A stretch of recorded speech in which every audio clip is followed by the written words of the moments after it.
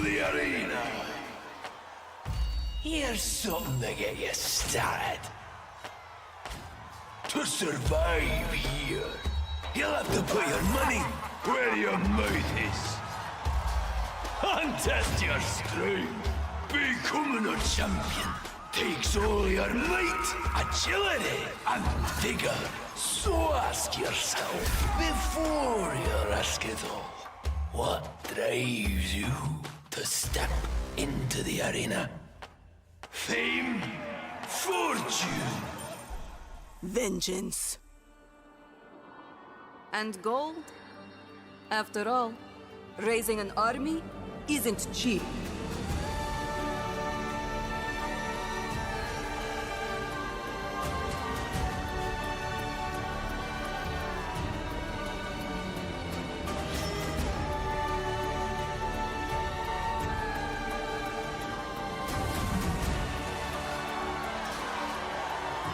The sands will run red!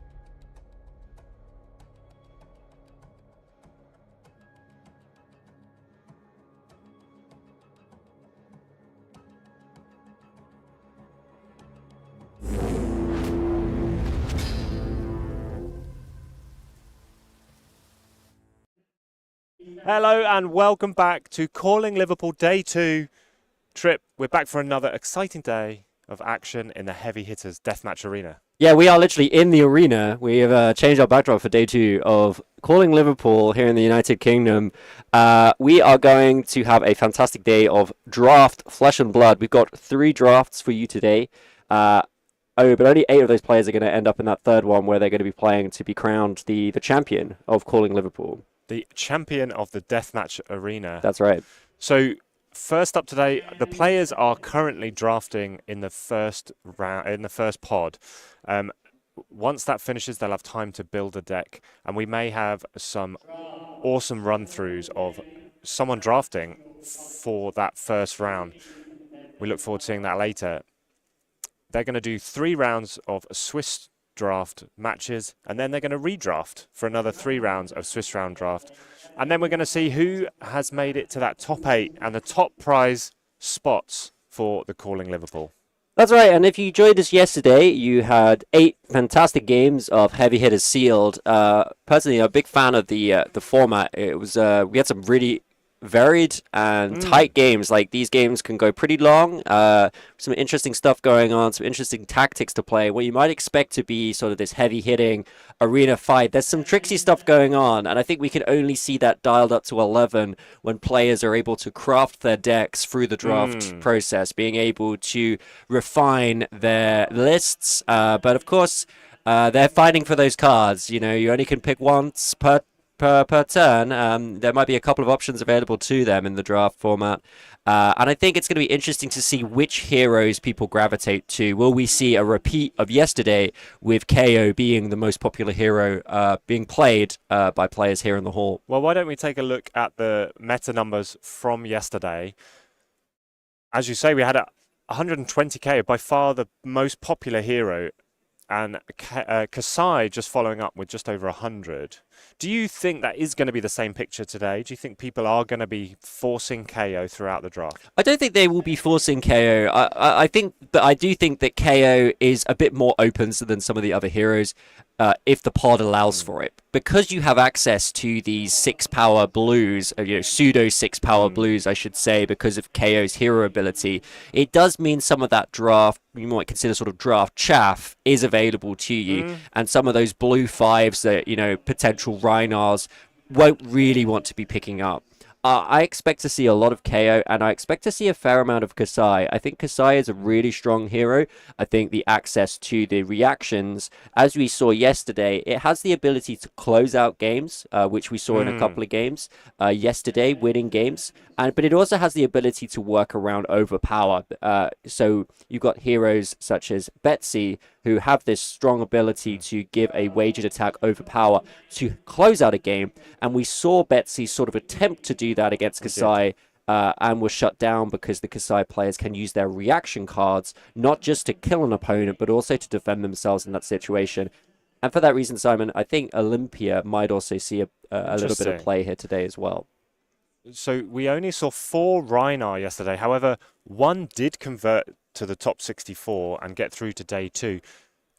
Do you think Rhinar might be a more popular pick for the Brutes in draft, where they can sculpt their deck, like you say? I think Rhinar has really good potential. I think that the things you can do with Rhinar are pretty disgusting. Like, if you are able to build a bunch of Intimidates together at this low life format, if anybody's played Blitz against Rhinar on Blitz or played as Rhinar on Blitz, this hero is capable of one-turn KOs. And obviously, in this format, not as much Intimidate available to you, but if you are able to curate your draft in a way that gives you access to even a 2-card Intimidate turn, but preferably a 3, you can just stop your opponent from being able to block effectively and just delete their health total. And we've already talked about the most popular heroes. Unfortunately, KO didn't convert as well as many people thought he would yesterday, with Kasai being the biggest converter. And one person that we really haven't seen much of is Victor. No. One hero, sorry, we haven't seen much of his Victor. We saw him in the last round yesterday with Yorgos Samaras, who unfortunately didn't make it through to day 2. I think Victor might be a bit of a dark horse in draft. If you can sculpt your deck perfectly around Victor's hero ability, we may see some strong fatigue-type decks there. I think so. And it was, Yorgos' first original Greek national champion, Flesh and Blood, a very strong player. We've seen him at various calling events doing quite well, often playing a Guardian hero. And it was, a shame that we didn't see a Victor convert, but I agree, Simon. In my experience playing at the Heavy Hitters pre-release, I found that in a sealed environment, you can fatigue KO reasonably well if the KOs are quite hot on the draw discard mechanic, and they can work through their deck pretty quickly, and you can block it out. But obviously in this format, we're used to seeing Guardians having access to every card is a 3-block, and they can really just prevent 12 damage a turn just from their hand if they need to. But that's not the case in Heavy Hitters draft and sealed. A lot of those Guardian cards only block for 2. You should still be able to defend quite well, but I think you do need a strategy for some of those KO players who are going to be able to string agility tokens together and just go over the top of you if you try to just block them out. So I think what we're really looking for today is just to see if anyone has, in their draft practice over the last week or so since the product's been released, has found any secret spice, any tactics, any ways to build a hero that we haven't seen yet in the previous 2 callings. I think that's true. And although we've had professional level events with Heavy Hitters already, I still think we're at the stage where there's still experimentation to happen and there's still new strategies to develop. It's still a relatively young set. And I think the players yesterday with the sealed experience, the 6-pack sealed experience, probably playing cards that maybe they wouldn't normally pick or wouldn't normally play in draft because they kind of have to, because that's how you can, they have to build their deck that way. And I wonder if certain cards shine for them that they might gravitate towards more today in this draft, or if they'll just fall back to the draft experiences and the drafts that they've already done, fall back on that rather than try something new on the day. So before we get round to looking at the standings for the top 64 trip, we're just going to run through the heroes, starting with our Brute heroes, just to remind the viewers at home what we're looking for in the draft today. So we've already talked about KO, the most popular hero in the sealed pool yesterday. Only has 1 arm, so he's only got 1 weapon zone.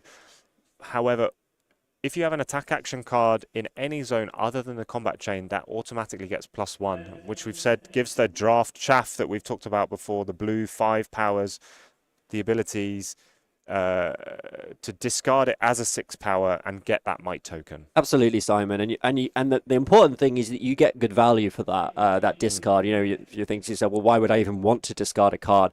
Surely I want to be doing something with that card, but because of KO's second ability, that every time, the first time you discard a card of 6 or more power during your action phase, that's important. You create a might token, and as we've seen, we saw great success to the players in yesterday who were able to chain those tokens turn to turn to turn to turn.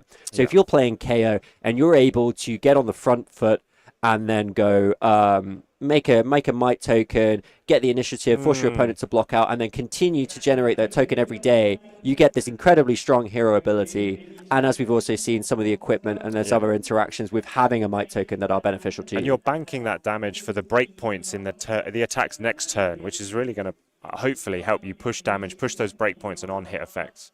Now, there are many people out there who've played Rhinar before, and they know that hero well. But for those who don't, just tell us a little bit about Rhinar and what he does. Yeah, we spoke about it a little bit earlier, but the main thing about Rhinar is the Intimidate mechanic, being able to force your opponent to take a card from their hand, and they have to put it face down in their banish zone. Now, they will get that card back on their turn when they're attacking, but the important thing is that they can't use that card to block with.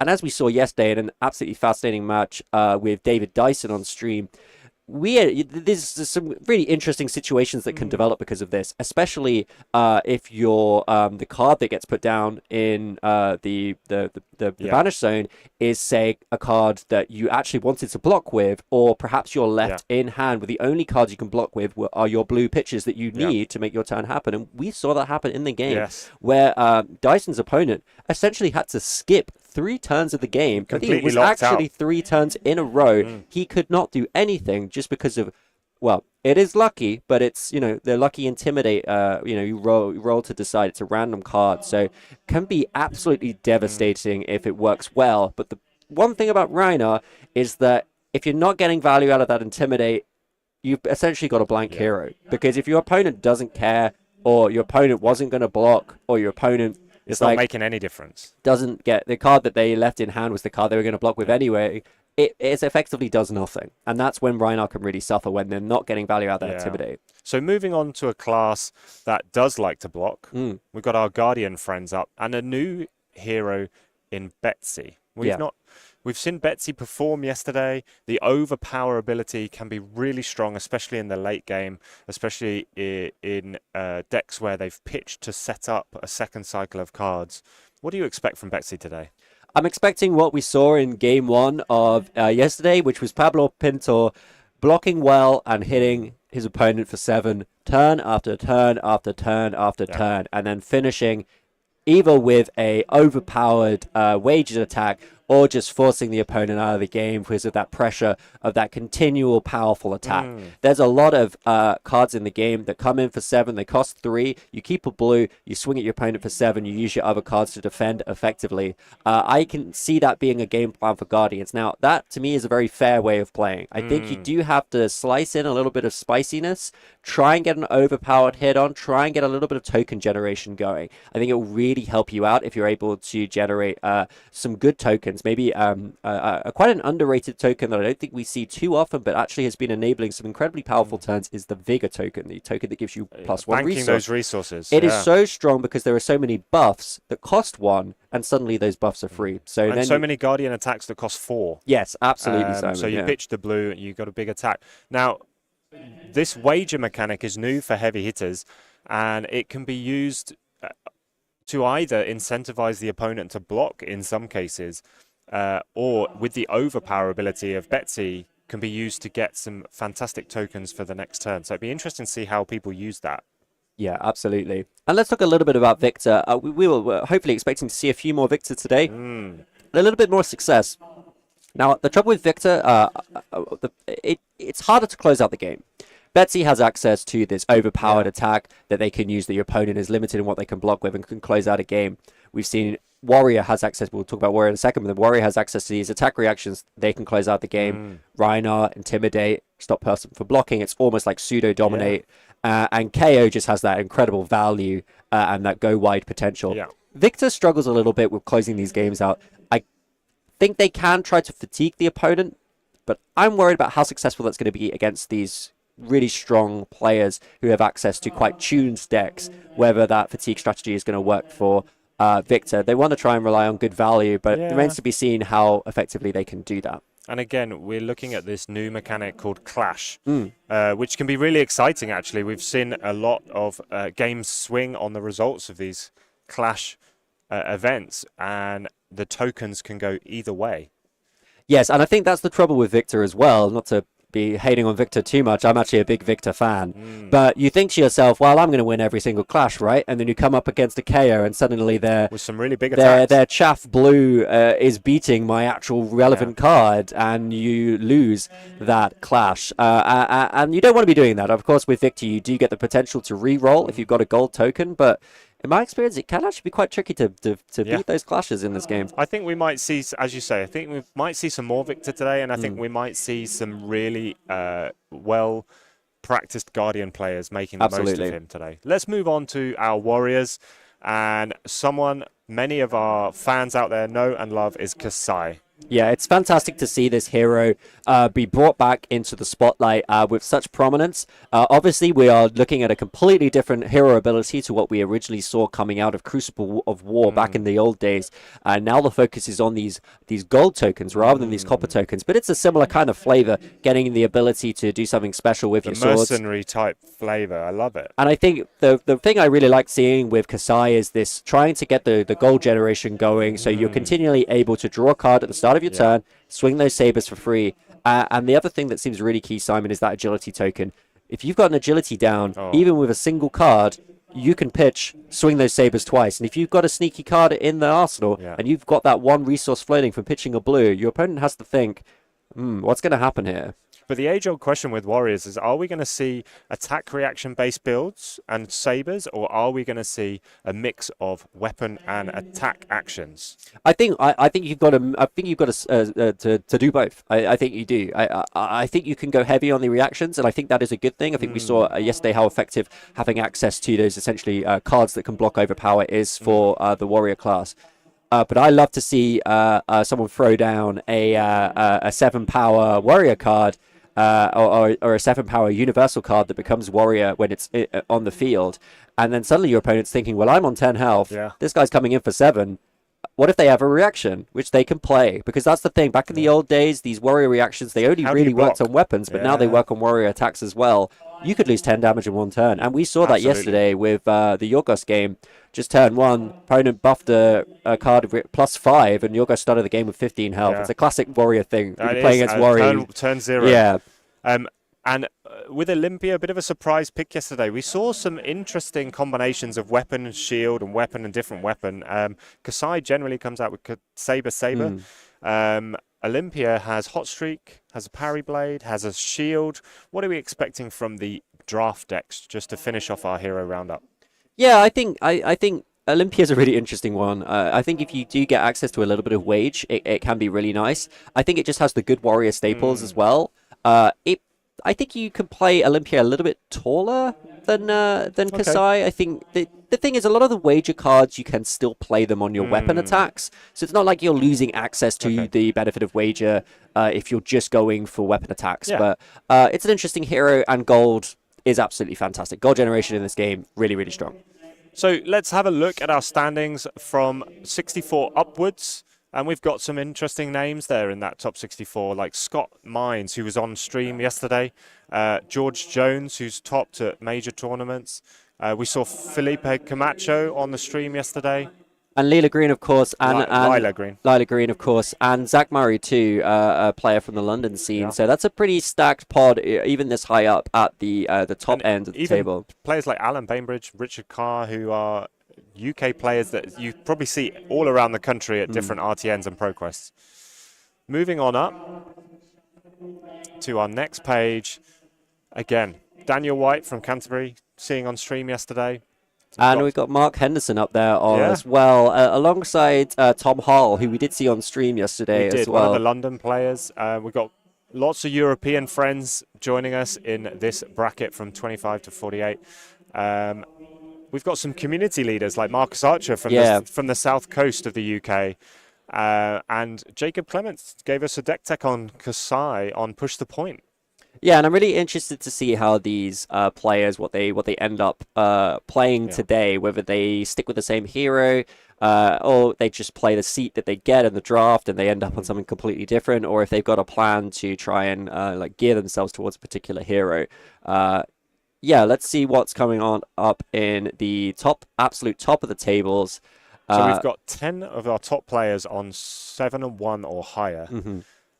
Those guys are going to be, obviously, if they play well in the draft today, the favourites to get to our top 8. But I think almost anyone in this top 64 has a chance at the top 8 today with the way the drafts are panning out. Yeah, and I think if you can 3-0 this first draft, it puts you in a really good position, even if you finished the day yesterday with, say, a 5-3. Suddenly you're now on 8-3, and with one more draft left to try and get into the top. And I think the one thing that strikes me from each of these drafts is that none of these look easy. I'm seeing names that I recognize, names that I know, incredibly talented players in every single one of these pods. I mean, I'm seeing David Dyson up there on table 2, and then Pablo Pinto on the same table. I'm seeing Alex Price, Liam Holden, a very good player. Francesco Giorgio on table 1, on pod 1. Lubos Vanacek. Yeah, Bruno as well. And there's no easy games on day 2 of a tournament, and you've got to play your best and try and get as many wins as you can to try and get into that top 8. Why don't we have a look at pod 3 today, how they're sitting and where they're drafting. Some big names. Jason Rolfe. Yeah, big XP grinder, and has had quite a bit of success too at some tournaments. Jason, local London player. We've seen quite a few players come up from the south of England all the way up to Liverpool today, yesterday and Friday to play today. And some big European names in Eric and Bart there. We've seen them at big tournaments before. They're obviously doing well. Yeah, and Jess Wondale, really good to see her doing well.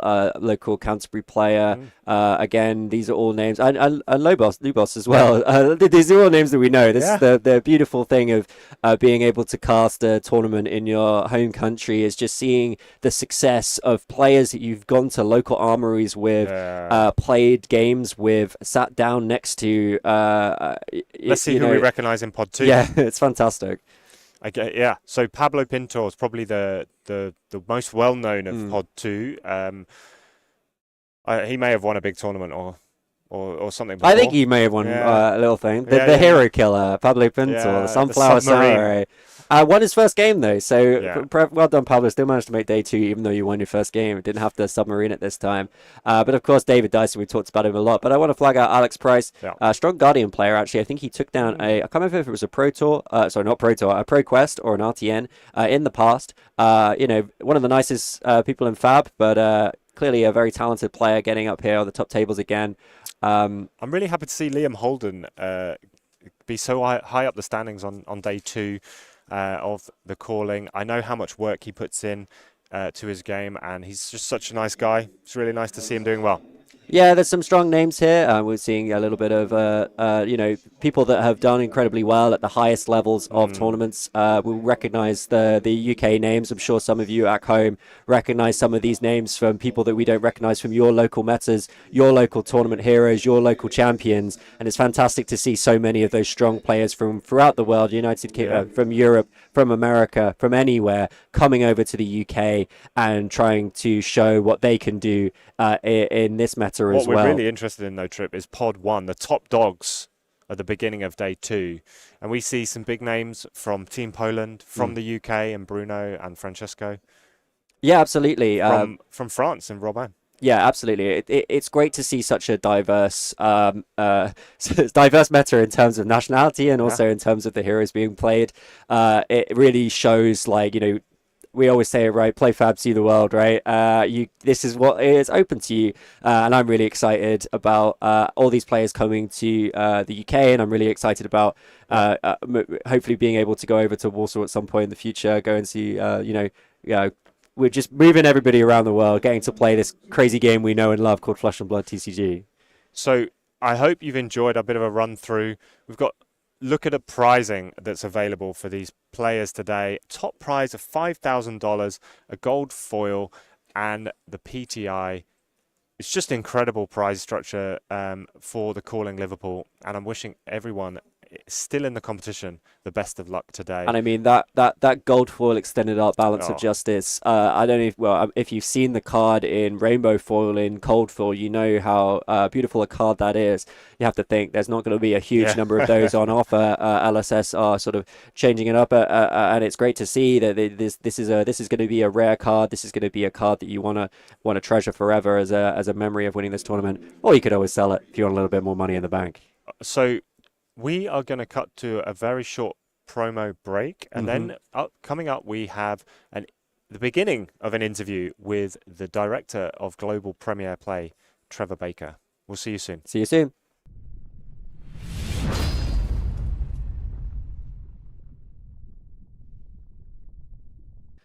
Hi everybody, welcome back to The Calling, and I have been joined by Trevor Baker, Director of a Premier Play for LSS. Thank you for coming on and taking part in this interview. So we're at The Calling Liverpool. Thank you for choosing UK again. What's the criteria for picking somewhere for a calling? Oh yeah, I mean there's obviously a lot that we're kind of keeping in our minds when we're thinking about where we want to go for a calling. Of course, we're looking at where the communities are, where the communities, where the opportunities for growth are in markets as well. And obviously for the UK, we know that it's a thriving, thriving community that we want to continue to invest in, right? So here we are. Even our nationals is increasing every year, so it is. Yeah, and we can certainly talk about nationals as we kind of go through this. Yeah. Thank you. You look at transport links, how we, the ease of travel into a location. Yep. So yeah, whether that be through air, through rail, through car, obviously in America, you look at things a little bit different in the United States, right? Where it's more like, here's the city and you can do like a 500-mile radius. How many other metropolitan areas can people drive to within that sort of like 500-mile radius? The barrier is a little bit different when you come to Europe and you're like, okay, well, instead of car, we're like, looking at air and sort of train connectivity and yeah, there's just different things that we keep in place. But it's not just a big airport hub or something, but it's just kind of like the overall reach and accessibility are some of the big factors. Yeah. Nice. Is it say you put a calling into one country, are ticket sales a factor in whether or not they will then get another calling? I mean, of course, we have to keep in mind like past performance.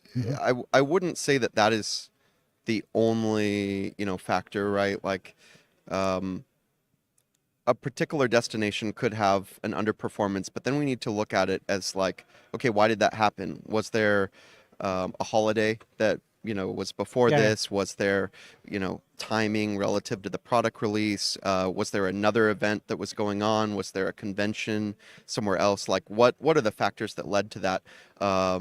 Certainly things bode well when there's a really strong attendance because there's some indication that there's an appetite for it, but we often learn more from those scenarios where things maybe miss the mark, and then it's like, okay, how do we tweak this for next time, right? So it's the same thing in business, right? You learn way more from your missteps and your failures than you do from success. So, yeah, indeed. So when you announced, they were getting the call in Liverpool, everyone was really excited. Let's talk about the format. When it was announced at Sealed, there was a bit of a downplay in enthusiasm because you guys are privy to how good Heavy Hitters is Sealed. The rest of us, mere mortals, were not aware. So sort of like there was a bit of a downplay. Oh, we don't really want Sealed because we had Bright Lights and other Sealed events. But how do you pick the format for a calling, especially when you're picking Sealed? Yeah, when we're thinking about this, the timing at which the event is taking place relative to a product release is a huge factor, right? And so you look at kind of the cycle and the season that we're in, right? We had this Heavy Hitters season that started with the world premiere down in Queenstown, right? Yeah. And we had a calling there that was sealed, and that really put Heavy Hitters on the grand stage, right? Yeah, Everyone totally. from around the world was tuning in, and it created this sort of appetite for it. And then that led into pre-release, and everyone was inspired to go out to their local game store and play Flesh and Blood. And then from there, it's like, okay, people saw it, people experienced it, and now they can go to like a convocation of people playing, Flesh and Blood at a Calling. So then in the United States, people were inspired to go, to Hartford, and then people were totally. inspired to come here to Liverpool. And then everyone's like souped up and ready for Road to National season that comes right after this. So I think the sequencing, the timing, all of that related to the product release is super key when we're thinking about what's the format got to be. It's not exclusively that, right? So there could be a time in the future where we think that it makes sense to do a classic constructed Calling on release weekend. But in this case, with the way that we had things lined up, with the deathmatch arena, with the strength of the product, it's what made sense, and we stuck to our guns with it. So. Was there any chance, having like a gladiatorial deathmatch, theme, that you ever thought about going to Rome? I mean, Italy is certainly a market where we see a lot of opportunity. We've actually brought in another member onto the team who's our Italian market specialist now, and we are super invested in the sort of growth in the Italian market. So, obviously it's always a puzzle when we're putting these event schedules together based on, venue, availability, the date, the size, these sorts of things. So, in this particular case, Liverpool was just kind of the right piece in the puzzle and in the sort of greater sense of the year. But, I think we'll be bringing the show to Italy, before not too long. So. Well, that's good to hear. Everyone in Italy is now cheering. So that's cool. Let's move on. Sort of like, we got the Road to Nationals next. Scheduling the events must be quite tricky. Like you've upped the amount of callings, you've upped the amount of battle hardens. How do you get it all in? So, so it doesn't sort of like interfere with a week where people are going, well, I've got to make that decision. Am I going to a Road to Nationals? Am I going to a Pro Tour? It must be a nightmare. I mean, nightmare's strong, but it is tough when there's a lot of compression on the schedule. You have different factors that people are having to weigh, and we actually noticed this when we look back at the Bright Lights season, where we had 2 callings that basically took place during a ProQuest season. And the numbers kind of speak for themselves. That was. Dallas was our lowest attended U.S. calling ever, I believe, right? And so another one of those examples where you learn from your mistakes, maybe. And there may have been other factors there. I don't think that was the only reason, why that happened. But we're definitely trying to use those 52 weekends in the calendar year optimally. What that means is, there's not a lot of vacancy when we actually plan out the calendar efficiently. And I think people will see as this year goes on, as we announce other things that are coming up, we're making good use of a lot of the weekends, and we'll see that even more as we get into the back half of the year and we get into 2025. There's a lot of purpose and intention between the different seasons and behind why we place which event when in the calendar. So, a lot of factors, and it's just kind of how all the pieces come together. But that's also kind of the fun part of the job too. So.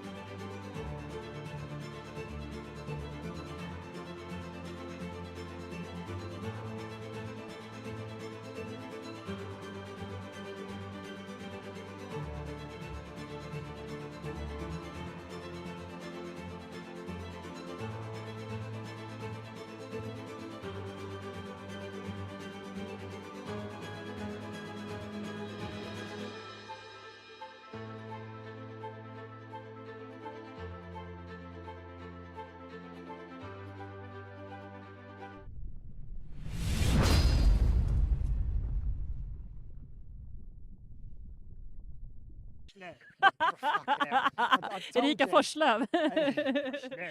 Yeah. Slö. Apropå det. Absolute nightmare with the names. Slö. About commentating. What do you want to do? I mean, I'd love to hear it. but talking, to someone when you share an interest. You're here at Heavy Hitters. How do you feel about sort of like the new set and the sealed format tomorrow? Yeah, to be fair, when I saw that the Liverpool calling was going to be a sealed, I wasn't super excited about it. And then we saw what went down in New Zealand in the celebrational, and it just looked phenomenal. And the cards that they released out, and the heroes, and the agility tokens, and might tokens, like everything, all the synergies, the beat chest, the clash, and the the clash. It's so much fun, and it's like a gamble addiction coming back to life and just like tingling your bits a little bit in terms of creating a lot more excitement around this game. So I'm super hyped to play Sealed in the Calling tomorrow. It's interesting the way the design is going, because it's you have to work for your benefits. You don't automatically get your benefits now, and you can see the transitions coming in. We saw it with Bright Lights. You really got to work, to get the extra sort of like bells and whistles. Definitely. And like. You know what I mean? We're seeing it now. Definitely. But it's so satisfying when you can, get that agility turn after turn. Get one might's nice. When you can get 2 or 3 might, you're like, yeah, you're gonna face a comeuppance next turn. So you're in for the calling. How have you practiced draft? So we drafted quite a bit when the set was released, like last week. So we gathered a whole bunch of friends there in Stockholm, and we just booked a room for a whole day, and we just drafted our butts off for a whole day, basically. Super fun. Got to try a lot of new heroes, and we had a lot of good debates on what to favorize and what to first pick, and what signals to read. How do you even read signals in this set? It's a lot. I talked about that at my locals. Sort of like David Calf's there. He's a really good player. Yep. And I said to him in draft, I was just like, I'm an okay player. I would say I'm mid-table mediocrity. I'm just like, you know what I mean? But I have no idea what people are drafting. We draft around the table, and I'm just like, what did everybody do? It's just like, it is a skill in itself to learn draft. Definitely. And and like you did a draft camp. How did you do it? Did you like I've heard previously that everybody makes a note of what they drafted at what point, and then everybody discusses why did you draft that then when X, Y, and Z was available to you? Is that kind of the thing you were doing? Maybe. What we typically do is that we record a couple of people around the draft, and then we try to loop that back. We didn't do that for this weekend because we just wanted to have fun with the new set and just like have a more laid-back, relaxed environment. And so it was only me and my boyfriend in that crew who was going to Liverpool, effectively. So it was more of a relaxed first touch point. And then we had actually an armory running on Wednesday where it was a little bit more competitive, but it was also an armory. So we got a full 20 people in the house for that draft, which also shows that's a record locally. So that also shows the hype around the local scene also for this set in particular, because we've never seen that many people for drafts in particular. And for a draft armor in particular, that's huge. So I'm super happy to see that the excitement for this set is also showing around the local scene, and that brings people in. Yeah, totally. Especially coming into RTN season, because some are draft. So sort of like, you want to get to the all-important, your nationals. Yes. And it's like you need to know this draft. Yeah, and what better way than to just sit down in a calling and just face the best people in Europe, Yeah, indeed. So we touched on commentary. You did Worlds. Sort of like, where would you rather be today? Would you like to be in the field or back in the booth, sort of like cutting your teeth on commentary? Like, I really enjoy watching pro players do their best and just enjoy the show, and I love bringing that show to other people. So I really love the commentary part of it and just bringing that to a wider audience, because Flesh and Blood is hard, and like trying to understand what are the lines people are going for, what are the tactics people are going for, and like try to boil it down and help the audience follow along in a much easier way is what I try to do. So I really enjoy doing that. Like, I love playing as well, so I like to find the balance where if I find a commentary gig that I really want to do, then of course I would jump on that. But I also want to get a chance to play myself from time to time. But from my experience right now, watching games from home like the games we see from the battle hardens, the callings, and the celebrational especially, it's a blast. Like it's my favorite pastime. Whenever I'm at home, people browse Netflix and watch, shows or whatever. I'm like, I'm just gonna watch some Flesh and Blood games. I talked to Trevor earlier about sort of like Ethan's coverage for the battle hardens, fantastic. and putting that out, in weekly, in daily chunks this week. Yeah. And I said to him, I woke up at 6 o'clock. I put the video on as I was making breakfast for the family, Nice. making lunch for the kids for school, and it was on, and I was listening to it, and it's just like, we're having the opportunity to see some fantastic games any day. Yeah, and I used to love the community around that, and the way that Man Sant just travels to every single event out there and just brings us this amazing content, and the quality of the content is fantastic. I love it. Do you find, as a commentator, I certainly found this at Worlds. I mean, I was doing the card picking. We were doing bright lights, and it was sort of like, the cards were still relatively new. But I found, I thought I was pretty quick at card picking, and I was playing loads of Fabble to go, I recognise that card, I recognise that card, I recognise that card. Yeah. I know what power it's coming in for, and it's sort of like you're trying to get that muscle memory. Yep. But you guys at commentary, I thought I was good. Like, I didn't even have time to put the card in, and you're already talking about it. And it was just like, oh my God. How much time are you putting in just to go, right, okay, I recognise that card, I know exactly what it does in any match. It's phenomenal. It's like, how much time does that take? A lot. I probably go to 2 armories a week, and then there's always something happening on the weekend where we travel for, like now we have the Road to Nats, lately we had the skirmish happening in December. It's a lot of events, and me and my boyfriend try our best to just commit to all the events that we can possibly go on. And also around that, there's always the online adventures that you can join in on, and the discussions, the podcasts, and like hearing other people's thoughts about the game. Whenever there's a new set release, there's always people doing these like ratings of the different cards. Yeah. So I jam those on my walks, or when I go back home from work. I jam those podcasts and just listen in on what people think about the cards, and that's also when you learn a lot more about the cards, because you don't see them in front of you, you just hear. Yeah. Then you have to put a lot of memory into in order to follow. Yeah, I find if I play with the card, I learn it more. I really struggle just looking at the card and then, going, how does that work? I have to play the card to get it, and then it sort of like goes in. Might be because I'm getting older, but it's hard. It's a lot of cards, and it's getting more. Yeah. It's more and more by the day, so it's not getting easier for us. 200 cards a set, and you're just like, I've got to know everyone, but a couple of reprints, but yeah. I doff my cap, listening to the commentary team, like, especially you, knowing, how those cards work, the interaction, and exactly what they do. It is a really hard gig to do. Definitely. But where can we see you commentating in the future? Are you allowed to say? Maybe. I'm looking at the next Pro Tour in Amsterdam. Okay. I'm looking at maybe Warsaw. I'm still on the fence on that one, and I'm super excited to go around and bring more amazing Flesh and Blood games to the world, basically. So you're available for Wales wherever that is in November. Hopefully. Hint. But yeah, there's amazing tournaments coming around, and I hear that LSS is putting a lot more effort into bringing more callings and more battle hardens into totally. Europe specifically. Yeah. So I'm super looking forward to what events we will see this year. Brilliant. Thank you so much. Thank you so much. Awesome. Thank you. We'll get back to the action. Take care. We'll see you soon.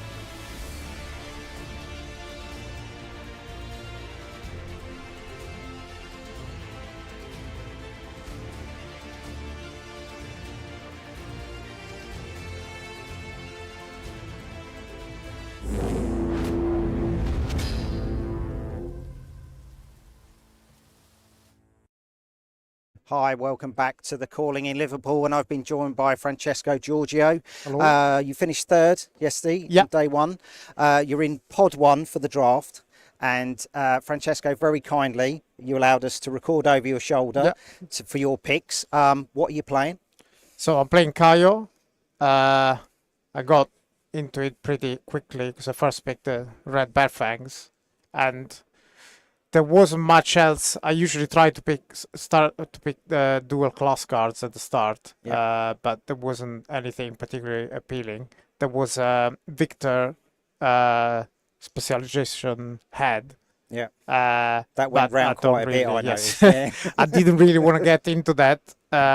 Although Guardian was quite open, perhaps there's like no Guardian or one Guardian. Okay, I'm not going to confirm that. That's but fine. Sort of like the graphic will go up.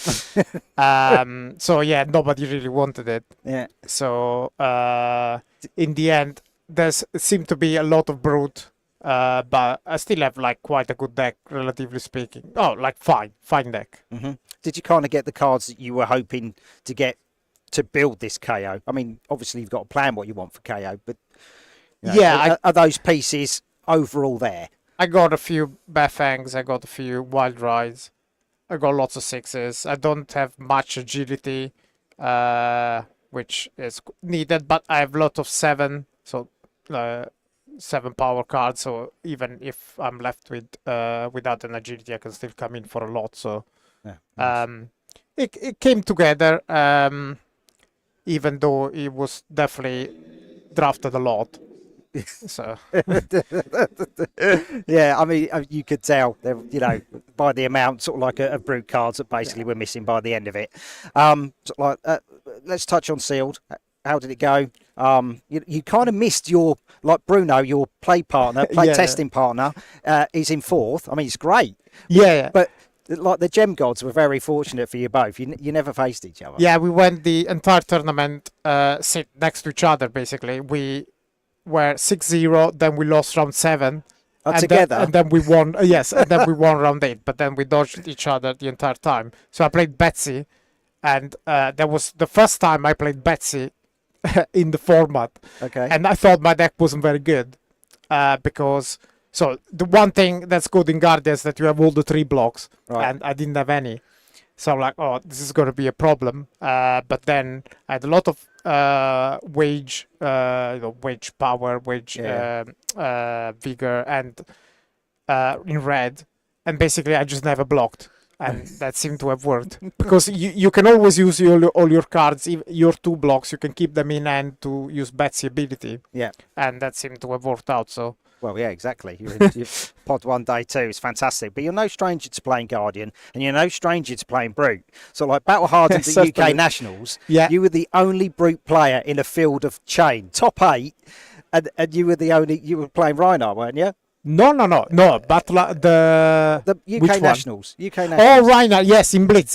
Yeah. The tournament on Sunday. Yeah. It's just like surrounded by shadow, and you were the lone brute just going, I'm going to hold them all back. Oh, Reinhardt in Blitz is amazing, and now it's going to be even better. So you're looking forward looking forward to test building. Of course, when you get back. Right, brilliant. Thank you so much. I wish you all the best. We're going to cover Francesco for the next 3 games, see how you do, and then we'll come back. We'll have an interview, and Francesco's going to be either really happy, it's worked really well, or it might be a little bit down, and there's a lot more to do, sort of like, for the second draft. So we'll see.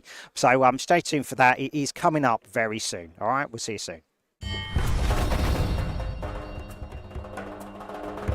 Brace yourselves for a living nightmare. From the depths of the savage lands, captured, mangled, and now reborn in the arena. Please, stay away from the edges of the arena. This monster's bloodlust knows no bounds. The very essence of savagery, he may be wounded, but he's armed. And dangerous KO!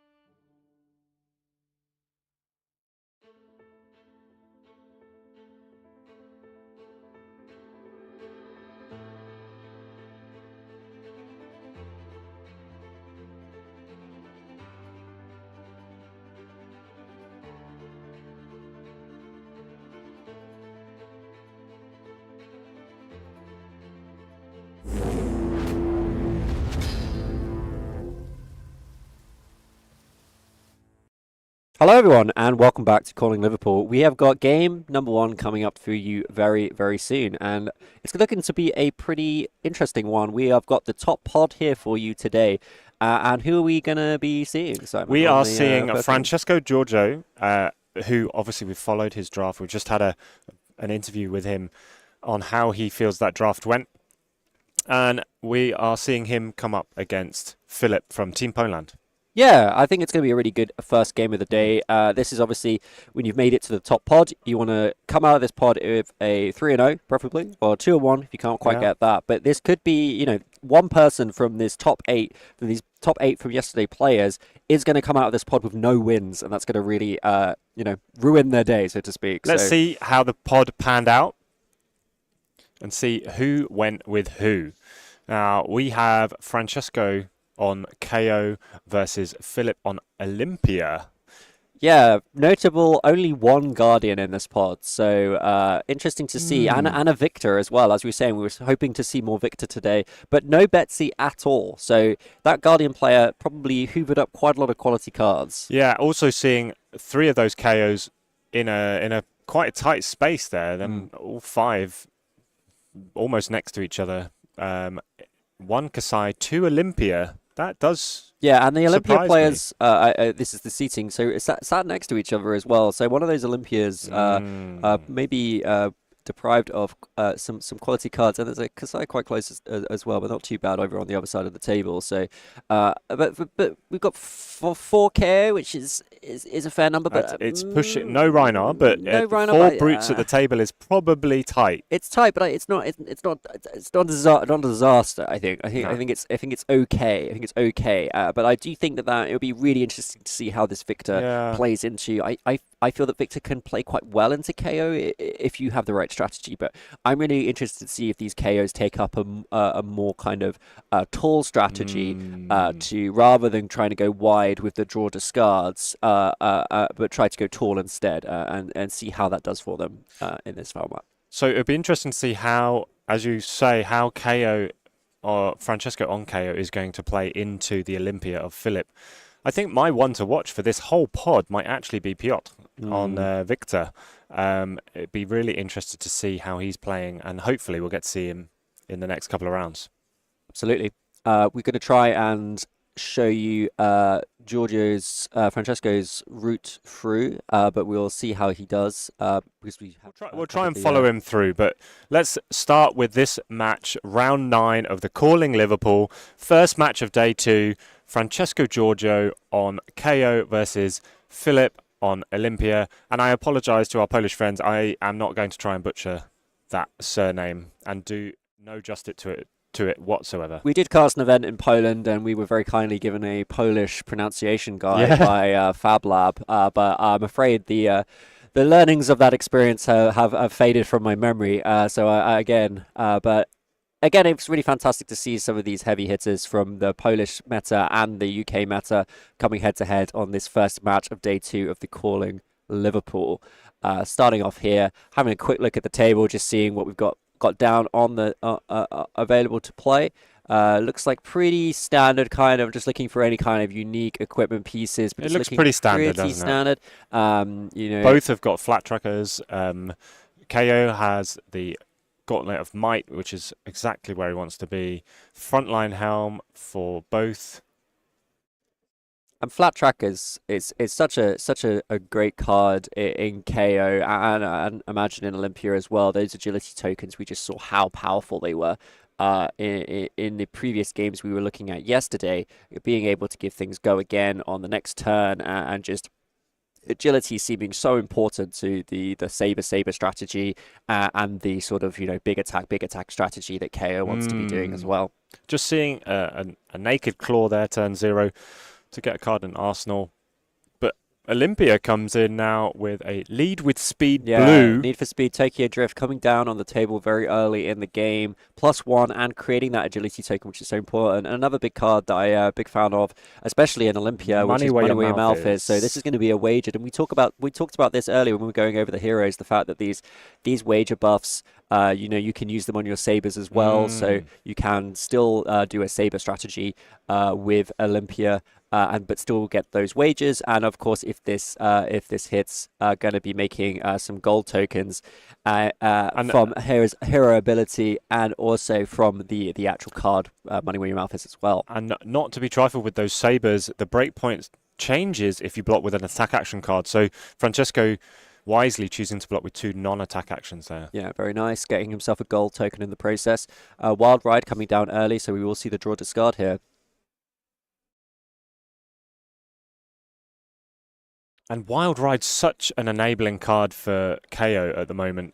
Yeah, it's that go again without the agility token, which can be really important for making sure that the KO player can put on pressure. Really remains to be seen, though, whether Francesco will be able to follow up with another attack. Probably not, or at least a claw. Or whether he values the arsenal. Or he values the arsenal. We did see a yellow being discarded, so potentially that would have been the claw follow-up if the other one, depending on what the other card is. But I think he's still in an okay position here. And I don't want to discount the gold token as well on the side of KO. Getting a gold token can be quite nice for sort of just, if you get a couple, you can start to string some stuff together as KO, start to get a little bit of either card advantage, or of course you can do the classic picture blue to sort of gain a resource, and you don't lose a card because you didn't draw the card back. So that extra resource can be quite good for enabling the 2 cost that KO might want to do later in the game to sort of finish things off. But we did see that might token generated from the discard there. That is giving us another good-looking breakpoint for next turn. Now, is Francesco going to come in with Claw? It looks like he probably has the option, or is he going to develop an arsenal? And we saw this yesterday, heroes that were trying to weren't able to get a card in Arsenal were really suffering in the late game if they weren't able to find the point in the game to get that Arsenal card down, because when you're sort of slapping each other back and forth, actually interesting to see that Francesco could have missed that draw discard on the Wild Ride, because he does pitch a blue trade in. Thank you, Simon. But again, if that had gone in Arsenal, it would have allowed the discard and a go again attack on the next turn, although only for 1. Francesco wanting to just chip a little bit of damage away. We did see the classic here, Simon, don't we? The draw swords, though unfortunately having to pitch 2 cards to play it. It is an expensive card, but it does enable a lot from the warrior and can cycle the cards as well. Automatic go again for this saber from the agility token, coming in for 5 with the buff from the draw swords. Philip took a lot of damage on that last turn. Interesting to see if he's going to be able to push back. Yeah, absolutely. He's also, this coming with the nice the performance bonus. We've seen this do work. The 3 power go again if played from the arsenal on hit, create a gold token. Can see why he wanted to play this way. Maybe take a bit of damage to try and get this out to develop a gold token of his own. Francesco just throwing down a 2 block there. And finishing up with lovely finish to the turn. Warrior Wine there, the goblet, getting all the tokens you need to have a fantastic turn. The agility token, really setting up for next turn. It was a good play, good setup play there from Philip. Did put on a huge amount of pressure though, and has given. But we are seeing a Bare Fangs coming in, space to just develop this Bare Fangs yellow. I think it did hit, yep. So with the Might token and the +2, they're going to present 8 damage from 2 cards. Not too shabby. It's not shabby at all. And it's just a taste of what KO can do with these Might tokens. Really just putting pressure on. Philip's not going to want to take too many of these, especially with being down to 14 health already. But he is incentivized to keep his hand with both tokens up for next turn. Francesco going for a very aggressive strategy. As we mentioned before, these draw discards, they do mean that you do work through your deck a little bit faster, but he has to be happy being on the front foot, throwing out these 8 power, strong power attacks that he's going to force, a favourable trade in terms of cards in deck here, hoping at least to get 2 cards to his 1. Well, I guess he's actually spent 2 cards because of the discard, so he does want to see at least 2 cards in return here being used to block. But we've still very early though. We've definitely not seen much blocking from Olympia and Philip so far. This is just 8 straight damage. There is no on hit effect. There's no go again. But this tends to be the way with these warrior brute games that we saw yesterday. The loss of life early on is very rapid, and then just towards the end game, things start to clam up a bit and get a bit more defensive. Philip really thinking about this. Decides to cash in the equipment, and maybe he's going to keep the whole hand here. He's going to take a lot of damage if he does this. Taking 4 damage. Yeah. 4 is a lot. Like, you think in lot. CC, you think you take 4s all the time, but when you only got 20 health and he was sitting at 14 already, he's down to half health already. We're still very early on in this game. He's going to clap back here with a 4-card hand, though. Let's see what Francesco has to do. I guess when you've got the agility and the vigor down, you do want to try and make something happen.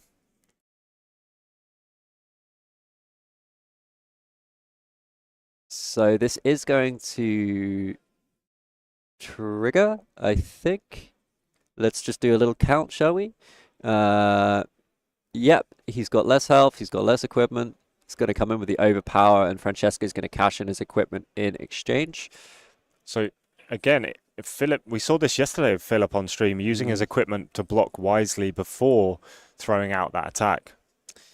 Francesco probably not too disappointed. It is the blue one. It's still good value. It's essentially making this blue as good as a red, but he does have it. I think he has it covered here because of the. So he's not going to get the token generation. Maybe that's what the decision that was going through Philip's head on the last turn. That if I do play out this blue overpower, then you know, my opponent's just going to use their equipment really efficiently here to prevent you know, the on-hit effect of all those tokens being generated. He's going to follow up with a saber, but it looks like Francesco's going to take it. And actually, he's handled this turn really well, and Philip's actually left with a spare card, so maybe should have committed more block. Maybe it was just a tough decision. Didn't want to waste a powerful card, so he decided to keep it in hand, even knowing he might not be able to play it this turn. And Francesco just comes back with a pack hunt. Pack call, sorry. Pack call. Just So this doesn't have any effect when it's attacking, it's just a defensive card. It has an effect when it's defending. A defensive effect, yes. But with the might token coming in for 8, Francesco's just been... It's not a bad return. Defending really well and coming back with these 8 power attacks. Really strong. So much pressure for Philip to deal with. It's not a bad return. We know Francesco is an extremely talented limited player. He does well in these situations, but he's maintaining that life lead. He's playing value. He's really assessing the value of the cards he has, blocking where it's necessary, and just coming back with a big attack. And Philip's down to 4. 4 health already. And he used the card to block, and he's having to pitch 2 cards here again to play out this attack. I mean, it does mean that he will be able to swing a saber, but... Wagering that agility token, this could backfire. Yeah, I think... it could. See how Francesco deals here with this this wagered, whether he wants to try and block this out so that they can get the get that agility token on their own side of the field, because that's a really strong pickup if he can then do something with it, like an attack and a claw. Because he currently doesn't have an agility token of his own. He does not. Francesco thinking about blocking with the rally the rear guard there. Yeah, and his headliner helm is not going to help him because he's on much higher health than Philip. Say that 5 times fast.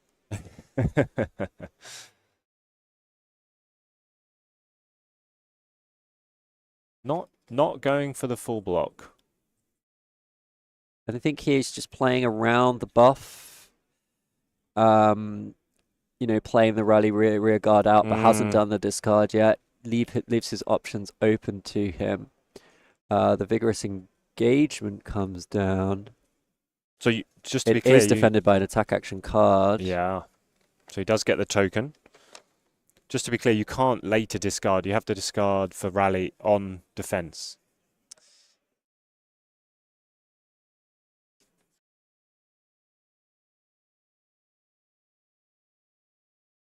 I think you Oh can. no, you can. I think It's you an can. instant. It's an instant. You sounded so certain. No. I was like, pretty sure you can, because you No. can wait until they It's, play a reaction and then you activate the I'm instant thinking about response. Brothers in Arms. That's what I'm thinking about. Which makes it really interesting. Yeah. It's a card that I remember from Monarch, and I don't think I really valued how useful that effect is because there just wasn't as many That's sort of true. buffs. Yeah. I mean, Bolton had a few, but it never tended to be like that, and you see it really come into play here. But Francesco decides that actually he'd rather just keep this Keep the two-card, pressure on. one-card arsenal, especially with his opponent on 4 health. And you're going to come in here with a Bear Another Fangs. Bear If this Fangs. hits... This will be 9 damage. Does, I think, because that's the red, right? So it's going to be... it itself has... Oh, there was no might token on the previous turn, so 8, just 8. Yeah, so discarding the I think it becomes 6 power. I think itself it's 5 power, but with KO, the down with not out. I mean, that's going to present again.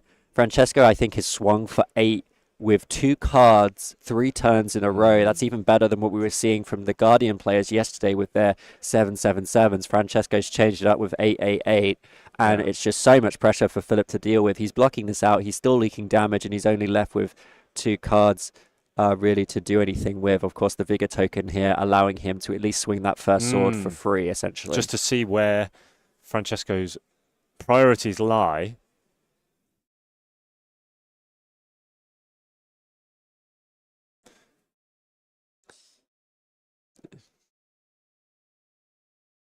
So just a naked saber, 2 go again, and then another 2 no go again. Francesco's happy to take those. There's no real threat there. I think with Francesco sitting on, he had it's a little bit less healthy of a life lead now after he took those hits, but still very happy to be sitting on double the health of his opponent and come in with a wild ride. Does need this to hit though. Maybe tricky with three cards to choose from, unless they are all hits. What's it going to be? It's going to hit. I think that's a wage agility there. That is going to hit, and it's going to get the go again. With the might token, that's coming in 6 go again. 2 cards still in hand, 1 in arsenal. This is going to hurt for Philip, I think. And with that Mandible Claw having go again as well, and with 2 cards in hand, 1 card in arsenal, Francesco here may be able to go three attacks wide, which is going to be really, really tough for Philip to deal with, at the very least, to even survive, where he's only sitting on 3 health. Of course, he's got 4 cards to block with, but if he uses them all up, what is he left to do on his turn? Oh, and he does have the prevent 2 damage, create an agility token. So that is going to cover it. So a little bit of additional. Oh, and actually Francesco has to pitch 2 cards there to follow up with that attack, but it is going to force the last 2 cards out of Philip's hand, and he's going to be left with nothing in the bank and just going to have to pass that turn straight back over. The take it on the chin there, really, really helping, but to cover things up from Arsenal, but not helping Philip keep any cards in hand. And Francesco just waiting to see if he might have any wind-ups that he wants to play at the end of Philip's turn. And then here we go. We're going to get right back into the game here now. Might token pops. It's really hard once you're down to 1 here. The breakpoints are just so important here. Francesco got a nice foil no fear there, and going to start up with the lead with power and then come into a nice buffed waged, I think it's waged vigor, is that right there? And that's going to be game. Philip cannot cover it, and that's going to go through, and Francesco going to take down the first game of this day 2 of Calling Liverpool with what, Simon, looked like an incredibly tight KO pool. Incredible, and considering he was sat next to another KO and a couple of seats down, he seems to have an incredibly consistent pool. Really consistent, and you saw him going for those draw discards, and it seemed to be like he felt pretty confident he was going to hit, probably done the numbers, was playing them out and hitting them every single time, just felt really confident, but it was just that pressure. He was blocking out with 2 cards each turn and then swinging back for 8 consistently. I mean, occasionally he'd do a sort of draw discard to get that, or he might discard a card, but just enabling that 8s every turn and then finishing up with that really powerful attack to strip all the cards out and then just winning the game on the next attack.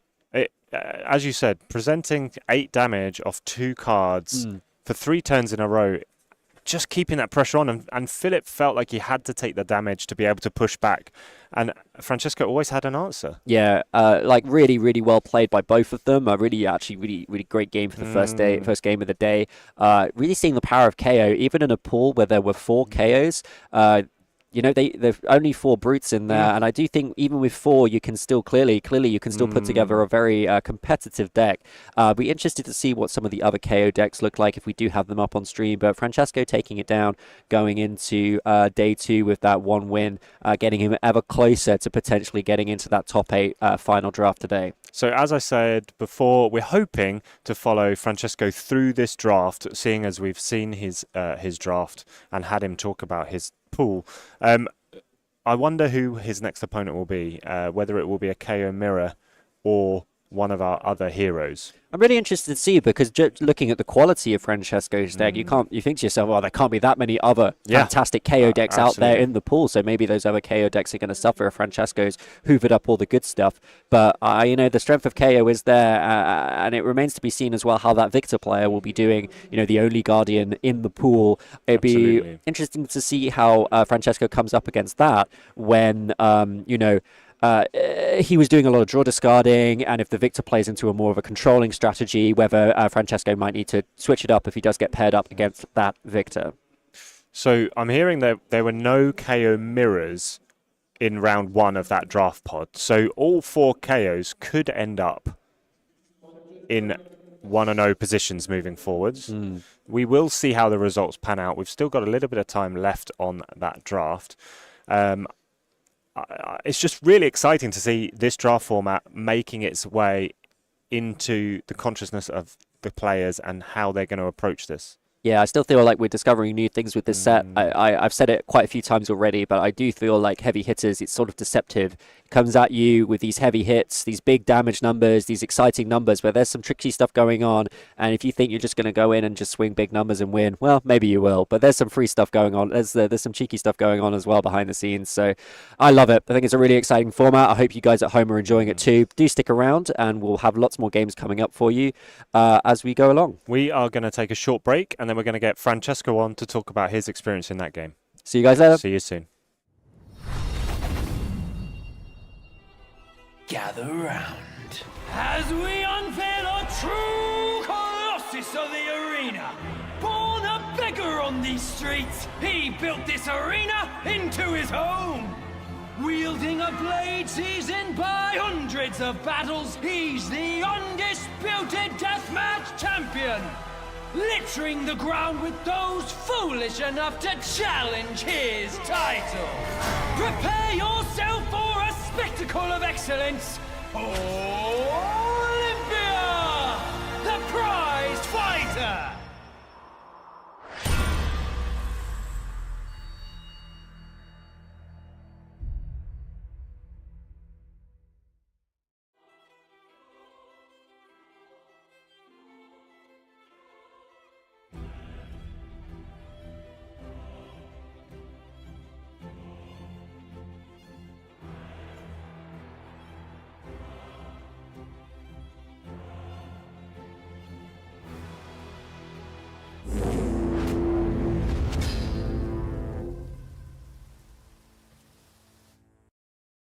Hi, welcome back to the Calling in Liverpool. We've just seen Francesco in round 9 take on his opponent. Talks about your deck very briefly. We didn't want to give too many secrets away. You've now been on the table. There's a strategy that you went into picking your cards. Are you happy with it actually, playing? I was happy. My deck is quite powerful card. I have a lot of 3 blocks with which I can go down to just usually 2 cards, and then those are like Bear Fangs. Totally. I have quite a lot of 3 for 7. So basically the strategies: block a bit, keep 2 powerful cards in the 3 for 7 or Bear Fangs. Sometimes I can do a wide right turn, but it doesn't happen that often. I don't have much agility either. Yeah. You want more of those with Kaio, although the Bear Fangs hand is maybe the best Tucker deck in the game, including CC. Yeah. So you want to do that in limited. Just block with 2 cards, bare fangs. Yeah, That's the thing all is, you I mean, need. the good thing is with KO, the 5s turn into 6s to activate that card. Exactly. It's like the Wild Ride's activated by the same ability, but there are no blockers. They're the no blocking cards. So it's like it's the risk reward. I'm going to take the really powerful attacks, but that means I'm not blocking as much. Well, even if they block 2, you wouldn't block with them anyway. So you don't want to get stuck with them near the end. I mean, you came out swinging. You got the tempo. It was just like, 6s, 8s, 7s. It was like turn after turn, and sort of like fully blocked really well. Managed to get tokens and kind of like stay in the game. Present sort of like sabers and cause you sort of like the question of when to block because he was keeping cards back, he was keeping sort of like resources back for plays. He did it on the sort of like the wage agility. When he wagered, you blocked out with rally the rear guard, so you had the option to up it. Yeah, that was an odd one because I was prepared to fully block it by foregoing my bare fangs. So my hand was like a 2 block, the rally, bare fangs and the blue. But I have a good arsenal, so I can just play my arsenal. So I was willing to block 4 and then pump to 7 and block it fully. But then he played the pump on top. However, strangely, I think that was a mistake because he played it before I could discard my card to fully block it. So at that point, I'm just going to discard it anymore, and then I could come in with bare fangs. Yeah, it's an instant, so I think you've got the window you could play. He has to act first, yeah. So he could pass, but like passing is a valid, is a good strategy in fact, because if he passes, I discard, and then he gets an extra card out of me and still gets the agility. Yeah. And if I don't play anything, then he gets to attack with this sword with the extra mana and Arcel direct. So I thought that was probably a mistake for me. Fair enough. Right, we are going to take a little break, and then Francesco will come back for his second round for his draft deck, and we shall see how you continue. As good as this one, hopefully. We'll see you soon.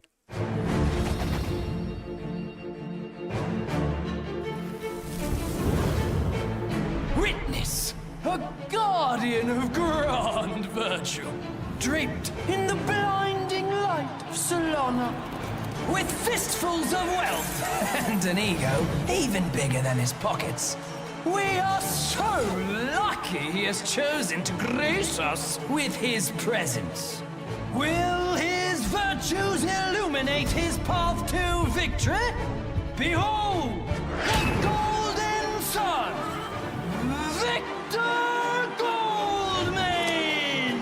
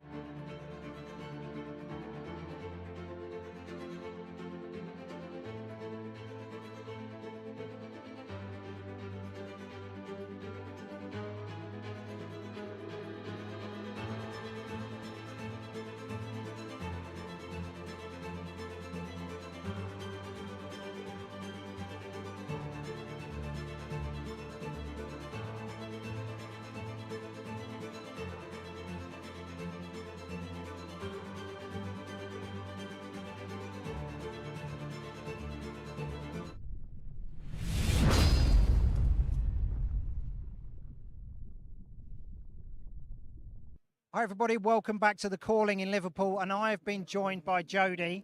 Hi. You won the Calling Birmingham cosplay with Ira. Yes. So you had to retire that one. Yeah, that's been LL. So.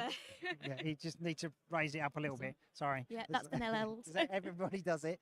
You're in for the cosplay again. In for the cosplay, yeah. What are you this time? Going as Briar this time. New hero. Not one I play that often, but I've come against a lot, so. Okay, so you've been scouring the pictures. Scouring the pictures. I've gone a bit off-piste. I've not used traditional cosplay materials. Okay. I've been crocheting for about 6 months. Well, so she's very natural. It's she's all very natural. I didn't want to use loads of plastic for an Earth hero, so I've not used plastic. I've used yarn, so. Nice. Are you doing young or are you doing adult? I'm doing adult. Okay, so you are a living legend. Yeah. Already. Already, but I'm short, so I just pretend I'm the young hero. So have you been scouting out, we'll say, the opposition? Yeah, I say the opposition. The friends that I have in all of the cosplayer groups. Yeah. It's still a competition. It's still a competition, but it's a different kind of one. Yeah, you all are happy for whenever anyone does well, so it's a it's a weird one. Yeah. You want everybody else to do equally as well, but then when you do well, it's nice. But yeah, at Worlds I didn't participate, but I went in cosplay to support everyone else and take photos, and that was actually really fun to sit in the crowd. Yeah. Because normally you're in the competition if you're cosplaying, so that was amazing. So is there a group where the Fab cosplayers all chat, or is it just a main? So I don't know, I'm not into the world of cosplay. You can do it next year. It's fine. If they make a Baz the Bard hero, I think I've got that one down. I suggested the casters need a promo, so that'd be great. Maybe I should come as Yorick. I just need to find a loot. Yeah. I don't think I can come as Melody, but I could come as Yorick. Yeah. So there's a Fab Discord for cosplay? There's a really good Discord. We've got a Facebook group as well, but essentially if someone goes to the Facebook group, we'll send you to the Discord. And we all talk there all the time. And we don't just talk about cosplay. Like at the moment, they've just started a fit chat for the new year. Nice. So everybody's doing their workouts together and like cheering each other on. They're a really friendly bunch. But it's like a community within a community. It's a massive brilliant. community, and like obviously you play card games, you travel the world. But I play card games and dress up as cards, and now I have friends in Germany and friends in Sweden, and it's great. Like we're all comparing the weather every day. Like it's awful here. How about you? Yep, snowing here. Don't talk about England. Yeah, it's nice. it's never raining, going to be it's great. fine. So we touched on it briefly before we had this interview. So do you subscribe to the people that give you like they do STLs, they do sort of like this is mainly sort of like we're talking about the foam. Yeah. I've got a few templates before. Actually, I had to get a pattern for my crochet for some of it. There are some really good people out there. There's some that do free templates. There's a cosplay that hasn't seen the light of day yet, so I won't mention it. Right. But I managed to download a template for a certain mask for that character, and then edit it to fab specifications. But the group are really good as well. We've got a 3D printing chat, and everybody shares their files. Nice. So we've got lots of like eyes of Ophidias between us, which is quite cool. But yeah, if you need something, there's somebody that's either done it or has a good idea about it, which is nice. So you're not completely floundering. So are you eyeing up the big events, sort of like and making your calendar free? So like I'm talking sort of like you could go. There's going to be one at Pro Tour. There's going to be one at Worlds. This year, wherever Worlds is. We're sort of like everybody raises their game for this one. Like at Worlds, we saw Pulverize. Well, yeah. And he's just like, oh my goodness. And he was so annoyed. And the photo afterwards, one of the pieces of his helmet was broken, and he put it in the Discord, and we're all like, you can't tell. Like it still looks awesome. Yeah, but the problem is the the perfectionist and the amount of hours you've put into something. Yeah, it's just the hours and hours. And we all like same as anything, you get burnout, same as you do in the game. But like if you get cosplay burnout, you put a post up and you're like, I'm sick of this costume, and everyone's like, yeah, it's like take some weeks, don't do that. Come do something else instead, or actually play the game for a couple of weeks and then come back to it. Yeah. I spoke to Henrik earlier today. Yeah. He was talking about his helmet. And he said it was a little bit too big, and we had a laugh that he looked like a Funko Pop. So I think he's made his helmet slightly smaller. So he's redone it, made it slightly smaller and more in fitting. But there are new people to the cosplay scene for this one. a Pro Tour champion is coming for cosplay. I've heard what he's coming at, and he thought he thought there was a secret. He didn't realise the secret was out. Secret was well out, yeah. That's what happens when your lovely girlfriend's on the Discord as well, though. When she said she was making a cosplay for someone else, I went, "You've not roped him in." She went, "I didn't need to rope him in. He asked me." It's like, yes. Yeah, we're talking about Matt Folkes, by the way. Yeah, Spoilers. so he's coming. I won't say what he's dressing up with. Let's leave that for the cosplay competition. And but we all know that Matt Folkes is sort of like, he's an outrageous character. He's going to be fantastic at the performance. Yeah. I can't wait. No, it's going to be brilliant. Yeah. And that's it. Like, obviously, we had 4 people at Birmingham, which wasn't a lot, but everybody put lots into their performance there. And but it's got to the start. bigger it gets is going to be great. And people travelling for it, which is lovely as well. So Yeah, indeed. I wish you all the very best. Thank you very much. May you win another Matt. As long as I'm having fun, I don't mind. The problem is when a Matt retire a costume. Well, exactly. So that was Ira was my first cosplay. I would have liked to have won, but that wasn't my intention. It was participation. Yeah. And then I won, and I went, "Oh, well, I was going to make Kadachis, and I didn't have time to, and now I can't." Like, well, you I have can to have be to come. Katsu next. Well, you can have to come as Spy, and Well, then yeah. it gives you the chance. I Or wanted to maybe there'll be a new ninja. You could do Benji. There might be an adult Ira at some point, but Fingers I crossed. could hope. Oh, yeah, you have to adapt your costume. You can't just have that No, one. Yeah. no, But never mind. But all the very best. I know Yes. you've got more games to play. Yeah, And practice cosplays lists. tomorrow. Yes. Awesome. Lovely. Thank Nice you to see so you. much. Yeah. Let's get back to the action.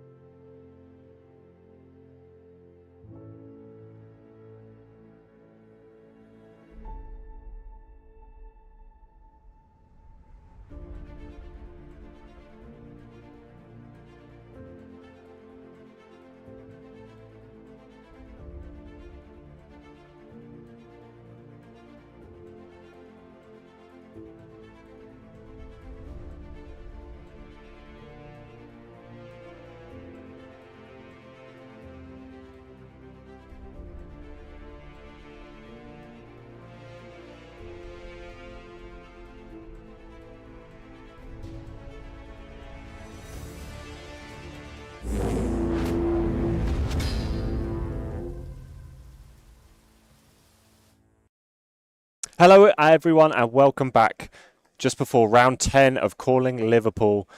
joining me, Simon from Push the Point, and Hamish. I'm back. It's day 2. I'm ready. I'm ready for some draft. I'm so excited to see how this is all broke down. You guys got to do round 1 to see Francesco win. I was lucky. There's a little stream going on the Thistle Tavern table in the corner and other places as well. But I just happened to be there at the time, and I watched that game, and that was it was a barnstormer. That was a belter. Yeah, it was absolutely fantastic, and it's so good to see when limited players play well. You can see the consistency in their deck and the thought that's gone into picking those cards. Yeah, absolutely. It's because you sort of see as well when you get a draft deck made up, there's so much more power that they can be able to craft, and because as they're putting these cards together, they can just sort of see where they can form this. Whereas in sealed, you've got to try and roll with a lot of what you've got with what you've got. It's still very similar in a way, but you still got a little bit more agency to just know this is how many of these I've got, and it was great to see. And every turn, he seemed to have enough power to just keep the pressure on. And I'm hoping we're going to see something similar in the next game. Yeah, maybe with a different hero as an opponent. Absolutely, and hopefully as well, we got a little quick snippet of the Battle Harden as well. It'll be really exciting to see. So this is the breakdown of the Battle Harden here. So 19 KOs, 16 Bravos, 14 Kasais, 13 Dash. I mean... So we unfortunately, guys, we're not going to be streaming any of the games from the Battle Harden, but we're just bringing you a flavour of the meta from the CC tournament in the room today, and it's really interesting to see KO and Bravo right at the top there. Yeah, I mean, it's not surprising to see KO at the top here, but unfortunately we've only going to be able to show you a quick snippet of this because we are almost ready for our next round for the calling. We're here. It's Francesco again with Naib. Naib. Yeah. So Naib was 8-0 going into the draft pod, and it looks like he has just dropped a game in the first round. Ooh, okay. But being paired into Francesco, it is another KO Olympia matchup. And we're going to see if Naib's going to run anything different to Philip in the previous round. It's interesting to note as well, there's no undefeated players now in the calling. So everybody is actually got that one game lost behind them, which is going to make it very interesting as we progress through this calling when we start getting to that coveted top 8. I do think it's quite strange when you're playing draft like this in Swiss format. Obviously, even though Naib lost his first round, he's been paired into Francesco with the same record now because they came in at slightly different points. But interesting to see another Olympia in this draft. One of 3 warriors in the pod. I know. When I saw about this pod as well, it was interesting to see that there's only one Guardian as well, actually. It's something that I've clocked. There's only one Guardian in this. And no Betsy. No Betsy. Interesting. The one Victor. I know, but we're not here for that. We're here for the Olympia versus KO. So it'd be interesting to see how Naib can sort of navigate this, because KO is such a popular hero for the limited format because of his, as you can see. But that can work both ways. So if there are plenty of KO in every draft that you play, you obviously get a lot of practice playing against them. That's true. If Naib has a good history with Olympia, playing with Olympia, then hopefully he can show us some tips and tricks on the way forward. And you can see why he picked Olympia as well. He's managed to draft his headpiece as well, which is actually a very, very strong piece of kit. These specialist headpieces they're really strong, really phenomenal, aren't they? I mean, just to having that temper 2, as well as the ability to use its reaction to, if you need to just instant reaction a wager midway through a combat. It's it's very strong, especially if you just need to get that pinch gold token. It's really good, but just having temper 2 as well. Temper 2 on the prize Galea, temper 2 on the beck and applause if you've got the tokens. So we've got the warrior wine being played to create that agility and vigor token, which is also going to turn on his gloves ready to go to block up, because he's now got those 2 tokens ready to go. Really, really good start turn. You want to see these 0 make tokens that each one of these have, just to kick off that first turn 0. We've talked so much about having the token generation, having that flow of token popping up every turn, popping off, popping in. and then to follow that up with a 7 attack. I know exactly. He's ready now for the following turn. But I think it's fine. I mean, for Francesco to see this and go, look, it is a 7, but it's turn. It's turn 0, so we can just easily just block this up, and I'm just going to draw back up. But it is asking for. It's asking for more cards, and if Francesco had a card that he could discard for one of those tokens before the end of turn as an instant, then he may not be able to do that. Okay, so he's just opting to block for 6 here and take 1. So you got to think that Neighbours spent a card to create those 2 tokens. He's now spent 2 cards.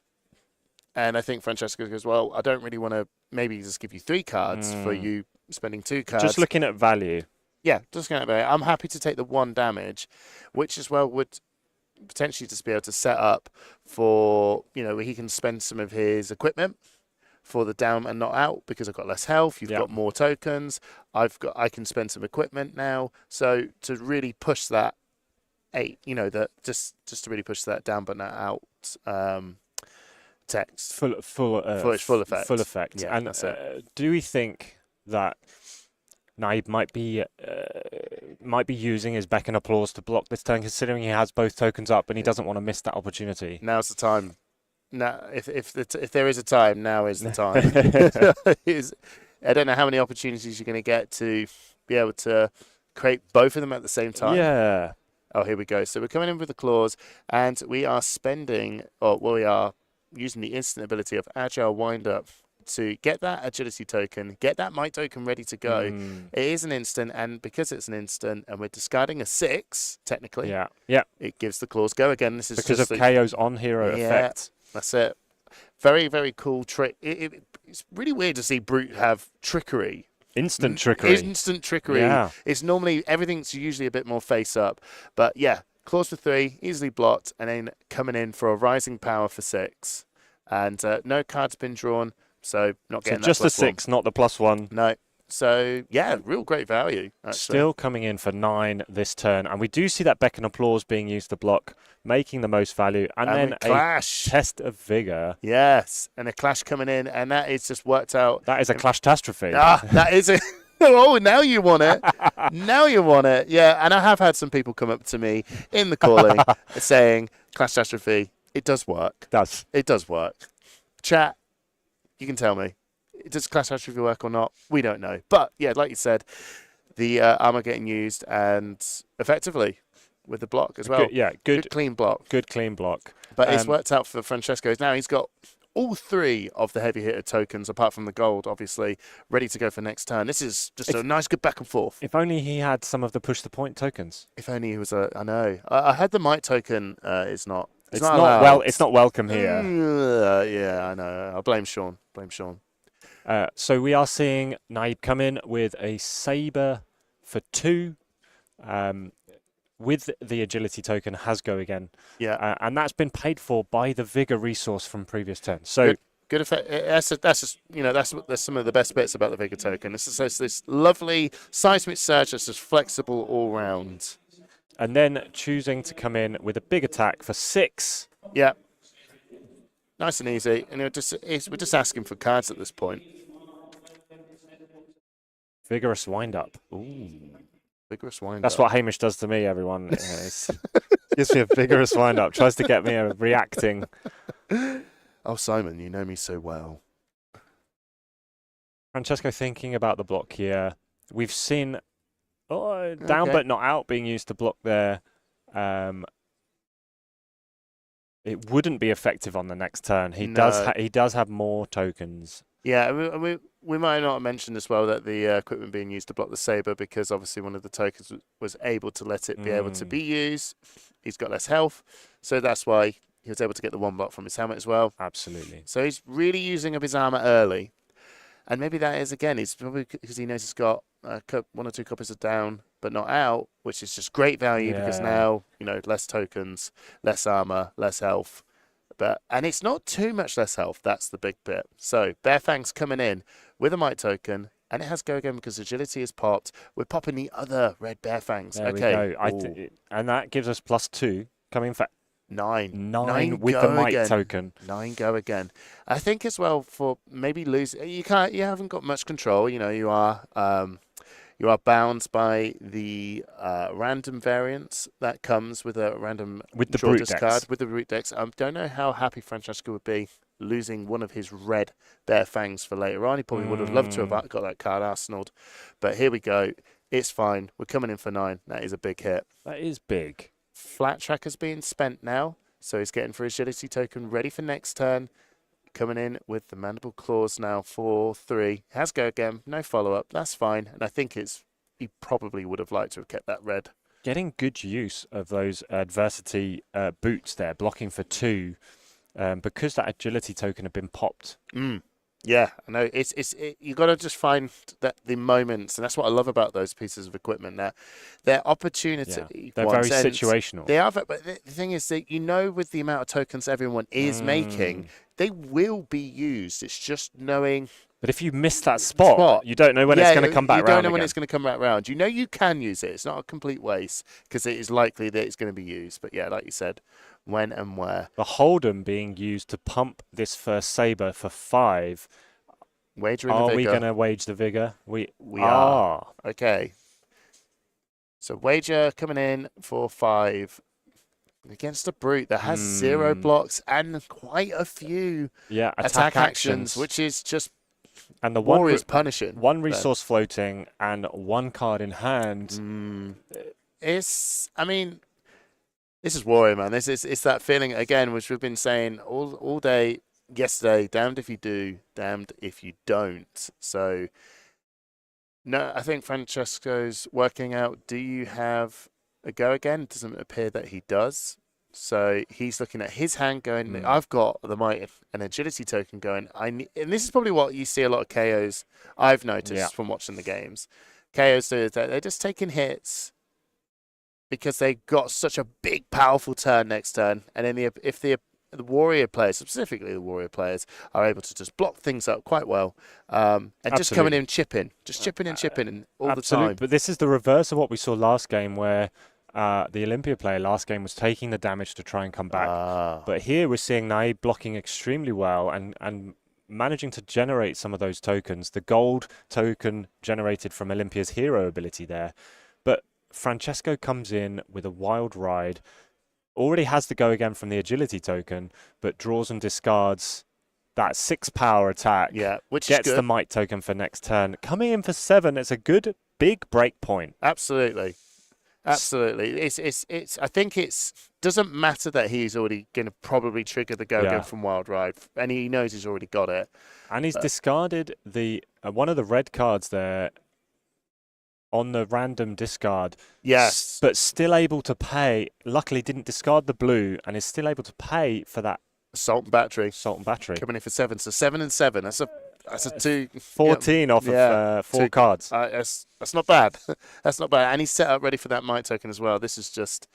But if he had to discard the blue, 1, it wouldn't have hit, and 2, it would have.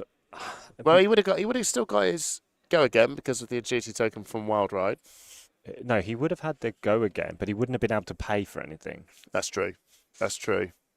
And that would it's down to the brute. That is the brute way. But if it pays off, you come in big, and this is what we're seeing now.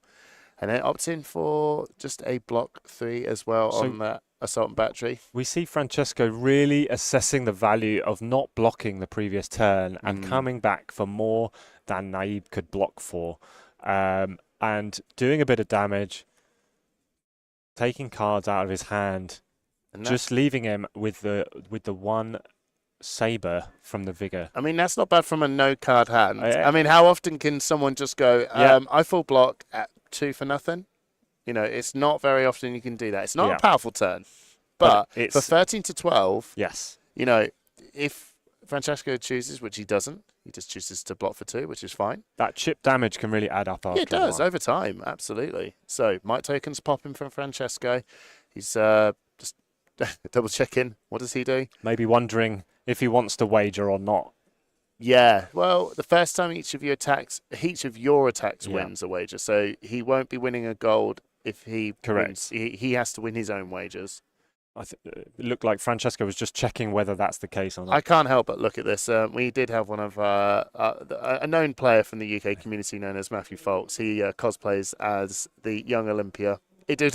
I just saw that and went, he does look a little bit like this guy. He did a really good job, and he came top 4. He was in the top 4 for the cosplay competition yesterday. He was very well chiseled, but we're coming in for a wage might for 7, which he does have a might token. I believe that should be 8. Yeah, there we go. Francesco, correct him. If we're mentioning Matthew Folks' Olympia costume, we should mention Neve, who made the costume for him as well. That is very true. Yeah, Neve Austin did a great job. She did a fantastic job. Yeah, didn't make the muscles though. No. He's in obviously preparing no comment. Anyway, wage might coming in. And that was blocked up once and basically just went through the damage, and he won himself a might token. Or maybe he did. Maybe he may not wagered that because it doesn't have the might token there.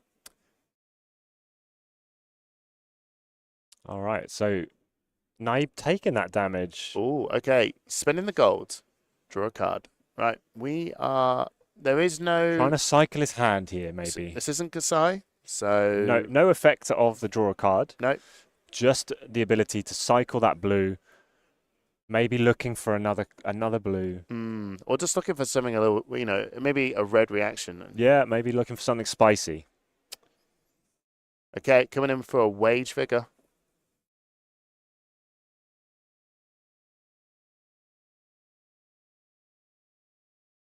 And this is coming in for 7. Yeah, just a 7. A potential figure and a potential gold if Olympia wins this. And now we've got 2 floating resources. Is there a reaction in Arsenal? It's a warrior. Of course there's a reaction in Arsenal. Yes, of course it is. And it's really interesting to see warrior attack reactions that work on attack action cards. Yeah, that's actually absolutely. a very scary prospect. It's very, very scary to see. So I think it's a real good setup for that turn. And it's just such a... At least we know a lot of damage. That it's not a pummel. No, we definitely know it's not a pummel. I mean, Francesco is no stranger to the pummels. No, as the Guardian pummel. Yeah, I have experienced that firsthand from many UK RTNs coming this way. 2 floating. I mean, there's a fatal engagement. That could scream fatal engagement just there. Francesco's really having to think about what to block with here, because if he blocks with the wrong type of card, attack action card specifically. Look, here we go, and we have got the fatal engagement. Vigorous engagement. Vigorous engagement.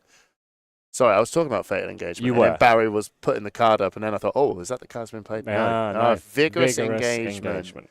That's fine. The vigorous engagement doesn't get its effect of creating a vigor because an attack action card wasn't blocked. So he's just getting his vigor from the wage vigor attack. And because he won that, it's Olympia. He's getting gold. But we are seeing a lead with power into a Bare Fangs, which missed on the discard. Yeah, because it discarded that really cool No Fear card. Oh, I know. But would have appreciated having that in hand. Still coming in for 8. He would have got create 2 might tokens if that did land, but we're just coming in for an 8 power, and it made a might token from the lead with power. Still lethal if he doesn't block. Yeah. It is lethal if he doesn't block, but he's using his equipment this time round. It's a really unfortunate draw and discard on that play. Francesco really would have appreciated having that in hand. It's the brute way. It is the brute way, I'm afraid. So making full use of his Temper 2 equipment. Vigor pops, ready for Neeb to come in strong. How many cards have we got here? We've still got plenty of cards here. Not shy of cards, using Spending the gold. This is nice to see. It's something that I don't, from the sealed portion from day 1, I wasn't really seeing too much gold being spent, especially when... I think when you know what you've drafted and what's left in your deck, very true. You're much happier cycling those cards. And he has gone and found a couple of pumps, Hold'em. Oh, okay. Yeah, we are coming in... Wow, this feels like a Guardian. It just seems like all these pump effects with it. Hold'em and edge ahead. Yeah. Waging tokens on this big attack now. We're just coming in for +6. The rising energy getting 2 pumps with I think he's drawn a card.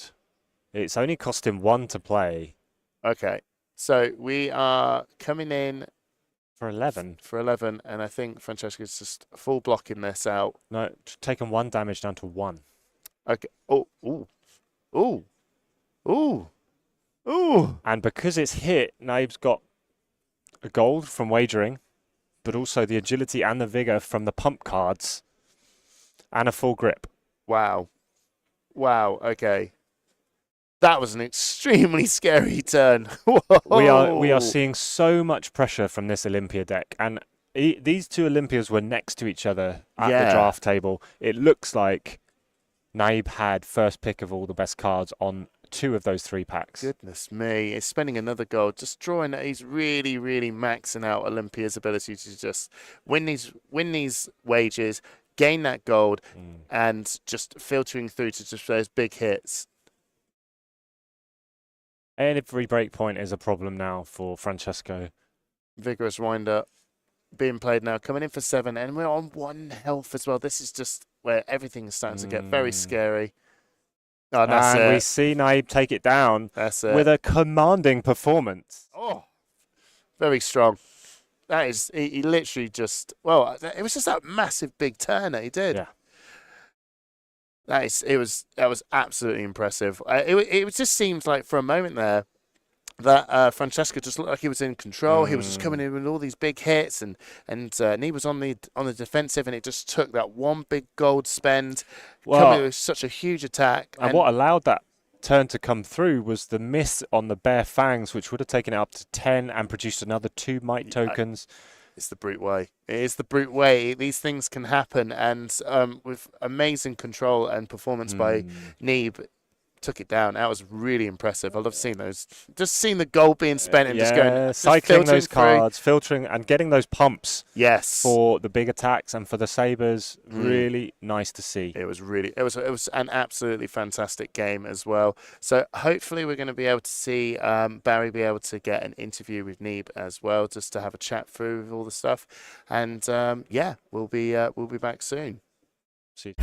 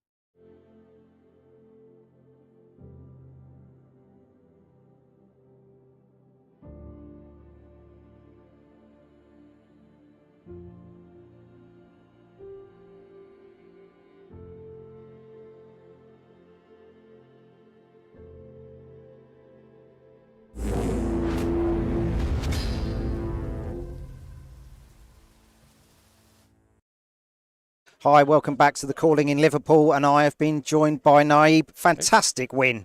Hey, thank you. 2 Olympias in your pod. We had Olympia on before, stuttered against Francesco, but your Olympia was something else. Yeah, I played only Warrior yesterday. I'm a Brute enjoyer myself. I love KO, but going into this pod, KO was not open at all. There was 4 KOs in the pod, 1 Guardian who apparently lost round 1. So I was happy not to have to play against a single Guardian because some of the Guardian cards that we were passing were just absolutely bonkers. Did you ever think I should have gone Guardian when you see him go past? I was towards the end, but I had a pretty decent Olympia pool. They passed me the Olympia helmet, which is, just absolutely insane. Blocking 3 in a limited format has always been amazing. So I don't think I would change it. I think Guardian, you have to have the reps into Guardian, I think. I haven't played that much Guardian in this format. And also, you have to have like an absolutely insane Guardian pool to really 3-0, at a high level like this. As you saw, the Guardian lost to KO in round 1. Yeah. So how early into your draft were you settled on Olympia? Because most Warriors go Kasai.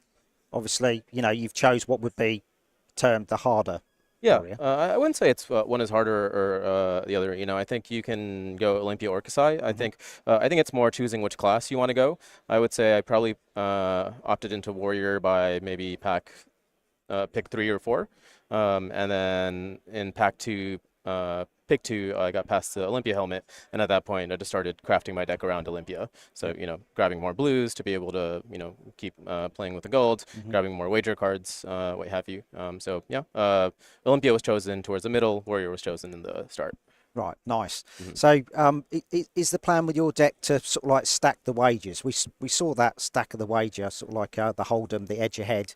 And then I can't remember which attack it came in with, but it was sort of like, it came in for 11 and it was like, there's not a lot Francesco's going to do there. Right. You are just going to get the suite of tokens. Right, because Warrior has such a high density of 3 block cards, you can play fairly defensively until you have a pivot turn. We were throwing haymakers back and forth early on, and so, we're doing a little bit of blocks, attacking for 7, block for 6, attack for 7. But then, Francesco became the aggressor at some point. Yeah. We did a clash, and he revealed Down But Not Out, and I revealed Fatal Engagement, which I really didn't want him to see. I would have arsenaled that and tried to play it, and so I had to block with that and had to shift plans, right? At that point, my plan began start blocking out until you have a pivot turn. I was able to win a wager, get some gold, and then from there on out, I was able to find a point where I would become the aggressor. Yeah, the gold's really, you cycled through the gold really quickly. Like as soon as you got a gold, you were cycling through it. You weren't hanging about. Was that the intention? Sort of like just cycle your hand, try and fish. Gold is a very powerful mechanic, and after what happened yesterday, maybe we'll talk about it in a little bit. I learned not to give Warriors gold. I played against my one loss yesterday was to another Kasai. I think he was second seed going into today. I let him get 4 golds throughout the match, and he raised an army for 4. So I dropped from an 11 life point lead to a 0 life point lead within 2 turns. Okay. So that was really fun. So gold is very powerful. Don't give people gold. Yeah, well, you didn't have to worry about giving Francesco gold. But yeah, you played magnificently. It was really good to watch. Thank you so much for coming on the stream. Thank you, and thanks for all you do. I really love your coverage, and really hope to watch this after the tournament. Brilliant. Thank you so much. Sweet. Thank you, Barry. So much. Take care. So let's get back to the action. We've got the final game for this pod coming up very soon, and we shall see if Francesco goes 2-1 or 1-2.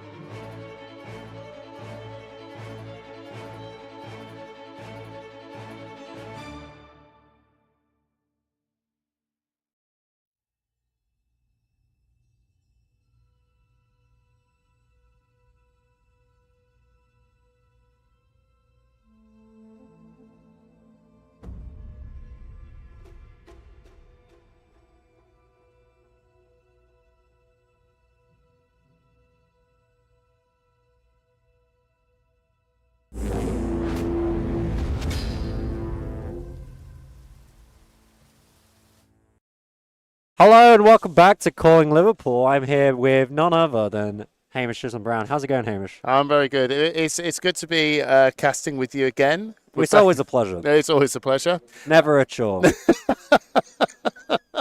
I hope you've that was an absolute screamer of Olympia versus KO. And the next match we know that we've got coming up, we've got a spicy KO mirror, a knockout, as they say. Yeah, and we were just saying at this point, there's a big difference. This is going to basically decide if players go away from this with either like a 2-1 record or a 1-2. So a lot of these are 8-1 at the minute. So if they can walk away squeaking, keeping that 8-1 record, it's just going to be really, really big for the next pod. Yeah, if you can get out and kind of keep your losses at around 2, it gives you a bit of wiggle room in the next draft. But let's have a little look at pod number 1. Yeah. So who have we got coming up next? I think we've got Francesco and Bruno, right? We have got 2 UK players going head to head with each other in a KO mirror. That'll be absolutely fascinating. It's good to see, actually. We've got the Victor coming on, but we have broken down a little bit about pod 1 on a couple of chats over, but we have actually got some data as well about pods 2 and 3. So here is pod 2. We've got Liam Holden. He's another UK player as well on Kasai. Again, 4 KOs, 2 Betsies, and we've actually seen David Dyson. He is not putting this Reinar down. I know, but unfortunately, it looks like Reinar is putting him down because I've heard that he's 0-2 today, unfortunately. Such a successful time with Reinar yesterday, but it hasn't quite clicked on day 2. I have to say, there's a lot of brute in this pool. Pablo looking pretty good there with the Betsy pickup. He's sticking with that Betsy all the way through it as well. It's interesting to see. So, yeah, let's see what happens with pod 3. Again, oh, wow, this is a bit... 1 KO. That is absolutely fascinating. And 4 Kasai's, 2 Olympias, and just the 1 Betsy. Yeah, Jess there with the Betsy made the right decision. There's no other Guardian at all, is there? So she managed to pick up the one Guardian slot. So hopefully that's done well for her, but we'll see how it's going with the other heroes, with the other players as well. Yeah. Jason, Lubos, both around London. I think Lubos is Essex, but same neck of the woods. If you know, there you go. It's it's London. It's London. All right. So we're going to go over to the game now. The KO mirror, Francesco Giorgio against Bruno. I hope I can pronounce his surname right. Krakow. Is it as simple as that? No idea, but we'll call him Bruno today. Big fan of Bruno, a big fan of Francesco. These players, they know each other well. They're both very talented UK players. Looks like we've got this KO mirror. It also looks like maybe Francesco might be running without his chess piece, maybe to enable some powerful turns later in the game with the card that name. It always escapes me, Hamish. The one where if you have less equipment, less health, and less tokens, you get down but +3 not out. overpower. Sure. But we've seen other players do it on day 1 where they actually purposefully run without a equipment piece, even though they have access to it, just so they can start the game with less equipment, take a little bit of damage, and maybe do something spicy early on. Absolutely. I've heard there's an interesting story when I caught up with Francesco that I think he actually passed over Bruno because I think he was over to his left. That raw meat. Oh, I think that we just did see him pointing at it, so maybe he was just saying that. Yeah, he said I passed that raw mate over, and he thinks, I don't know how early on it was, but yeah, he did pass that raw meat over, and Bruno just went, thank you very much. Windmilling that down into my deck. Bruno starting off here with a wild ride, nice strong opener. Let's see if they manage to hit the 6, and they do with the wage might. Yeah. Coming in for 6 go again. What a start. But we can block this up because this is turn 0. But it's important. He's got that might token ready to go for his next turn. And yeah, Francesco blocking it up, taking 1. Blocking for 5. Oh, taking... Oh, no, sorry. There was 2 blocks there, so taking 2. Yeah, leaking a little bit of damage on this turn 1. You want to try and avoid... Maybe suggest that Francesco's got a lot of 2 blocks in hand, so coming with his claw might even manage to draw another double block here, or he might even have some trouble with some cards that don't block. There are a few of those in the set. I can see a bare fangs here, and really unfortunate start. There's not much you can do, but he has got less health, so he's just going to use his headpiece equipment there. But if you've got less health, you can get that 1 block from it.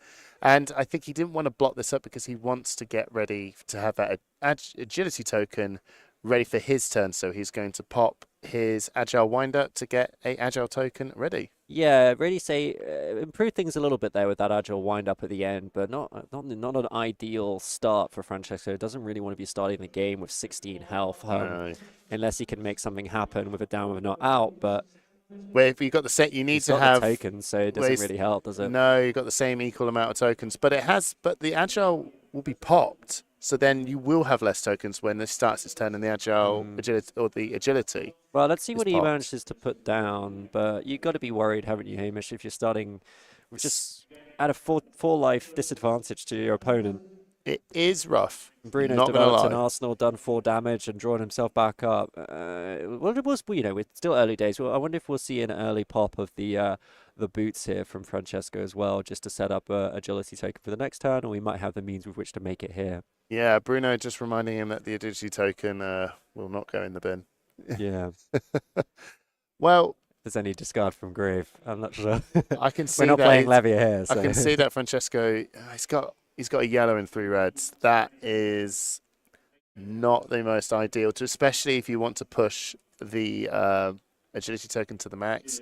Having that little amount of resources to go, it isn't the most ideal thing. So looks like we're just going to come in for a claw for 3 because of the agility token. Has go again.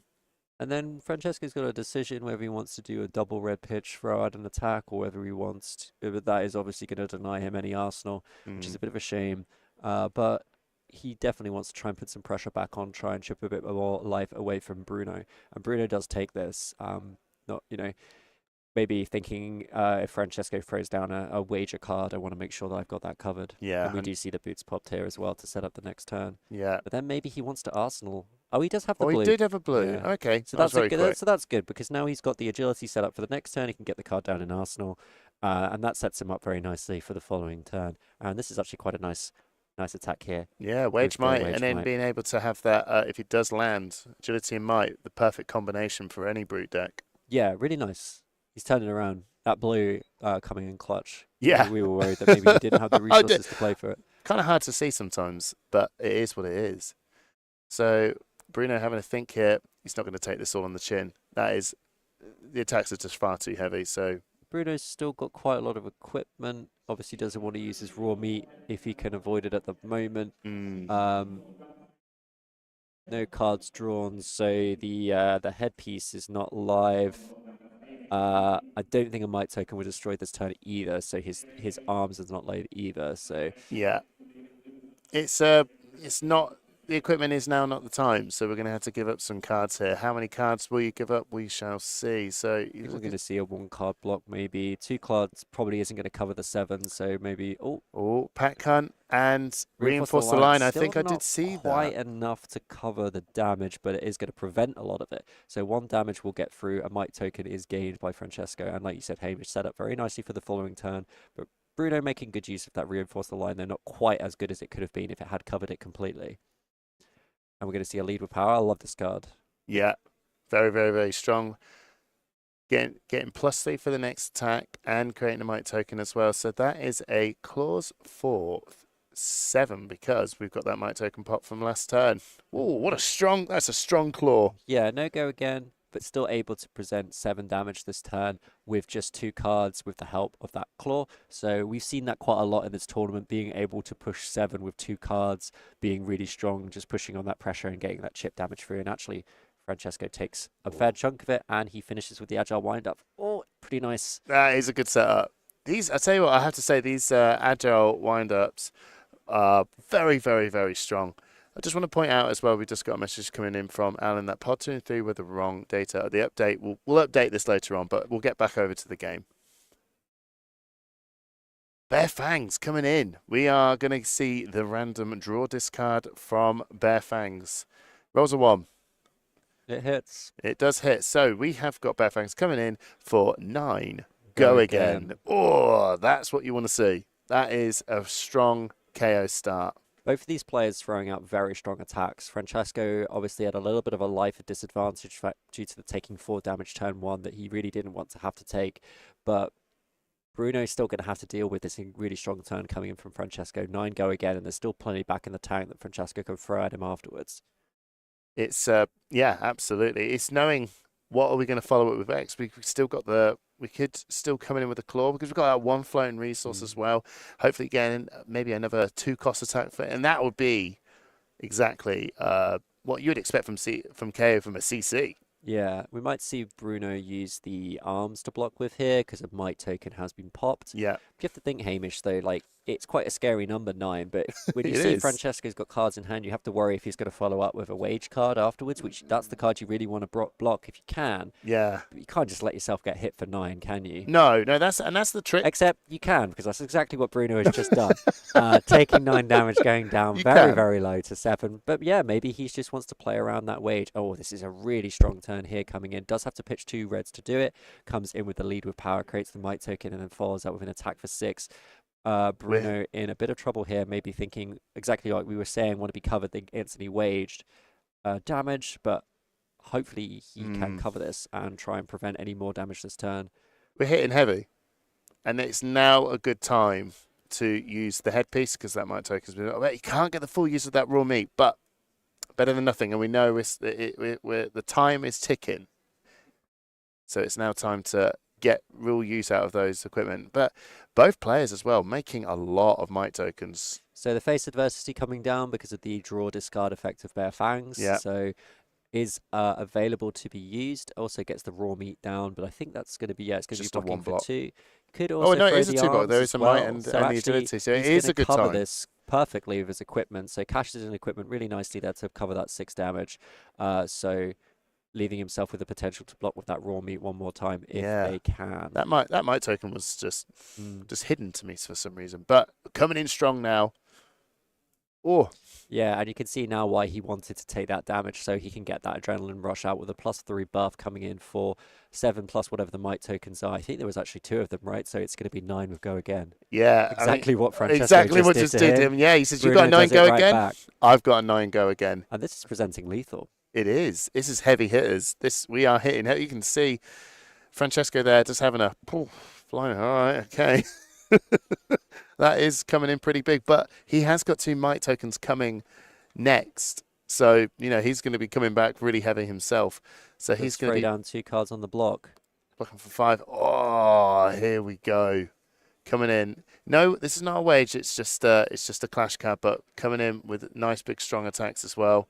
And Francesco, he keeps 1 card, presumably so that he can swing the claws with the +2 buff with those 2 might tokens. But a really, really effective turn from Bruno there, taking Francesco down to 2, and he is now just in claw range. So from now on, if Bruno ever needs to swing that claw, he's going to guarantee a 1-card block from Francesco, no equipment to do anything about it. He's in a bit of a rough spot. Well, he's just going to present 5 damage this turn, and we have to ask what's Bruno going to do. Is he just going to take it? If he thinks that he can get over the top with 2 damage, he could win the game on the next turn. Wow. Well, we look like we've got a clash coming on here. Oh, Francesco is cheering. He's happy. He's won that clash. Yeah, clash-tastrophe there for Bruno. Oh, thank you, Trip. Did you like that? Yeah, did you like it? I Thank did. you. Thank you. I came up with that myself, with your help. And we're now just seeing the follow-up coming through here with the rally the rear guard for 6 off the yellow pitch there. All right. Okay. That's. I think Bruno is actually happy. Somehow managed to generate a bit of value from that turn, actually. So he's got his own rally the rear guard. He's discarding his wild ride that has no block. He's going to be going down to 1. Yeah, just doesn't have the space or maybe even the resources to make anything happen with that wild ride. Okay, might token pops. Pitching coming in with a pack hunt for 8. Oh, that's a good, nice, strong number there. And that is Bruno, he's still got that room, hasn't he, to be able to just block 2, be able to take 2, go down to 4, and then coming in with his own, and coming in for 1 as well. He does have the double block with the reinforced line. You have to think Bruno's in the driving seat here. Doesn't want to give up his life total for nothing. If he can, especially with Francesco on 1, if he can present 7 damage, that's really awkward for Francesco. He's going to have to keep 3 card blocking it. But he does come in with a trade-in from the Arsenal. Chooses to not do the draw discard because he's got what he needs right here. All right, we're not beating the chests. And that's game. Oh, that is game. That is game right there. No blocks. That pressure from Bruno. But I have to say, that very start of the game, just Francesco basically playing the game with 4 less health, thanks to the leaking that damage turn 1, just meant that the entire game he was just on the back foot with a real health disadvantage. It's just the way how brutes go, isn't it? Because if you just have some 2 blocks and some no blocks, you're just at the mercy of what's just coming at you. That's the way the brute brisket crumbles, you might even say, Hamish. And it just sometimes happens to you that, like, you just run out of health and these big hits, they're coming for 7, 8 consistently over and over again. You're just leaking 1 point of damage, 2 points of damage, and suddenly you've run out of health. And starting the game with 4 less health, it's going to happen even faster. Absolutely. It was a very exciting game. Bruno played this really, really well as well, just being able to just get those push and pumping attacks and just hitting heavy. Both coming in really heavy with like 9 go again attacks. It was an absolute screamer. They were playing very similar turns. They were Bruno would come for 9, or Francesco would come in for 9, then Bruno would come in for 9 right back at it. Yeah. And it was just whoever ran out of life first, and it just happened to be Francesco. Absolutely. So we're going to go over and have a very small break, and we're going to get Barry back on and have a little chat with Bruno about his victory win. Stay tuned. Go get a cup of tea. See you later, guys.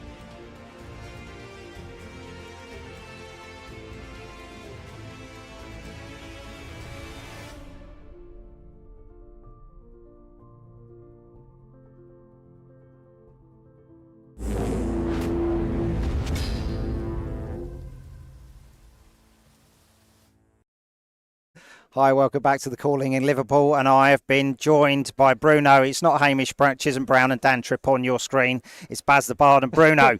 Congratulations. Thank you very much. Fantastic. Was that 3-0? No, 2-1. 2-1. Must be ecstatic. Yeah. So, like, you're hunting in for the top 8 yeah, now. Absolutely. Go on.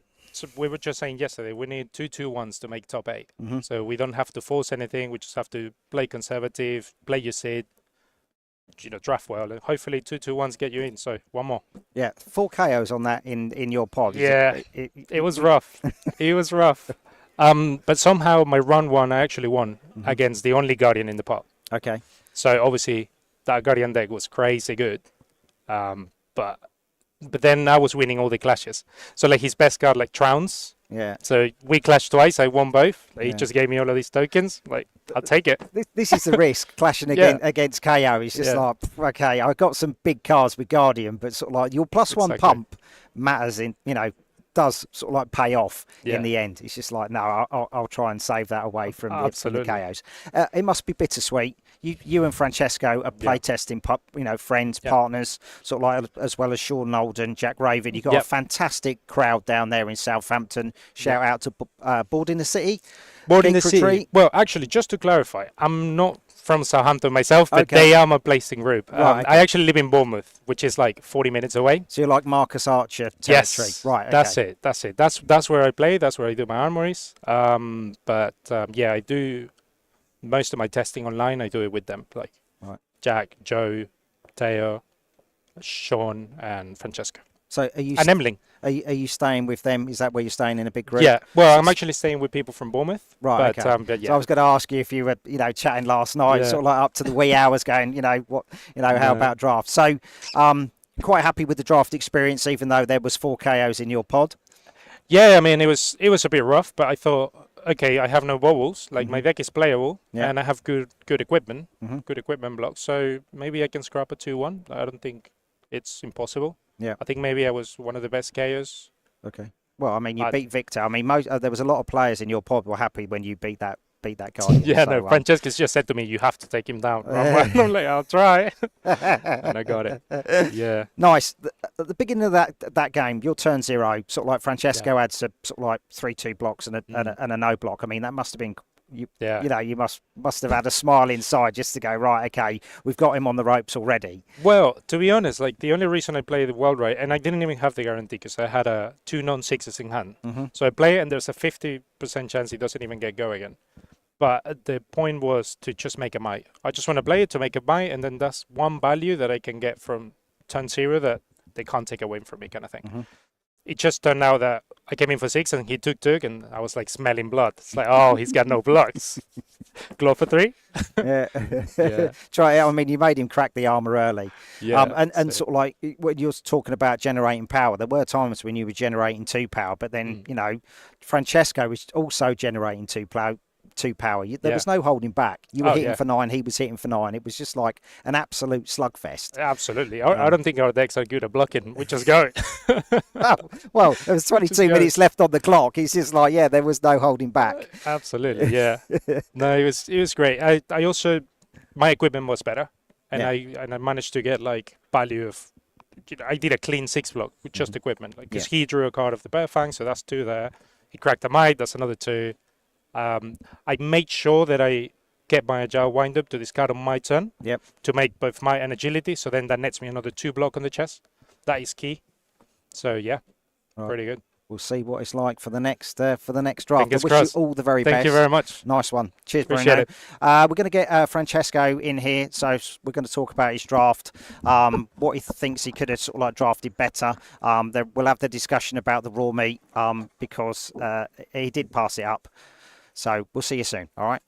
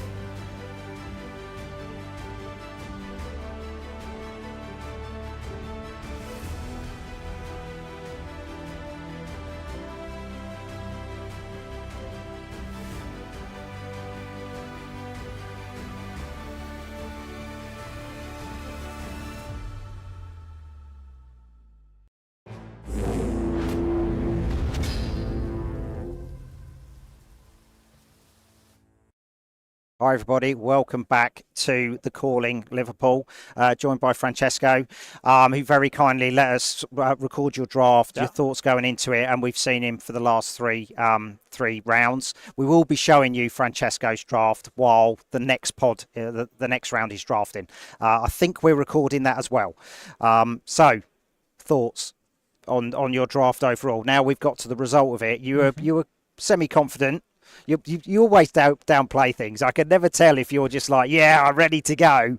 Well, I knew my deck was fine, but not amazing. It was one of 4 Kaio, and already, like, while I was drafting, I knew that Kaio would be overdrafted, so I wasn't too keen on taking brute cards, but those were the cards I got. So I try to usually start with the double class cards, but they were none like too appealing, and I started with a few good brute cards, and I got stuck into it, kinda. On pack 2, I saw a hot streak being passed on the right, and then that's where I knew that there would be trouble, because the guy to my left also was brute. Well, turns out. I thought it would be Guardian. I passed him. The Victor had, as well as the, Infinite Guardian cards. Or at least Warrior, but he went brute as well. And so I knew that my deck wouldn't be so good. In fact, I got only 8 cards in pack 2. Okay. Which worried me quite a lot, because at the end of pack 2 I had only 20. I had only 20 cards, which means I had to pick 10 more in pack 3 after picking 8 in pack 2. So that's not feeling too well. And then pack 3, because the guy to my right was Warrior, he got the off streak. There I did get more brute card. I managed to go up to 31. Although, as I was talking to Bruno before the match, I had to forgo a roomit.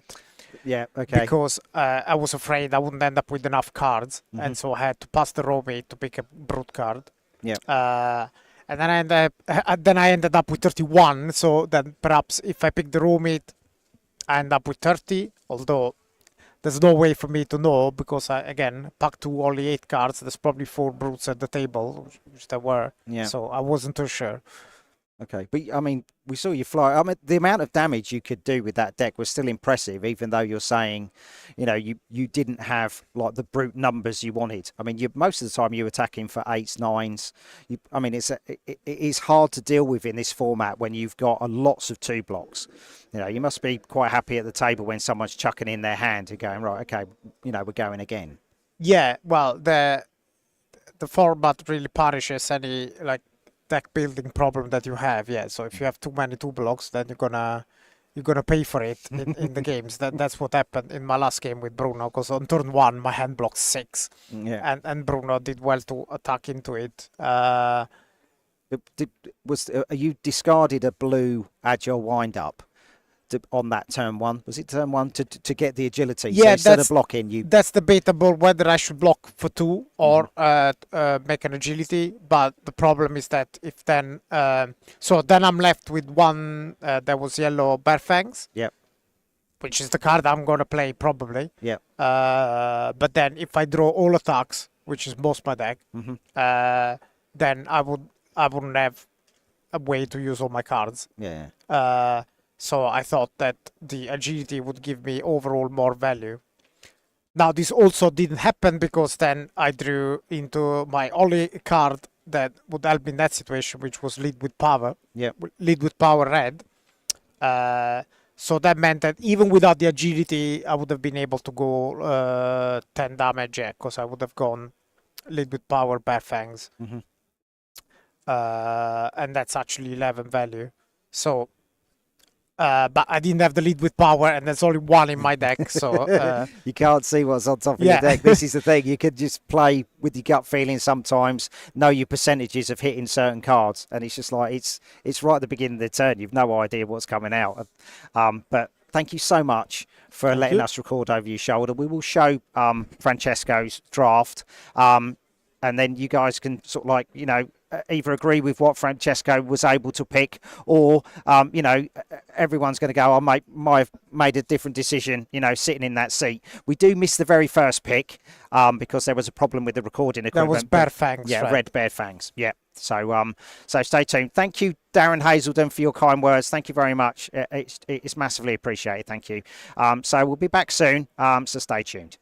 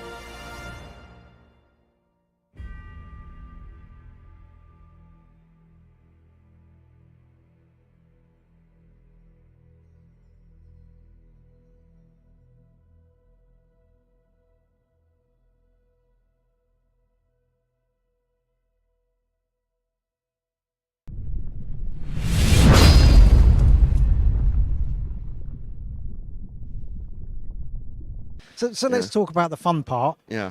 The event in Phuket. So Yeah. how did that come about? Okay, so you know, this is like one of those things where, you know, you're kind of all sitting around as a team, and you know, you have one member of the team that's, you know, kind of talking about some different ideas. You have another that's like, I think it'd be really cool to do, you know, a vacation holiday type, you know, event, and you know, it's one of those things where it kind of gets spitballed around a little bit at first, and enough people say it enough times over a period of time where it's like, all right, let's, you know, maybe take some action here and see what we can do. Yeah. And so you know, we knew we wanted to get a calling into Southeast Asia in sort of the first season of the year. Yep.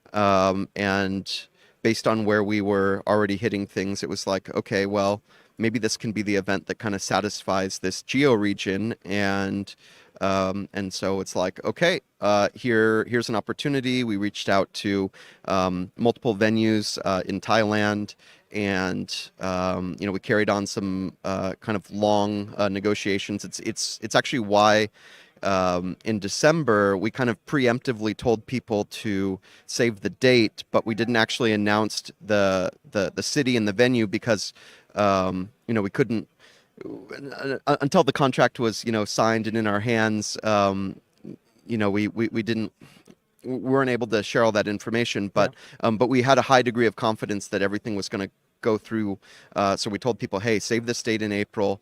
And, you know, after a bit of back and forth, we were able to make it happen. The reason why it took a little bit longer is because, you know, we were planning this sort of holiday themed event, which meant that there's other factors that had to be considered. We weren't just, you know, booking a venue, but people who come to Phuket are going to get to experience things differently. You know, if people buy the Marvel event package, you know, their lunch is included every day, and we needed to make sure that the sort of logistics with the hotel of how the lunch buffet and everything would work, how we would be able to structure that with the calling. There's even going to be some coffee and refreshment breaks with some snacks in the morning, some snacks in the afternoon, and then the hotel is even going to like set up a bar in the evening, and there's going to be you know, happy hour, you know, draft, you know, on demand events with you know, with a bar available, so cash bar. So just to be clear, but yeah, so it's just, you know, there was extra pieces that we had to kind of sort out, and we want to make sure that we you know, had that all kind of buttoned up. And then from there, you know, we came up with Phuket, and the cool thing is, you know, this kind of wasn't just a holiday kind of thing, but it is actually very accessible for folks that are in Southeast Asia, right? So it wasn't us saying we're going to do, you know, an event in the Maldives, right? Like that would be really hard for everyone to access. It would be a lot of fun, and you know, I've been there once before. It was a trip of a lifetime. But you do something in Phuket, and it's got that holiday vibe, but it's an hour flight from KL, and it's a an hour and a half flight from Singapore, and it's an hour flight from Bangkok, and so this event now serves like this greater community. So well, this is what you're saying earlier about it's got to have that accessibility. It's just like, okay, let's find a location that's going to cover a lot of locations can travel to, a lot of people can travel to. I think it's amazing. It's like an all-inclusive holiday, and who doesn't like an all-inclusive holiday? It's just fantastic. Yeah. I mean, people, if you stay in the hotel there, your breakfast is included. If you buy the Marvel package, your lunch is included. There's going to be coffee and snack breaks. And then, you're just kind of left with, enjoying the sort of, Patong Beach scene to go and have your dinner in the evening, and, you're on your own for that. But you get to, it's peace of mind, right? Like you can just, book your hotel, book your Marvel package, join us in Phuket, have a great time. We've got an awesome casting team that's going to be a part of it. You're going to have a lot of friends there. I'm planning to be there. We've got maybe a couple other people from the studio that are considering taking a holiday as well. So it's just going to be, I think, a really good time. It's coming off of the back of the Pro Tour, and so, after the sort of intense grind leading up to the Pro Tour, who doesn't need, a little break, a little chance to unwind, and just have a good time. So after Phuket, after the holiday, how many events and venues are actually that's concreted in, and which month is kind of like you were working towards finalizing locations? Where are you in the year? Yeah. So obviously, I think publicly, the furthest out we've announced is to Pro Tour Amsterdam at the moment, and that takes us to the end of July. Mm-hmm.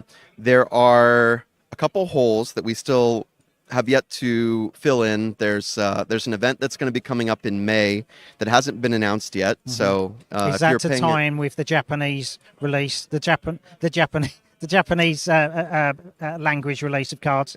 Yeah, well, we'll see what happens there, but there's obviously some articles that have came out. Mm-hmm. There's been a few other interviews.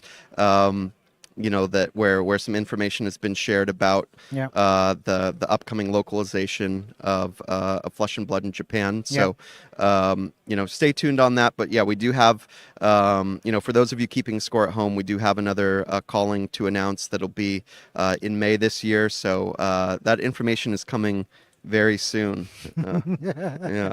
I can't pry out of you. I mean, we might surmise that it's Japanese language release. We might get, the next region we might see is Mysteria. We're going to Japanese, and it'll be a full Japanese set with a Japanese language release, which I think would be really cool. But I know you're not going to confirm or deny that.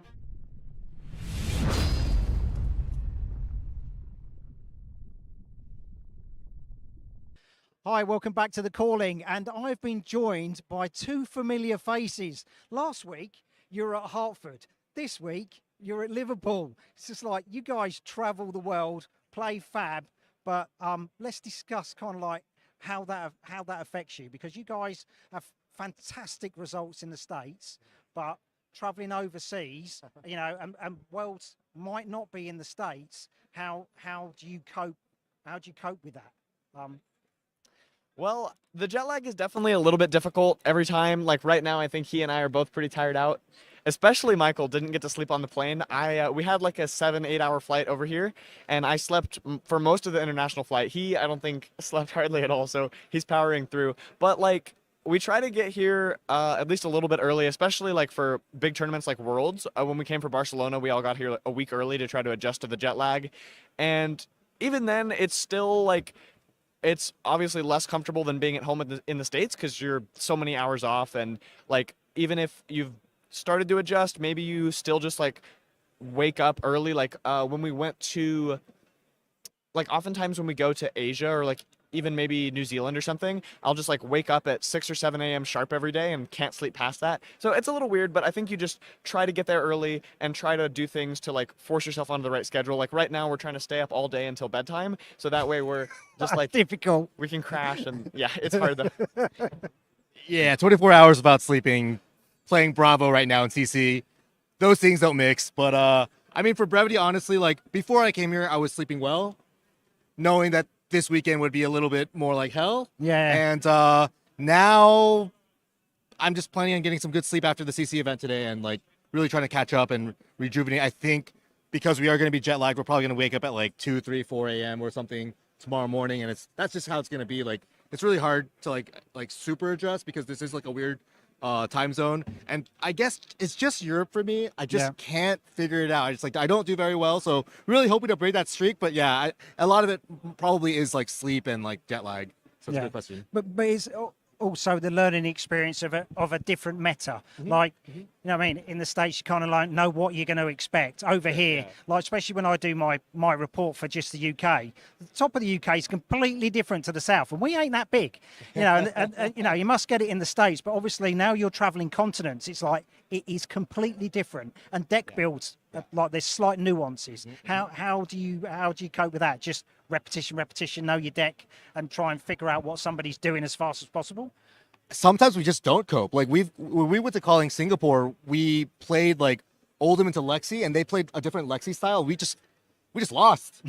We were like, well, like the 80 cards that we had submitted, we just could not beat that strategy. And we were like, well, I guess we can take this back home and we can use it back home. But like, you know, sometimes obviously trying to learn and adapt on the fly, but sometimes we just get got. Yeah. Yeah, I would just ditto what Michael said. I think a lot of times weekend of when we first learn about like something new that people are doing overseas, it can be really hard to adapt, especially if it's like something where you pretty much need to change your deck list to combat it. But I think what he said is very true, that like because we're the ones here in the field kind of like getting a firsthand idea of like what other people's ideas are, we sort of have an advantage when we go back to the States. Like we were the first ones to see it, so like we got to take that Lexi strat home that like Alan Lau was playing in Singapore, and it proved to do really well in the next couple weeks in the Battle Hardens back in the States. That's always a good thing. Yeah, get more experience. So you guys are well versed in like events like the Callings, you know, Worlds, Battle Hardens. For the people basically who are watching at home that don't think that they can come to a Calling, what advice would you give them to come down and join in? What other things would you do? Start this? Yeah, I feel like, first of all, I think whether you have competitive aspirations or not, or really just like whether you feel like you're ready or not, I feel like now at the level of Flesh and Blood I'm playing, and way back in the day when I was just getting started, the absolute most like the best thing I can do to help me improve is just play actual events, like show up and be playing in a tournament setting. I always feel like I learn the most that way.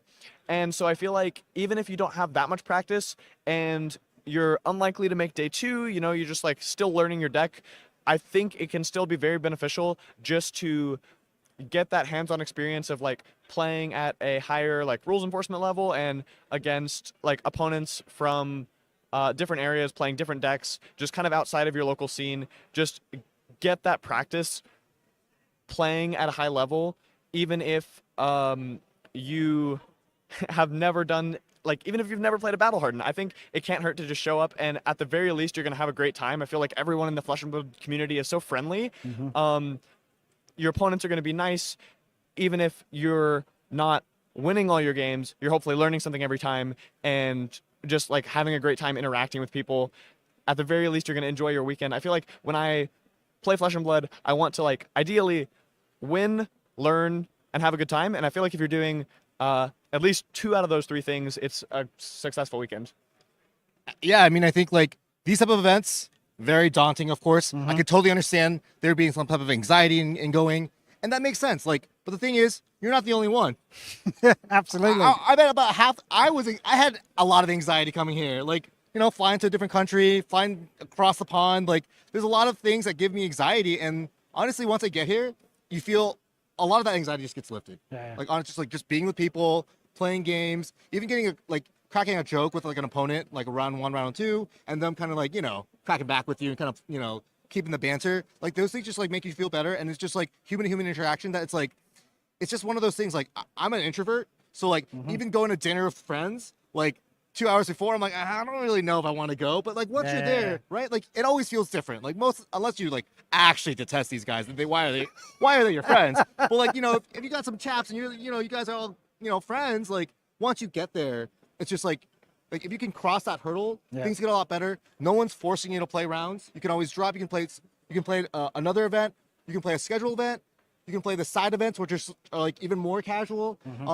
And also, if you're scared because like you're gonna do poorly or whatever, if you're losing, I find that's one of the best ways to make friends. I lost my first round today, and I ended up just chatting with my friend. I feel like it took a lot of the edge of the game off because I am being vulnerable to you. I have lost against you, but I'd still like to get to know you. I want to practice being a good like loser.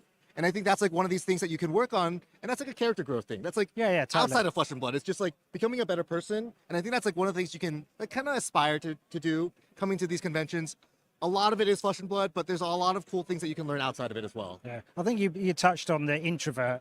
I mean, I'm an introvert, but sort of like you can get people in front of a camera and you go, yeah, brilliant. Introvert just means that basically you get your energy from quiet places, whereas an extrovert gets their energy from sort of like loud places. It's just how you manage your energy levels. But most gamers are probably introverted because it is a sort of like it's kind of like a solitary game. You're literally playing against the person in front of you. You're not playing to a big audience, unless you're a cosplayer and then you have to perform to everybody. But the demographic of card players, it's I don't want to pigeonhole all of us, but there are some like stereotypes, and a lot of those stereotypes are true. And like basically if any of those stereotypes apply to you, like don't be scared because you're not going to be the only one. A lot of people are fighting their fears this weekend just to be here, just to interact with strangers. Obviously, if you have friends that you can come with, a lot better. But if you don't, like, I think you can easily make connections here that you would be surprised about. Yeah, totally. And you can make friends. Like I've made friends with judges, and I only see him at conventions. And he's just like, hi, how's it going? Even Worlds. I was talking with judges from United States, and then I was coming here today just going, I wonder if they're going to be here. It's sort of like big shout out to Ryan. Thank you for everything you did for me at Worlds. You're absolutely amazing.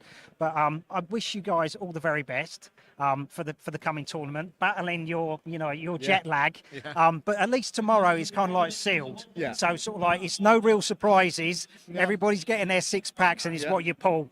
So it's a bit more comfortable, and hopefully, we're gonna see you on the table. We're gonna try our best. I'm excited. Thank you.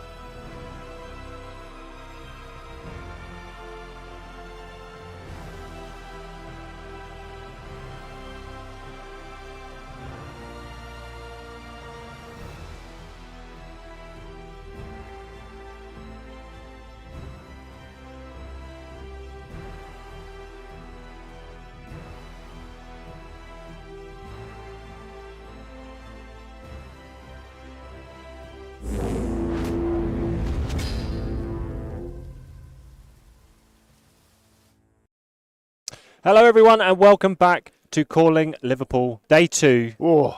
And we're currently in the break between Draft 1 and Draft 2. Yep. So right now, everyone's just getting set up for their second draft for the next 3 rounds, and then we'll be after all that, we'll be looking at seeing where that coveted top 8 will be. But first, let's do a little bit of a breakdown on how those first 3 rounds went.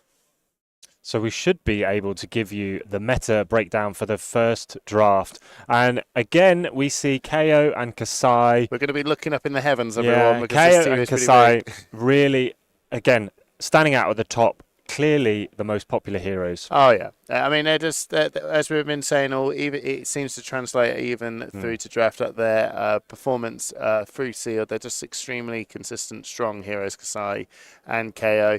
And as well, Betsy as well, just being the next best pick for the Guardian slot But as we well. did see some really strong Olympia play from Naib in the last Absolutely. draft. And Victor seems to be a little bit stronger in draft than he was in Yeah, no, sealed. because you've got more agency to pick the sort of cards that you want, and everyone who isn't is going to be passing over these really good cards over to you, so it's just more likely that you can actually pull up a pretty strong Victor deck. And again, Rhino on 4. I know. Yeah. And actually, proportionally more Rhinar in the draft than there were in sealed. So interesting to see that. Now, unfortunately, there were a couple of errors in the pods that we showed you prior to the break, so we just wanted to take you through the top pods again and show you how that meta shook out. Yeah. Pod 1 was correct, so we had 4 KO, 1 Victor, 2 Olympia, and 1 Kasai, and we saw Francesco unfortunately go 1 and 2. Yeah, well, that was his KO. And I think as well, you just saw that when you got so many people all just vying for the same spot, you know, the power of a lot of selections that you've got available does go down a little bit. But obviously Bruno being one of those 4 as well, and he managed to just pull through it. So, you know, it's not so much all down to how you draft, the draft deck that you've got. It's all about the plays and whether you've got those cards in those moments. And a couple of big turns changed the tide of that game. Absolutely, absolutely. So let's just take a quick look at pods 2 and 3, which were slightly incorrect before. 3 KOs in pod 2, and then a pretty even spread of all the other heroes. One of each. So 1 Kasai. I mean, if we're looking at the 2 big hero names of KO and Kasai. 1 Kasai in each pod. Wow. Okay. Yes. I mean, it's no surprise really that I'm sure Liam Holden just had a really, really, really good selection, and Pablo Pinto as well, a taking Olympia household name as they say. Yeah, on Olympia, and they've obviously seen perform them really well. And Sander Neeft on Rhinar, having won a previous battle and a calling. Wow. So. Okay. But the thing is, it's that interesting thing of whether does Rhino get affected if a lot of people also want to be playing as KO as well? Taking all the good brute cards. Exactly. So what did we see in pod 3 then? It was a heavy Kasai. It was a heavy Kasai. The last time we with the wrong one, we just saw 4 Kasai, but even then, still 3 Kasai. Yeah. I mean, that's still quite a lot of players, vying for that. This may have been what more like people were expecting, with 3 Kasai, 3 KO, and then a couple of other heroes, in this case Guardians.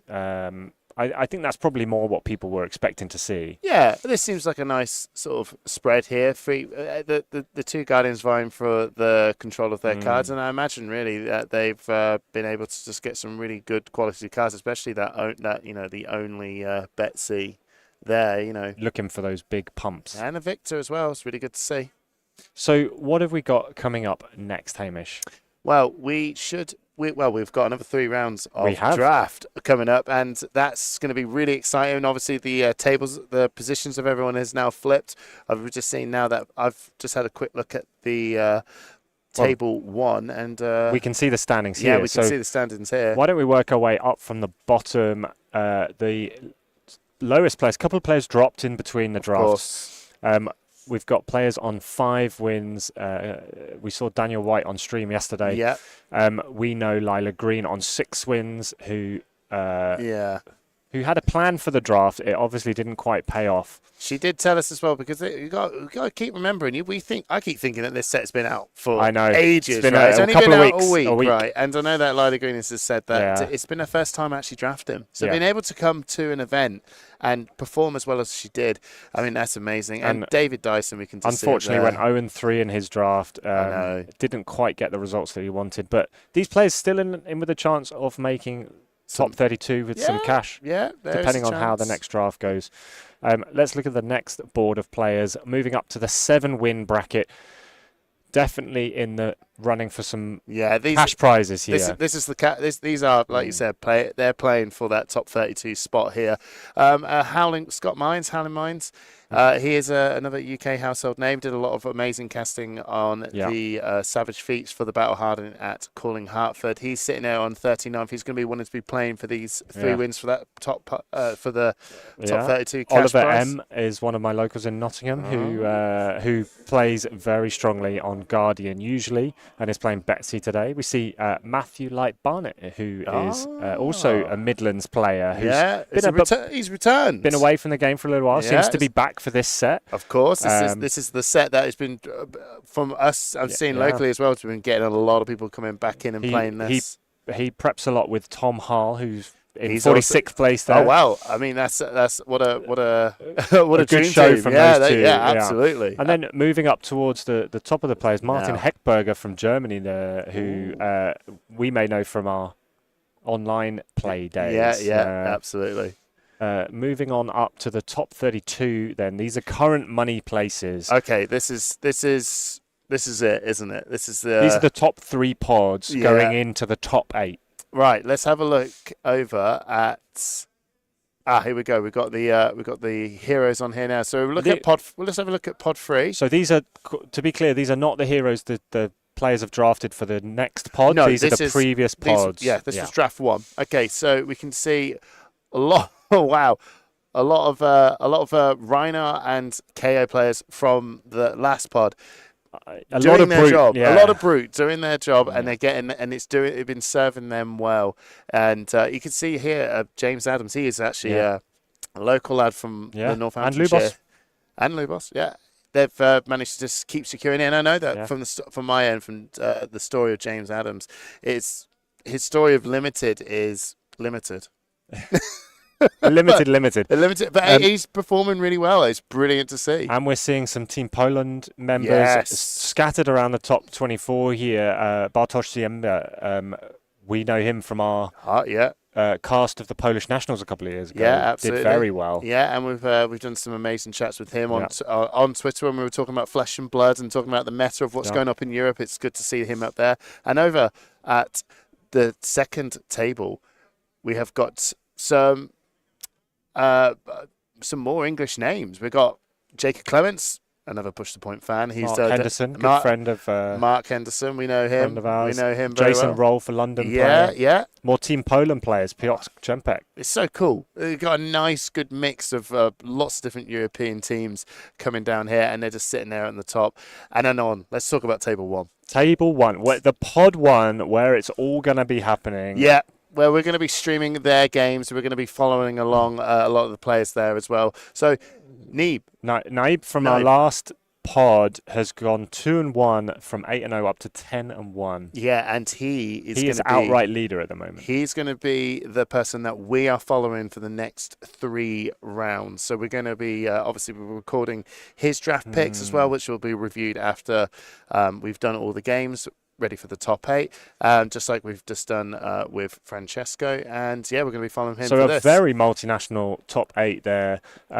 Lots of top names. So many good players in there. Yeah, I mean, Pablo Pinto. He's always back. There or thereabouts, isn't he? He's back, isn't he? He's back. He's there. Eric is another top TCG player who's been harassing the top tables of games like Flesh and Blood for a long time. Absolutely. And then we've got 2 UK local names, haven't we? One, Liam Holden. Good to see Liam performing. Yeah, absolutely. He puts in so much effort. Yes. And he's got such a good testing group, so it's good to see the results of that shining through. Really cool. He had a really good, he still does, got a really good UK podcast, 0 to 60 with his There crew. you go, Yeah. He's sitting there in third place. And Bruno, who we saw in the last round of the first draft. Yeah, and he took was taking no Francesco. prisoners. No, he was taking absolutely no prisoners, and took out the person that we were following, Francesco, all the way down. He's sitting there in fourth as well. So. Really strong. Wow. Okay. And it's really interesting to see that the heroes that they've taken and sitting up there, the only one that's up there, Bruno on KO. Wow, all warriors. All warriors. I mean, wow.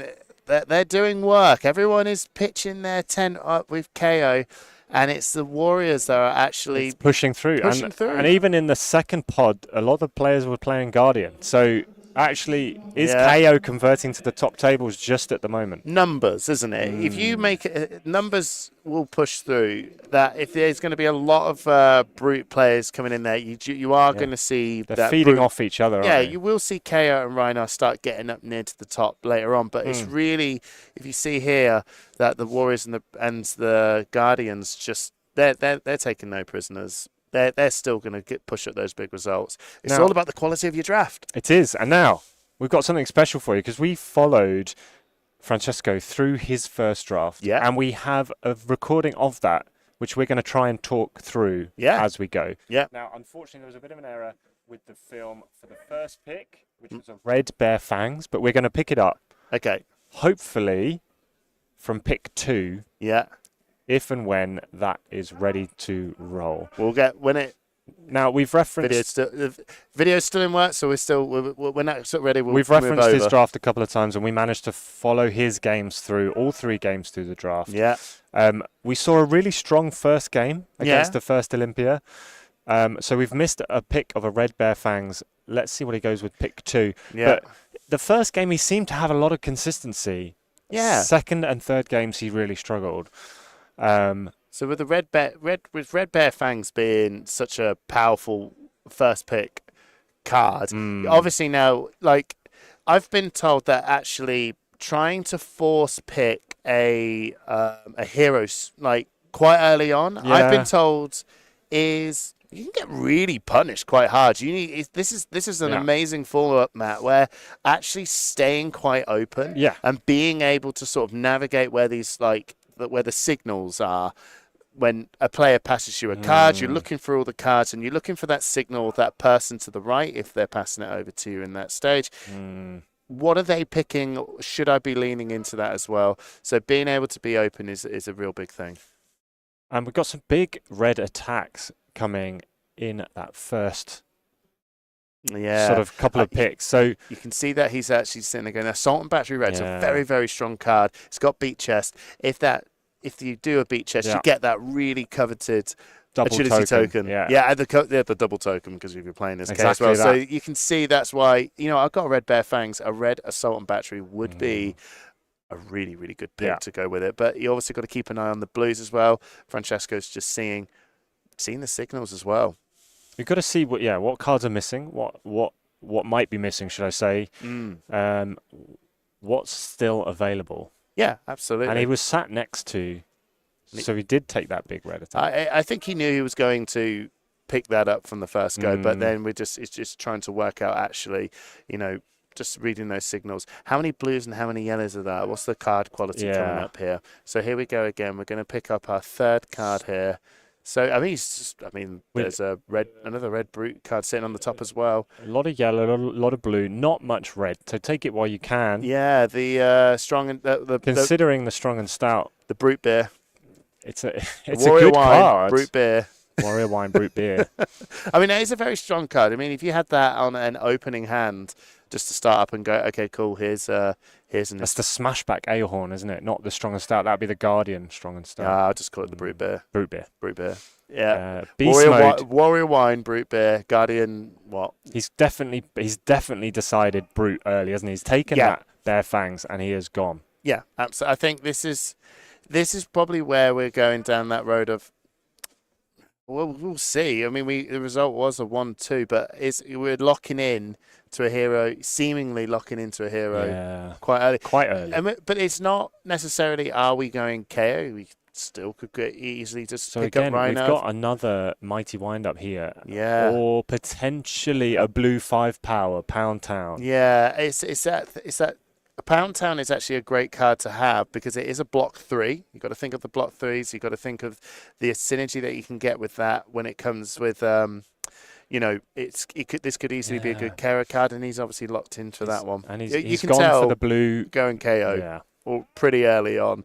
I think with Rhino as well, you are looking for some setup turns with beat chest and trying to not maybe leaning to maybe too many five attack stuff because of you don't doesn't have that same quite flexibility. the same break point You as still well. want to pick him up because obviously they're good free block cards, but some more beat chest being able to set up a slightly is what more Rhino's difficult looking pick here. We're looking at maybe some equipment now, or the Red Rally is another good card. Red Rally is a really, really good card because there's no defense reactions at all in this set, so we need to have something that's going to be able to make my zero blocks. Give the option. Yeah, my zero blocks need to have block value as well, and Rally the Rearguard just does that in spades. And he does go for that pick. And Mansant kindly giving us the Warrior Wine, the Brute Beer, and the Guardian Grog.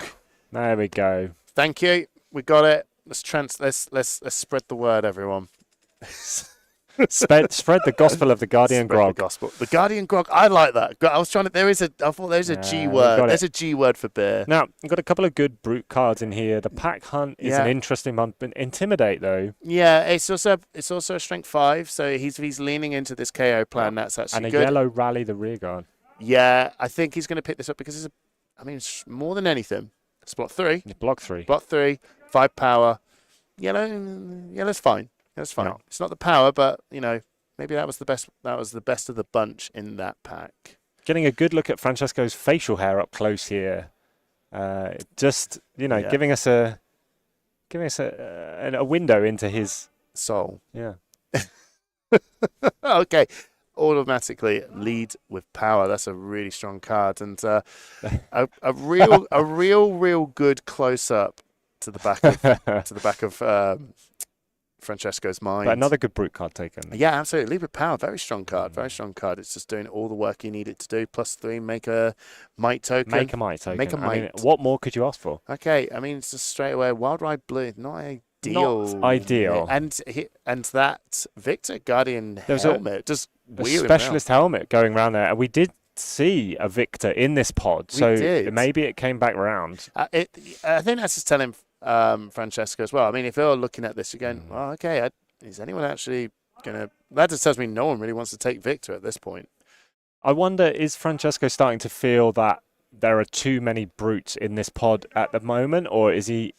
Is he seeing enough of what he wants to see? I mean, okay, we've got a yellow bear fangs. Okay, but we saw that played a couple of times, but it's not the highest quality card. You're seeing a couple of big red Guardian attacks in the same pack. That's like you were saying. There's a strong sign now that we're actually at this point of going. There's going to be a few brutes, but you should expect that. You should expect that. You should expect there's a lot of people going to... End of pack 1. But it's how many Guardian cards now that we're looking at here. That just tells me, okay... Actually... This is not...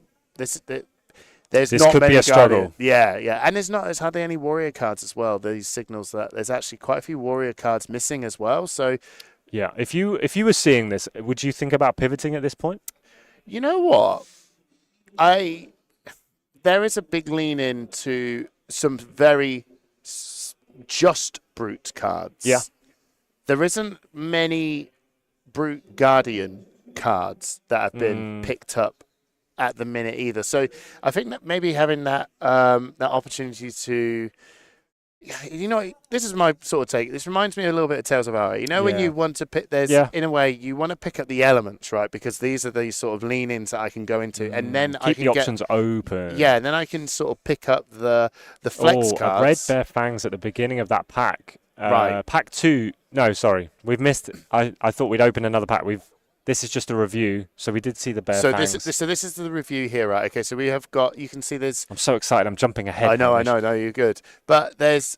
So what? We've got one. There's 5 or 6 big red cards. Just brute. Just brute. So when you've got that many just brute cards, you think you might be okay. Well, it's just more that how like the idea of I mean, maybe it's a bit too late to pivot now. Maybe there isn't, but it's you want to try and pick up maybe the flexible cards that can go either way. Then I can just go into Guardian if I choose to. If I see just Guardian cards, but we've got quite a lot of so 5 big red cards, a yellow Bear Fangs, and a yellow Pack Hunt. Yeah, absolutely, and I think we are now. You've got to sort of stay the course. Most of these cards are 5 power plus, so they are all hitting. Yeah, that's fine.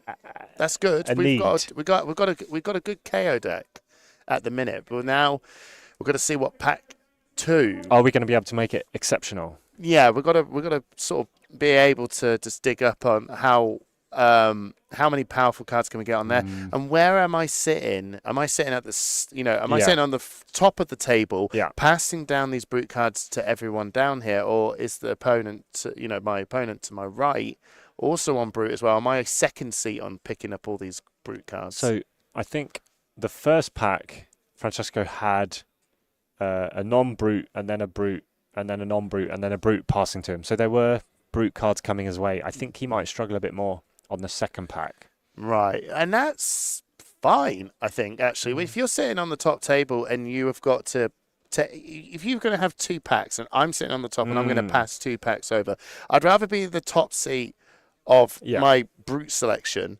passing you whatever's left. Right, and then when it comes to the left side, I've only got 1 pack where I'm going to be, middling around, and that's can be a normal thing that can happen with most of. I mean, I've got a lot of experience from all the other sets, and that's how you can see that's how it can sit here. But all right, what are we looking at? Lead with power. Red. That's a good. That's a good pump card. We don't have many. Not any equipment taken just yet. Not yet. So maybe we just. So just looking at down and out red versus the lead with power red. Yeah. Both very good cards. And you see, down and out is.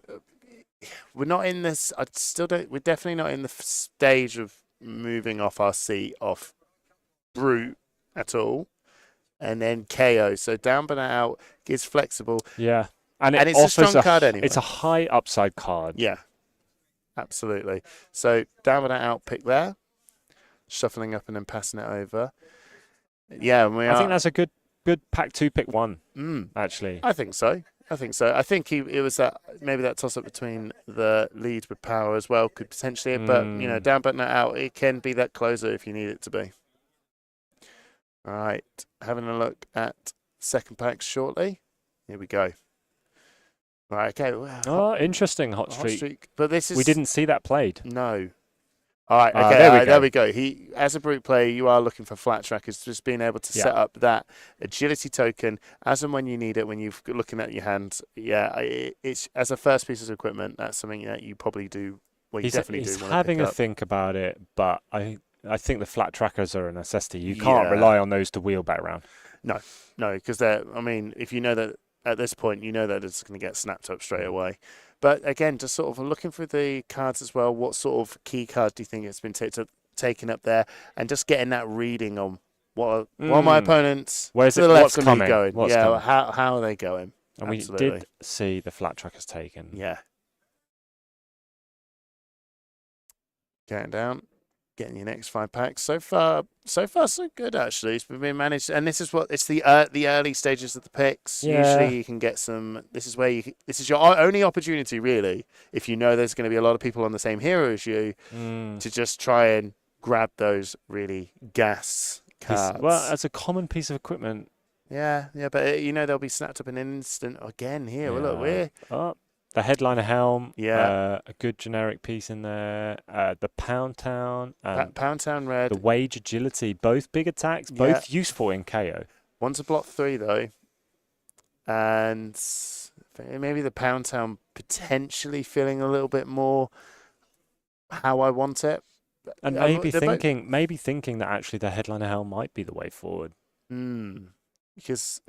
These equipment, we've also got one more pack, so I think we're at this stage of where we do need to start thinking about picking up some equipment. But he's went for the wage. He's waiting for the specific brute equipment, maybe. Left the red Pound Town. Left it. Yeah, please pass that on. some of the names in this set. Seriously. Yeah, Pound Town. Pound Town, Wallop, Thunk. Oh no, yeah, no. I mean those names are seriously really right up my jam, and I'll say that. Wild Ride Red. The mini meat axe. Mini meat axe is a real great include for a Rhino deck. It is. It's a maybe really not so good. much for a KO. No. We've got the Wild Ride Red, the standout card there. Yeah, that if you see Wild Ride Red, Bare Fangs Red, it offers that. You've got to take it if you're going to lean offers in. that width to a turn. It does. It does, Simon. Sometimes you just need a bit more width. Sometimes you need a little bit more length. This is true. But it's not up to you. Passing the cards along and see what the next cards will be. I do love a draft. I'm sitting here now being like, oh man, I wish I could have been drafted. I really want to draft now. Yeah. And I hope everyone else here who's enjoying Francesco's picks is also just like, I'm hoping that for the people at home, it's able to give a bit of flavour of being here in the room. Absolutely. And knowing what these sort of what sort of picks that are available, seeing how open I can be, and just seeing this opportunity to go, what happens when I just lock in real quick? Yeah. And everyone else is also just jumping on the same boat. How punishing can that be? So we're seeing the number of red cards coming through now starting to dry up. So we're now really looking quickly at maybe those brute 5-power blue cards that can be useful. I think it's just also seen that sign as well that the brutes are definitely onto my left here. A blue Wild Ride's not going to do much. No, for a 0 block. The Bonebreaker Bellow is again just a blue, but block 3. Block 3, non-attack action. Yeah, blue block 3 is really strong. It might have those moments with the Wild Rides and everything that might sneak up on you, but a blue block 3, it's good. It's very strong card. Solid card. Yeah, does all the jobs that you need it to be. It's one of those feelings, isn't it? Like you start questioning yourself midway through the pack, and you're like, "Oh, I tell you what, these picks here, it's real equipment heavy, and this is the time. This is the time now. Good pieces of equipment as well, like the solid chess piece there. Confront Adversity is probably the strongest one potentially out of those two picks, and plus as well, you can just see there's just loads and loads of Guardian cards, so there's not really much of a choice here. There is just this is probably the best. This is what's happening. I've got to take some equipment pieces. I've got my head, I've now got the chest.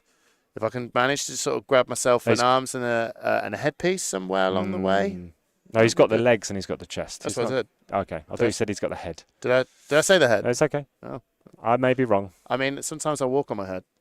Really? Clearly that time. But Guardian cards are everywhere. And it's not surprising now we know there was only one Guardian in the pod. Yeah.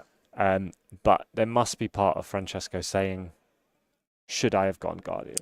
Can the pod support 2 Guardians? And this is that, a pod can support 2 Guardians. I think so too. Yeah, no, absolutely. I think another blue Bonebreaker Bellow. 3 block. 3 block. But I think it's absolutely. Yeah. If everyone went 2-2-2-2. We're not seeing any warrior cards. There were 3 warriors taking cards here. Yeah. They've all gone. They're all gone. So it's a clear sign here that, straight away, like we're saying, there's loads of people picking brute, loads of people. So now we're just trying to be. We're all locked in. No one's shifting. Yeah.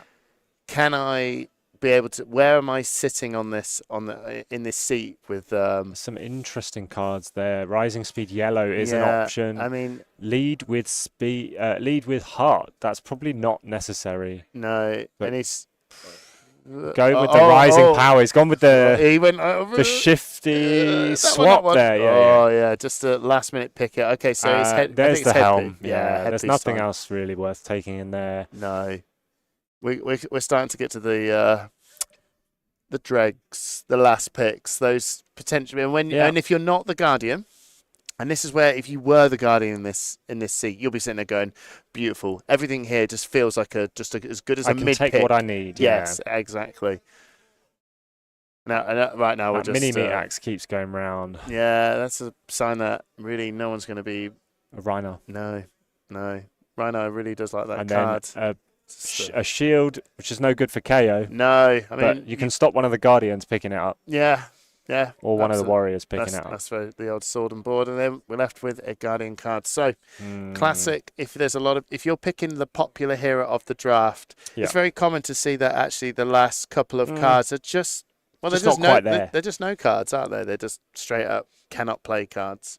So, but, I mean, you're not going to play every single card in your pool anyway. No, that's true. But at least you'll get options to try and see if you can shift through some of the mid-pick. I'm not sure cards, and sometimes you actually go, oh goodness me, I don't know why I got this blue block 3. How did that turn up? Yeah, exactly. Especially when you're playing as that hero that isn't the hero that isn't being picked much in that draft. But in this instance, we're playing. It's quite clearly a brute heavy pod, and Francesco will have read that. I mean, okay, we're doing just the reviewing. Review here. All right, so we've got a good couple of red cards, another good couple of bits of equipment. All right, okay, we zoom back out now. We're not so close to Francesco's right ear and face. So we do have 3 pieces of equipment already. Just looking for the final arm piece. I think there's those ones that will sort of just wheel round later on because there's so much equipment in this set that he'll probably just at some point going, I am not going to be picking up equipment over a very strong card. Somewhere in the mid-pick. We have got some good red attacks there. Yeah, very strong. A couple of useful yellow attacks, and then the blues are variable. Yeah, no, the blue. It's good seeing a couple of blue block 3s here, and it's just interesting to see the quality of some of the yellow cards, and it's the ones that are just like strength 5 yellow cards. They're fine. Especially, we've got a Mighty Wind-Up as... Mighty Wind-Up, yeah, that's it. That's in there. That's a fine card. Yeah, fine card. Got to love those Might tokens. Yeah, absolutely. Right, on to pack the last pack. 3. Having a little think. Right. There's still a chance for a top-notch pick here, and I think we did see a Majestic that was discarded off a play that Francesco made. So this may be... This is the... Pack 3 Majestic. He's got no fear. He's got no fear picking that card. I wonder if actually it would be interesting to see what other choices he would have had. Yeah. Whether that was actually probably the would he have chosen that card over some other potential picks, or was it one of those cards that goes, sure, this is the best one, but it's not the one I wanted to straight away see. So some big attacks there. Okay. Maybe it was past. Oh no, here it is. Oh, okay. So here we go. There we go. So we've got a red wild ride. Yeah, or the no fear. Oh, the no fear. This is that moment of where he obviously is picking a defensive card versus an attacking card. A wild ride is good. Wild ride. It's a very good card. Wild ride is probably one of KO's strongest cards, and he's just thinking, right, which one? Do I need to have a few defenses here? And it's hard because he knows that he's just going to be passing over. Passing a wild ride. He's going to be passing a wild ride. And he knows that's never going to come back. That's gone. No, it's definitely not coming back. That's a goner. But no fear. I actually still think that no fear was a reasonable pick. But I wonder, obviously in hindsight, that no fear could have been the wild ride. And if that card was the one that flipped, it would have. Hindsight. I'm not sure it would have changed the result. Maybe not. No, but there was quite a few bits of value. But regardless, I can see why he would want to pick that. He's picked up another wild ride. Yeah, wild ride. He's picked up another wild ride for this one. But there you go. And it's a foil. Maybe that's it. Maybe it's shiny, man. I can't imagine he's value drafting at this point. Hey. I'd say that getting into the top places would be more valuable. Sometimes those shines. The magpies do. Sometimes get I'm like this. Yeah, no, but I'll never get this opportunity again. So interestingly, just watching some of the alpha draft, invitational alpha draft here in the Calling Liverpool. Any spice? There was no cold foil again. What? What is this? 2 boxes of Birmingham and Liverpool. I know. I sat in that Birmingham one. No cold cold foils. I tell you what, they keep picking up these. There was a good Majestic though. Which one? E-Strike. Oh, well, that's a win. That's a win. Non-foil. And we're going to move on to the next pack, that from Francesco. Oh, here we go. You know, I think that story where he may have passed over that raw meat. There you go. Did he? That's a big piece of equipment. That is, although, because he didn't put it down on the board, so we know. Let's see. That he did well. Unless he didn't, just chose not to actually play it. I'm not sure. Maybe. We didn't see it though, did we? We didn't see it. No. Did he pick it up? Because I know that he must have passed that raw meat over to. Well, I know Bruno had the raw meat. Bruno had the raw meat. Okay. What's the other choice there? What is the other choices? I mean, you don't. Okay. There's gone for the yellow attack. Yeah, absolutely. So this is the moment he passed that raw meat over to Bruno, and that's that moment. That's interesting to me. I think that's very interesting. He had a chess piece already. Yeah, but that raw meat. That's over a Rawhide Rumble yellow. Interesting. I think because Francesco did tell me, he went, yeah, I made a very interesting choice. Yeah.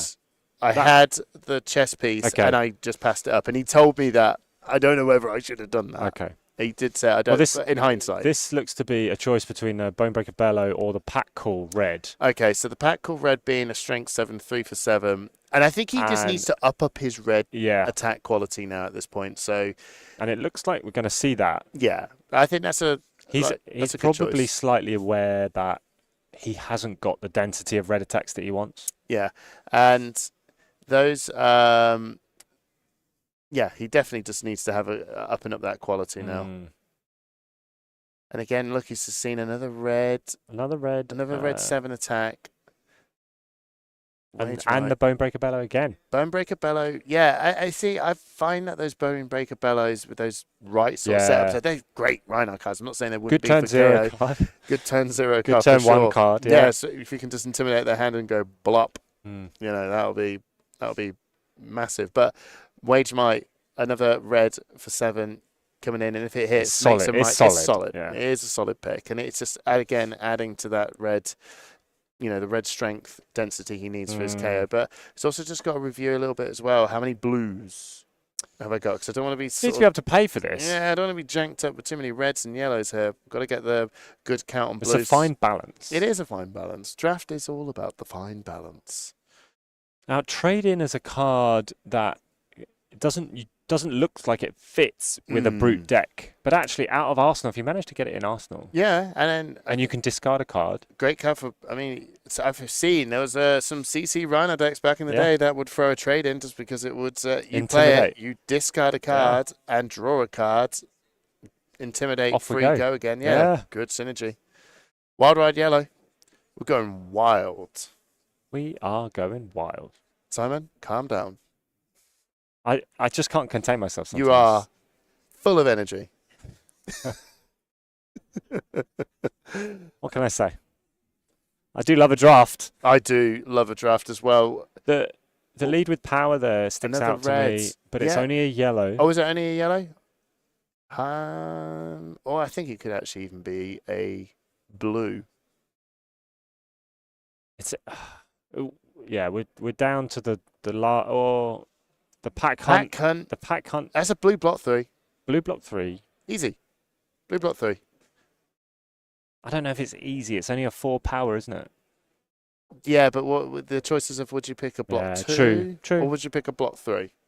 If you're not sure what to do, pick the blue. That blocks for not 2. Wow. There's my rhymes. Okay. Hamish. Lead with power. Yellow. You never cease to amaze me with your talents. Your lyrical talents. I'm a poet. I didn't know it. So again, opting to choose not the lead with power yellow as well. You mentioned the need for blues, and I think I think he's starting to clock on that now. That actually we just need to build that. Just having a few more resource cards. And it's hard as well. Sometimes when you're going through this, is actually when you review your deck, you kind of just count how many have I got this, how many got this, and then you kind of got to remember the sort of cards that you're picking as well, and then you sort of go, how many blues do I have? Yeah.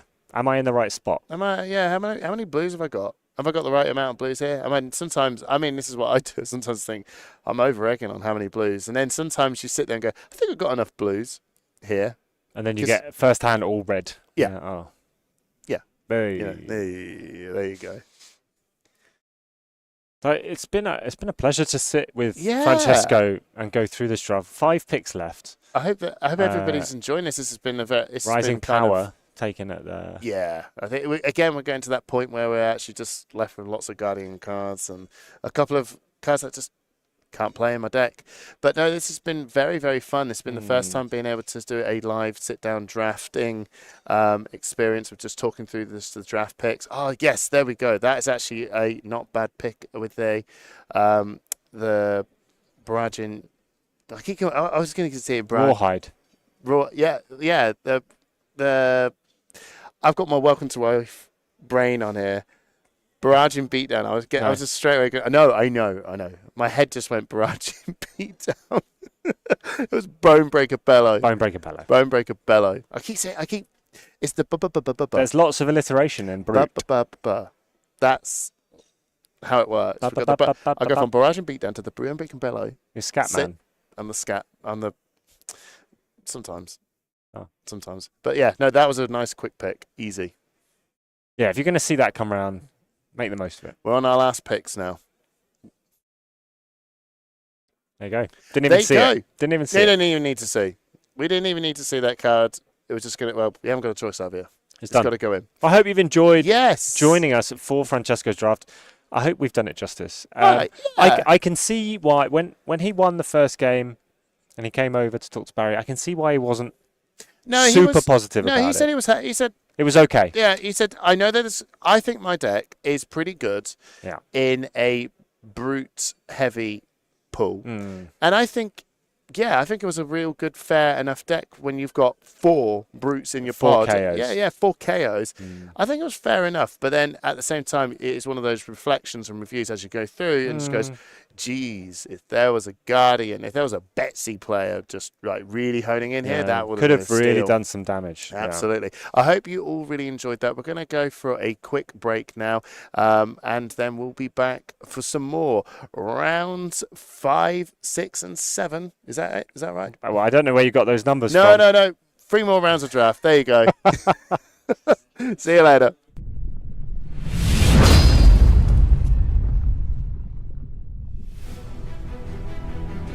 Let's go on to Worlds. Yep. Have you decided on a location yet? But obviously, you're not going to tell us. Yep. We have.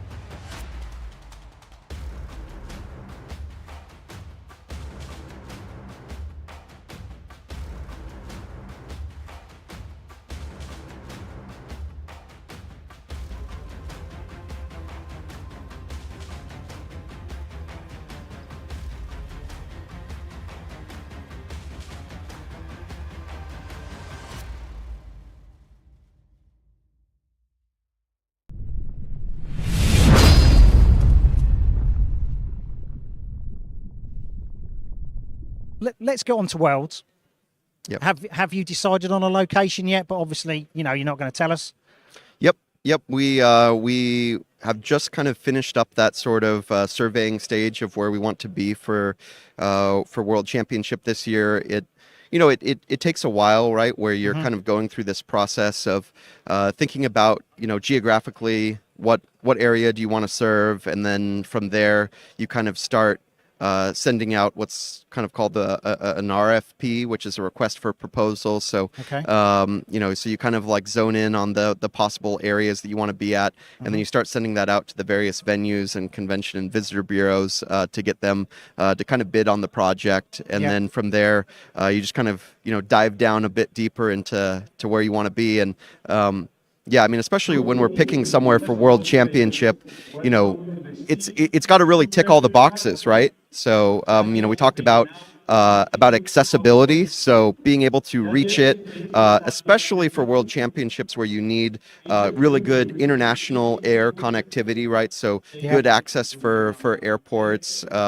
is key for all the all the airlines around the world to be able to access that place. So because you've got all of the national champions flying in for this thing. Yeah, So, totally. The flag presentation is a massive part of it. Yeah, and we've got some other tricks up our sleeve where we're going to be building on the national pride sort of component of World Championships this year. So that'll be coming out in an article here soon where we talk a little bit more about where representing your country is going to mean a little bit more, and I'm excited to share that. So yeah. So I'm sure you're not going to share the location where we're going to Worlds. But, not just yet. I know when we spoke in Birmingham, I was saying we're doing US, Europe, and then we're going to Asia to open up that market, and and having a World Championship there, and the ethos behind Play Fab, travel the world, and everybody gets their part of it. Let's talk about picking a location, and let's look at Barcelona. The venue was amazing, absolutely amazing. When you walked up those stairs or used the escalator, you see the big dash in front of you. All the flags were there. It was a sight that actually inspired you when you walked up. When you walked up, got into the venue itself, and the venue was beautiful. Yeah. How many other venues did you dismiss before you get to Barcelona? Was it? Well, yeah. Let's answer that question first. Yeah. So obviously, last year the World Championship venue information came out, a little bit later than we would have liked. I mean, we still got it out in what we feel like was kind of like the minimum amount of time, right? So we got it out. It was like 4 to 5 months before. We'd like to get that out, 6-7 months before, but we really used a lot of the runway to get that venue location. And I'm excited that actually for World Championships this year, we're going to get that information out quite a bit sooner. So if you are going to join us in Los Angeles, we will be confirming the World Championship location at the keynote in Los Angeles. You don't have to wait too much longer for where Worlds is going to be. But when we talk about the sort of retrospective of Barcelona, so for us, it's like, okay, Europe was the target, right? Yeah. We wanted to do World Championship in Europe. And it wasn't just Barcelona that was in play, right? So, we were looking around France, we were looking in Spain, we were looking in the Netherlands, we were looking elsewhere in Europe as well. But kind of the ones that kind of, sifted their way through, we sent teams out to go and check out venues in Paris, right? And so we were looking at it and we were like, okay, how do we achieve this in Paris? And, it was one of those things where it's like, we came across some options, but none of them really, just felt right for us, right? Yep. And it feels a little disingenuous if we were just going to say, World Championship Paris, and it was going to be in some venue that's like way outside of the city or was in, like not a great neighborhood or didn't have the facilities and fixtures that we needed. These kinds of things, like, we need to be proud about where we take these events. And, when we kind of dive deeper, we had this opportunity that came up at the FIRA, FIRA Montjuic at the Plaza España in Barcelona, and it was like, okay, this is the right size. It's actually in the city. It's easy to reach because it's Barcelona. There's tons of international flights. Yep. It's going to be a great time of year. Hotels aren't going to be too expensive. Still relatively warm. Yeah, still, like relatively warm, like very pleasant, like to walk around. I mean, some people were wearing sweaters and stuff, of course, but for November, right? So, and then you start, you get to this stage as you go through this process where it's like, can I visualize the event here, right? And I think as an event designer, you really have to be able to create these sort of 3D models in your head of, can I visualize where the side events are going to be, where the World Championship is going to take place, where the catering is going to be, where's our operational area going to be, where's merchandise, where's prize wall, what's the flow look like as you walk into this event, what greets you, what inspires you, that sort of thing. And you when you've done this for a while, you kind of, it comes intuitively, but I think that's like a huge part, is you have to be able to create these sort of 3D models in your head, visualize, is this going to be a place where it takes place? And that sort of instinct and intuition, there's a lot of times you think about it and you're just like, yeah, this thing ain't gonna fly. You see that they only have, a few toilets or that sort of thing, and you're just like, yeah, this it's a nice hall, but the ceiling is too low. That's usually another issue at a lot of places is you go somewhere and the ceiling is maybe only 3, 4, 5 meters high, and you're just like, this ain't going to work. The sound is going to bounce, the lighting's maybe not adequate, or maybe they don't have enough aircon, or, whatever it is. And you just, you get it in your gut pretty quickly if there's going to be, if there's going to be a problem, right? Yeah. And so you go through this process, and then you're just like, all right, you know what? I've visualized the event. It ticks all the boxes. You have all the boxes that you want to tick, like on a very sort of, technical feel, right? Like, space, square meters, aircon, janitorial, lighting, electrical, internet, blah, blah, blah, blah, blah, blah, blah, right? Like you tick all the sort of like boxes, and then it's like, okay, and I can visualize it. It looks right. We're going here. And so, like you said, that actual moment where, you walked into the venue for the first time and you saw the welcome thing and you saw the flags, like, that was something that as a team, we articulated that. I told that actually to James, like, when you walk into the venue, you're going to have this grand feeling. You're going to come up these escalators and you're going to feel like you left Barcelona and you entered Wraith, right? You are going to feel this. It's going to feel empowering as you walk through the venue. After the weekend was over, we were, kind of standing down there, and, James comes up to me, gives me a big hug, and he was like, you told me this and you delivered on it. And that was like, it was like the most satisfying moment in all of it, because, you envision something, you think about it, it's a dream or it's a thought up here, but then you actually put it into practice and you execute on it, you deliver that, and it's so satisfying. So the venue for this year, have you done the same? Yeah. So same sort of thing, right? It's like, you're going through, you're looking at those 3D models, right? You're looking at the floor plans, you're looking at the general area, you're doing those sorts of site inspections and that sort of thing. Obviously, we're still, whatever it is, like 8-9 months away from the show, right? Yeah. So, we're still in the design phase of what we want World Championship to look like. But yeah, 100%. We're thinking about it the same sort of ways. Like, how do we, create that sort of feeling here? Yeah. Now, not every venue is going to have a set of escalators that comes up into the center of the hall, right? Sure. Like that is something that, we looked at kind of the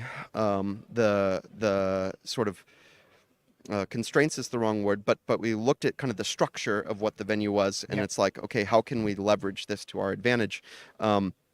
Most venues, just like this one, you have an entrance on like one of the sides of the building. This one, you actually kind of entered through the center, so it's like, okay, let's leverage that. But 100%, we're in the we've kind of nailed down where we're going to be this year, which is why we'll be announcing it here in March, giving people like a proper like 7-month-ish sort of lead time, and yeah, we're in the design phase of like thinking about, okay, conceptually we know what we want to do. Then let's figure out how do we use this sort of canvas to put on our biggest show of the year. Yeah. So I'm so looking forward to it. Yeah. I'm so looking forward to it. Yeah. Thank you for all your time. You're an extremely busy man. Yeah. Cheers, Trevor. Thank you very much. Yes, of course. Thank you. Yeah. Brilliant. And then we will get back to the action. More games to come. Stay tuned.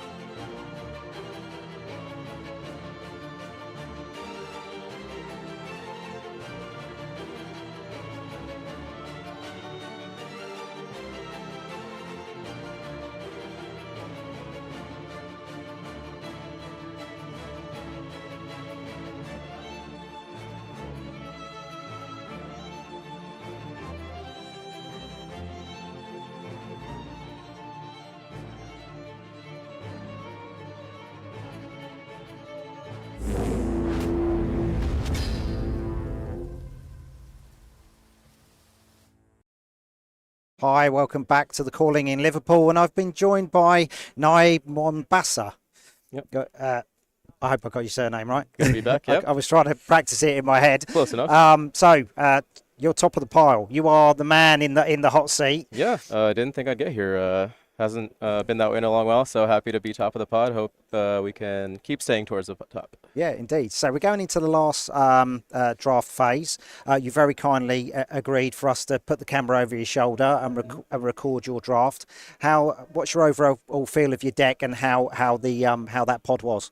I think, if you saw the way that I was drafting, this time I picked a class card very early. The strategy was trying to maybe signal to my opponents what heroes were open. I think it worked overall. Last pod we saw 4 KOs. Wanted to prevent something like that from repeating in this pod, and so I had a fairly playable warrior deck. Went Olympia again, just the way the cards worked out. So I'm feeling good about it, but I am... I'm going to be up against Pablo Pinter, one of the best players in the world, and so that's a little daunting. I have a lot of respect for Pablo, so hopefully, don't get destroyed too hard if that's the case. Don't let the reputation, phase you before the game. He's just a dude. He's just a no, guy, for sure. and he's in your way. Right. But do you feel that this deck is comparable to your last deck? On power levels when you look at them. I would say so. When I look for warrior decks, I would like just a playable warrior deck. As long as they don't have baubles in the deck, usually they turn out pretty well. I have 2 more playable cards than last time. Okay. I think the deck is fairly strong. We'll see how it goes. I need to win 1 more to qualify for top 8. So really that's the goal for the next 3 rounds. Nice. We'll be following your journey like we did for Francesco. So for the next 3 rounds, you are the star of the show. Yeah. And we can see what how this draft continues. Yeah. So stay tuned. This game is coming up very soon. And quick, get a drink and then come back. All right. See you soon. Bye.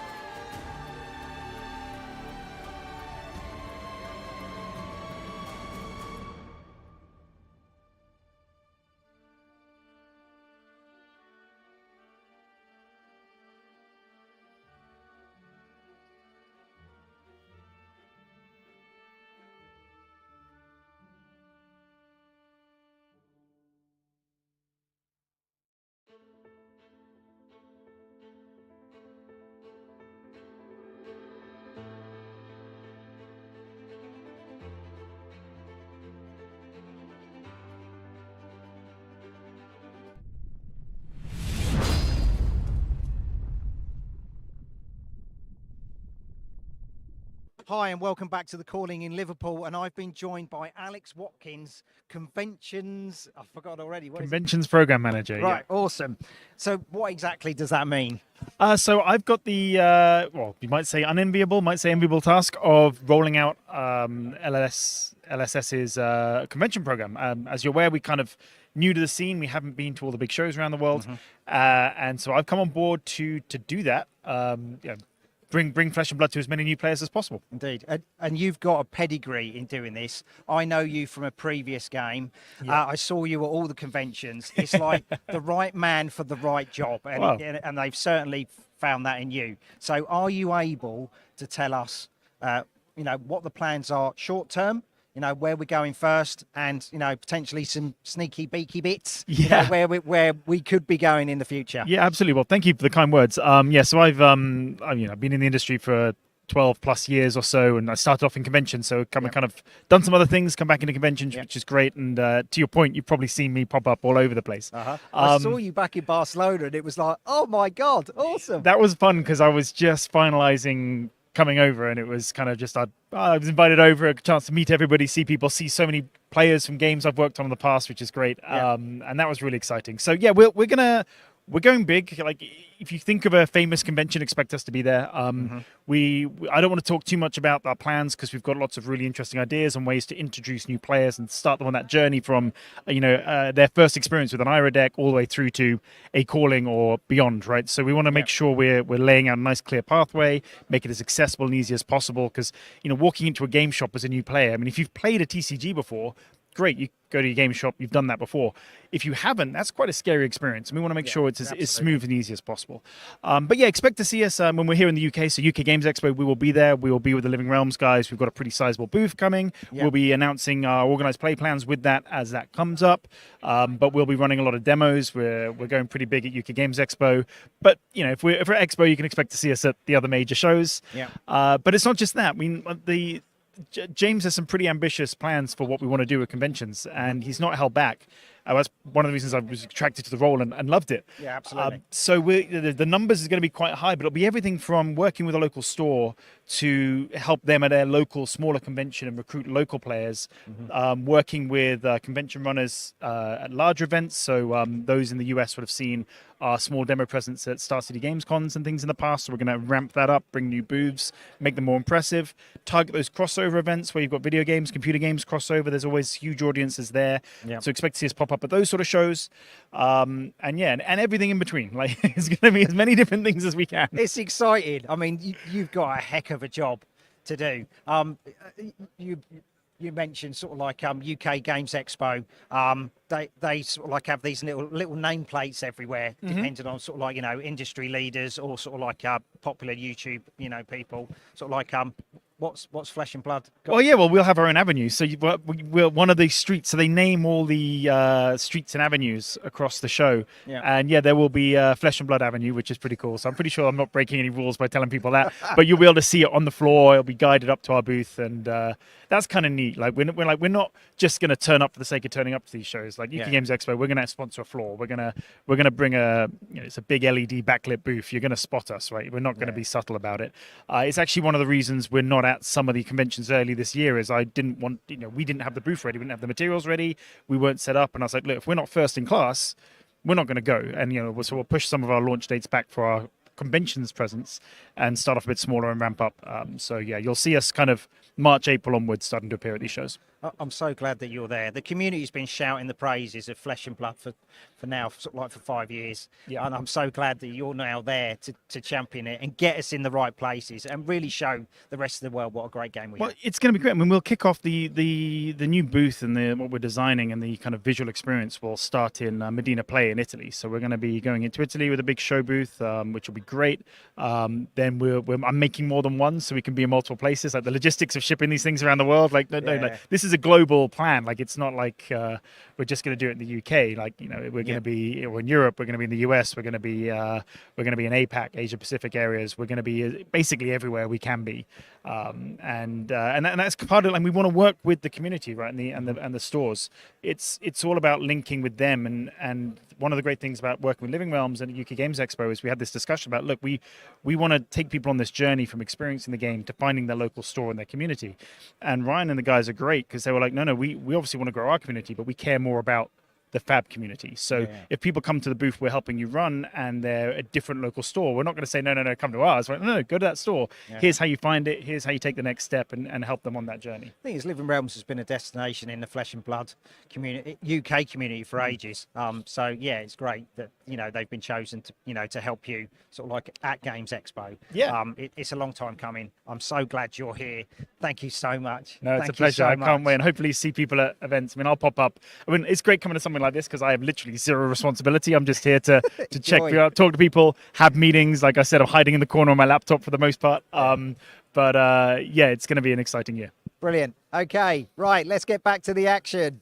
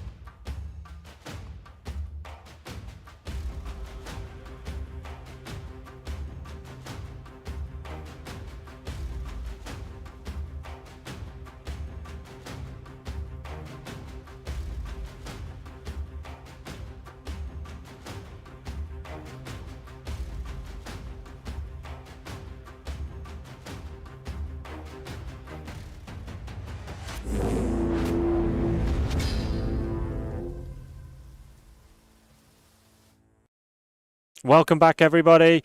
Simon and Trip from Push the Point coming to bring you the second draft of day 2 of the Liverpool Calling. How are you feeling, Trip? Feeling good. I'm feeling very excited for this second draft. This is the one that's really going to determine how you end up placing, whether you can get into the top 8.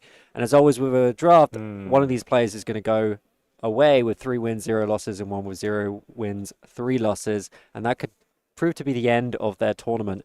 Not being able to get into that top 8. It could be a bit brutal. Could be very brutal. Exactly, Simon. Exactly. And we're not just playing for the top 8 here. I mean, that is the ultimate goal to get into that final. I'm playing for the top 8. I don't know what you know. To get into that final draft. You don't come to the deathmatch arena to not take it down, right? You don't come into the arena, you're there to win. You're ready to take home all the marbles. All I'm trying to say is for that player that does go 0-3 in the top pod, they're still likely going to take away some prize money. That's fair. But, there's only one winner. And that's the one we're going to find out very, very soon when we see these next 3 games. Who's going to get into that opportunity? And we're seeing up here on the top pod. The top pod. And we've seen a few players that, we see Bruno there again, still on the top pod for Leap as well. But it's good to see Liam Holden and Pablo who have broken into this sort of top. Absolutely. Top 8. And these are the heroes they've drafted in this draft. So we have 3 warriors, 3 brutes, 2 guardians, I don't think it's surprising to see who's playing Guardian. Yeah, and Pablo's doing the Betsy dream, right? I think this is the only hero that Pablo has played the day 1 and day 2 of this tournament, so he's going to be playing a minimum of 14 games with Betsy. We'll have to see if he's able to sneak into that top 8 and play another 3 games with her or someone else. Seeing here a much more even spread in terms of only 3 Brute players, 3 KOs. Again, no Reinhardt making it onto this table. Bruno making a bid for KO once again after his previous draft. Interestingly, Liam Holden, the only one on Kasai. But 2 other warriors there. So it's only Kasai player, so maybe a little bit of tech, a little bit of spice that Kasai likes to see that Liam was able to hoover up. But we do have 2 other warriors with the Olympias there. And we will be following Naib Mobasir through this draft. So first round coming up very shortly after we've had a look at some of the other pods will be an Olympia versus Betsy matchup. Yeah, I think that's going to be a really good one. I'm looking forward to seeing Betsy again being piloted by Pablo Pintor in that game we're going to show you very shortly. Just waiting for those players to set up and we'll get right to it. But this is what's going on in pod number 2. So we see again Francesco Giorgio now down in pod number 2. But we also see some very big names from the UK community. Well, previously of the UK community, now the fine Amsterdam moved community. over to the Mark Netherlands Henderson. community. Yeah, Mark Henderson up there representing, I guess he's representing New Zealand and Amsterdam. Very well-traveled player, Mark Henderson. But right after that, we've got Jason Rolfe and Jacob Clements, 2 big figures both from the on UK scene. KO. Interesting to see Jacob moving over to KO for this draft. Francesco Giorgio drafting Kasai this time. Had enough of KO after his last. But again, sandwiched next to another player of the same hero in Roban, also on Kasai. Let's have a look at... Good to see a Victor as well making it Pod 3. on there too. Now, Pod 3 looks a little bit more varied. We've got a Reinhardt. We've got a Reinhardt. We've got with the only hero we're missing this time is Victor. Bartosz Ziemba on Kasai, Lubos on Olympia, Guillaume on Betsy. Yeah, and Lubos seems to be the only warrior. Oh, no, we got Kasai as well. So we've got 2 warriors in this, which is, I think, very manageable. 1 each, 1 of Olympia, 1 of Kasai. So hopefully they've managed to put themselves together a pretty decent deck with the cards available to them. And I'm quite interested to see how James Adam does with that Reinhardt list. We've not seen Reinhardt doing too well today in this draft portion of the game. And Sander Neeft, obviously, on KO as well. Really interesting to see if any of these can go 3-0 and make it to the top 8 bubble. Yeah, absolutely. It really does make all the difference if you can get into that top 8 and go for the big money prizes, the big clout of being able to say you're a top 8 calling player and the chance at being the champion itself. And that's what we have here with round 12 of the Calling Liverpool draft number 2. Naib Mobasir on 10-1 versus Pablo Pintor on 9-2.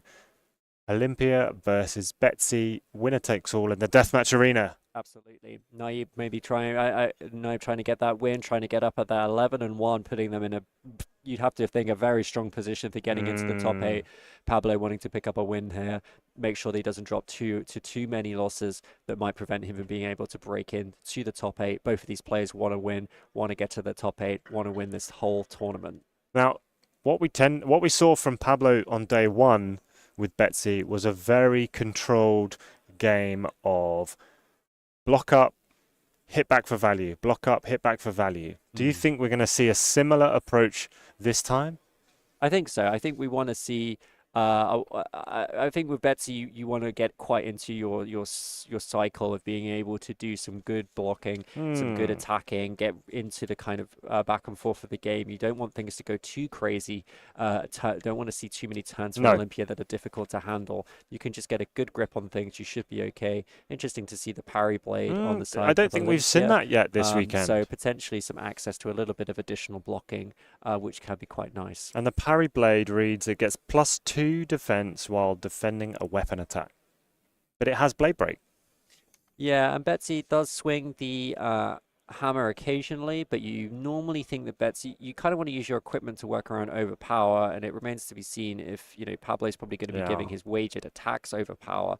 Whether they'll be using that on the hammer, whether that we see that come into play is going to be really interesting, whether that decision to go parry blade saber into Betsy is rewarded or not. I think the 2-block is pretty nice, so hopefully if at some point might choose to cash that in, and maybe we're going to see from Naib less of a saber and more of a sort of saber big attack, or a big attack if followed up by a saber.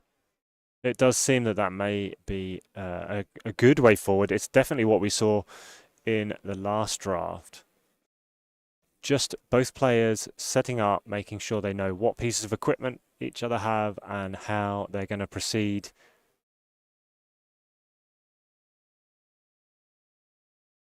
Yep, absolutely. Just waiting to for the players to start playing, start getting engaged in the game. It's also good to see that Pablo's picked up the shield as well for Betsy. So again, both of these players kind of like they're playing a sword and shield with a parry blade kind of serving that sort of pseudo shield. It's a similar kind of effect, but also can attack with it. Looking at the equipment, there's nothing too spicy. We do see the sheltered cove on Naib's side, and we see the I think it's the Glory Seeker, the one that you paid the to helm, yes. pitch 3 to draw Unfortunately, a Pablo card. doesn't have the Good Time Chapeau, which does often work very well in the Betsy, it being a specialization for her. And just a 3-block with the temper, just so useful to work around some relevant on hits, especially when you're having sabers thrown at you. So Wage Vigor coming up for 7, overpower, having paid for Betsy. First off,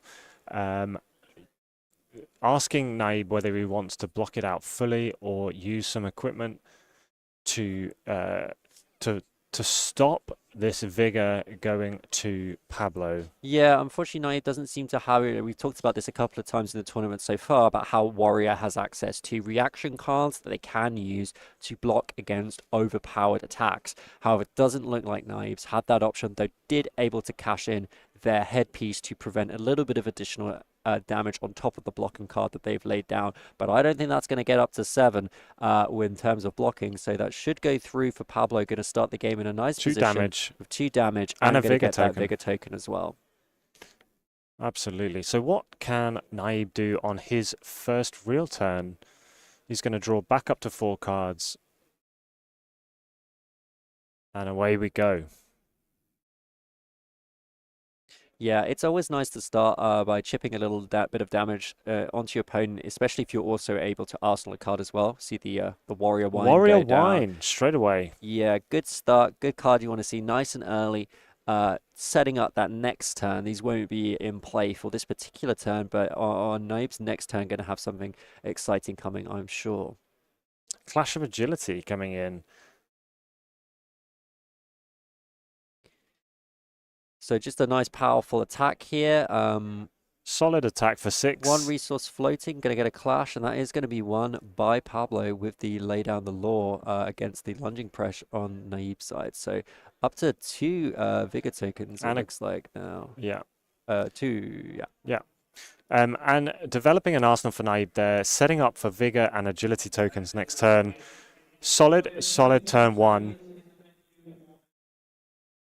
But even though Pablo's defending with 2 cards, he has 2 resources to start this turn and is able to come in with a Wage Might. Yep. Using those 2 resources to activate the Betsy hero ability, pitching the blue to attack with the Wage Might. Excellent use of resources by Pablo, coming in for 8 wagered. Overpowered. Really, really strong turn then from Pablo. And we talked about how powerful Betsy can be when they just get into this cycle of blocking with 2 cards, swinging for 7, swinging for 8. Really, really nice there. In fact, that extra Vigor token really important. Really helped. So Naib not got a huge amount they can do unless they have access to some reactions. We know they have one because of the lunging press we saw off the top of the deck when there was the clash earlier in the past turn. Still taking damage though. But that lunging press is still only going to block for 2. And the Might token goes to Pablo. Yeah. On that occasion, Naib choosing to keep 2 cards then for this turn with the Agility and the Vigor token popping. What can we do here? Yes, I mean, He didn't really have much of a choice, did he? Really, with the overpowered there, like maybe he would have preferred to have just blocked that out Potentially. completely. We'll see what he's able to develop here with the 2 cards left. He wants to be able to do something, of course, though. So 1 resource and an agility. At least he can probably get some sabers go. Well, a saber and parry blade attack going here. So the vigor pays for the saber. Crowds down there bigger than big. For the non-attack block, the trade-in comes through. I don't believe that was from the Arsenal, so it is going to be a draw. It was from the Arsenal. Was it for the Arsenal? Yeah. So it has go again? So it does have go again. 3 go again. Maybe not. Yeah, it was, yeah. So going to follow up with a parry blade. Just a cheeky 2 to finish on the parry blade. But one Pablo card left pretty in hand. happy, I think, with that. Just blocked out the saber with the non-attack, blocked out the 3 damage very nicely. Just took the 2 from the parry blade and happy to keep 2 cards, as we said, and try and swing back with something big with that might token. And again, the might token, not one we see a huge amount of in Betsy, but it's never going to hurt with the big attacks that are already there. Yeah, and Pablo's going to choose this opportunity to develop a couple of tokens of his own, probably thinking, I'm not going to develop any tokens from this attack, so instead I'm just going to develop them with my equipment instead, because as we've spoken previously in the tournament, being able to chain these tokens turn after turn after turn is really important to get those relevant breakpoints and those extra resources that, as Simon pointed out earlier, are really good for getting around the increased costs of some of these Guardian cards if you've got some 4-cost cards in the deck. It just feels sometimes like there's a bit of momentum with the token generation. Once you start producing them, it just enables a lot more on the next turn, enables you to block a bit more. You maybe don't need that extra pitch card. And it speaks a lot to the balance of the game that the additional +1 damage from these might tokens can really turn a good card into a great card, especially when there are relevant on hits to bear in mind. You know, that 1 damage, it's really, really important. You might not think 1 damage could make so much of a difference, but it does. We see here the rising block with energy. the stand guard, which is going to get the buff because of the 2 tokens as well. The rising energy here being played without the buff.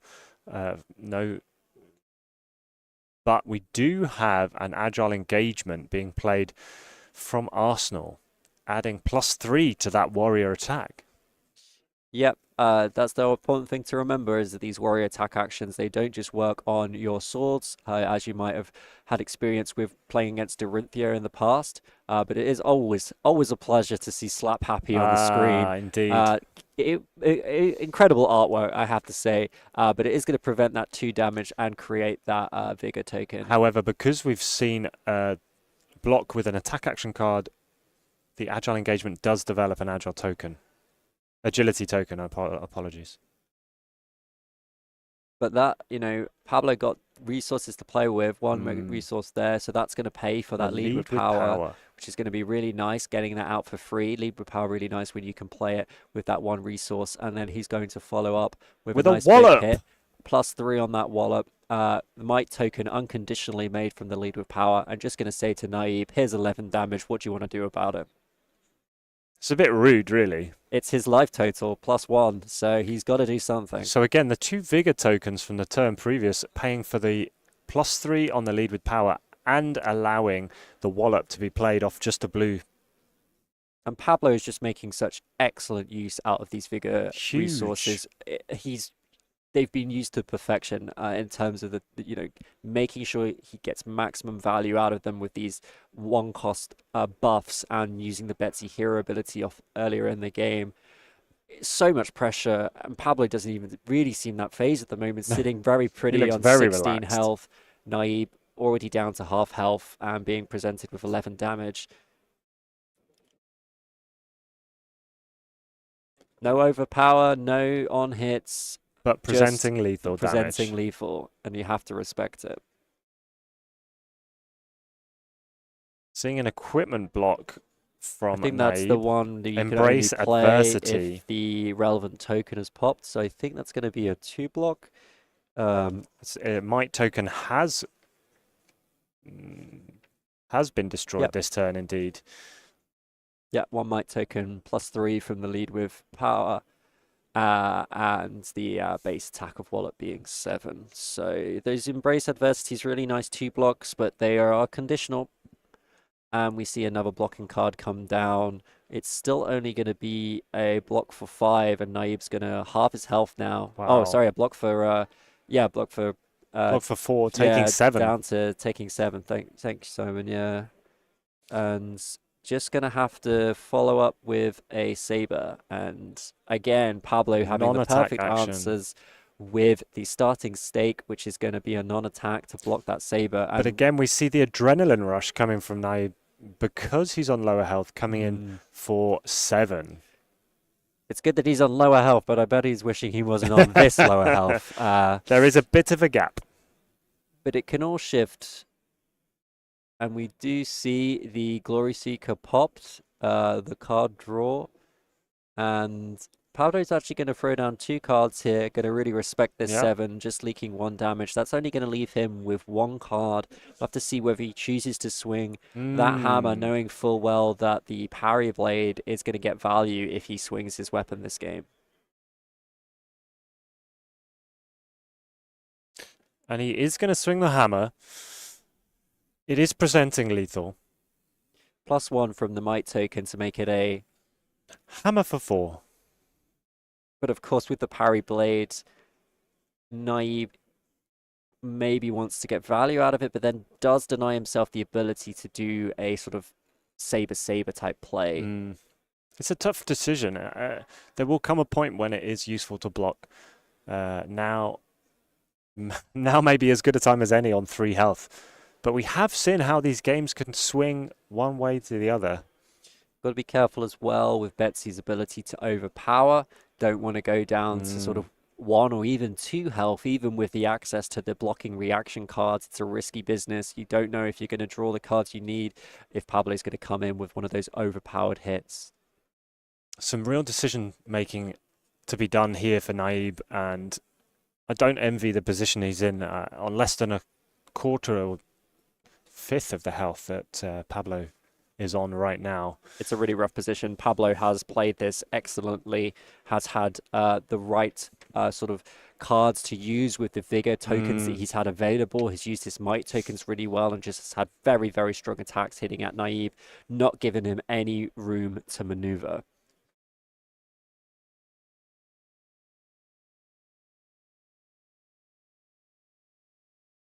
Naib thinking about blocking with 1 card here.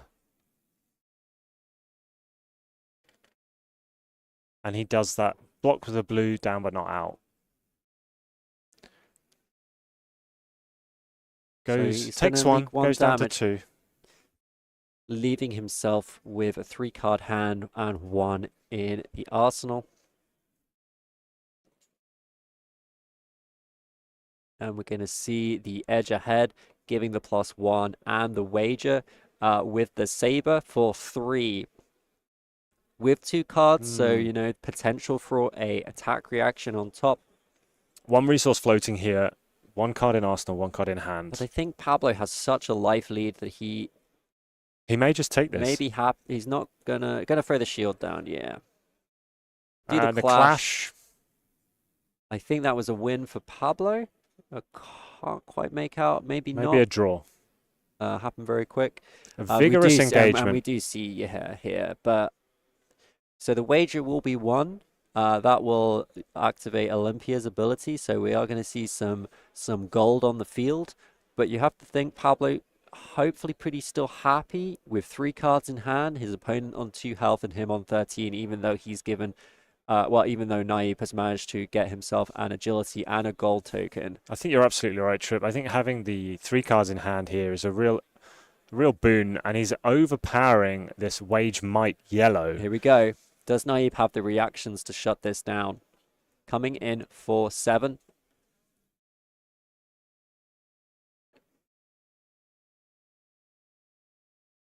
And it's wagered. He's waging the might. He's given it +1 and overpower from the Betsy ability. And he's asking the question now. Are you going to leak that 1 damage? Are you going to block for Well, he's all asking the 7. question, can you stay in this game? Do Wow. you have the reactions needed to shut this down? Do you have the defensive tools in order to live against the 7 overpowered wagered attack? It doesn't looks like it feel may like, it be feels like there's possible. possible, but what is it going to cost Naive to actually deal with this attack? That's the question. That is the question at this time. He looks like he can block with multiple cards from hand. I'm assuming one of those is a reaction or a block card. Is he going to chuck any equipment on there?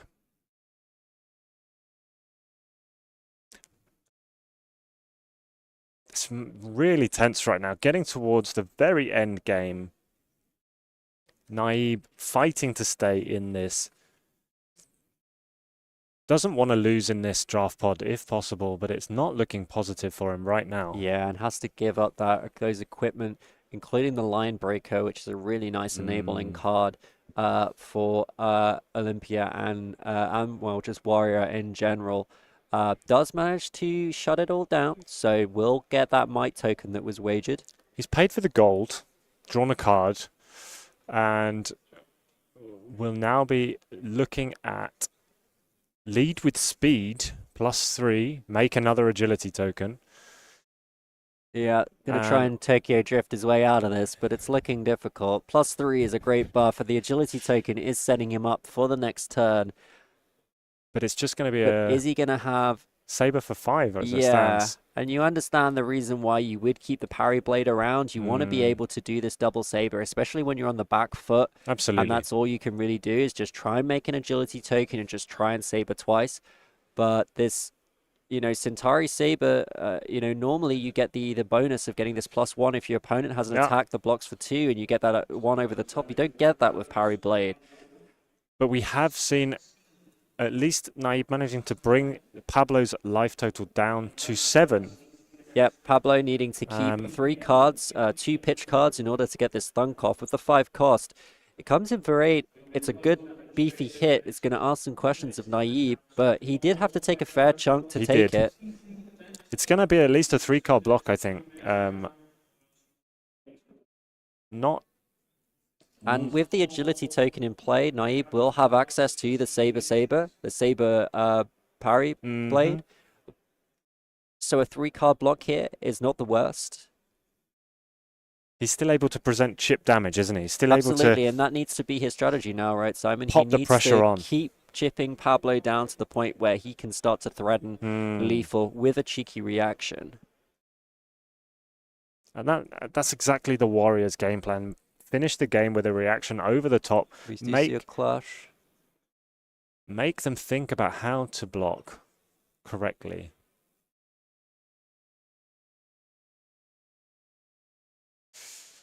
And we see no result on the clash there. Naib managing to cut, maybe has a blue pitch. Blue pitch would be really interesting. I'm not sure if we know what this Arsenal card is because it's going to represent 2 damage from the parry blade, 2 from the Centauri saber. That's 4, 1 in the back. It does mean that Pablo needs to respect this. He can't just risk all of it on this. Going to see another clash here with the defense. Can't quite see the top card there on Naib, but I think it was the same power, or is same 2 top cards from the previous No, clash, it is going to be a token generated from Pablo from that Clash of Vigor, so 1 extra resource on the next turn. Coming in with a Centauri Saber, 1 resource floating. Do we see a reaction? But he knows he's going to win that clash again. He's really maximizing. Yep. And Pablo gets out of that pretty nicely. He does. Taking a little bit of chip down to 6, but he's got a lot of cards here to play with, including a buff. And that's going to be a lot of damage being presented at Naib. The +3 from the money where your mouth is. I think I saw that he's not going to wager it. Doesn't want to risk giving his opponent a gold. But he is going to have a nice beefy attack here. He's coming in for 10. Wind up. 10 damage. It's a lot to ask of someone who's only on 2. And this parry blade not going to help. Can only be used against those weapons attacks. Looks like Naib might have a couple of 2 blocks in there. I think I saw a trade in. That's not going to help him in this situation. Does he even have enough with his whole hand? He's thinking about it. It looks possible. And not a lot of cards left. Not a lot Pablo, left. a much beefier chunk of deck compared to Naib at this stage in the game. We're going to see a reinforce the line from the Arsenal here, perhaps. Naib has been blocking a lot. We do. A nice red one as well. So that's going to do the job. That's going to block out. He's going to take one, I think. Yeah. Leaving him with 2 cards. He does not have a agility token, so maybe going to swing back with a beefy attack instead. Yeah, absolutely. Wage Vigor coming in for 6 there. Presenting lethal. We're going to ask a block from Pablo. But what can Naib do on his next turn? I mean... Pablo got a very awkward hand. I think it might be all red. Very awkward. That's going to be really tricky. Because he might have to keep... Might have to he take may have some to, damage He may have here to in take order to 3 just do and something. go back with the hammer. I don't think he's got the resources, Simon. No? I don't think he's got a... I can't see if it's all... I think it might be an all red hand. We'll see it when he plays it out, but that's going to be a bit of a disaster. It's going to be tricky. A very high cost. High cost of cards. This could be the way back in for Naib. It's really interesting. It feels like Pablo has had the tempo and has had the superior turns up until this point of the game, but it's looking like a lack of resources may be a problem here. Can't quite make out what that third card is, but it's not looking good. You're absolutely right, Dan Tripp, but these games have done this all day. They have gone back and forth. Naib has managed to keep pushing, prodding, poking with those daggers. And we'll see it here. Is it going to be a hammer swing, or is it that red card in hand? Is it just going to go straight into the Arsenal? Is that going to be the turn for Pablo? Swings on a dime, absolutely. Right. A bad hand has really messed up really what Pablo's trying to do and now here. we've got... Pablo has a hand of 3 blues and a yellow this time. The variance has... Not been good to him there. Naib has been given a lifeline here. It looked like he was out of this game. 1 health, Pablo in the driving seat, but it's given a little bit of space for him to do something. He is just going to throw down a wage gold for 7, though. No go again is going to be a problem here. Not able to do a huge amount with that 4-card hand, and we've seen it before, haven't we, Simon? You can have a full hand, but if you don't have go again, if you don't have those action points, what are you going to do with them all? However, with the universal keyword, wage gold can be reacted. Is that right? That's right. Yeah. It is a warrior card, and we see Pablo respect that, and you know we see the agile engagement. Gonna generate the token being generated. Fatal engagement. I do apologize. It does get the +4, so Pablo has taken some damage there, and Naib has managed to go over, taking Pablo down to 2. But Naib only has 5 cards left in deck, and will have to block. And there we 3 go. cards here. Pablo did the exact right thing when he had that handful of red. He just respected that this is the situation he's in. Blocked as effectively as could, and there it is. There we go. It's going to be enough. Oh, almost being pulled away from Pablo right at the end there when he had that all red hand, but he just handled it as well as he could, blocked as well as he could, just got a card into Arsenal, didn't panic, and then used that card to win the game. I think we're seeing the Guardian player come through there with the confidence of exactly how his deck is going to work. He has drafted that deck. He knows that the variance of having an all-red hand isn't going to be the end of the world. Absolutely, Simon. And Pablo, you know, respecting his life total meant that even when he was in that position where his opponent had a 4-card hand, he was still able to live with that 2 health. If he'd been a little bit, a little bit greedier earlier in the game, that could have been lethal for him right there. Really tight.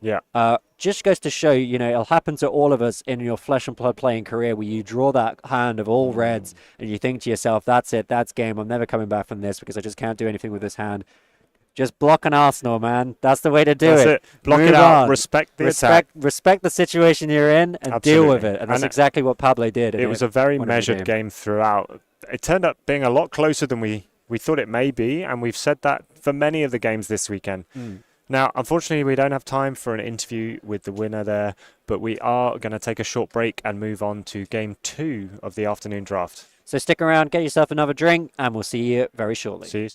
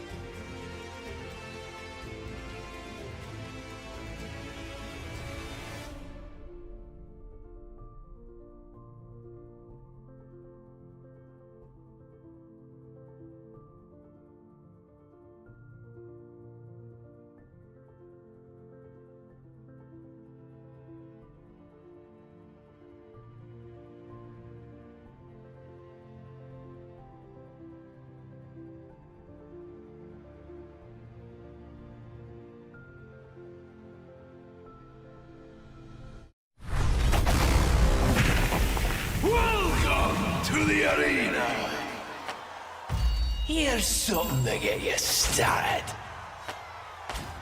To survive here, you'll have to put your money where your mouth is. Contest your strength. Becoming a champion takes all your might, agility, and vigor. So ask yourself, before you risk it all, what drives you to step into the arena? Fame? Fortune? Vengeance. And gold? After all, raising an army isn't cheap.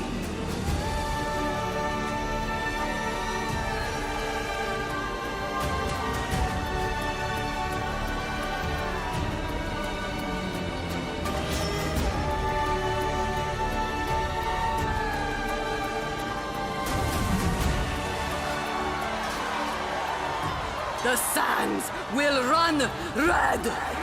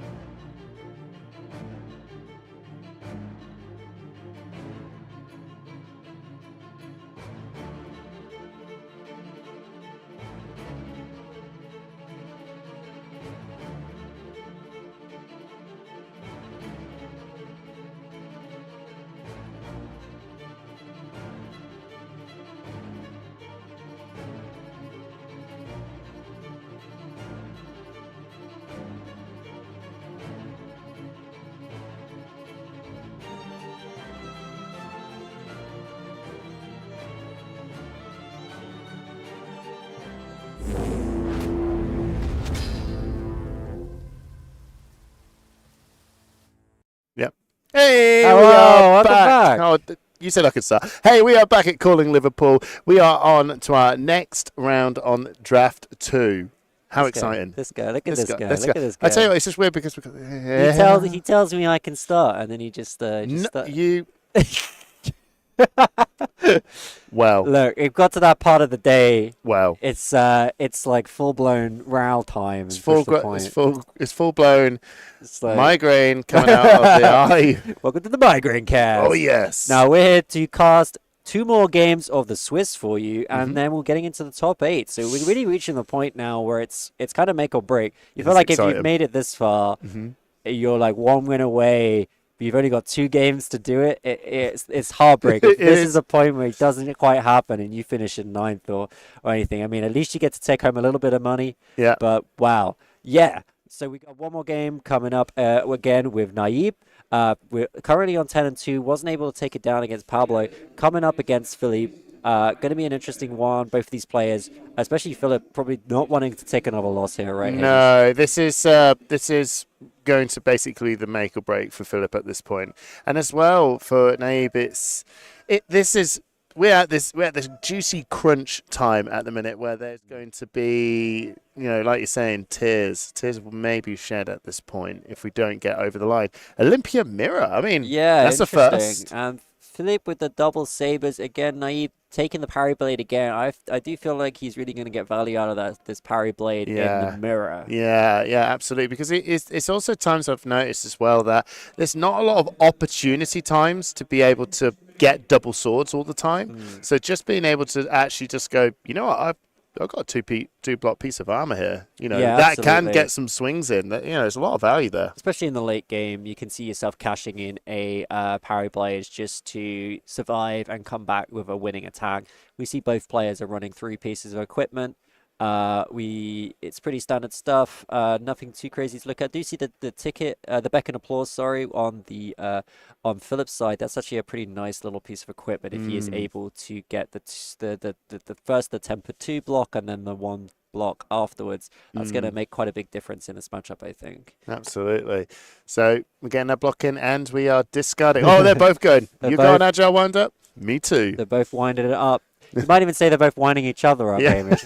Apparently you made that joke day 1 and I just completely ignored it, so I just that is acknowledge that now. Well, that is the classic way that I know that you like to go. To, what is it, the Hamish errata? Anyway, the game's going on, and we're just seeing these 2 players sort of start to develop their tokens, make sure they've got access to the go again on their turn, and we're going to see Philip. I don't want to make this all about me. Toy around with this entire saber.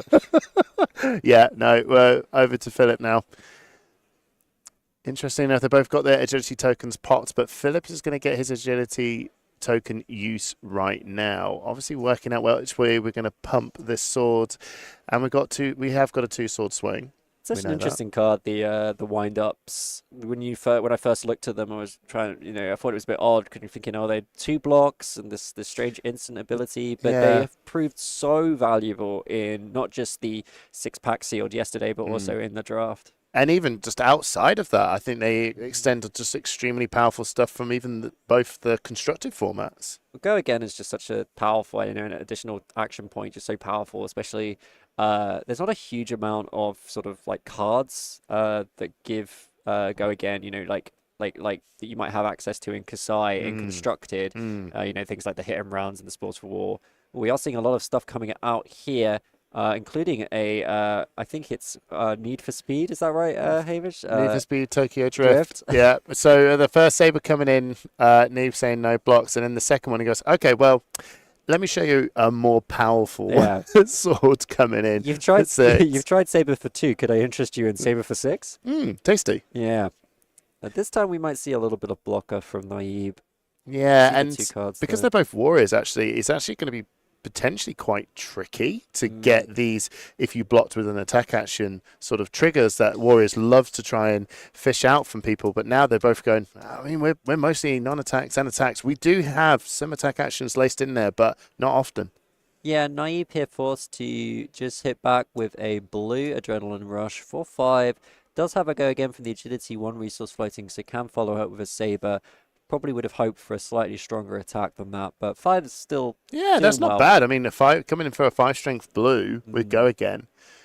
I mean, like you said, it's not the strongest, but not bad at all. Considering you had to do a bit of a block up on that last turn.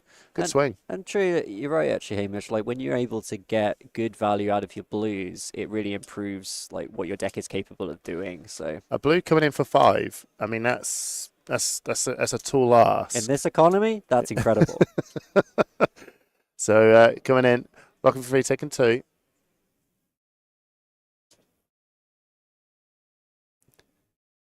Following that up with having a look. We've got one resource floating here. Yeah, going for the Saber. Obviously just choosing, should I Parry Blade this? Should I Centauri Saber? But hey, you never know. Centauri Saber has always got that added bonus of getting the +1. Absolutely. I always want to swing that Saber. And he just took that. So he's coming back with a naked Saber himself, but the Go Again from the Agility token. Ready again. And Naib not able to develop his own agility token on that previous turn, so didn't want to use the flat trackers. Yeah, he was didn't. Wasn't ready. I think you got to sort of look at maybe the flat trackers is like, can I get this card into Arsenal, which I know is going to be able to be a really impactful one for next turn. If I don't have anything really great for next turn, maybe it's not a good time to pop it and just random draw. Yeah. I don't know what I'm going to get from it, so it's about using that card right. And Philippe, on the other hand, able to use his Need for Speed 2 to get the agility token, so he's been able to quite successfully chain the agility tokens together a little bit longer than Naib's been able to, so we'll see if that pays off for him. Yeah, and then the clash of agility won by Philippe from that clash. That's what caused that agility token there. And then here we go. It's a nice. I think it was the Lead for Speed, right? Need for Speed 2. There was a clash. The Electric Boogaloo. Well, there was a clash. But maybe the clash Whatever didn't it happened, perform. there's an agility token on the field, and Naib's coming in with a nice beefy attack here. But no Go Again. Oh, here we go, because it is a warrior action, and these attack actions don't target weapon. We are able to pump this up over 3. There isn't a attack action being used, so they won't be able to get the agility from that, but it's just a simple push this over for 3, take 6. Ooh. Yeah, but just wait for Philip's life total down to 12, but actually played that quite well. You might even say, noting that even with the buff, not going to get that bonus there. So just straight damage, leaving Philip with 3 cards in hand, 1 in the arsenal with a Go Again. Another naked Centauri Saber for 2 with Go Again. Neeb choosing to see if he wants to block this up or not, and seeing what his swing back might look like coming later on, and he's choosing to just take that. Yeah, and we see the Warrior Wine come down, so that sets up Philip really nicely for next turn to block with his Beck and Applause, getting the full 2 block value. So gonna have a pretty spicy turn next, but he's got a pretty spicy one now with a double Saber coming down. Setting up for his Warrior Arm piece as well, because now we've got both of the Vigor and Agility. We've got another clash. Just said that. You just said that. My migraine's kicking in. Looking like Neeb. We like to say it twice, so you guys at home. We want to make sure you didn't miss it. Absolutely. These excellent plays from Philippe. And Philippe coming in with his own attack reaction, getting that +3, just sneaking over by 1 just to take 1 damage. And with the test of strength as well, Neeb getting that gold token. I wonder how handy this will be for him. Yeah, getting the gold token is nice, but you want to think maybe he wants to try and develop another agility token this turn to just start to be able to chain a couple of attacks together. Beckoning Applause being available for Philippe as well, so that's another thing that Neeb needs to consider if what his attacks are going to do. You are going to actually just let him be able to use his Beckoning Applause to full effect, but at the same time you don't really want to just do nothing either. You know, it's a bit of a, that's why that Warrior Wine, we call it the Warrior Wine. Warrior Wine. Yeah. It's a very strong card. Brute Beer, Warrior Wine, and I believe Mansan was saying Guardian Grog, which Guardian I really Grog. like. I do. I like that. I don't like grog. But I do like that name. How about Guardian Grenadine? That's another option. I don't know if it's. You ever had Grenadine? No, I don't. It's the options are getting worse, as they say.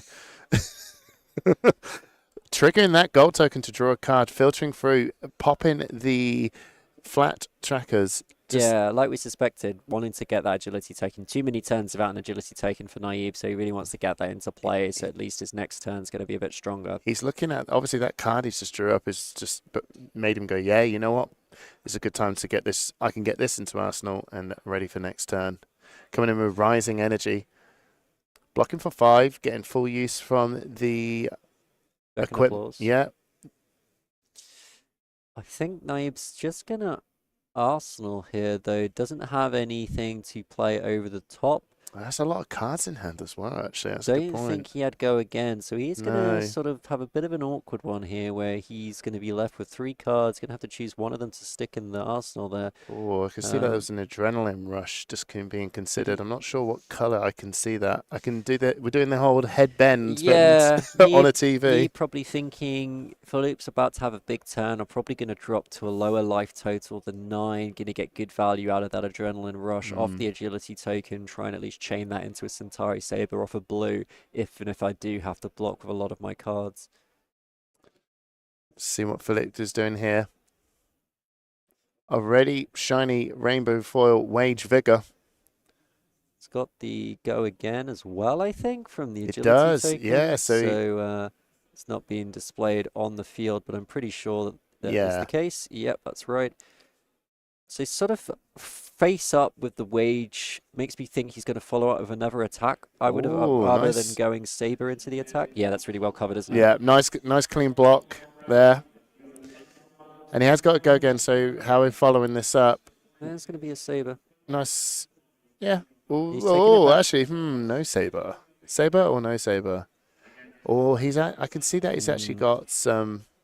So he's popping his own flat trackers as well. So he could actually just throw in another attack here if he chooses to. He's not going to. He's going to just pitch up the Agile Roundup Red. All right. Chooses to... Yeah. Set that up for next turn.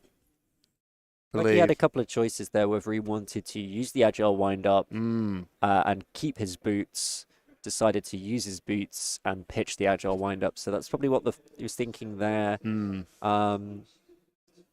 Didn't start with the Saber into the Wage. I quite like that because you might just occasionally draw a block on the first Saber, and then when you come in the Wage, it might get through. But That's I think true. At this stage, I think that sort of stuff doesn't tend to fly as effectively. Okay, just a free Centauri Saber thanks to the Vigor token giving him a resource and a go again from the Agility. Nice coming in for 2. Philip choosing to no block that, going down to 7 health. Neeb coming in. Ooh, nice. Performance bonus, really nice card. So that's going to be 2 go again. If it hits, make a gold token. Definitely going to draw a block there from Philip. One of the key on-hit effects in this format that you need to be aware of. Getting a go again because it's been played from Arsenal. What is the last thing that Neeb is going to follow up? This feels like a very KO feel of attack. Yeah, sword, non-attack, go again into sword with his parry blade. Doesn't have to worry about the sort of Centauri Saber buff here, so could block this with anything, or could even take the 2, but Philip's got quite low life now, 7 to 9 still. Naive not able to actually... I don't think they ended up playing their Adrenaline Rush, so that might be the last card they have in hand. I'm not quite sure. Maybe going to stick that into the Arsenal and again try and drop below Philip's health. But Philip's health keeps dropping pretty fast. Yeah. So kind of denying that opportunity if there is an Adrenaline Rush potentially in play in a later turn. Agility popping on Philip's turn, so his next attack has got go again. Oh, Wage Agility. Well, very powerful card, especially for all the warriors and brutes. Hasn't this card just been so good throughout the tournament, right? It's so strong, especially the ones that coming in for 7, just because of that break point of 1. You know, it's just asking for so many cards, and if it works out well, we're just keeping that agility token flowing for the next turn. I think Wage Agility has been one of those. There's a lot of cards coming into heavy hitters that I kind of knew were good, but Wage Agility is just one of those ones where when I've seen it being played at this top level by these amazing players, you really start to see how effective this card is with the 7 breakpoint, the ability to create an agility token token. Obviously a little bit risky. If they do choose to block it out with the double sabers off of blue, they can get value off that agility token. But for most heroes, when they 3-card block, they can't do anything with that agility token anyway, because they don't have the cards to give something going. Exactly. So it's just it's a win either way. But this time around, we're choosing to take that agility token. Just because. Oh, here we go. Really fatal. Really rough engagement. there. That was a classic warrior punish. That +5 damage. Wow. There. And even able to follow up with a saber at the end. What a shift there for Naib. Gave up so much to try and block out that wage agility, and he couldn't do it. Down to 4. All the tokens go to Philip. And Naib in a really rough spot here where he gave up so much to try and block that attack out and was punished in the worst possible way. That was a game-changing punish. If this was like I love this. It's that was a fatal engagement. Yeah. That literally was a fatal engagement. It has changed the tide of battle so much now. So Naib is just going to have to. It's going to have to just take this too. He's obviously just looking about how long can we keep this going for now? Is my deck big enough to be able to just keep trying to chip through? Can I block up? Yeah. But now he's looking at parry blading this. You've always got to be worried about the size of your deck in this position, because if you do run out of cards, there's not much you can do. You're going to basically lose that game, and as you run out, it's going to get really, really difficult. The real theme of this, I love it. I feel like I'm actually watching a real combat here, and he's actually he's been got, and he's down to the ground. He's coming up with this saber coming in and parry blade tinging it out of the way. But at least here Naib is finally able to get this adrenaline rush played out. He's finally on less life than Philip. Going to get this out for 7, but it is just going to be a straight 7 here. Yeah. That is a lot of damage though. Yeah. And Philip's not exactly sitting pretty on a lot of health. As we saw in the last game, Pablo was able to negotiate these final turns quite well because he had a much higher life total than his opponent, but that's not the case here with Philip. Sitting on 5-4, it's risky. It is very risky. You've got to respect these 7s. That's the thing, especially when, like you're saying, we're getting so low down on that life. It's such a good comeback, and he got, but he's saying, you know what, deal with this. And Naib still has access to this headpiece that does allow him to prevent a little bit of damage if there is a sneaky reaction coming through. So I think Philippe's gonna respect the 7, just gonna leak a little bit of damage and just try and put something together with his own agility token. Absolutely. And isn't it like we said at the start, Hamish, the fact that Philippe's been able to chain these agility tokens turn after turn after turn after turn has really put him in the driving seat. But Naib is by no means out of this. No. Far from it. We've got a very, very close game coming on our hands here. So, Centauri Saber coming in for 2. Oh, okay. Oh, I thought, you always think, oh, God, it's attack reaction coming over. But still, a vigorous wind up. Coming back 3 for 7 again. Oh, okay. Asking for more cards. And with 1 card left, I mean, Neva was obviously being able to keep that 1 card to come back in for 7 here. But again, we're just asking for more cards here. What we're going to do on the swing back, obviously, you've got Centauri Saber, but we're getting quite close here. Very close to the seeing this come to a close. Yeah, we're really getting to the end game here. Taking 2. We've literally been seeing each player just getting their health down by just blow each other by 1 each time round. Naib just going to draw up. Oh, okay. Philip on 3, Naib on 1. Really tricky position to be in when you're up against a warrior and they've got a full hand. You have to think to yourself, what have they got? They could have any number of reaction cards, and I can't just overblock everything because then I just run out of deck. Absolutely, but for first time, Philippe hasn't got an agility token. This is probably one of those rare moments he's had in this game that he's actually just had to come in with an attack. Yeah, going to try and cycle to search for something better. Okay. Here we go. Well, we have drew a card, so this gets go again. Yeah, the rising speed there proving very nice off using the helmet to get great value out of that rising speed. Going to come down with Centauri Saber. I don't think we have any resources floating, so Naib just going to have to bear that in mind when he's thinking about reactions on that Saber. just asking for cards here. Yeah, just asking for and cards. Naib's going to have to give him one. Yeah, well, yeah, absolutely. But then it's also, interestingly not. Uses the hat there. Good. Keep that because the deck is getting low, so we want to keep that. Yeah. Feels very Oldham, that does. Yeah, wants to keep the size of his deck as big as possible. Oh, okay. Yeah, just to save it for 2. And I tell you what, Philippe doesn't have to block this, He doesn't. I mean, there's no resources floating. There's no potential. There's no potential attack reactions that can go over because you need to have another resource to do that. Yeah. But Philippe choosing to keep his health total high. Philippe working with a nice performance bonus there. 3 with go again. On hit, make a gold token. But the go again here is the most important thing, right? On hit, win the game. Okay, we're blocking an attack action card, but this isn't a warrior action card, so a lot of these... I think Philippe's got the Majestic, the up the ante my there. Days! It doesn't... And that's going to be game. Wow. He gets it with the Olympia specialization. Oh, I haven't seen that card played at all this weekend. Wow. He just managed to get it. No wonder he's playing Olympia. Yeah. What a crazy one. That's really cool. I mean, up the ante specifically doesn't target a warrior attacker. It's an act. Just the attack. One of the few reactions in the game that he can actually play on that generic attack action rather than a warrior one. Yeah. So really hard to see that coming from Naive. But what a win there for Philip. That was a great game. Yeah. Really kind of cagey at the start, and then just the value started to get through from that continuous agility token generation from Philip.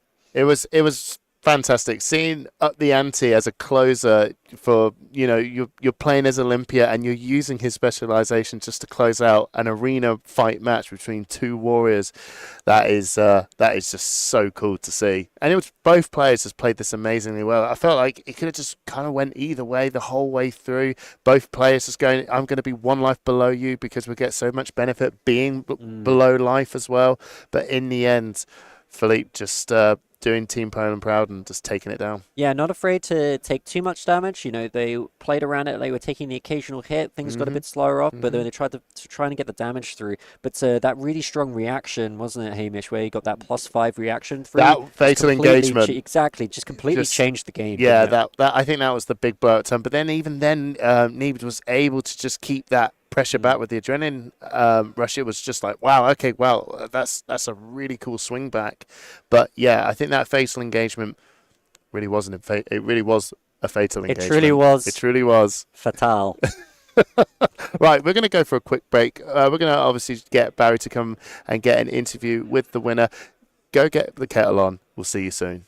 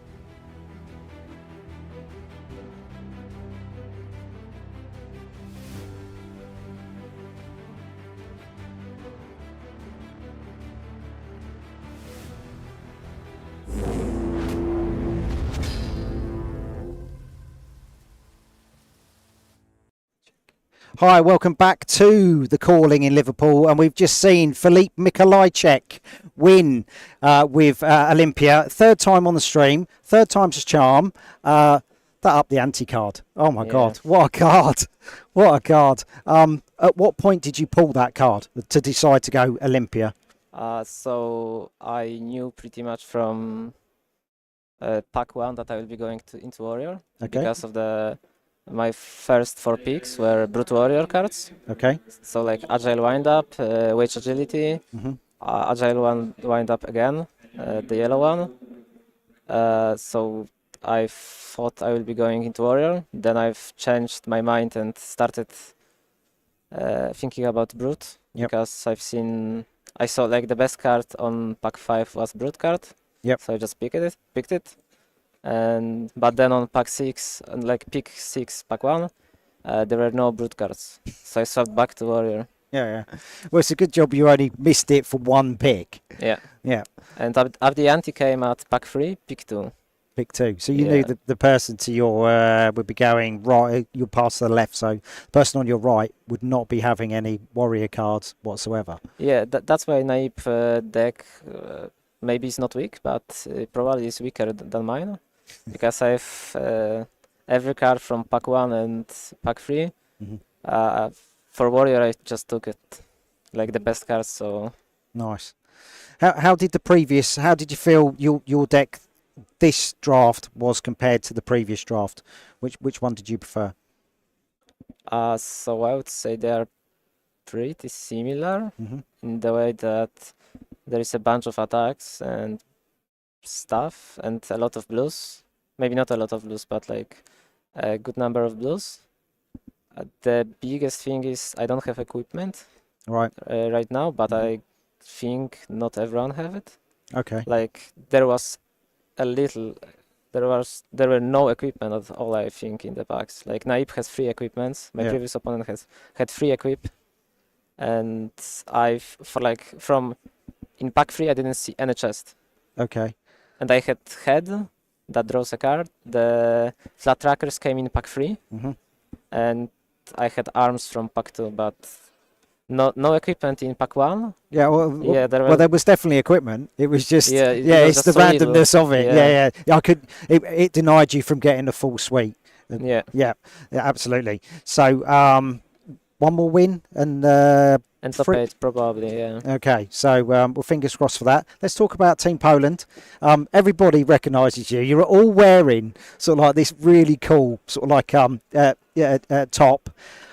You travel in force everywhere. Sort of like the team's pretty big, isn't it? Yeah, I believe you had 16 players in the calling. That's amazing. That's really good. How many of you made it into day 2? So 6 from Krakow. From the Krakow LGS. So everyone played. Yes, I believe 6.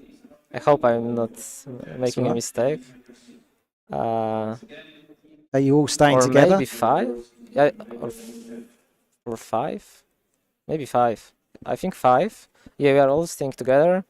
So right now I am in pod alone. Okay. 2 guys are in the same pod, and the other 2 guys are in the other pod. Okay. Are any of them in the shout like you are, or are they way down in the pods? So today too, we had 6 players, I believe, with chances to get top 8. Okay. So, at one point, we had everyone from the Team Poland that made day 2 had 8-2, I believe, or one guy had 7-3. So we had like 5 8-2s. Nice. So, because you're staying together, was last night just draft practice, or was it? We didn't play. I mean, we got back to the apartment late after the rabble. Yeah. Well, about 10 o'clock-ish that finished. Yeah, didn't it? so we just ate something, talked, and chill out time. Yeah. All right, nice. I wish you all the very best. All the very best, Filip. And we will bring you the action from the last game of this pod very shortly, so stay tuned.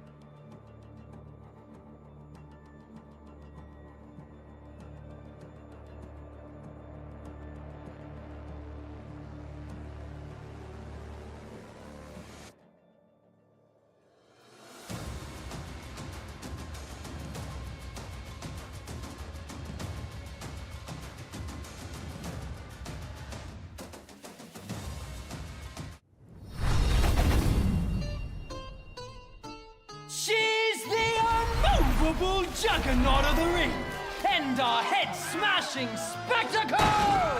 Unfazed by wealth or glory, watch as she dances through the chaos, spending her winnings on wild bets and the finest booze. She thrives in the deathmatch arena, knowing victory is her everlasting companion. She's got skin in the game. It's Betsy!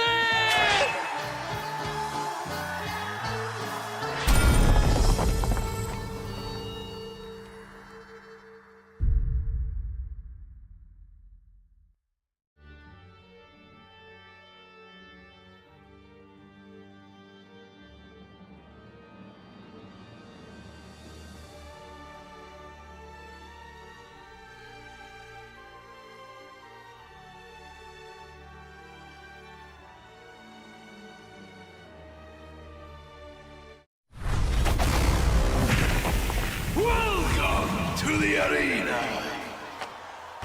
Here's something to get you started.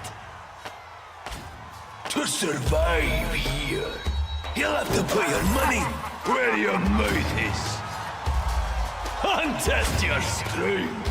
Becoming a champion takes all your might, agility, and vigor. So ask yourself, before you risk it all, what drives you to step into the arena?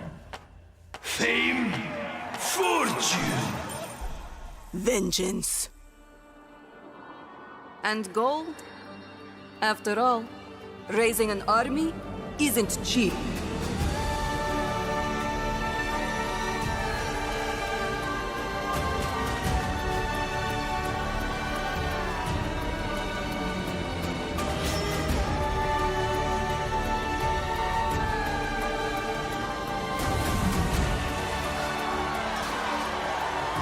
The sands will run red!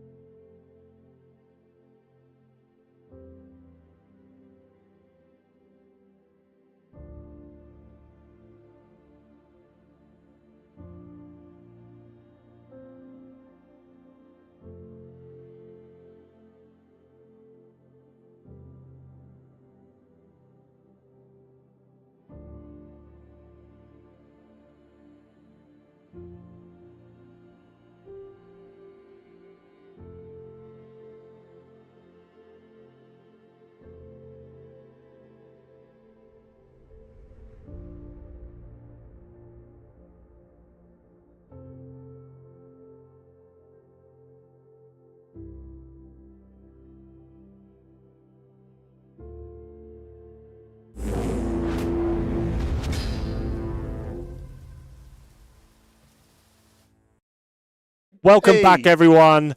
This is the final round of Swiss in the Calling Liverpool. Ooh. Hamish, are you ready? I am so ready. There are 14 players that we can see that are fighting for that coveted top 8. We've got 2 people locked in straight away. Yeah. So 12 others are fighting for that top 8. It is tense. It is tight. It is awesome to see. I cannot wait for this match. We have Naib on Olympia versus Eric on KO. Ooh, okay. KO's back. KO is back on the big screen. Wow. And I think both of these players now are fighting for top 8. Oh. Win and a winning in round. in the last round of Swiss. How tense, how tense. I hope everybody here is really enjoying it. I hope you picked that play that you want to root for. You picked that hero that you want to root for. It is time for that brutal fight. It's time for a bloodbath. I have been impressed by how well the Warriors have pushed through. Yeah. And I've also been impressed by the Guardians because Pablo Pintor, he Betsy has got is up himself there. locked, and he did it with Let's Betsy. have a quick look at the standings. Look into the Valentin sky. and Pablo are locked for top 8 at 11 wins apiece.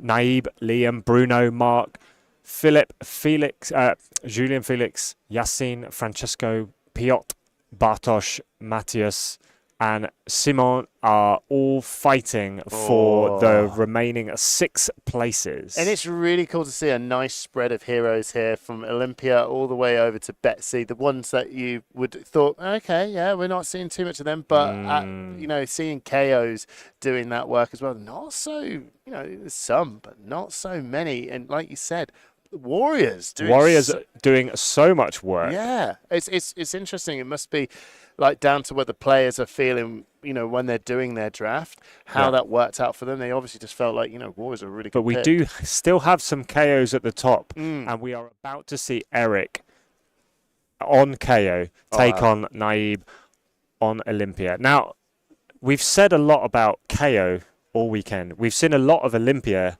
in both drafts so far. Yeah. Who do you think is going to run out the winner? Well, I mean, I think overall not so much the hero doing it. It's down to probably it's obviously down to the player's skill and to get through over this. But I mean, either way, I'm going to throw my money in on Olympia. Okay. I'm going to put my money in on Olympia because he is the prize fighter. He is the champion of the arena. I'm going for it, man. I'm going to go for Olympia. I do like KO. Don't get me wrong. I'm going to choose KO just to have some rivalry in the booth here. Okay. Here we go. So, okay. So, both players with some equipment. Neeb on the higher table on the Swiss, so he is going first. Got full, like you said, full equipment here. Interestingly, actually, Eric here has only got 3 pieces. He's of missing an arm piece of equipment. He's missing an arm. How thematic? Oh yes. Maybe he did that out of a tribute to KO. I don't know. He's your hero. Yeah, well, we should work on that one. But only one arm, one weapon, the mandible claw for KO, and Naib is still rocking that parry blade. Still playing the parry blade, choosing not to bring in another saber. Yeah. Just having that block as an option. As the man that was rooting for Olympia, I'd say that's a wise choice, Olympia. And Eric has triggered the pack hunt, flipping over the top card. If it is a 6-cost card, you keep it on the top. If it isn't, it goes to the bottom. But it was a 6. And now he has it in his hand. Good little way of just sort of filtering your deck. Yeah, just to be able to just find what you need. Really cool. Over to Eric now. It's funny, actually, from where we're sitting, I'm sitting on the side of KO and you're sitting on the side of Olympia. And do you want to... Crossing swords. Never cross the stream, Simon. Have you never seen... Ghostbusters? Ghostbusters? You forgot what it was called then. No, I didn't. I was just sitting there thinking for a second. I don't know why I can't say it, but I did. But you did. I did. You did. So, Eric leading with... Assault and Battery. One of your favourite cards from this weekend, I'd say. I love this card. It's doing everything I want it to do. It's coming in for 7. It's it's beating its chest. It's discarding cards, and it's He's creating... chosen not to beat chest at this time, though. No, that's fine. That's fine. Just He a can straight choose. 7. I think because he's had to pitch 2 cards to do that, Hmm. but it will allow him to develop an Arsenal card. Yeah. And as we've seen throughout these games, the Arsenal card has been so important when you're having to block, just giving you that extra outlet. Yeah, absolutely. Although if he did beat chest, he would have got that really coveted agility token as well. So, you know, you... Oh, nice really wanna get that. from Naib there, playing out the Warrior Wine. Oh, we're calling it the Warrior Wine. Getting both of those agility and vigor tokens so important for the Warriors. Yes. And he's- choosing to wage gold. Now, as Olympia, that's even more valuable because if he wins this wager, he gets another gold. He's going to be a rich man. Yeah. He's going to be a rich man. Coming in for 7.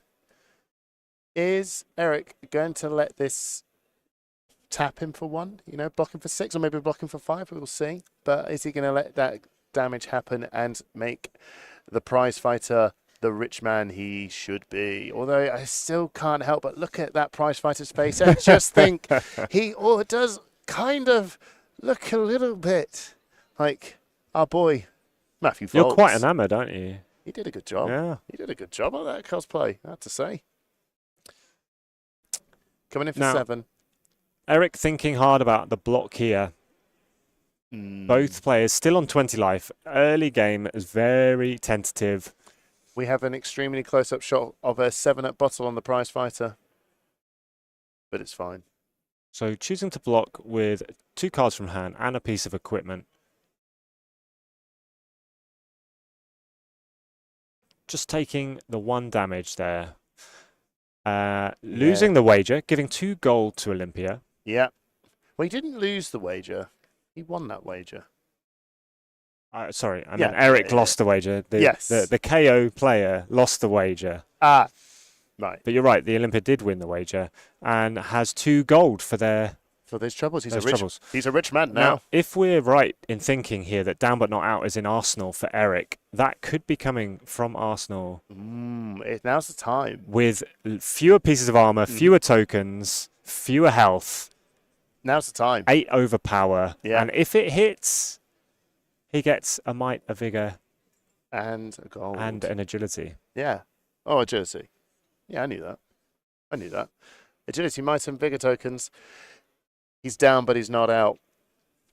Now, that is another good play of down but not out. I think we've seen some really interesting uses of that card over the weekend. It's and very strong. It's such a tall ask. It's a really big ask card, but with a huge payoff. And we are seeing a block with reactions, an action card, and 2 pieces of equipment. Oh, the flat trackers. Oh, man, I have to say. I'm not sure Eric's unhappy about that. No, I'd be dead chuffed with that. I'd be dead chuffed with that. I mean, flat trackers has been a huge thing of just being able to keep that circulation of agility tokens going. But needless to say, we have got agility tokens still firing off now and a vigor token. Isn't that brilliant? It's just a saber for free. Saber for 2, Simon. For free. I see. You dirty devil! You got me there. Saber for free, coming in for 2. Correct. There we go. And since using the generic leg piece there just to block, because the agility token has popped this turn. Making sure that you can be able to use that, which is pretty handy. And Blocking then coming in coming in for a clash of agility. This is a clash. Just an easy 6 power. Yeah, easy. Straight damage. The clash part doesn't matter because the clash only happens when you defend. So we're just coming in for 6. It's pretty easy. We are seeing a pretty cagey game, not to be unexpected at this point. Just trying to keep those health totals up. And I'd say Neve's doing a great job here. He has lost a fair amount of equipment here, but keeping that health total high, that is fine. But we are coming in for a wage agility. Again, we're back with that agility. Such a good card. Yeah. Such a good card. I have to say that out of all, I think this is, every wage card has a lot of different strengths behind it, and I think really the strength of the agility token is what's pushing over this wage agility. Yeah. And that's probably what's actually helping maybe the warrior and brute picks overall is because they really want to have agility tokens quite a lot, and that's actually a very powerful tool in a limited set. Just having the ability to try and go wide, which but is. In a sealed pool, you open what you open. In a draft in set, a draft, but it's everyone is trying to get those wage agility cards, and everyone is trying to get agility generation. But you can only play that in a warrior or a brute. No, but I'm saying they're the two most popular classes. Yes. Yeah, I say what you're saying. It is the Lead with speed, Tokyo Drift. Yeah, need for speed, Tokyo Drift, given the next attack +3 and an agility token. Very, very, very strong card. And then we are coming in with a strength 9 rising energy. If you've drawn a card, which he hasn't, it costs 1 less. It doesn't matter. It's just a big old 9. Just a big old 9. Just a big old 9. No one wants to take a big old 9, Hamish. Some might, but not today. Not today. Not today. We do have a Bare Fangs yellow coming in. Draw discard. Oh, it doesn't fire. It misses. Wow. He got the brute beer. It misses. He chucked his brute beer down the bin. What a waste. What a waste. What a waste. We don't like wasting beer here on Push the Point. We certainly do not. But Eric has, and his Bare Fangs is It's just a 5. Pretty bare. Bare 5. A bare 5. A bare 5. Not a naked claw. A bare 5. A bare 5. Neeb, choosing to just take that Bare Fangs 5 I think to that's the base. I think having an agility token and 4 cards in hand, this is good for Naib. He's spending his gold. He's choosing to cash that in. Not actually playing cash in, but cashing it in to get that. And he's doing it again. Oh, God. He's spending. Cycling some of these cards, trying to fish for some reaction cards. He's gone shopping. He's shopping for some goods. And did it pay off? We shall see.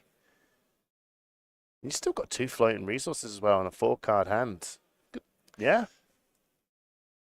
I think the gold generation in Olympia can be understated. Yeah. And actually, having ability to card draw for the cost of 2 resources at any point almost is a fantastic way of cycling a hand, searching for cards that are going to be more effective on your turn. Yeah, no, absolutely. So rising energy coming in, and it costs 1 less as well because he has drawn a card coming in for 6 and go again because of the agility token. He is pushing that up as well with an agile engagement because he's blocked with an attack action card. That triggers. He does get the agility token. Yeah, exactly. He will get that agility token from there. Excellent use of cards here just to really push over this damage of 9 now. But he's got the rally, the rear guards coming down to say he could spend the instant to. He has already. And he has already. Yeah. So this is blocking for 5, taking 4, and then ending his turn on a Centauri Saber. Just another cheeky 2. Cheeky 2.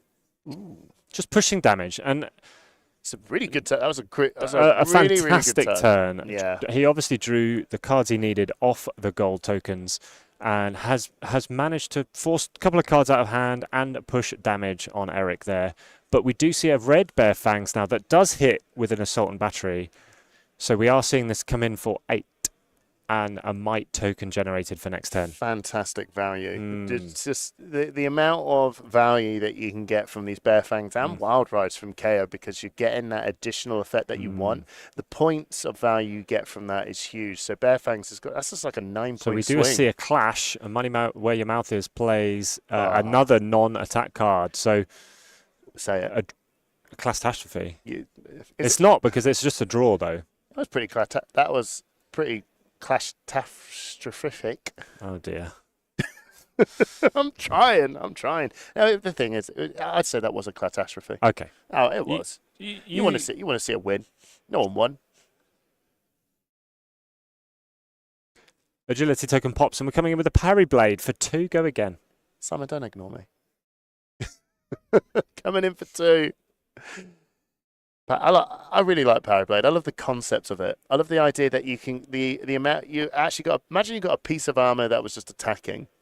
This is what it is. It's a piece of armor that just has that can attack for 2, and then over time you just go, you know what, and I'll break it. I think thematically, yeah. Obviously, in the gladiatorial arena, often there would be dual wielding short swords, and one would be just something just to parry. And yeah, but it offers you both attack and defense in the same piece of equipment. And I think thematically that works extremely well. yes. So we do see the performance bonus coming from Arsenal. Go again. If it hits, create a gold. Yes. More gold. More gold. He's a rich man. He needs a lot of money. He's got 2 floating resources as well, so he knows he's going to have something coming over. So he's blocking that for 3. And the saber. Yeah. Still with 1 floating and 1 in hand. Is there an attack reaction to come? I mean, if this is a warrior, the odds are high. Maybe an agile engagement sitting in hand there. Maybe. And we're blocking with But we are blocked with a non-attack action, so maybe not worth it. No. Need more value from that. I love it that the warriors just do this check.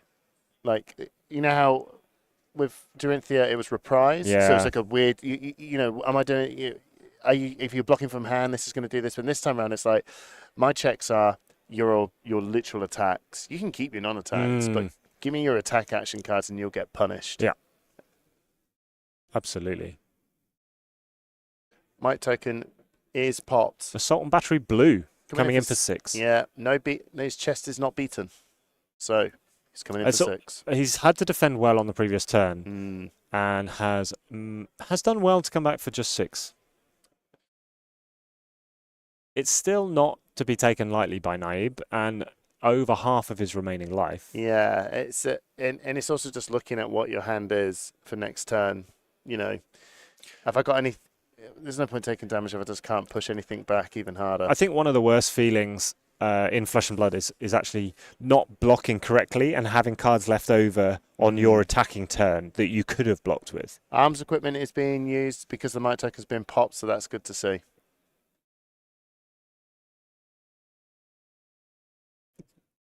Money where your mouth is. Offering to wage for more gold and we're pumping high. Hold them into a Centauri Saber for 7. Wow, 2 wages on the line here, and if this hits, lots of gold and a vigor. Yeah, Saber for 7. Saber for 7. Don't know why I said it in that tone and that voice. A Centauri Saber for 7. The alliteration is delightful. It is. I've been reading a lot of Dr. Seuss books lately. I noticed that. You've referenced it more than once this weekend. Yes, and this is definitely a Dr. Seuss Centauri Saber for 7 swing. Okay. With a lot waged on the line here. If this hits, 2 gold tokens and a vigor goes to Naib, and if it doesn't work out, then well, Eric can get that vigor and gold token. Interesting. If Eric blocks all of this out, though, he'll have nothing on the next turn. We've got to be careful. Yes. If we can keep 1 card, though, at least we'll just get. You can keep a red Manicle Claw swing back. It's not, it's not that ideal. It's absolutely not that ideal. But if you can manage to keep 1 card, keep a blue. You can spend that gold token, draw a card, have 2 resources floating, swing back with a claw. Correct. Arsenal that card that you just drew. There's a lot of play there, but but at the same time, a lot of cards spent for, I don't know, is that payoff good enough? We shall see. I'm not the pro here. I'm just the talk. We noticed. All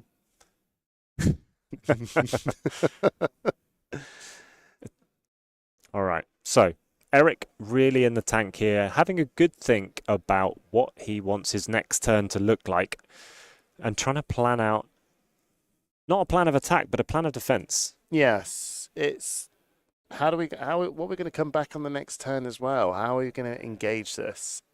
It is really tough actually, and you know what's also quite frustrating sometimes is that you can just get that hand and go, this hand's really good. Yeah, I don't want to give this hand up, and then if I give up 1 piece, there's 2 pieces that are just not. Sometimes you don't want to give up anything. And then at that time, you sort of go, look, if I can't make all these pieces work out, look, just block and just keep some health going. And we talked about the raw meat in Francesco's draft, and at the moment it's completely useless for Eric because he does not have the correct tokens for that to be temper 2. Yes, that's true. That is very, very true. Currently blocking with a bellow. Bonebreaker bellow. But red. coming in as an attack reaction for 0. Take the upper hand. And it's a 0 cost, gets +2. Oh, that is... Only if you've wagered this chain link, which obviously he has. Yeah, he's wagered What twice. a lovely turn from Naib. Forcing Eric down to 2 life. That is scary. Very, very scary. And that attack reaction is also extremely It's a scary. warrior standard. The attack reaction is usually coming. And because you've wagered as well. And here we go. Wild Ride. Oh, having to draw and discard a random card. Here we go. Here we go. Shuffle up. Shuffle up. Is it this one or is it that one? Pick a card. Any card. That card. Is that card a 6 strength card? Oh no, maybe not that one. The dice says that one. And it is. It is, and it's a red. Will work, but is that good? Is that it good? depends what else he's got in his hand. If he has more resources in hand, then this could be coming in for a claw. It could be Arsenal for next turn. I think I just saw that. I know what it is. It's a bear It fangs. looked like a bear fangs. Well, I don't know what colour that is. And I had from the quick glance I saw, it looked like a red. So that may be going in Arsenal for next turn. With the might token follow up for next turn, though, yeah. That's not bad. That's not bad. But at the same time, you've got to keep we're going to be blocking up quite a lot as well. So blocking for 3, taking 3. Naib looking good from here, but we have seen these games come down to the wire from positions of got it wrong. Great difference. It was a yellow. So he's pitched for claw. Yeah. 3 go again. Yeah. Still not presenting lethal, but asking a question for another block. Yes. Does Naib want to drop to 2? Does he have a plan for the next turn with the vigor coming? Yeah, and 2 goals as well. So that vigor could also just help produce, being that extra 1 resource for a gold spend to draw a card if he chooses to or not. But I can see that he's going to block that out for 2. With a... Going down to 4. Yeah. Not much he could do with the trade-in unless he can develop the Arsenal with it. Absolutely. Maybe he's got those 2 cards. He's got the goals. He's got a vigor. Maybe he's just going to try and dig deep. See what we can do. 1 resource from the vigor. No go again as we stand, but 2 cards in hand. And he's using that vigor to swing in with a saber for 2. Which is lethal. Which is lethal. It is pretty On lethal. hit, win the game. Yeah. Well, not quite. Well, not quite. But if depending on how Eric chooses to block this out, and I think everyone has gotten to this point now where you really do not want to be blocking with attack action cards at all. But the attack action cards tend to be, obviously, apart from Bonebreaker Bellows. Yeah, they tend to be the 3 blocks. They tend to be the 3 blocks, which is just playing right into Neve's hands. That's exactly what he wants to see. It's a tough situation. The Warriors, again, presenting that damned if you do, damned if you don't. Absolutely. Situation. Really taking time to think about this. This is crucial. This is Neve's winning in. If he wins, he's in. Indeed, a 9-4. I don't think Eric can. No, but he's playing. But he is playing for that placing. Top 6. Yeah, exactly. he needs to, that top 16 is still extremely crucial. And again, as well, you just see ELOs on the board, on the line as well. Yeah. And as we know, with the changes of everything, ELOs are very, very, very important to keep. ELO, and you want to win the game. You just want to win the game. Especially now with the combined ELO being part of Nationals qualification. And we just want to win the game. Who doesn't want to win the game? Yeah, we just want to win. I want to win this game. You've got this far. Okay, well, remember we had who we were rooting for. I was rooting for Olympia. Were you rooting for KO? Come on, digging deep. Yeah, come on. I can see him digging deep here. It's just like a UFC cage match. Come on, fight. Where's your energy? It's there on the screen. It is true. He's taking time to recharge. Oh, good. Okay. Taking a breather. Olympia. We are seeing a block for 2. Yeah, because we've got a might token. For 1 with the equipment and for 2 with lead with speed. Are we going to pump it? Do we have a red attack reaction? Do we have a fate? The fatal engagement won't work because it's not an attack. It's not an attack action. It's not an attack but action card. We will see the +2. It's just you wouldn't get full value from it. So do we want to push him down to 1? There we go. He's got the red. He's got the red. He's got no way of stopping any further. Olympia has won the crowd over. He has done it. He has won. He has destroyed the KO, the brute man himself. Neeb has done it. And we're back. Back in the room. We're here. Oh, how exciting was that? That was real close. That was really close. Unfortunately, my pick of KO did not win. Olympia. Olympia takes it, and Naib wins his win and hopeful win and in game. It should be. It should be the X and 3s. Well, we'll see. It should be. We'll see. But having seen that there was a 9-4 paired into a 10-3 may well mean there are some shenanigans going on at the top. We shall see. We shall see. But at the same time, the X and 3s are all, it's a tight race. It is all dependent on the pod Yeah. that they were drafted in, obviously. Absolutely. And we will see how things pan out. Naib was in a very good position going into this pod. Yeah. So having gone 2-1 in this draft, hopefully. Yeah. Fingers crossed. He's okay. Fingers crossed. Now, not long to go until we find out the standings from the final Swiss round. However, before that, we're going to take you all the way to Queenstown, New Zealand for the celebrational.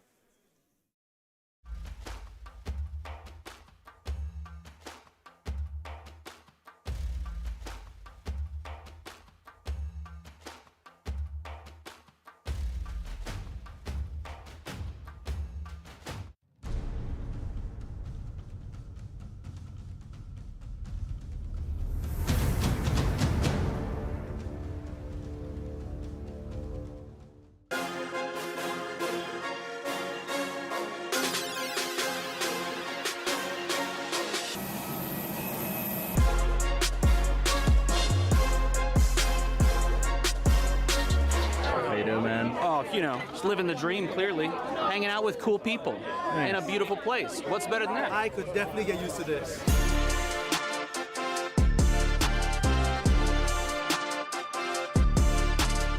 Delete my browser history, please, if something goes wrong. No! All right, thanks. Don't look under my bed. Hang loose, brother. Let's do this.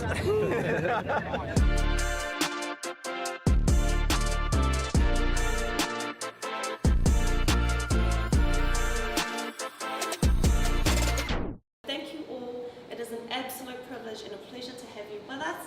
And we are excited. Who's pumped for this week?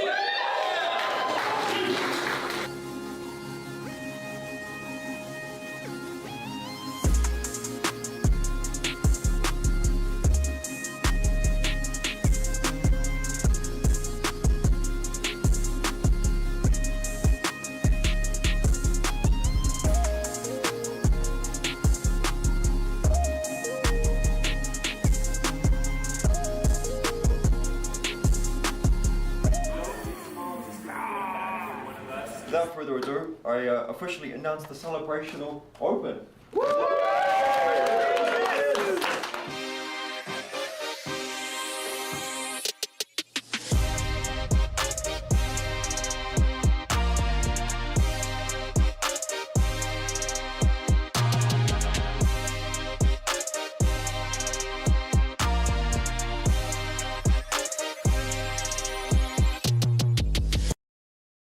I'm just gonna let them let go, and then figure out what happens after the fact.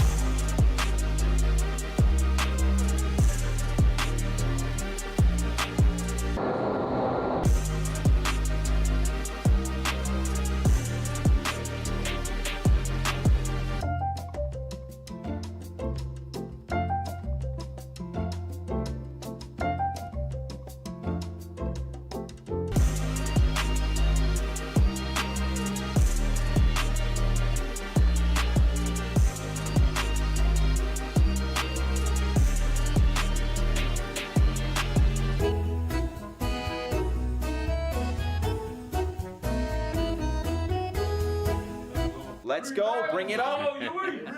Here it comes.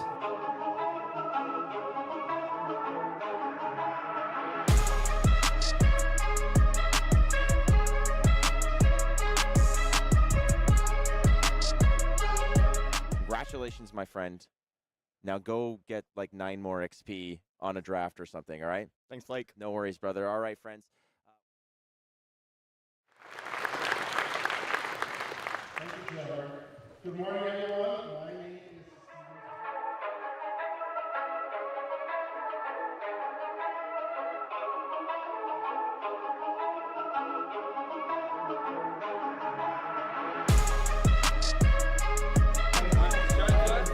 I'm not in the tournament, doesn't matter.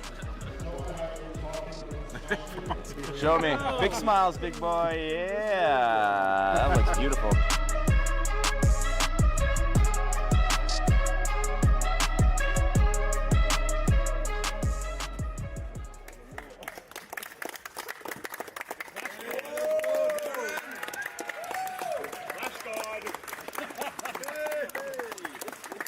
This is my old TCG buddy for 25 years. We've been playing cards together for 25 years all around the world. Incredible.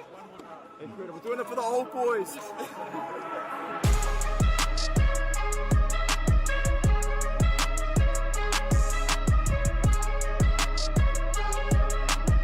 Only the strongest survive!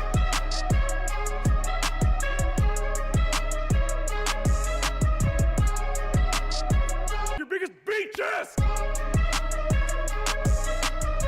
Celebration! Woo!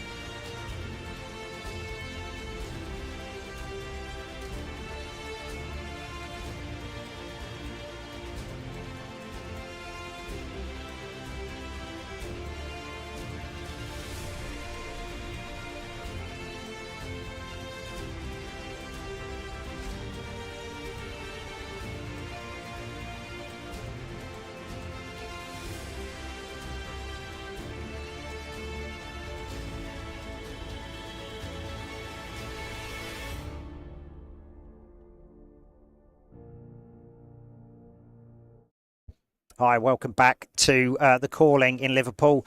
Naib, you had us on the edge of the seats. Sort of like, probably didn't go as well as you thought it was going to go, but you got that win. Yeah, I mean, I had me on the edge of my seats. No, after the first loss to Pablo, we were talking about it. His deck was just better than mine. He was one of the two Guardians. We chatted about it. I think I played well, but it's probably one or two mistakes. I'll watch it after the tournament is over. And then, you and I were chatting. I just needed one more win. Yeah. And then the next game, I play against an opponent who was also Olympia.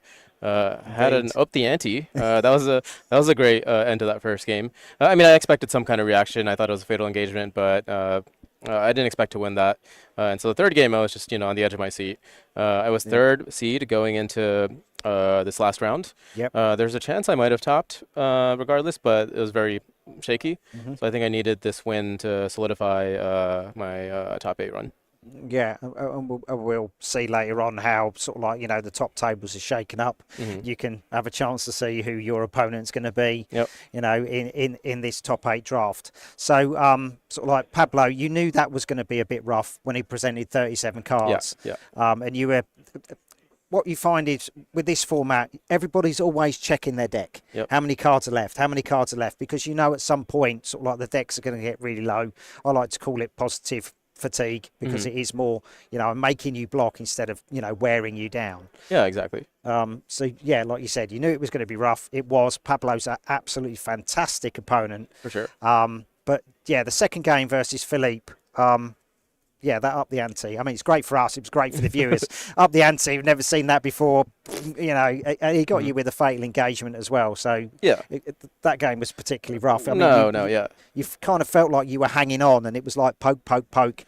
Yep. Can I get there? Can I get there? I think the hands just didn't line up for me that game. I think every time he had a big attack that had a wager on it, I had all 2 blocks or awkward pitch curves. So I had to block out, or potentially he could react on top of it and I would die instantly. So I think he picked a good pivot point there in our game, and he was rewarded for it. So both fantastic players. Not ashamed to lose to them in the slightest. Yeah. Eric, the last game. I know Eric from another game. He's a world champion in that game. What game is that? That was L5R, oh, wow. where Pablo's come from as well. So yeah, it was an opportunity to meet someone that I've always wanted to meet.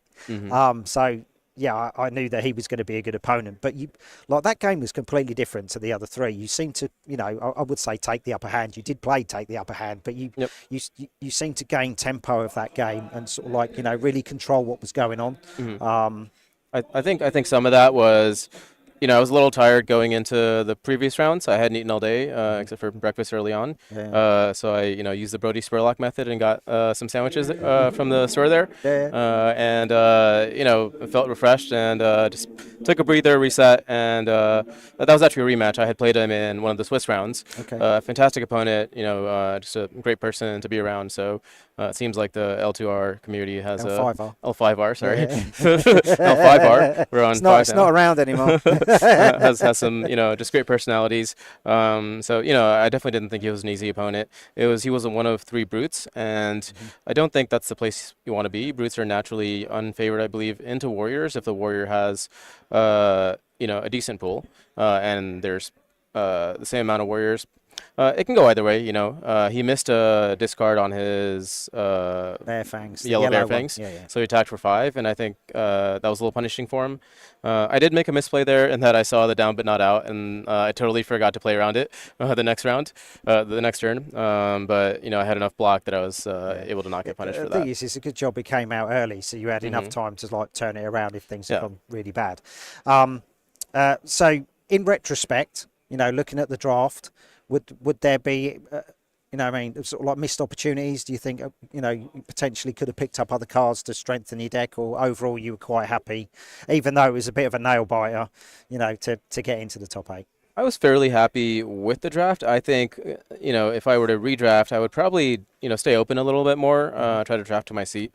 I was trying a new strategy here because I had some leeway. Some of my teammates on Runaways, we were trying this idea where, what if is there a way to force a draft where you can send signals? Won't spoil any of the team secrets or anything. But, yeah, that's fine. That's all right. But I wanted to give that a try. So I picked a warrior card early to try to send a signal. The signal was well read, but there were enough warriors in the pod where I think there was some vying for resources there.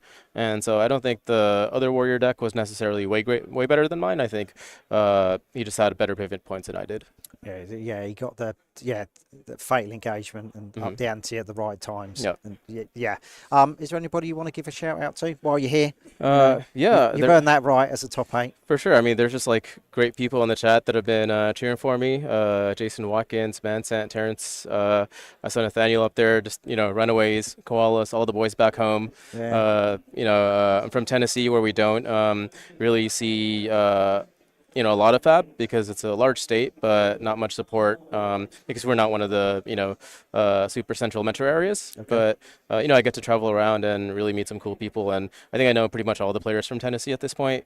So just want to give them a shout out and just my team for all the work we put in to really do well in this draft. The Runaways channel has just drafts that you can do, and prior to this tournament, I was always a very weak limited player. I think at the PTs, I would do really, really well in CC, and then limited, I would just get destroyed. Prior to this event, I did 49 online drafts, and I really learned the set, I think. So I think it's paid off. Nice, absolutely brilliant.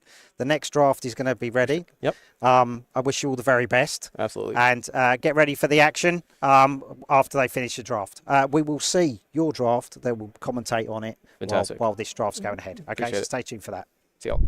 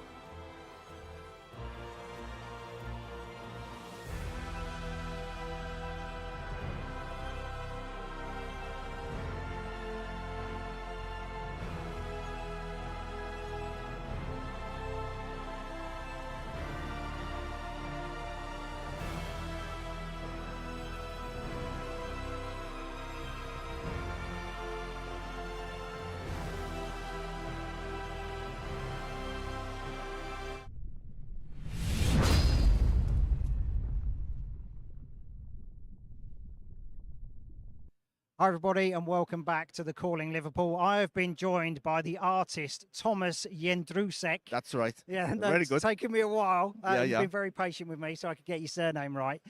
You're here signing your art Yes. that you've been doing. You have been doing art since which set? Outsiders. Outsiders, Yeah, right. Outsiders. So you started with Nerve Scalpels. Prowl. Yeah. Yeah.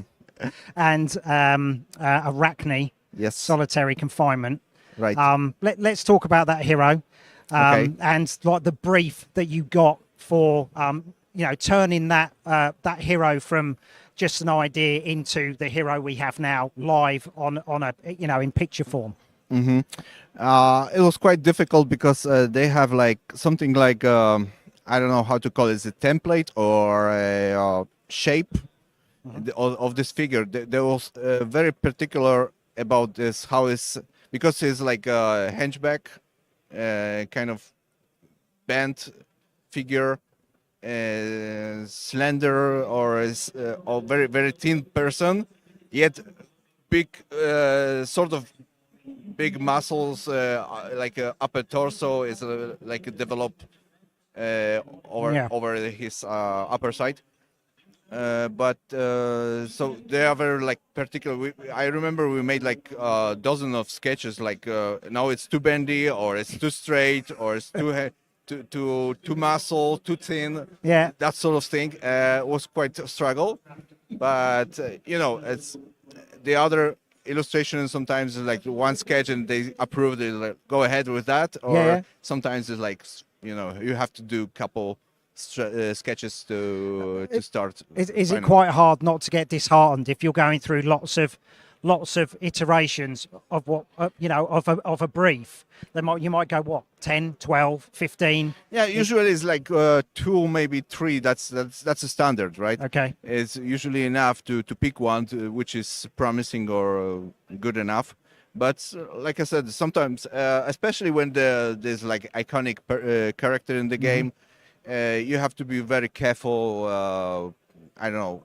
Something is very important. Maybe it's how it look, or they trying to illustrate like part of his or her personality, and you have to catch that. Yeah. So they ask you for like, could you give like 2 more or 3 more, and at the end you collect like dozen of them. But it's a process, it's always better to do like 10, 20 sketches if you need that, then try to fix like your final version, because that's a real struggle. Like you got everything like clean painting, and they ask you, okay, it's turned out we have to get rid of the characters or something, and you have to go back to the sketch stage and remove that.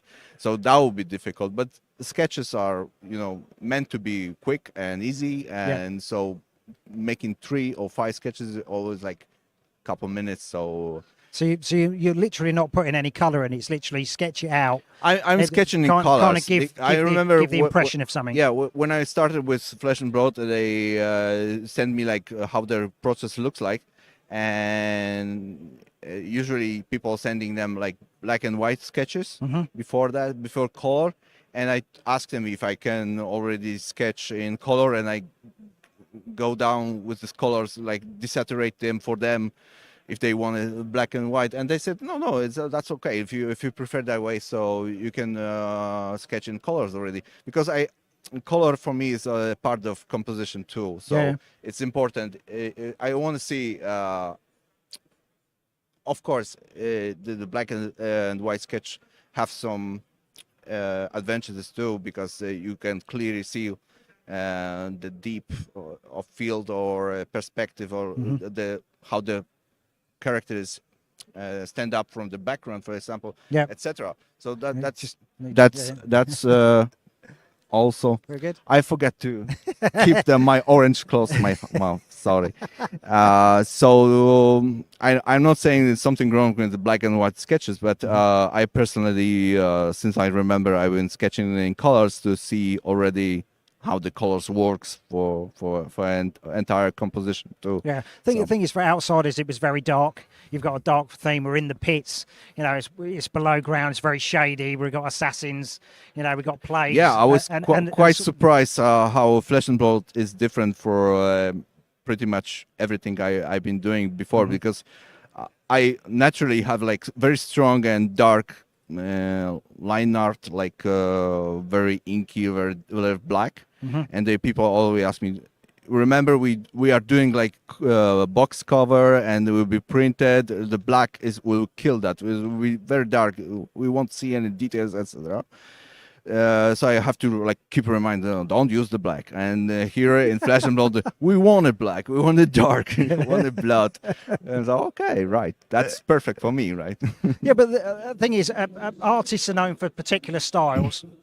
You know, you started off with Outsiders, very dark, very shady, very gritty, very bloody, and then we go on to sort of like we go on to Dusk Till Dawn. You've got Light, you've got Shadow again, Right, but you right. did Resounding Charge. So thank you for that, because I got to spoil that card. But it had a completely different feel. But you did Vincent, which was another sort of like dark hero. You know, you had the Iron Maiden. Did you do Iron Maiden or just some of the Vincent cards? You did Flail of Agony. Yes. I've seen that playmat, but you've done this one as well, sort of like Battlefield Breaker. That's very busy. You know, Yes. lots of figures in there, sort of like a big demonic sort of like brute, sort of like looming over everybody. Do you find that easier to draw than the single hero ones? What do you prefer? I remember there was like a Spanish artist who was back then in like 16th century, and he was charging like for every hand paint or face paint. So every time his king asking him like, can you paint like me and my wife? And he was counting like three coins for face and 2 coins for each hand visible. Yeah. So this is kind of work. They asked me like, can you paint like battle? And I said, oh my god, that would be like hundreds of people, etc. Crowdy, a lot of weapons going, etc. So this is always, maybe it's easier to paint because they don't ask you like anything particular, like in Arachne, like the posture was very important. But here in battle it's just generic battle, so the more messy and crowded it is, then it's better. So I don't have like very specific directions, but then you still have to paint like a lot of people, right? So the trick is like to paint the one in the like here as one in the front. Front, in the foreground, like to cover the most part of this, so I don't have to paint entire these battlefield. are the tricks. These are the tricks that people have got to learn if you want to become an artist. So you have to like to skip, because you know you have to be very careful about the time and budget, etc. So you can spend like 3 weeks painting just this one battle, because you have other illustrations to do. So you have to use some tricks to paint battle without painting 1,000 people, right? So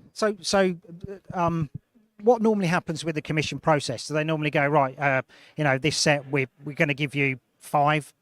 Or is it? They check in my availability, asking me how much I'm ready to take this month or something like that. You know, I'm doing a lot of stuff at the same time, like a couple games or something, but usually trying to pick the most.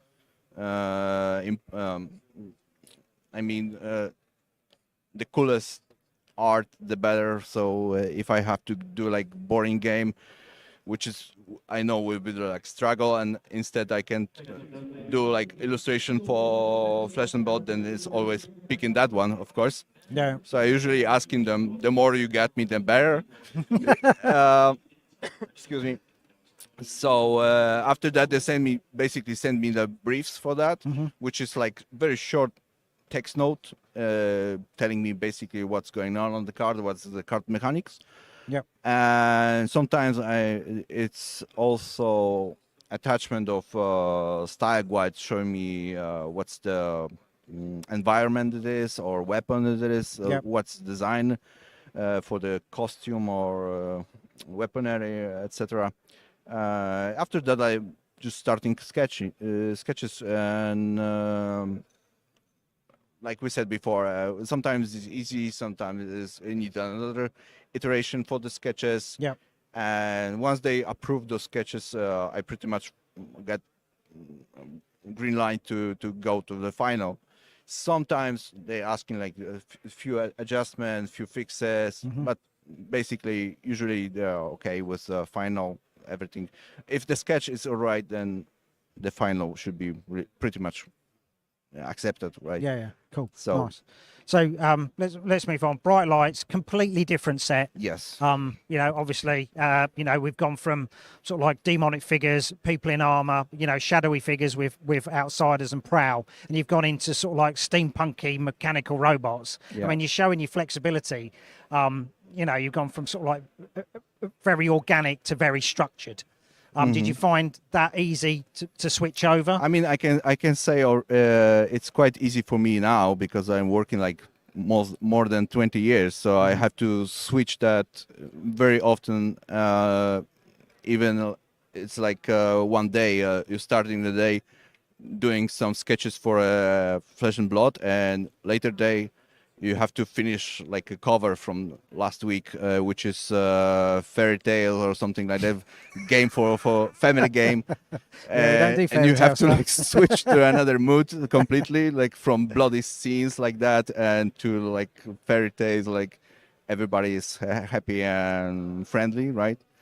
But like I said, it's normal for me, so it's not a problem.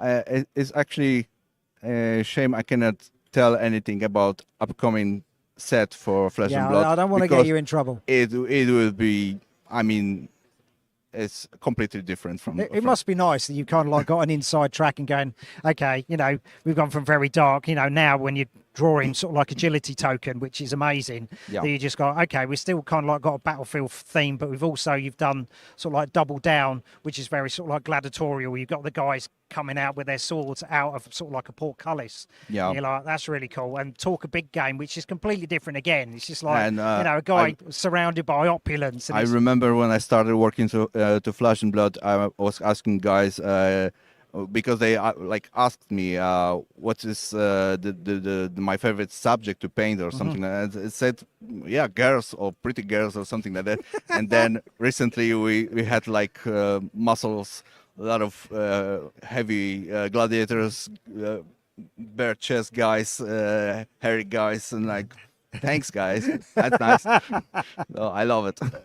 Nice. So so that's your art. I mean, you're starting to go to conventions. So your first convention was Calling Birmingham. You did Worlds in Barcelona. You're now here today. Thank you very much. You're welcome. Are you going to any in Europe? Are you planning to attend? Yeah, I mean, right now I'm trying to catch most of the European tournaments, Flesh and Blood events, because I'm still new for this game. Yeah. And going to overseas like US or Asia would be probably, you know, too expensive, not much to do there for me yet. So right now I focus on the European ones. And also I don't want to be like every event, because that would be also best, You got to work. That too, but you know, people will probably get bored with me if I come too often. So I'm trying to like do like 2, maybe 3 a year for now. So the thing is, it's a chance for the fans of your work to actually meet you. It's very hard in an industry for people to meet the artists. Yeah, of course, and to, you know, and to get cards signed, which is like what everybody wants to do, isn't it? They're coming up and going, you know, can you sign my card? Can you sign my playmat? Like, you've got a whole host of playmats there. I mean, I've been myself stuck in my office, I mean, house studio or whatever you call it, but I'm working at home, okay? So I've been stuck there for like 10 years, only drawing. And at some point I realized I have to get up and move somewhere for like weekend or something because I get crazy. And I started to go to conventions, not only like related to my work, but like comic cons or fantasy festivals in Poland or in Europe to see other people, right? And it's funny because you could work like Sławomir Maniak or Mariusz Ganzel, also working for Flesh and Blood artist for 10 years and never seen the person. Yeah. And then you meet him at the convention and like, hey man, what's going on? It's like weird. So I started in 2013, I guess. I started going to conventions and then Magic Grand Prix, etc. And usually I've been doing like 3-4 a year. Yeah.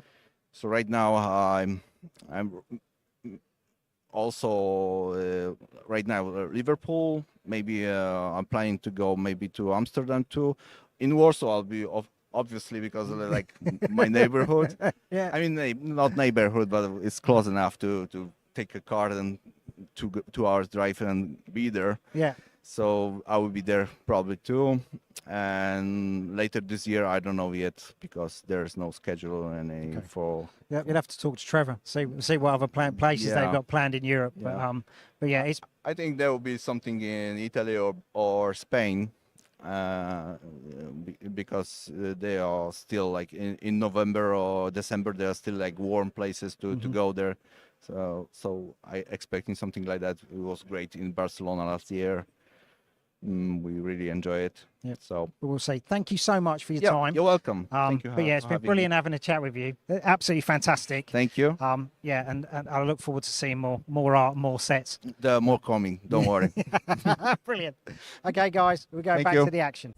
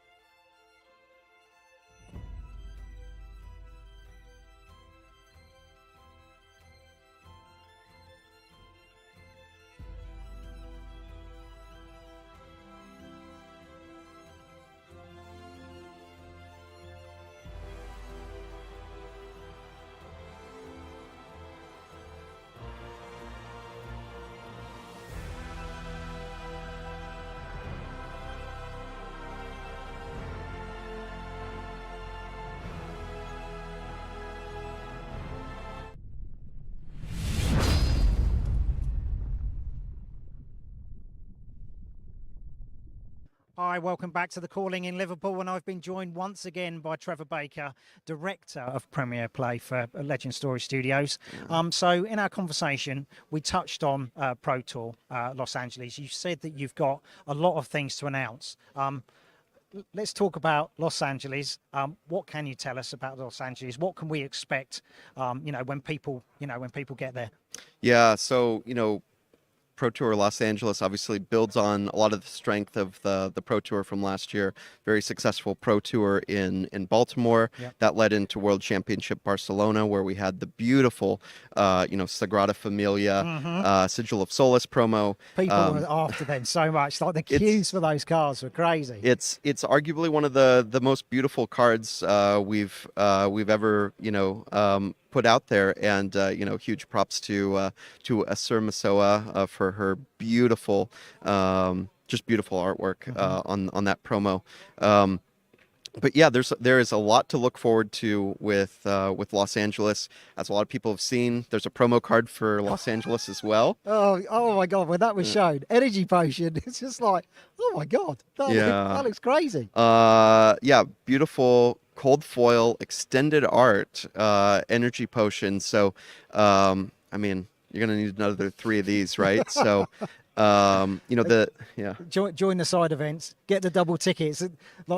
This is one of the reasons to go, isn't it? If you're not in the Pro Tour, if you're not lucky enough to have had a PTI, go anyway, because you have a chance to get these amazing cards, and that's what everybody did at Worlds. Yeah. I mean, you start your weekend, right? So you grab either a Fabled or Go Again package based on, kind of the event schedule and what you want to do, and that gets you started, right? You get you get your vouchers, you get your package, you get your goodies, you get the beautiful Balance of Justice, playmat and sleeves, and then you just start figuring okay, how do I piece my schedule together? Well, first things first, we've got 3 different Energy Potion events to start the day on Friday. So whether you want to play Sealed or Constructed or Blitz, pick your poison and get in, or maybe I should say pick your potion, and get in on one of those side events to start the weekend. And so there's one potion down, right? And if you're playing in the World Championship, we give you your first one on the house, right? Because we know that if you're, in this case, Pro Tour, right? So if you're playing in the Pro Tour, the first one's on the house. It's part of the Pro Tour, package. Yeah. But then you still need to get 2 more, right? So then you look at Saturday, you look at Sunday.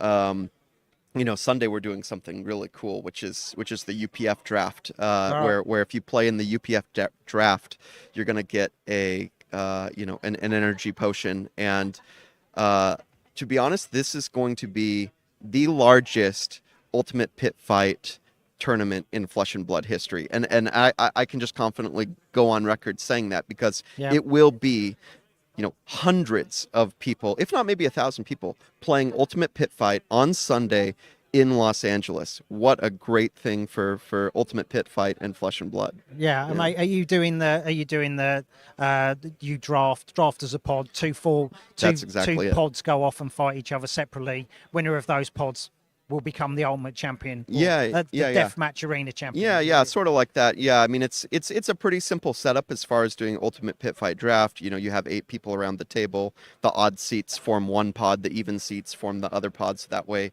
the person to your left, the person to your right aren't the people that you're, potted up with. And then you're gonna go and play a game, and you're gonna get to build your deck and have fun with it. And you have obviously 6 heroes to pick from. So I think every pod is gonna have a nice assortment of heroes that you'll play with. You'll get some ticks at the end for your hard work, but most importantly, you'll get that cold foil Energy Potion. So you'll just be, another step along the way. Yeah, so, I'm sure PCG will be there, and people can slab that up as fast as they can. That's what happened with the Sagrada Familias. It was just like the line was, crazy. Yeah, I don't know if the American office is going to be quite there yet. Hopefully Matt and the team and Rudy and all of them will be able to welcome them shortly. I know that the PCG America office has been very busy. So, it's like the artist as well for familiar. It was just like get your card, get it signed. It was like you saw the flow around. So has the artist for the Epoch been confirmed to be there? Unfortunately, I don't think they are in the current lineup. Okay. It's a different artist, but you know, that's the beauty of Flesh and Blood, is like part of playing this game is going around the world and like achieving these sort of things. So you know, even if that particular artist isn't at that show, they're probably going to be at another show in the future. So Yeah, totally. you know, take those energy potions, throw them in your binder, throw them in your, you know, in your card storage, and you'll find them at another event. So cool. Yeah. So what other new stuff can we expect to see at in Los Angeles? Yeah. So James White will be doing his usual signing sessions where you'll be able to visit James Friday, Saturday, and Sunday. Usual time should be about 10 a.m. to noon, or 10 a.m. to 11. Each of the days. Obviously, in World Championship, it got very busy with the pop collar promos. He had different coloured shirts every day. Is that we've got a new card, or is he doing the pop collars again? You know, I can't speak for James, but all I know is that I've booked him to do some card signings. So James will be around for card signings. What the chief decides to do with promos and stuff, that's his call. But yeah, James White will be at Pro Tour Los Angeles, and he'll also be giving the keynote address on Thursday. Yeah, so brilliant. Yeah. You've got some merchandise. The new merch. I do Go have on. a couple things that we're gonna just show off here. These are kind of our samples, but yeah, there's the first one. So it's hard to say with the camera here, but I think we've probably got it, in frame. Hopefully, so, yeah. If it's not above our head, it should be. Yeah. But so it looks we've impressive. We've got a pretty cool water bottle tumbler here. So this will be one of the versions that's available at Pro Tour Los Angeles, and then we've got a bunch of other things that we're working on, but this is just what I chucked in my bag. I was like, this would be kind of fun to just show a few people and see what people think. But this is one thing. I've got one other cool thing to show folks. Yeah. So this is going to be a fun little gift with purchase promotion if you spend over a threshold at the merch booth. Okay. You are going to get a very cool commemorative coin. So I'll just kind of hand that one to you. Oh my God. And you can, we'll have to show it up on the camera. We'll have to. Even said Yeah. Pro Tour Los Angeles. I hope Yeah, you yeah. can see that. So one and side, then- yeah. Oh my God. Yeah. So one side you've got the Deathmatch Arena icon. The other side you've got it says- the Pro Tour Los Angeles information. Yeah, You can use it as a gold gold coin in the game. You could just keep it as a commemorative piece, but it'll be limited to 500 pieces. So it'll be a gift with purchase at the merchandise booth at Pro Tour Los Angeles. You just spend over a threshold, and then you'll just get one of these. It'll be a very cool memento that people can keep with them after the event. That's so cool. I love the inscription: blood, sweat, steel, deathmatch, become a champion. Yeah. It's got some weight on it. It's got a little heft, Yeah. it's inspiring, you can kind of flip it around, chunk Yeah, it I on the wouldn't wanna table. flip it, but yeah. Yeah, maybe not, but it's I think that's a very important thing though, you put this thing in your hand and you want it to feel satisfying as you kind of hold it. So Can we see this going forward? Are we looking like Pro Tour Amsterdam? Are we looking at potentially another one? Yeah. I mean, of course, if we start a tradition, it's unless something unless you do something and then it completely falls flat, usually you want to build on the success of what you're doing. So yeah, Pro Tour Amsterdam, there'll be some new merchandise that'll roll out for Amsterdam. We're still working on a lot of the designs for that. But yeah, doing some commemorative item like this particular coin. Love to do something like that for Amsterdam as well. Amsterdam's going to be a great show coming at the end of July over at the Rye in Amsterdam. So we have an event page that'll be going live on that pretty soon, where people will be able to book their accommodations and that sort of thing. I think a lot of people have already been planning flights in Accom, but we have an official hotel website that'll be launching in the coming weeks. So obviously right now the focus is on Los Angeles, but as we get closer to Los Angeles kind of being all sorted, then we'll push up a bunch of information for Amsterdam, since the eyes will kind of shift to Amsterdam and ProQuest Season 5 will start, and people will get ready to start making their arrangements for Amsterdam. So people can get into Amsterdam really easily. You were talking about links. Is it Schiphol's like the biggest? Schiphol's great. It's the biggest like hub in Europe. I actually it's flew through absolutely Schiphol to get here. I flew from Schiphol to Manchester, and then I took a bus over here to Liverpool. So. Yeah, fortunately, I had heard some rumblings that that Schiphol was going to do some sort of crazy, like, limiting their flights sort of thing, and then that all got shot down, thankfully. So I don't know how you limit your flights there. I mean, I don't know how you would, because Schiphol is just such a great international hub with hundreds of nonstop flights around the world. I mean, I think you can pretty much fly to Schiphol direct from just about anywhere, I hope a bunch of people will join us this summer in Amsterdam as well. We'll have exclusive promos for Amsterdam. Obviously the full suite, of cool playmats. That will be, another notch in the sort of the gem series of playmats that we've been doing. So I think that's probably no surprise that people can just work their way through the sequence and see where we'll be at for Amsterdam. But yeah, a full suite of goodies coming for Amsterdam as well, and then and then it'll kind of shift over to World Champs. So nice. Yeah. Thank you so much for your time, Trevor. It is massively appreciated. Yeah.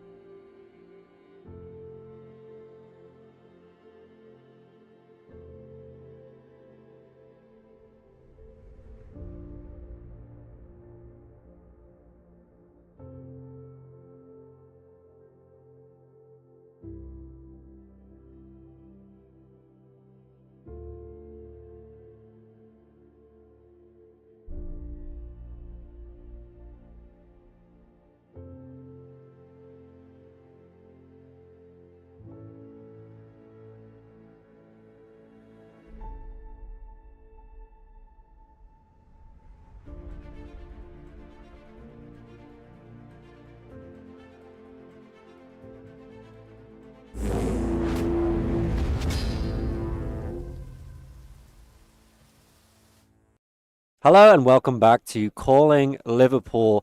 We have just had, how many was it, Simon? 14 rounds of Swiss over 2 days, and it's all come down to this, the final top 8, ready to play it out, to fight it out, to see who is crowned the Calling Liverpool champion. This is truly stepping into the crucible of war, into the deathmatch arena. I think it's called Heavy Hitters, actually, Simon, the current set. We had the Crucible of War was years ago. Hey, I'm living on the past.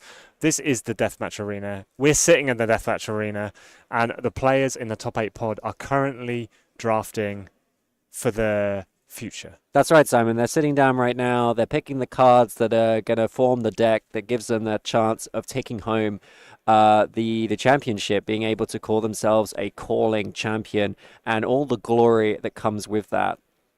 Let's have a look at the top 32 and how that shook out before we move on to the final pod. Top 32 players took home some money, and we see number 32 there, Ryan Brommel, who we saw on stream, actually. Yeah, great to see Ryan there, who we saw on stream, managed to sneak into the top 32. Commiserations to everybody who did not land within the top 32, because the top 32 of this tournament will be taking home, I believe it's $250. $250, which is going to go a long way to pay for your attendance here at the Calling. We also see up there Jason Rolfe. We saw them doing very well, but slipped down the tables to the top 32, but still managed to finish the day with some money in their pocket. And still a lot of UK and European representation throughout the top 32. Absolutely. Maybe we could move now to see the top 16, seeing that who managed to make it in. We've got a great showing of players who didn't quite manage to break into the top 8.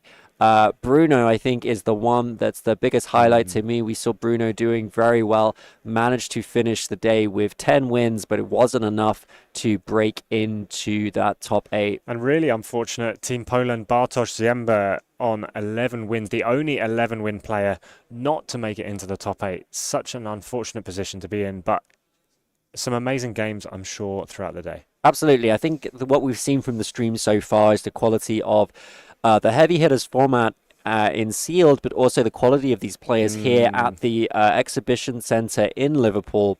I've seen some incredible, well-constructed plays, really talented plays. We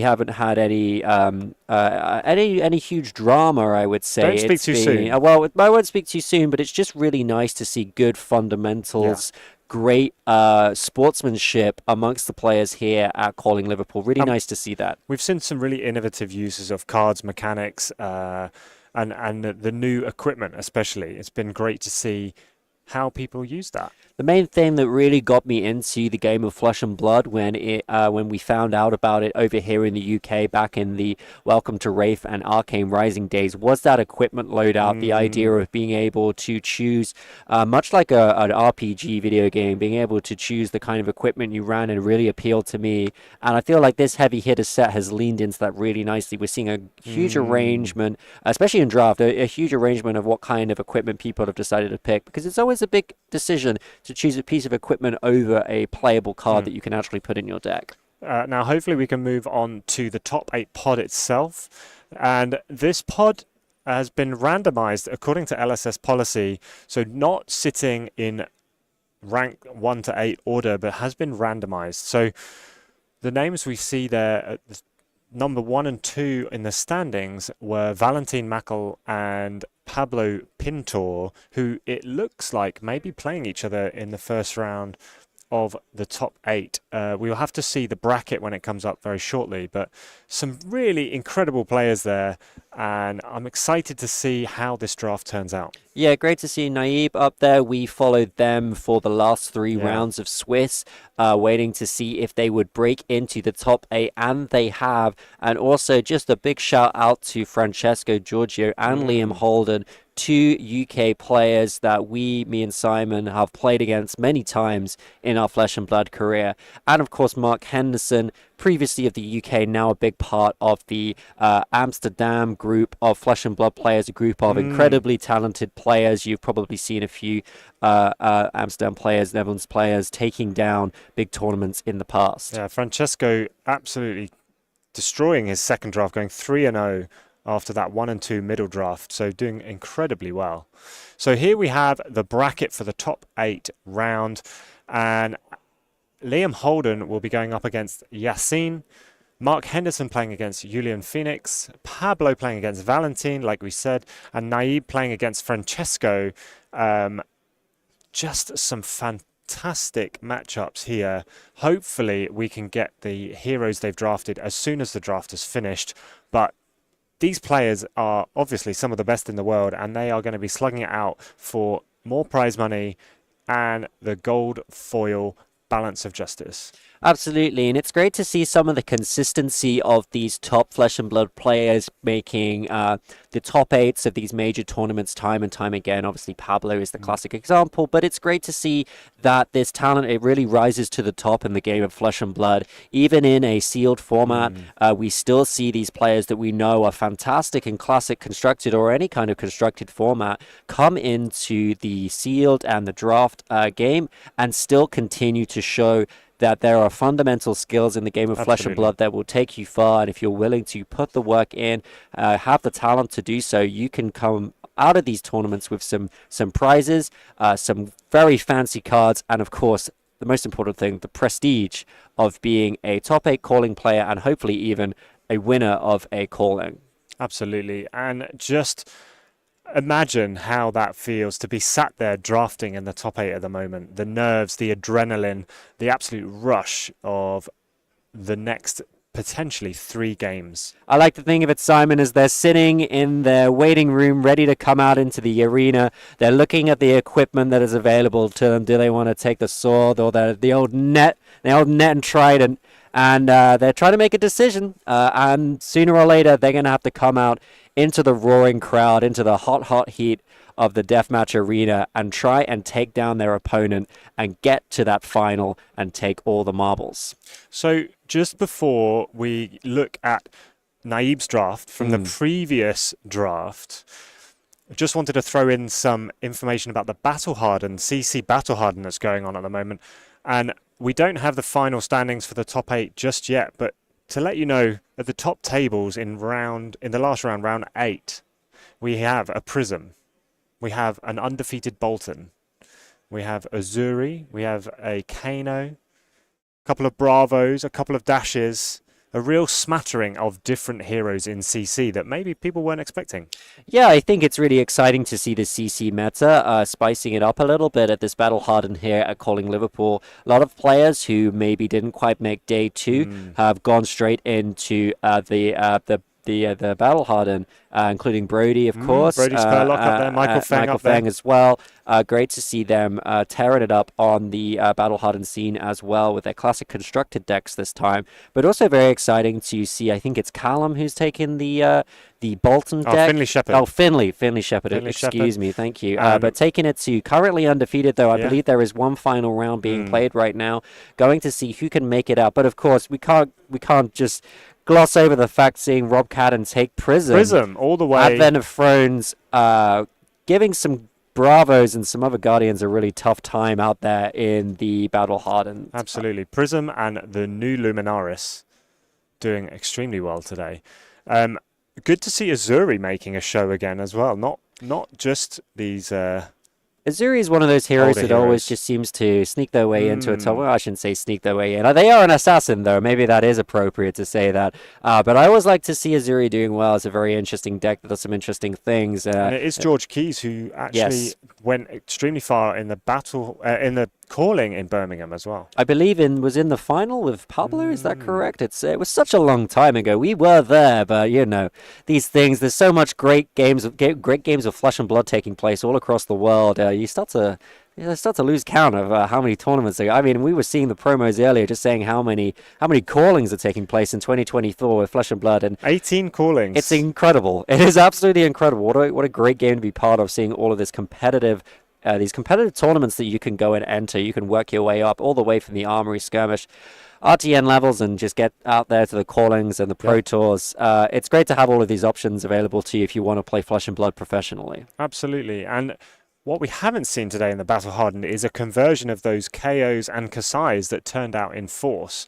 They are distinctly lacking from the top 8 tables as we look at it at the moment. So it'd be really interesting to see who finishes up where, who's going to finish out the top 8, and how that CC tournament finishes up. We're not here to stream that, but it is interesting to know what the CC meta is doing, and I'm sure you are all interested in knowing how that finishes up as and when. But that's right, Simon. We're all here right now to look at what's going on in Calling Liverpool. Who is going to take down that trophy? Who's going to take it home tonight? Who's going to be celebrating and who's going to be commiserating? And I think we've got some really, really exciting players who are going to be matched up against each other, going to try and take it down. I'm really excited to see what heroes they gravitate to.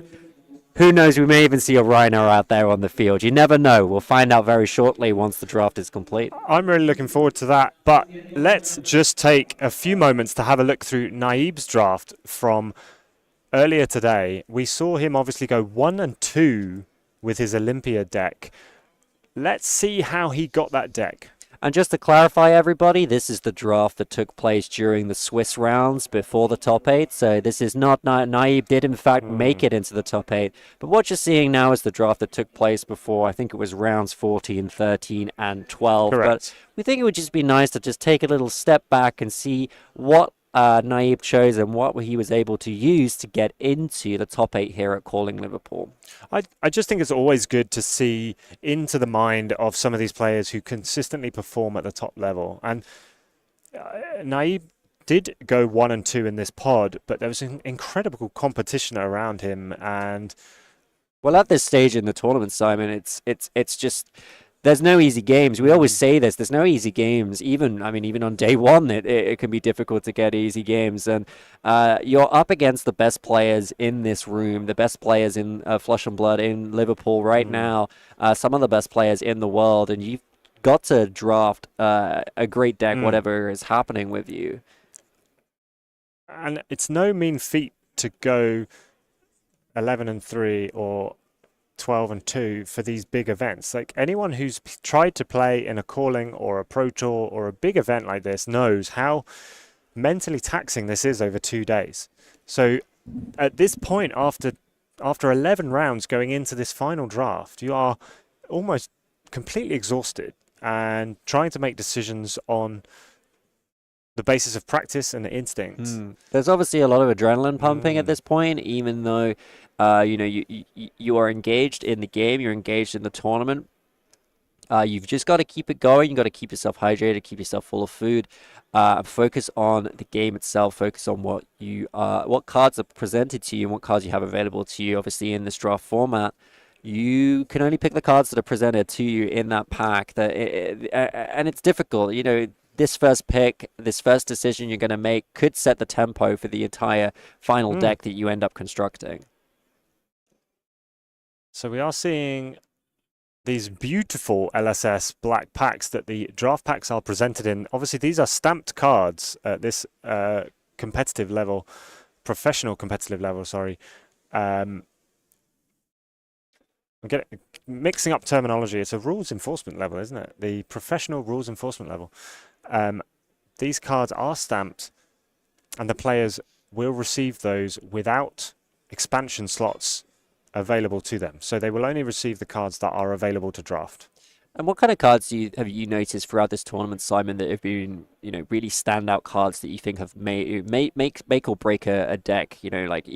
Say, for example, in the Warrior class, like what kind of things do you think you've seen today in the Warrior decks that have made them do really well?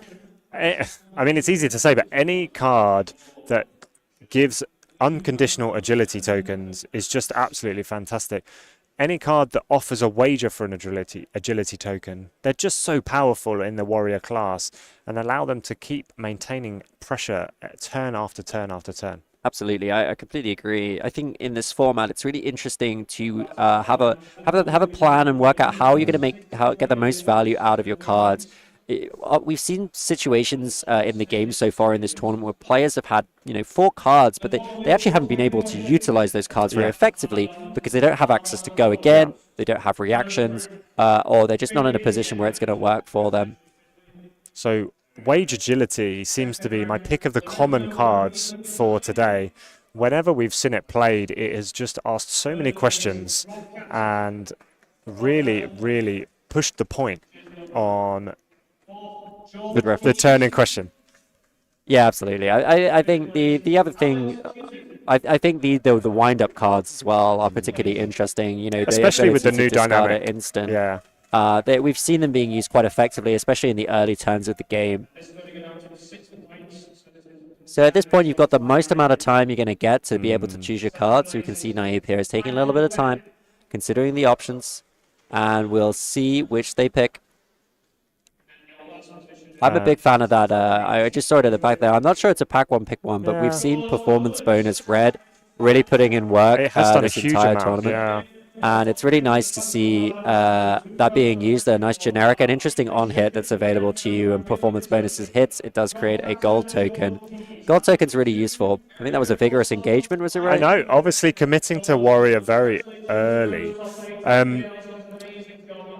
Obviously, Naive being a US-based player, for our second draft of the day here, we did see Francesco Giorgio's draft, the first draft, which was really interesting to see how they vary. And I was wondering when we were going to see this parry blade, because we all saw Naive play that parry blade. I think he played it in all three of his games. He played it all 3 games. And I was wondering how early he picked that up. So he has been slightly rewarded here for kind of hard committing to that. You're not committing anything at this point, but going for a warrior card turn for pack one, pick one. And has now been presented with that parry blade, so that's really nice to see. I think it'd be interesting to compare how Naive and how Francesco draft. So, like you said, Simon, we saw Francesco, who also made it. We picked the right players, eh? Exactly. Francesco also made it into the top 8, and we do see him take that parry blade. I really like this. I think also in the mirror, against another warrior, I should say, that parry blade really nice at shutting down those saber swings. And Naive was later in the game. Naive was top of the standings at this point. So going into this draft, he knew he only needed 1 win to get through to the top 8. But that's a really hard ask when you go in with that sort of expectation. Yeah, and I think you've got to get into the winning mindset as well. I think you can get a bit trapped by this idea of like, oh, I just need 1 win, right? I think you've got to take the attitude of these tournaments, these high level tournaments. Is I got to win, right? Yeah. I'm not going to think about that. I'm going to move that out of my mind. I know that's the fact, but I'm just going to focus on winning. I'm not going to think, oh, I've got an out or I've got another out, because I think that's when you start to put yourself in a different sort of mental mindset. Absolutely. I like to think to myself, I'm just going in. I'm taking 1 game at a time. I'm not thinking about what I need to do to get to the top 8. Well, I am, but on a much higher level. I need to win, right? And we're seeing consideration of a lot more of the cards than you might expect, having taken on 2 warrior cards, first 2 picks. He is considering the whole breadth of the pack here, and not diving in too early, just considering what's been passed and what may be open still. Still seeing some big Guardian cards coming through there, but Money Where Your Mouth is such a good pump. Yeah, I'm a big fan of Money Where Your Mouth Is. I've said it about 4 times already this last 2 days. I just think it's a nice card. I think also if you're in a hero that has access to the Vigor tokens, the ability to get that +1 resource makes those 1 cost buffs really nice. You see it as well with the Brute equivalent that makes the +3, the Make a Might token. When you can have access to Vigor, you don't get Vigor as Brute very often, to be honest, but it does actually happen. I see this occasionally where you sort of think, well, it's not going to be relevant because they don't have access to that particular token. But when wages are being thrown around, it's amazing how often KO ends up with gold. It's crazy. It's KO's just got this little gold in his one hand, and it doesn't really know what to do with it. It actually can use it quite nicely. So is that a Hold'em? It's difficult to see with the picture as it is. I think at this point you're looking for, you're kind of tied in, you're not tied into anything, I should say, but like I think you're still in such an early stage where some really good cards are going around, where you're starting to get a feel of what your what players on your left or your players that are passing to you, I should say, so on your right, might be picking up. You start to look at the pack composition, what cards are missing, what class cards are missing, try to get a read on what your other players in the pot are doing, and that's really what separates sort of to become a really great drafter. It's about understanding, you should try to like end the draft and kind of know what each player has picked. You should be able to pick. You almost pick who's sitting where, what seat you should have been drafting. And we can see some big Guardian cards at the top there, at the front of the pack there, and some equipment. Interesting to see what we're going to take here. A piece of equipment. Yeah, I think that was the Vigor equipment that we did see him running. So interesting to see Naib committing to equipment quite early. I quite like that too. I always think of equipment. I think in heavy hits, his equipment is a much bigger, much better pickup because some of the equipment is just incredibly good. All of the equipment pieces, the ones that they gain sort of temper to if you have a certain amount of tokens. Really, really effective equipment pieces. And we've also seen, you know, the sort of specialization temper. I think Olympia has one, which is the 2-block temper. And I think Betsy has one too. Just having access to so much equipment block in a format where there's so many, the on-hit effects of the wages, being able to block things with a little bit more safety. So we saw it throughout the tournament. So many breakpoints of 7 or even 8, and just being able to shut down any wages on that is really nice. We're looking at a decision between down but not out and trade in red here. I think down but not out is a very nice card to have, but you've got to play to its strengths. Yeah, very situational cards. We've seen players sometimes purposefully run less equipment than their opponent, like literally just give up a piece of equipment because they want to just make sure that they always have less equipment than their opponent. So that's one of the 3 criteria, the other 2 being to have less tokens and also to have less health. And I think when we have seen down but not out being played out with its additional effect, it's been catastrophic for the opponent. When being able to get those 3 tokens, again, another example of how, you know, you say, well, how is a brute going to get this, or how is a warrior going to get that, you know? Down but not out will allow them to get all 3 of those tokens. It gives you a great opportunity to build up for your next turn, but it can be blocked with equipment. So we have seen it blocked out a couple of times already. And the other thing, of course, with Overpower, and another benefit of taking the warrior class like Naib is doing, is the access to those reactions. We saw him take one in the first pick. They will block against Overpower. So Overpower only, if you know, you can only block with 1 action card, but reactions will get around that. We haven't seen many other reactions taken so far, but he did play quite a few in the games. Yeah, I think you want to be picking up, like we said at the start, Simon. Really wanting to get that agility generation going. Absolutely. Being able to go Saber, though, of course, in the case of Naib, it's going to be Saber Parry Blade. And that's gonna prove to be really important to your strategy. And that looked like our Rising Speed, or was it Rising Power? Rising Power. Rising Power. Oh, not Need for Speed. Oh, what a shame. My favorite card, Need for Speed. But we are seeing that diverse tactic of taking some of the big attacks as well as the reactions. The good thing about the reactions, and we've mentioned this a couple of times so far today, is that for once warriors can use these reactions on attack action cards and not just the weapons. Yeah, absolutely. I think it's something to bear in mind when you're playing in this format. Is like you might be quite used to playing like Welcome to Wraith Sealed, when we kind of last saw reactions being a major part of it. Obviously, got some reactions in Outsiders as well. It kind of brought it back. It's nice to see reactions back in the format. It's really nice to see reactions in the format without a huge number of ways to deal with it. Obviously, you've got the reinforce the line. That's a good way to sort of pseudo defense react against it, and you've got access to the rally the rear guard with the instant effect, able to discard a card in the reaction step to increase the defense by 3. So we have just seen more equipment taken with the Sheltered Cove, which gives some damage prevention, followed by a red Adrenaline Rush and a red trade in. It looks like there's some good value picks at this point in the draft. Maybe it wasn't a red one, maybe a blue, but some good value picks at the end of the pack there. Just having a quick review. There's the Parry Blade, some of the equipment taking there already, and just taking that blue lunging press as well. I don't think I've seen a lunging press actually be played out too effectively during this tournament. It is a nice cheeky card that you might not expect, though. Of course, in Olympia, you're kind of expecting attack reactions of some kind anyway. So it is a nice pitch card though, right? You love a card that you can pitch. And then it comes back in the late game and potentially is that one damage that's going to go over the top of something and win you the game. But you have to think, when you're playing as warrior, your opponent's going to be a little more tuned into the fact that they might have reactions coming at you.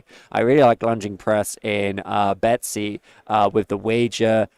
Just because sometimes your opponent's just not expecting a reaction on a Guardian card. They don't have access to too much of that. So that just can having be, it hidden in Arsenal, mate. Yeah, getting your opponent to commit a huge amount of block to a wagered card and proceed to go over the top, still get your benefits of the wager after them committing so many cards to the block. Absolutely. Really, really good. So pack 2 being open now. Just waiting for the signal. Once the pile review period has finished, and then starting to assess and pass pack 2 to the right.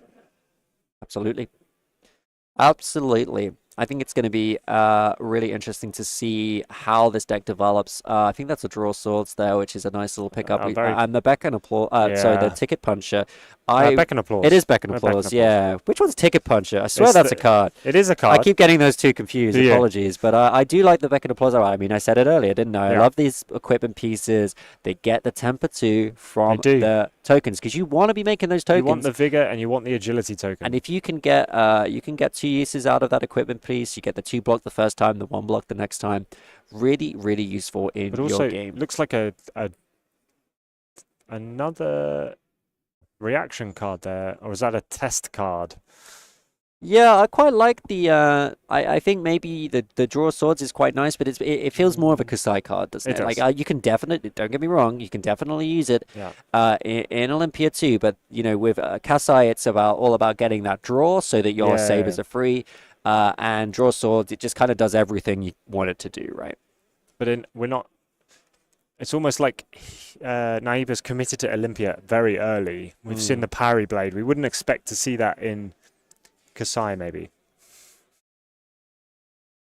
So still looking at this pack, a number of Brute cards still there. Maybe not having a Brute sitting directly to his left at this point. Some more good equipment with the shield there. Money where the mouth is. Another engagement attack reaction card just being assessed and passed to the right there.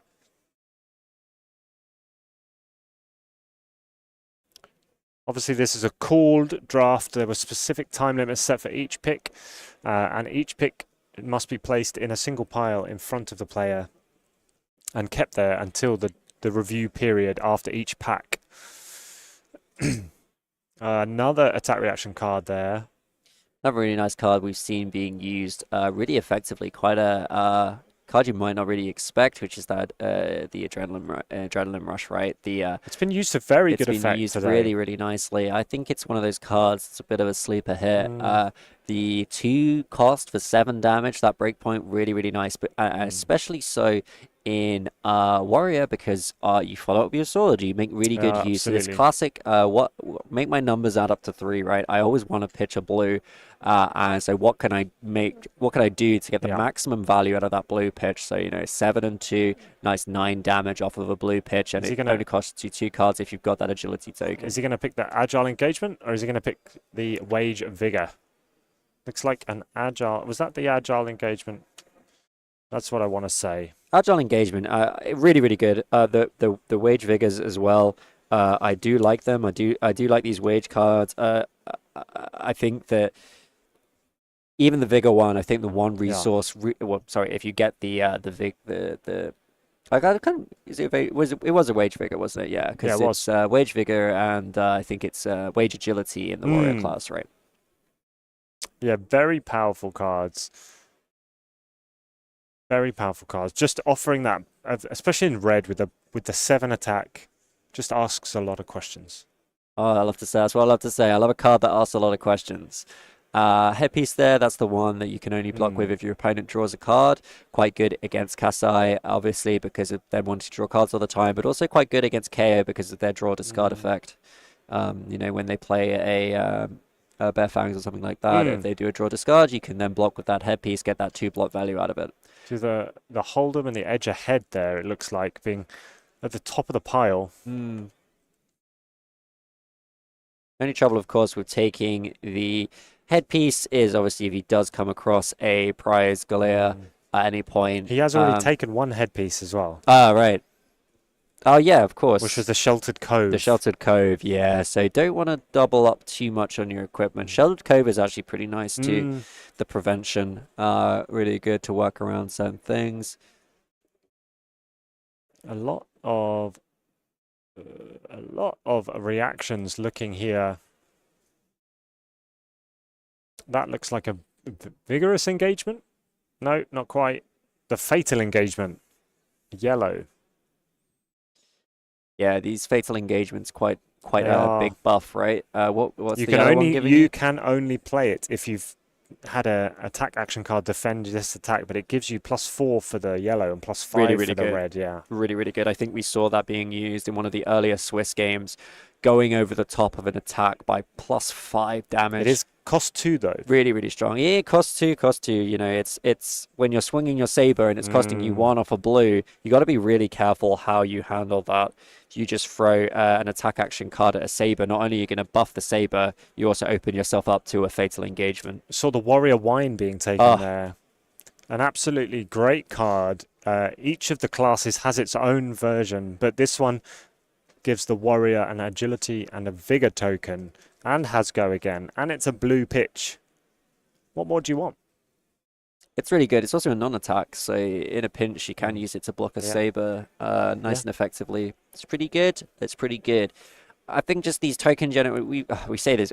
Feel like we keep saying this over and over again, but just the token generation is so important. It's what makes these heroes go over the top in terms of being able to sort of do better than your opponent. Is to create and get value out of so many tokens in the game. I think that's the key, is getting value out of each token that you make, because if you block with your whole hand and you can't get value out of tokens you've previously made, you've left a lot on the table. We had a great game with Pablo earlier and just felt like he was just continually getting the best possible value out of the resources he was generating from these vigor tokens that he was creating.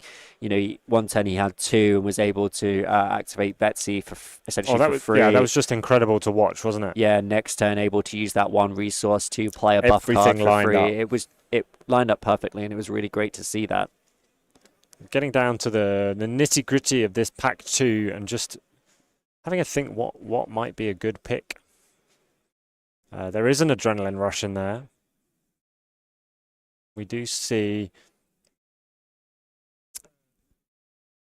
The thing about adrenaline rush is it does only block for 2, and it can be... Is that a performance bonus that we see? No, not quite. Yeah, it can be quite a situational card. All these attack actions that block for 2 can be really awkward if you're up against sabers.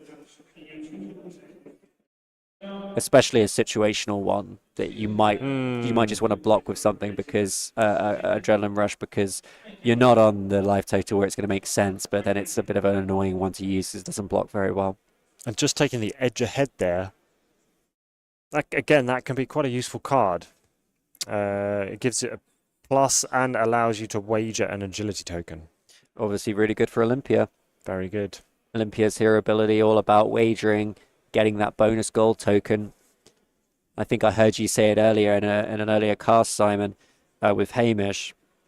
I think the gold token for Olympia can be a little bit underrated sometimes. The ability to pitch against that gold token, draw a card, and kind of bank yourself a resource if you pitched a blue.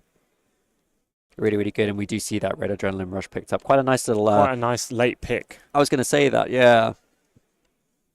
It's interesting to see which cards are wheeling around at the moment. And, seems like some people don't value those adrenaline rushes as much as Naive is, but we've seen them being played to great effect this entire tournament. And I think that was a performance bonus being taken late on there as well. Another good card to be taken and played from Arsenal. I'm interested to see if performance bonus does see any play in Constructed. I do think it's an interesting one with the go again from Arsenal and creating a gold. I think there's some heroes in the game that don't have access to gold creation that might consider running something like that as a way to just not have a buffer. Yeah, and when you consider cards in the meta such as their cash in drawing 2 for free if you have a gold token. Some of the more aggressive heroes in the game might be able to benefit from that. So it's really interesting to see how Heavy Hitters is opening the meta up. Also with some of the heroes. It's been quite a while now since some of them did go into Living Legend, but some of the Living Legended heroes out of the format now. And I really do feel like Heavy Hitters is spicing things up quite a lot. Well, it's great that we've seen so many new heroes show up at the CC Battle Hardened here. They haven't quite managed to push through in this instance, but we have seen previously at Battle Hardens where they've taken it all the way. Yeah, absolutely. It just shows to me that the meta currently is very open and very diverse, which is a fantastic place for the game to be. Absolutely. And if you haven't had the opportunity to play a sealed or draft Heavy Hitters, I would recommend it wholeheartedly. It's very enjoyable. I know a lot of local game stores will be running this, and the set itself is a very sort of exciting set to open with the Marvel Young Heroes and the Marvel Adult Heroes, and of course a new playable, strongly playable generic headpiece, which is itself the prize card for winning the Calling Liverpool, the extended art gold foil. Balance of Justice. Balance of Justice. Fantastic looking card, and really interesting in the way it is. I think that it's great to see these sort of exciting marvels and these exciting legendaries in the game, and just means whenever you go to your draft or whenever you go to your sealed Heavy Hitters tournament, you've always got a chance of opening something like that, and just, fantastic, isn't it? I opened a Rainbow Fall Balance of Justice yesterday. I was very happy. I imagine you were. That Flat Trackers looks like a very good pick right now. Yeah, Flat Tracker is one of my highly rated sort of top cards of the tournament. I have to say, just being able to make that kind of agility token on tap, absolutely, essentially, is just it's great. You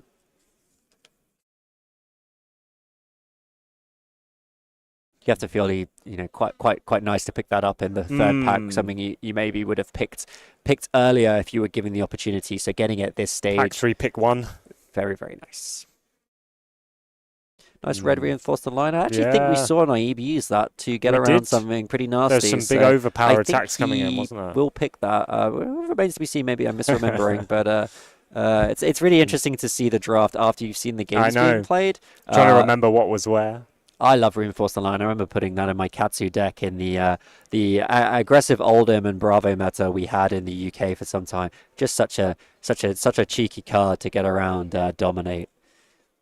And great to see it reprinted here, because it's actually quite a difficult card to get to with the original printing in Crucible of War. It is, and it is a very useful card. I did actually resist putting it in. I'm a fan of a good old defense reaction, but we don't have any of those in these sets. So Reinforced Line is a very, very good option. Yeah, Reinforced Line, the closest you're getting to a defense react from Arsenal in this format, really. I mean, there's also the quite nice cards which prevent 2 damage and create a token. Quite a big fan of those, actually. Kind of thought, well, 2 damage prevention, how good is that? But as we've seen in this entire tournament, token generation is king. It has been incredibly useful. Again, Rally the Rearguard, another reprinted card that maybe wasn't, we're not seeing it picked there, but maybe wasn't appreciated in its time in Monarch, has come back round and has seen new uses. Yeah, I remember Rally the Rearguard being sort of the 6 power card you'd pick in Monarch Draft or Monarch Seal just to pop a Herald. With that additional effect of being able to discard a card to essentially block more, really nice in the old days in Levia, and we see it again in KO, giving you an option if you do have one of those brute cards that doesn't block. If you've got a Rally the Rearguard, suddenly that card essentially blocks for 3, which is really nice. Absolutely. Though you have to give it up. Not always what you want to do. See a nice yellow draw swords there. And another edge ahead. Really stocking up on those wager cards, which is fantastic for Olympia. Yeah, absolutely. I love this wage mechanic. It was something when I first saw it, I didn't really know how to evaluate it, but it does make for exciting games, and it does make for interesting interactions in terms of, you know, you might end up with a token that you weren't expecting to end up with because you just happen to win a wage, and that can actually end up fixing your hand if you end up with an additional resource. It can be a nice little bonus. Yeah, suddenly you find you can actually you know, commit to a block knowing you're going to get that vigor token, and that's still going to enable the turn. Though, of course, got to watch out for those attack reactions. Absolutely. Nice yellow trade in at the front there. More attack reactions. I don't know quite what that card was, actually. I apologize. The quality is slightly off. On our screen, at least. I don't know what it's like for the folks back home, but you can make it out just about. We've seen a few of these cards now. Maybe it was an agile wind-up. Probably. I'll take your word for it, Simon. Okay. I've really been enjoying seeing the sort of reaction around the hall, seeing everybody crowding around these top 8 players. Whenever we're off the casting booth, we're sort of out there in the hall. It's really great to see, you know, that final game of a round, which is coming down to the wire, and seeing the group of people gather around and seeing who's going to take it down. And at this, you know, we now know who our top 8 is, but we didn't when this draft was being done. So it's just to remind everybody, this is the draft that took place before rounds 14, 13, and 12. And Naib did, in fact, make it into the top 8. We also saw Francesco's draft earlier, and it's been really interesting for that. So again, trade-ins being passed around, adrenaline rushes being passed around. I like the trade-in here. Yeah, maybe. Not quite as much value as in Kasai, I think, because of the card draw effect. Kasai, though, I find the draw from trade-in can be a bit awkward because you often have an agility taken and you want to play the trade-in first so you can get the draw so your swords get go again. The trade-in went... But then you don't want to double give trade-in, double go again. So it can be, it's one of those cards that looks really good, and then when you actually play it out, sometimes it can lead to a little bit of awkwardness. Yeah. Starting stake there. It's a really nice block. I don't think I've actually seen a single player actually play out starting stake, but obviously really nice 3-block non-attack to deal with some saber swings. But it's that card again for you. Money where your mouth is. Money where your mouth is. I do love it. Nice wager card there for what is looking to be a strong Olympia deck. I guess at this stage, Simon, if you didn't know that Naib was going to play Olympia, I guess you could also maybe think maybe they might be going for Kasai. I feel like at this point, taking all the wager cards is definitely suggests to me it's going for that angle. But you know, the draw of swords too, kind of nice card. Obviously, you need the resources to pay for it. It can be really awkward if you have to pitch 2 cards to play a draw sword because you kind of... And we saw that a couple of times, didn't we? Where it just didn't quite fit, but you want to get it out of your hand. You do. You have to consider as well, as we did see Naib take the Reinforce the Line earlier, which we did say was a really strong card, but of course it only works on attack actions. Absolutely. So you do need to draft a fair number of those as well to make sure you're not just stuck with reactions or non-attacks. More money where your mouth is, more wager, loving life today, and going for those wager cards. Now, we're coming up to the final few picks. I hope, viewers, that you've enjoyed watching some of this high-level drafting, and this was Naib's draft, top-ranked player going into this point in the day. Yeah, and it's been a pleasure to talk along with this draft while in this room here at Calling Liverpool, in the Exhibition Centre Liverpool. The top 8 players of Calling Liverpool are picking their decks. I think by this point they're probably constructing their decks. The draft is finished, and they're now putting those cards together into the deck that they're going to try and take to the final of the Calling Liverpool. Absolutely. And we will be having those games for you quite soon, I imagine, actually. Very soon. So we'll be seeing first the quarterfinals, and we'll have that matchup for you as soon as possible. And I'm really excited to see who's going to win it. I mean, I want to see who's going to win the quarterfinals, and I want to see who's going to win the semifinals. You're not going to make any predictions? But I would like to see. Am I going to make a prediction?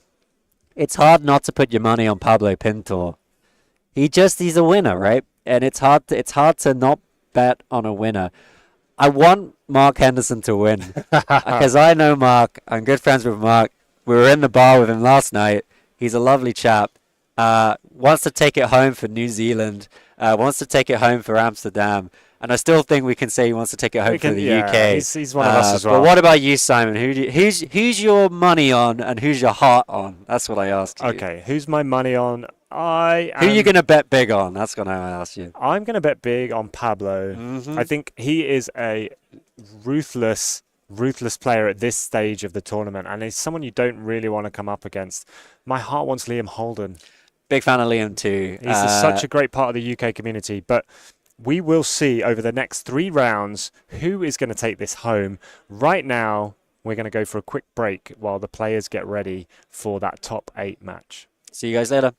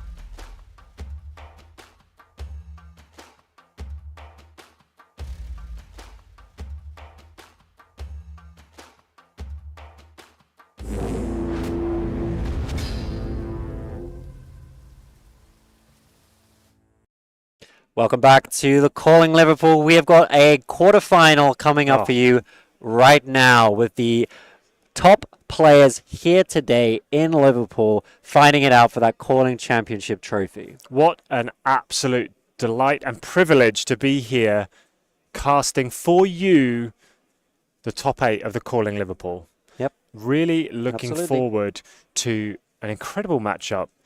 And if I am right, we have Liam Holden versus Yassine Ashafai Tripiana. Yeah, absolutely. Great to see these players up against each other. There's plenty of other games going on in the background. All going to determine who can get into that semi-final, take that one extra step towards taking that trophy. But yes, we will have Liam on Kasai, so picking up the Kasai there, and Yassine on Betsy. Absolutely. And Liam has been drafting Kasai all afternoon, I believe, or at least the last draft and this draft. So hopefully has some experience going with him there. And Yassine on Betsy, this should be a really good matchup. Betsy trying to defend as much as possible, maybe taking the value attacks back.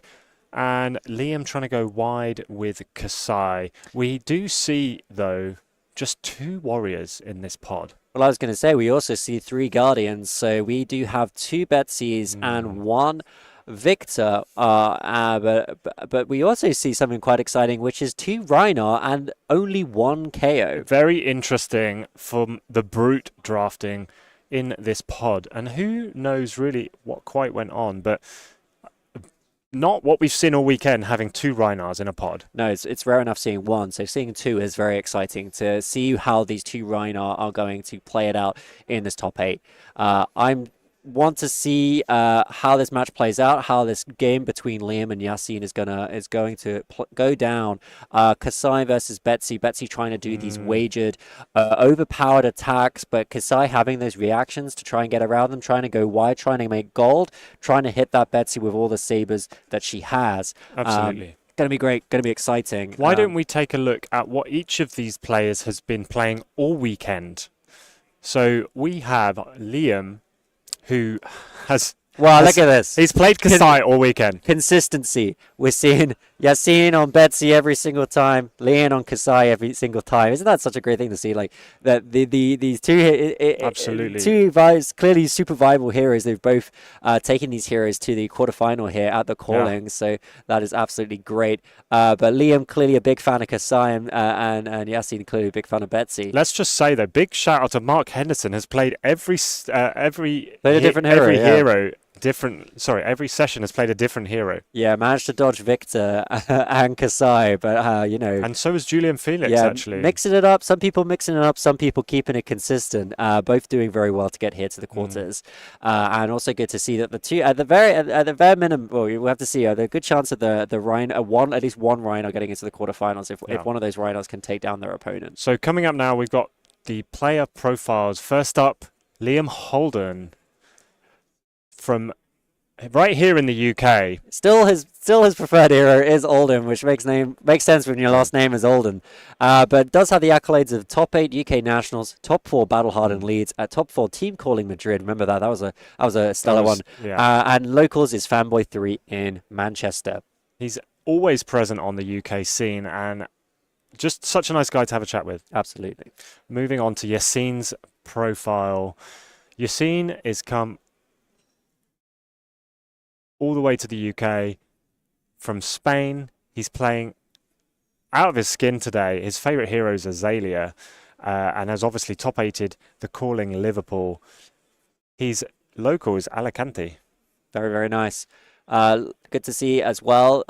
Getting into the top 8 Liverpool, no other accolades up until this point. So getting into that top 8, getting that on your Flesh and Blood CV is always a nice thing to see up against Liam. A bit more of a being around the block maybe, but interesting to see how these two players will match up against each other. So both players coming in at 11-3. Both should be confident that they can take this matchup with their preferred hero. As we've said, both have been consistent in their drafting and sealed pools so far this weekend. Absolutely. And I think here we are. Perfect. This is what I want to see. Firstly, I love to see the Betsy with the double hammer. That's always a nice thing. You know, you never know, you might win a random wager, get yourself that agility token, even though you're playing Guardian. We do also see the Ticket Puncher, big fan of that card too, just to get a little bit of block. And we also see that the Betsy does have the headpiece of choice, the Good Time Chapeau, which we know is a great card. It could be a game-changing card for Betsy. Just even the ability to have a Temper 2 equipment in play, it's so strong, especially when you're coming up against these sabers. So Liam starting off here with a lovely little Centauri saber for 4. And has already made himself a Vigor token, setting himself up nicely for the next turn. That's a nice lead with heart there. Asking questions. A nice little buff over the top. Bit of an agile engagement, making that agility token. What a perfect turn 1. Yeah, Yassine dropping down the attack actions there as well. It is defended by an attack action card, so it's going to make an agility token. And that's going to go over the top a little bit. So +1 from the attack action and also +1 from Centauri Saber. Obviously able to use the discard effect on the Rally the Rearguard to cover the whole attack, but making those tokens is the most important thing for Kasai and have an arsenal for the next turn. I am looking for more draw swords like we talked about earlier from Kasai, more of that card draw to try and get things going. Let's see what Betsy can do turn 1. I think you're always pretty happy in this game, in this format, if you do go first and you do get to create both of your signature tokens. And Liam has achieved that. He's got that agility token, which we know is so important for making Kasai click, but also got that +1 resource to just even things out nicely. Oh, Simon, we see it.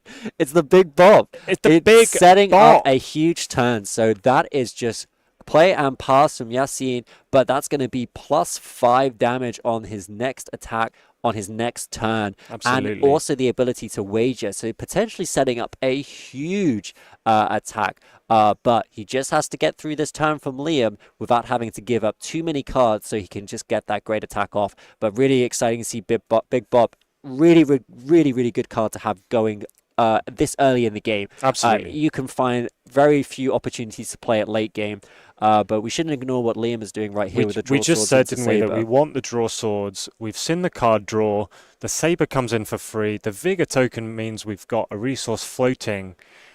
And Liam still has 3 cards in hand. Absolutely. Or 4 cards in hand, sorry, because he's played that from Arsenal. What a perfect start for both players here. Really should be happy with how they are going. Yeah, both players, Yassine taking the step back did allow Liam to have this nice full hand. Didn't put any pressure on with the big bop, but obviously that pressure, it's coming later. But Yassine, he needs to keep something. Does already give up 2 cards. Of course, he can. The big bop does work on his hammer, so at the bare minimum, he can always keep a blue and swing that hammer for 8. But another benefit of playing out that big bop on turn 1, while Liam had the Vigor and the Agility tokens, is Liam couldn't use his Beck and Applause to defend for maximum value. Yeah, great spot, Simon. That is very true. Often when you've got both the signature tokens, you want to be using your equipment that gets the Temper 2 when you've got both tokens to get great value out of it. And Yassine just said, nope, I'm not even going to swing at you. I'm not going to let you have that value. Rising Speed, big fan of this card, and yeah, Liam is going wide. It is his 5 go again after that Saber swing already. Already drew the 2-card block on the Saber. Now going to present 5 more damage. 2 resources still floating. At the very bare minimum, we're going to see another Saber swing here, surely. Bare minimum, and hopefully a reaction card on top of that, just to, you know, push the point. You can't make that joke 2 games. Oh, I can. I absolutely can. Don't take that away from me. So we're seeing the Vigor token from a lead with Heart. Yassine is playing a big cost to keep something for this big bot because Liam is not letting him off easy. Playing out another buff card here, creating a Vigor token, going to get +3 on his next warrior attack this turn. Oh, this is interesting. So and he's going to use his Kasai ability. He's discarded the Agile wind-up for the Agility token, and now he's threatening a gold on hit for the Saber for 5. Yeah. What a turn from Liam Holden to start the game. Everything has lined up perfectly. Both tokens still in play for next turn. And oh, and it's going to buff the Saber. Buffing the Saber, that Adrenaline Rush is effectively only blocking for 1 there. Obviously, it's blocking for 2, but it pushes the Saber up. Full block, having to use all of his equipment. Yeah, Liam must be very happy. He's really making Yassine pay for this big bop play. But it is the start now of Yassine's turn. That big bop is going to pop. He's going to get +5 damage on his next Guardian attack. He's going to be able to wager it. But is he only going to swing the hammer? No, he has something in the bank. Gets that out. It's going to be a huge attack here coming at Liam. Rising power. Now, will he choose to wager it? It's such a beefy attack. Rising energy going to be coming in for 11 here. It is wagered. That's not a bad return. He's not drawn a card this turn, so it doesn't go down to 1 cost. A shame, because he might have then been able to add Betsy on top. But 11 damage coming through. But here, Liam getting value out of his Beck and Applause. He's again managed to get both of his signature tokens for this turn. So he's always going to throw that one down. Get that 2-block value out while you can, against this 11 damage being flung at Liam's face. And the Draw Swords is played as well. Using the Beck and Applause for good value. 2-block. And now Liam's having a think. Does he want to block any further? Can he do more with those tokens with cards in hand? It's interesting because it looked like Liam had an incredibly strong turn, and he did have an incredibly strong turn last turn. But Yassine still only took 5 damage. It's quite a lot. It is a quarter of your health. But has been able to swing back with this 11 swing. And now Liam's down to 14. Used a couple of cards. He doesn't have an arsenal, and he's left with 3 cards to try and return the damage on Yassine here. So the agility token is going to pop, and so is the vigor. We're going to get go again on this next attack and 1 resource. And it's Need for Speed. Tokyo Drift. You've enjoyed this card all weekend. I love this card. It's just exactly what you want. It's a buff and an agility token. It's just so good. Lead with speed into Saber for 4. Developing that agility token for next turn and using the agility token that popped this turn for go again on the Saber. 1 card left in hand. 1 Saber that's still to use. Just poking, threatening bits of damage here and there, breakpoints. And Liam, I don't know what card he has left in hand. If it is a reaction, he's got options. But if it is a reaction and Yassine decides to go to overblock this, lots of options available to him. Probably doesn't want to do that with a second Centauri Saber available to be swung by Liam. Liam probably hoping also maybe to get a card in Arsenal just to reset that Arsenal. Is always really nice. Yassine had to give up his Arsenal to get his big bop turn off because Liam just put so much pressure on that previous turn. We've seen throughout this tournament the being able to get that card in Arsenal for when the games get a little bit grindier near the end. That's what can prove the difference. And there's that 3-block we talked about during the previous draft. Starting stake, non-attack action, blocking 3, not triggering the effect of the Centauri Saber, so just taking 1. Yeah, that chip damage, it adds up very, very quickly when you're only playing with 20 health. And another swing for 2 coming here with the Centauri Saber. No go again on this one, but still 1 resource floating. So Yassine just wants to think about it. Probably just going to, throw down a nice non-attack. Another blocking non-attack. for 2. But a good value card there for Betsy. The Money Where Your Mouth is giving a card wager does allow Betsy to use the hero ability, but just doesn't have the space to keep that card in hand. Wants to prevent a little bit of extra damage there on the second Saber swing. So the Vigor token giving Yassine an extra resource there, allowing him to pitch a yellow for the high riser. Yeah, and you see both players, they've just, you can imagine them in their arena, they've both just had these massive attacks, and now they're just taking a little bit of time to slow it down, get a card in Arsenal, but we've seen Liam do it, just get that card in Arsenal. I think we're going to see Yassine do it here too. Just sort of reset themselves, build back up to those big, massive 5-card turns that they're both capable of doing. And yeah, we just 3 damage. Yeah, it started off very aggressive, super strong attacks, the big bot popping and the big long wide attack from Liam's Kasai. But no, just taking a little step back here, just getting that card in the arsenal, just making sure you can go over the top. taking that 3 damage, as you say, wanting to preserve that 5-card hand with the agility token, expecting big things from Liam here on this turn. Yeah, and it really, we got to see, is Liam able to keep chaining these agility tokens back to back? He's done a really good job so far. This Centauri Saber again coming in for 2 with Go Again, but will he be able to create another agility token on this turn? Because I think as soon as that agility token isn't created, it gives Yassine space to start to do some clever stuff. Absolutely. Absolutely. And Yassine trying to work out whether to block here. Not likely in the kill range, but definitely reactions coming. And we see a vigorous engagement here, just getting the +3, not seeing the resolution of a token because nothing was used to block, but still 5 damage on the table. And another one. And another one. Go on, have another one. 8 damage on the table. And another one. Pushing through a ton of damage here. That's 8. Don't think there's any resources left in play for a second swing of the Saber, but well, not a bad return. That's just half Yassine's health. Spotting the gap and going for it. Down to 6 health. That's a big swing, but Yassine now, just like we said, Liam though, not able to create that agility token. Yassine seeing an opportunity here now with the 5-card hand, and knowing that Liam doesn't quite have the ability to get that Go Again maybe on the next turn, gives him a little bit of opportunity here to swing really hard. Interesting, Liam didn't choose to break the flat trackers with the Go Again there. Yeah, it is interesting. Maybe thinking that he wants to use that in some other way. Coming in with a lead with power, making the Might token for Betsy, and giving +3 to the next attack.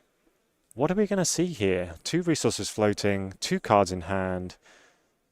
We have 1 big red attack in hand and 1 maybe in arsenal. Maybe that's the decision. Okay, we're playing the Guardian Grog from hand to make another Might and a Vigor token. The Pint of Strong and Stout. Yeah, Yassine maybe expecting to not expecting to get the space to play that, was maybe expecting a second Saber swing on the last turn. A good card to block a Saber with a two block non-attack action. But getting the space here to play it out, and a huge attack for 9. So got 2 Might tokens in the bank and a Vigor token. Can see that Liam is without an agility token, so maybe thinking, I'm going to have a bit of space here to do not just this big strong turn here, but maybe another one afterwards too. So choosing to play out the Concuss instead of the command Respect, which would have cost the same, but allowed him to play out the Pint of Strong and Stout. Yeah, I really like this because when this hits a hero, it's got greater base. If it hits, it discards a card. It's like a pummel for free. It's like packed in pummel already on this Concuss. Choosing to get a card out of Liam's hand if he's not able to cover this, he does still have some options. It's not overpowered. It will just require a few cards to block with, but it's going to take a lot of tempo away from Liam. Absolutely. So obviously Yassine was happy for the Saber to hit last turn, and it turned into a Saber for 8. Because he knew that he had enough to come back with to pressure Liam's 5-card hand. Yeah, he said to him, I'll take your 8 because I'm going to give you 9, and I'm going to continue to create that token, create those tokens, create that continual value, and I can see that you've not made yours and I've made mine, so what are you going to do about it? And we see the block cards come down. The Warrior Wine. Oh, we see a whole hand block from Liam. It makes sense. If he doesn't have that 9 covered, I don't quite see the defense blocks, but obviously if it hits anyway, he's going to discard that last card, so you got to throw it all down. May as well get rid. And that is all of Liam's tempo down the drain. He's just going to have to... Well, we don't know what's in the arsenal, but it looks like he's probably just going to have to draw up here. He's considering his options, maybe breaking the line breakers, maybe playing something out, just to set up his tokens again. And now he's thinking to himself, I'm really glad I didn't break my line breakers last turn, because I would have wasted them. Sorry, flat trackers, yeah. And he's thinking about it this turn, but he Betsy does have a 4-card hand to come back in with, so he'd be taking a gamble. He's choosing not to. He still has the life lead, a Vigor token, and 2 Might tokens popping for Yassine's Betsy this turn. I feel something big is coming. Yassine having a really great game so far, getting that big bop off early, getting that damage through, following up with some very strong turns. And although Liam was able to chain a couple of agility tokens together, he has now stalled. Good old wallop for 9.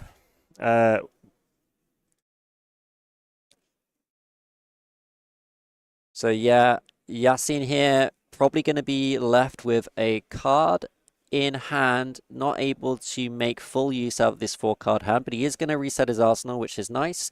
And he is also going to present a nice beefy hit with that 9 damage, and Liam now down to 8. But worth remembering, Yassine himself, he's not looking too hot with that 6 health, but definitely looking pretty hot in terms of the direction, in terms of the tempo that this game is taking. Liam just taking 3 on that turn, and then just coming out with a lead with heart, making another one of those vigor tokens, thinking about breaking the flat trackers for next turn to make that agility token. Also gives him the option to block with the beck and applause during his opponent's next turn, and coming in for a saber for 5 with no go again. 1 resource floating, 1 card in arsenal. Just having a little think here, maybe thinking I want to use the Kasai ability before he commits that saber swing. Might be an opportunity to get a little bit of gold. He's not been able to get any so far. And that's right, gets rid of the 2 yellows, the 2 reds, and he has now given his swords the on-hit effect of if they hit the hero, you'll create a gold token. And this will be really nice if the Arsenal card is an attack reaction. Yeah, and Yassine needs to be careful. He's on 6 health, or he can't just take this and risk the reaction going off the top and killing him, or even just a little 1-card block taking 2 health. I think you got to be careful about that. You don't want to be going down too low, even though he's sort of in the driving seat at the moment. He needs to be careful. You don't want to go down too low. What you can say about Liam, he's got the life advantage. He's still continuing to put on pressure. He's managed to reset his token generation. He is not out of this. He is definitely in this game. This is a close one. This is a tight one. It really depends on how Yassine treats this swing for 5. He looks like he has to respect this. I think he'll block with 2 cards. If he blocks with 2 cards and one of those is an attack action. No, blocking with, 1 attack action, 1 non-attack. So he's going up to 6. And there's a clash. And I think that's going to be a win for Yassine with a 7 power there. Gets the gold. Gets the gold, which is quite nice for Yassine. Might be able to do something with that at some point. Liam having a think. Both players having a think. No reactions. Does not get the gold. Fully covered block.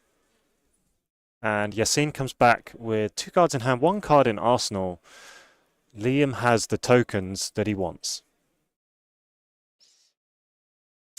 I think we're going to see some of this equipment used to block, try and preserve as much of this hand as possible to really put the pressure on from Liam. Hopefully he's drawn what he needs to draw to do that. Oh, that's a tough hand. Interesting play here from Yassine. He's playing the setup card, so he's not putting any attacking pressure on here. He's going to play that bigger than big, and interesting to see if he's got the space. He clearly thinks he's got the space to do that, to not swing at Liam, but this has really opened up the game for Liam here. He needs to try and strip some cards out of Yassine's hand, otherwise Yassine's going to get that +5. It's just like Big Bop, but with a different token on the wager. That +5 damage on whatever Betsy does. Even a swing of the hammer is going to be backbreaking for Liam, so needs to put on some pressure. This is Liam's chance now. He's got the go again and the 1 resource. It looked like Yassine's hand was red heavy, though. Really, really interesting to play out that bigger than big here. It didn't really feel like... I wouldn't want to give Liam the space, but maybe he just wanted to get that out. Maybe he didn't have much of another choice. No, this you're is absolutely right. is really key. This is really exciting. If it's the rising speed is coming out with the go again from the agility token, so no card has been drawn yet. And the vigor token gave us the extra floating resource. So this is quite an expensive card. It's a 2 cost for go again. But it is a warrior card, so you got to remember, Liam can throw a reaction on this. It can be reacted, indeed. So he's pitched one card, played one card. That leaves him with 2 more cards in hand. 1 card in the arsenal. 4 go again. 6 health on Yasin. No Definitely resource in the danger cards zone. for Yasin. This is really unfortunate. I think we may see full blocks here. I think he this may bigger, just block out. I think this bigger than big is going to whiff. I don't see how he can do it unless he can somehow keep 2 reds, play it against the gold, and try and draw a blue. I can't see him doing that. I can't see it. This is game-changing for Liam. Now going to swing that saber. Still, I think, has 2 cards in hand, 1 card in the arsenal, but this has not got go again. So what's Yasin going to do? You just got to throw a card at it, maybe arsenal, but he's at a risk here. He's very close. Gets the buff, takes it up to 3 from the attack. What do we see on top? Any other reactions? We could see a double reaction here. We do. And a double reaction, 2 reds. And is that enough? He's 1 short. We've seen an agile engagement and a vigorous engagement. That's +5. So we +5 on currently top. going covered. down He's to going 1. down to 1, and we know that Yasin does not have the resources needed to get value from this bigger than big. It's going to pop to no value at all to Yasin. He basically really took unfortunate his foot whiff of a off the hand. gas to play out that bigger than big, and it turned out to be terrible. It turned out to do nothing for him, and he just let Liam back into the game. Just needed to get that card out of Arsenal maybe, but really, really rough for him. Trying to set up the winning play, and in doing so, it's given Liam the space to really get back into this game. That was an absolute turning point for this game. Big whiff on the 4 reds in hand. Unable to do anything about that. Yeah. But at the same time, even if he had resources in hand, he would have had to block with them because Liam put so much pressure on that turn. You know what you promise bigger than big, and then what happens? You just whiff. No damage at all coming out of that, and Liam is right back into this game, and with the perfect card you want to see when playing Kasai, draw swords. And able to pitch only a yellow because of the Vigor token. We are going to see something big this turn. A Hold'em coming up. A Hold'em for Holden. Yeah, +3 and a wager of Vigor. Coming in now for 8 damage. Go again. Oh Yasin in a really tricky position with 2 resources floating and a card in hand from Liam. What if it's a reaction, Simon? 2 floating, 1 card in hand. This could be anything. Oh, it could be nothing, but are you willing to take that risk in the quarterfinals of the Calling Liverpool that this could be you going home, not getting into the semis or the final? And we see the cards go down with an attack action that's going to buff up that saber up to 9. I think that is a full block of 9 with the...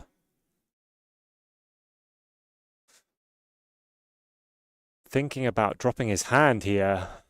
Throws everything at it, goes over the top, Agile and that's engagement. game. Excellent play from Liam Holden, taking down the quarterfinals. What an incredible game.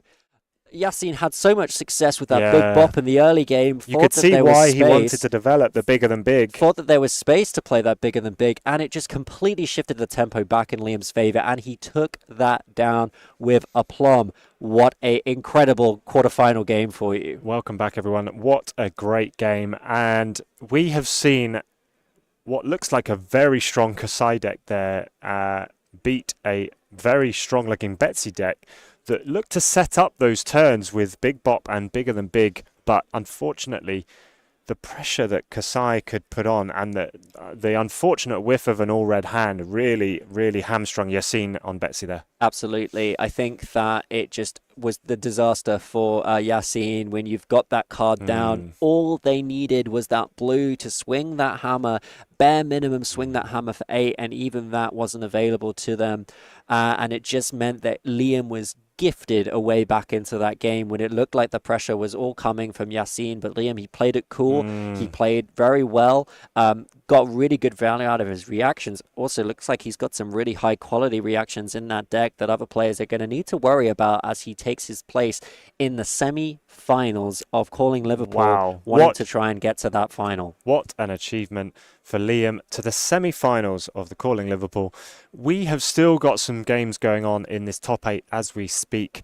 We will keep an eye on the results we're going to take a short break, and we'll be back with you. Yeah, it's been a pleasure, Very guys. shortly. We'll be back with you very shortly for the semi-final and final games. See you soon.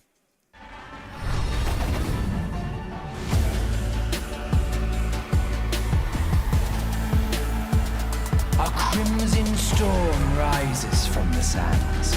Not just a fighter, but a terror. With a mind as sharp as her sabers, she paints the arena in blood.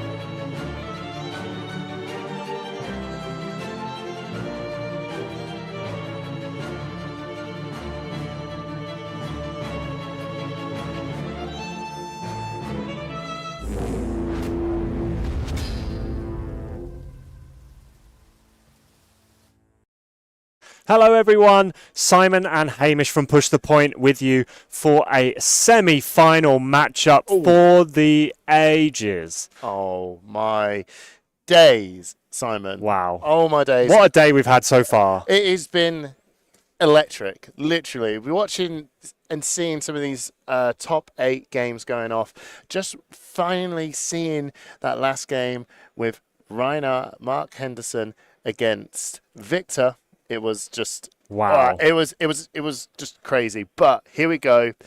Mark Henderson managed to clinch it. I just caught that a little bit, but we've got a different game coming up for you. So we've just seen Liam Holden beat Yassine. We've seen Mark Henderson beat Julian Phoenix Fleury. Julian, that's it. And they will be facing off in one semi-final. However, we are going to be looking at Pablo Pintor versus Francesco Giorgio. We don't talk about Francesco Giorgio.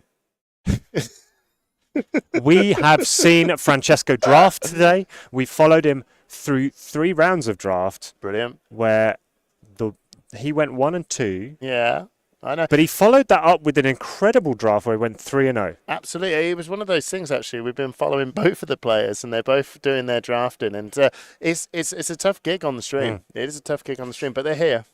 They are here, and we have another Kasai Betsy matchup for you. Now, we've just seen Liam Holden with what looked like an incredibly strong Kasai deck take down Yassine with another strong Betsy deck. How do we feel that Francesco and Pablo are going to battle this one out? Well, I had a little quick chat with Pablo after his win, and he said that he was told he can go first. So he went, nice, okay, I will pump, I will attack a wager attack, and I will overpower it.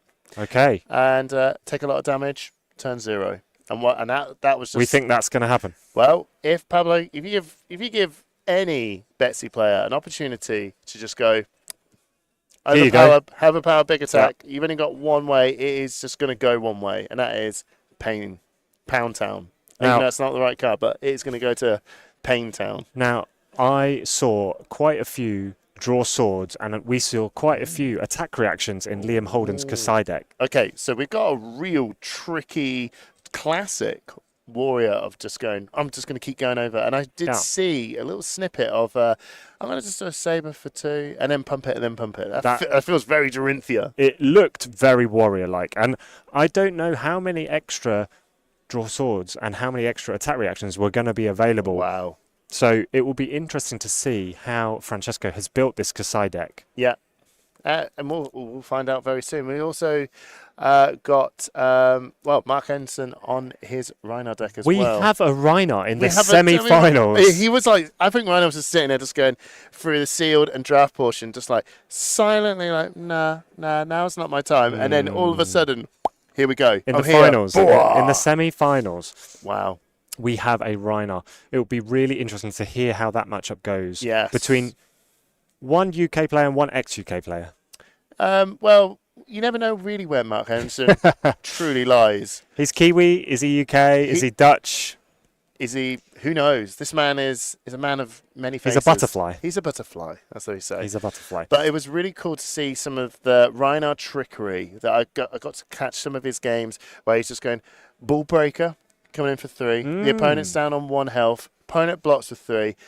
Discard agile wind up. Interesting. I'll intimidate. I'll get over by +1.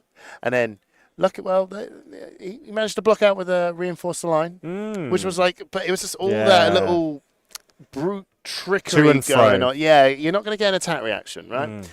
But with the agile, the mighty wind up and the agile wind up, you can't just take everything at face value. It's really, really, really cool to see. But that's out of the game. We'll see what happens when we go on. But it's just one of those things that you don't see Reinhardt cooking that sort of stuff. It's just it is a really cool match to see.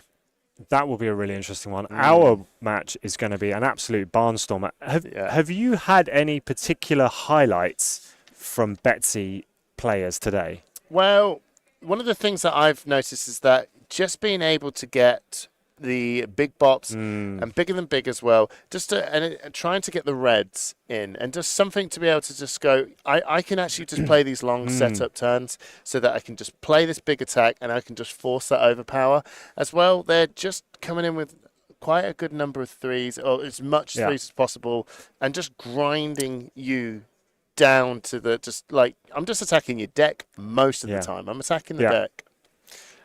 What about yourself? Anything that you've... So looking at the Kasai players today that we've seen, it's been really interesting to know the different ways they can get those agility tokens and those vigor tokens set up. We've seen a lot of Need for Speed Tokyo Drift.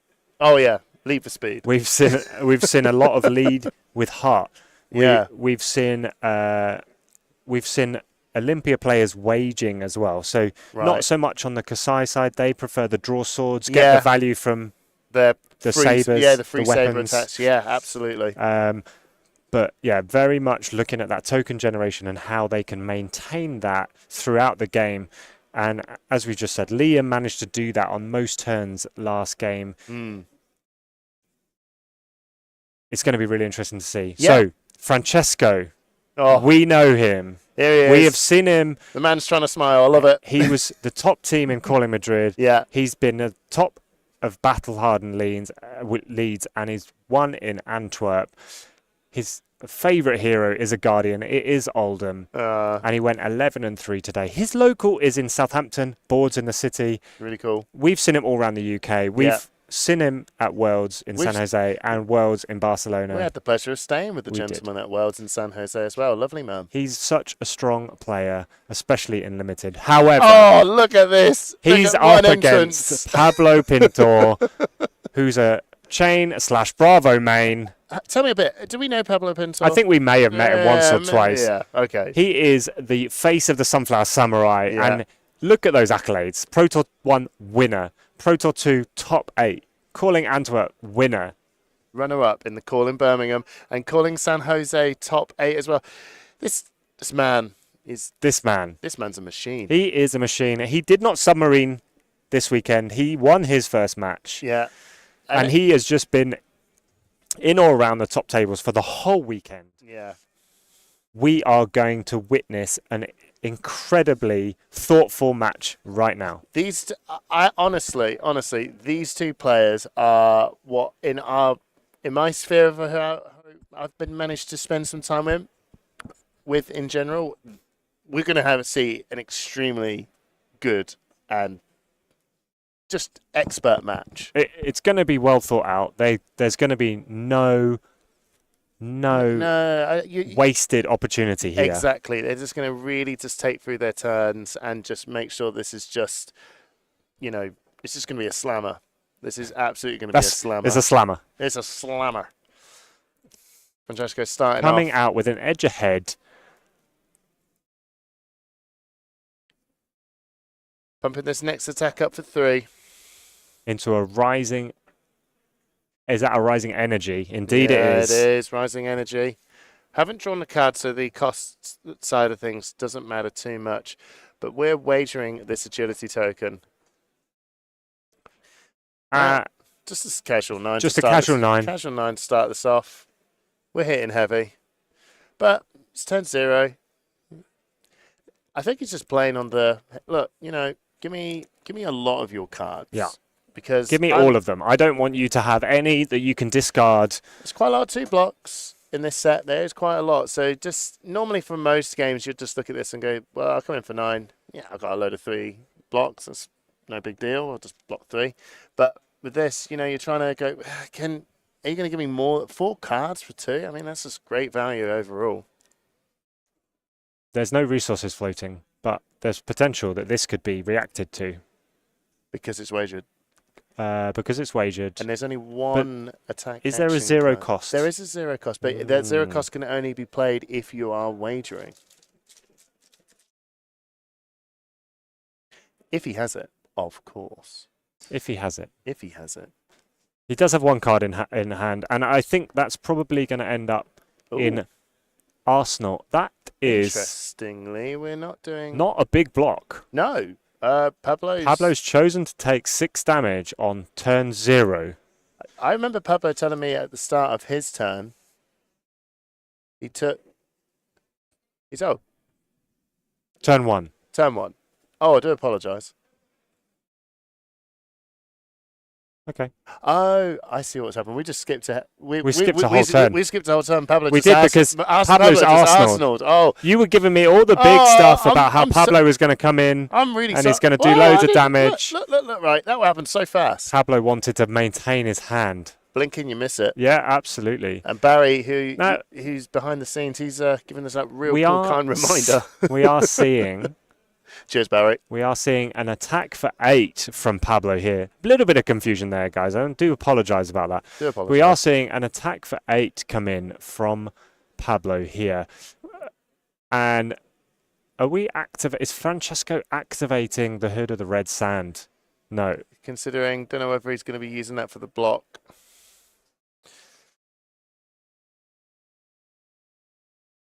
He's coming in with some heavy hits. But he's already generated the Vigor token for next turn by playing the lead with Heart.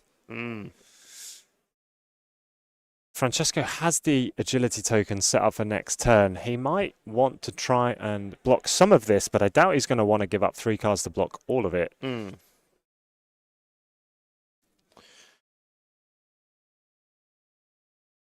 Really interesting play. Pablo's obviously still got keeping that Arsenal there ready for next turn. He's not using that yet.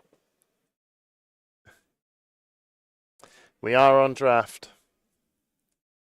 So I am not going to say the Red Riding Hood. I'm not going to say. Is that what you've been calling it? No, that's the first. I have to say, this is the first time I've seen it. The Hood of the Red Sand. Hood of the Red Sand, Kasai specialization. Oh, all right. Just going to. Francesco's going. Yeah. Nice temper 2. Yeah. Nice well, block. Temple 1. Temple 1. Oh, Temple 1. Temple 1, I know. So just blocking that for 1. Taking that there. Agility token is popped, ready to go. Down but not out. My health is lower than yours. You've got more tokens than me. You have more equipment than me. Wow. I'm coming in for 7. Overpower. Overpower. If this hits, create an Agility, Might and Vigor token. And not only that, I've got to go again. Because of the Agility token. Oh, it's what gone. more It's could been you want? spent. It's no longer there. Exactly. 7, overpower, go again. Horrible on hits. Just awful. Awful on hits, Simon. And it really will set up an amazing next turn if Pablo is willing to let that hit. Does he have enough equipment to block out? Do we need some reinforce the lines here? Potential. Reinforce the lines or some... Or block cards. Well, it's overpower. All block cards, yeah. So overpower only limits the number of action cards that you can use to block. So could use block cards, could potentially use reactions, but we don't really have any for Guardians in this set, and can use equipment. Yeah, that's very true. Loads of ways. So savvy play there from Francesco, and Pablo is letting that hit. Well, he's blocking for 3. So, yeah, I don't think he's got much of a choice. Yeah. Choosing to value those equipments. The trifecta of heavy hitter tokens are arriving. That is a nice haul. Ooh, there we go. That is looking good. Down but not out, really doing its job there. And what we're following this up with. Pitching for 2 to play. Making another token with a lead with Heart again. But just a blue one. So pumping by 1, but That's still fine. giving the Vigor token. I know, there's 2 resources. 2 resources next 2 resources turn. next turn. And a go again, and a Might token. That is... It's looking strong. That's a very wild setup turn. Very cool. Pablo down to 10 now. Looking carefully at the attack coming in. Saber for 3. But if you block it with an attack action... Goes up to 4. Yeah, Saber for 4. Saber for 4. Are we allowed? Is that allowed? No. No. All right, we won't do it. It's not happening. This isn't golf. Doesn't work. No. As we said at the beginning of this game, nothing is going to get past these players. No. They are used to being in these side pressure games. they are evaluating the value of every single card. So probably thinking here, what is my play going to be? I can see a red adrenaline rush. I mean, that is going to be pretty handy considering that he is of lower health as well, and a Vigor token ready to pop for next turn as well. Just sitting there thinking, right, I don't think, can I take this through? I mean, what is that three card? damage is three damage. What is that card in Arsenal? That blinked and made us and just threw us all off, and then got Barry involved. I know. We're getting interference from the stream team trying to help us on our way. We were blissfully unaware. Pablo just being just a quick Spaniard there. So fast, didn't see it coming. Blink and you miss it. I'm enjoying the sunflower earring that he's wearing at the moment. Oh, it's beautiful. It's beautiful. It's beautiful. I loved his entrance. That player preference. He just came in like a dolphin. I'm here, everybody. Wow. I'm here to drop in more of my accolades. I am now another semi-finalist of a calling. He is thinking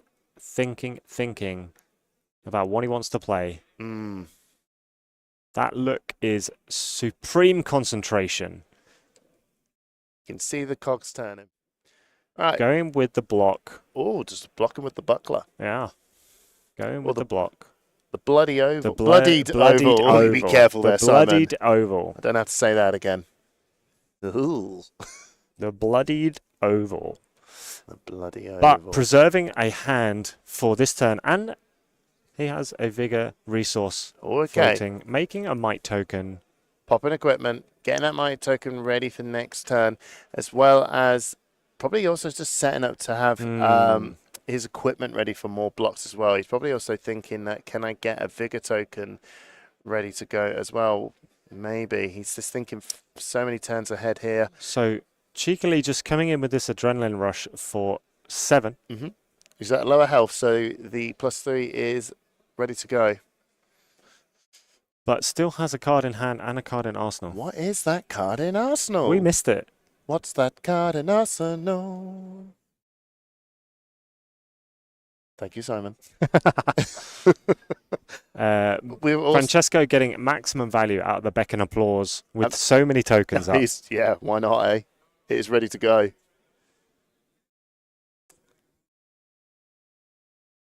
Brilliant. Thinking about blocking maybe any more for any more. But we still have a card in Arsenal. I think he's just going to take some damage. Get rid of the vigorous wind-up. Getting that Vigor token that we wanted. So that we've got the leg equipment ready for full block. Absolutely. Great value, great value. And obviously now that we haven't got that card in hand, drawing back up to 4.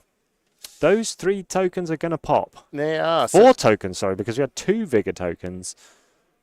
2 resources, go again, and a Might token. We see that card. Draw swords. A red draw swords, pumping by 3, allowing a card draw. Now the sabers are going to be free. Wow, and 1 resource floating on top of that as well, and a Might token, and a go again. That is... It's almost too good to be true. And there we see an edge ahead using that floating resource, allowing the next attack to be wagered as well. +3 and a wager. These are good red pumps we're seeing here. Ooh. Okay, so what is this? A saber for 9? No, 1 +3 +3 +2 is 9. Thank you, Simon. You're welcome. Aww. Let's do the maths for our viewers. Because if you can't count, we'll do it for you. Really, viewers, I just don't trust Hamish's maths. Nor do I. No. No. But Pablo's also set up with his tokens, giving his equipment full use as well. And because all the tokens have been firing. All the tokens have been firing. All the equipment is going to get full use here. Blocking for 4 straight away. And then 2 big bop coming down as well. And he's just giving him the full equipment suite. Plus 2 cards. Blocking it all. Blocking it all. Why not? When you've got it all set up. Yeah. Why not use it? Yeah. Being a true guardian, Pablo. And it is wagering that agility token, so Pablo really doesn't want Francesco to have another agility token next turn. No, but it's also as well. It's interesting enough as well. He's throwing down the big bop, and he's also throwing down the bigger than big. Mm. There's so many Bs, but that means bigger than big bop. Bigger than big bop means that he's going to come in with an attack reaction, but he's not going to get the full use of it because there's no attack action cards on the defense. So he's not going to get the agility token there, but he is getting over by 3, which is going getting over by 3 with the agile engagement. That is, and that means that the wager is going to potentially land as well, unless Pablo has, which he does have a card, but it is. Here we go. This feels like a CC Warrior versus Guardian. It does. We are seeing. We've got reactions. Strong play. We've got defense reactions. Oh, strong play. So we're seeing some damage prevention there. Yeah. But he still gets the agility token. It still gets through because that damage prevention only stops 2. Yeah. The next time you would be dealt damage this turn, prevent 2 of that damage if you do create a might token. So he has created a might token from that because he has prevented some damage, but he has taken 1. So agility token is made there. 1 damage going through. Oh, blimey. That was a big attack. That was a heavy hit. I'm just going to keep making those references. That was a heavy hit. That's that was right. a heavy hit. This is turning out to be a commanding performance by Francesco Giorgio. Absolutely. Down, but not out. Coming in. A great turn. You have more equipment than me. You have more tokens than me, and I have less health than you. 10 overpower with the 2 might tokens. Ooh, what a swing back. What a swing back. Not fatal. No, but I mean, agility, might, and vigor tokens popping off on the next turn as well. It isn't lethal, but, you know, it is. And it's going to set up these tokens for next turn as well. Painful. Yeah, very painful. Painful. I'm going to say that again. I don't know. With Pablo down at 5, Francesco is starting maybe to feel that this is within reach. I think so, but then this is the thing about heavy hitters, is that it has been the way. There isn't this turn where you can go, oh, the life lead is so big, I can just block up and everything. There's just this game just creates so many turns that are just like, yeah, you did hit me really hard, but I'm going to hit you back really hard as well. And then it always ends up the way of they're both going to just be at those small life totals where everything just feels very, very lethal. Absolutely. Wow, both players just swinging down but not out in the best way possible. The crazy turnarounds we've had in these games. And although Francesco may have the life lead for now, we are seeing a generation of more tokens by Pablo Pintor. And one of the things that Warriors have got this a little bit of advantage over as well is because they've got reactions. There's not action cards there, so they can actually throw some more into overpower, which is what we just saw here. But yeah, Pablo did get that hit in. He has got all the tokens, but kept, like you said, Francesco's kept that life lead up. So Saber for 2 with Go Again because of the Quicken. And interestingly, Francesco will be able to use the leg piece to block next turn because Pablo has 1 of each token. Absolutely. The Hood of Red Sands being popped right now. It's an attack reaction, and if you can basically, it is Kasai's ability. Just for 1 red and 1 yellow. The half ability, indeed. So it's just half the price, but costs the resource. If this hits, get a gold token, which it's looking like it is because it's coming over by 1. Might as well use it. And it's brilliant coming in as an attack reaction as well. Because Kasai's normally is such a face-up value sort of thing. That Hood is just being able to just get that real cheeky move in. Love it. Doesn't look like we've put the gold on the board just yet.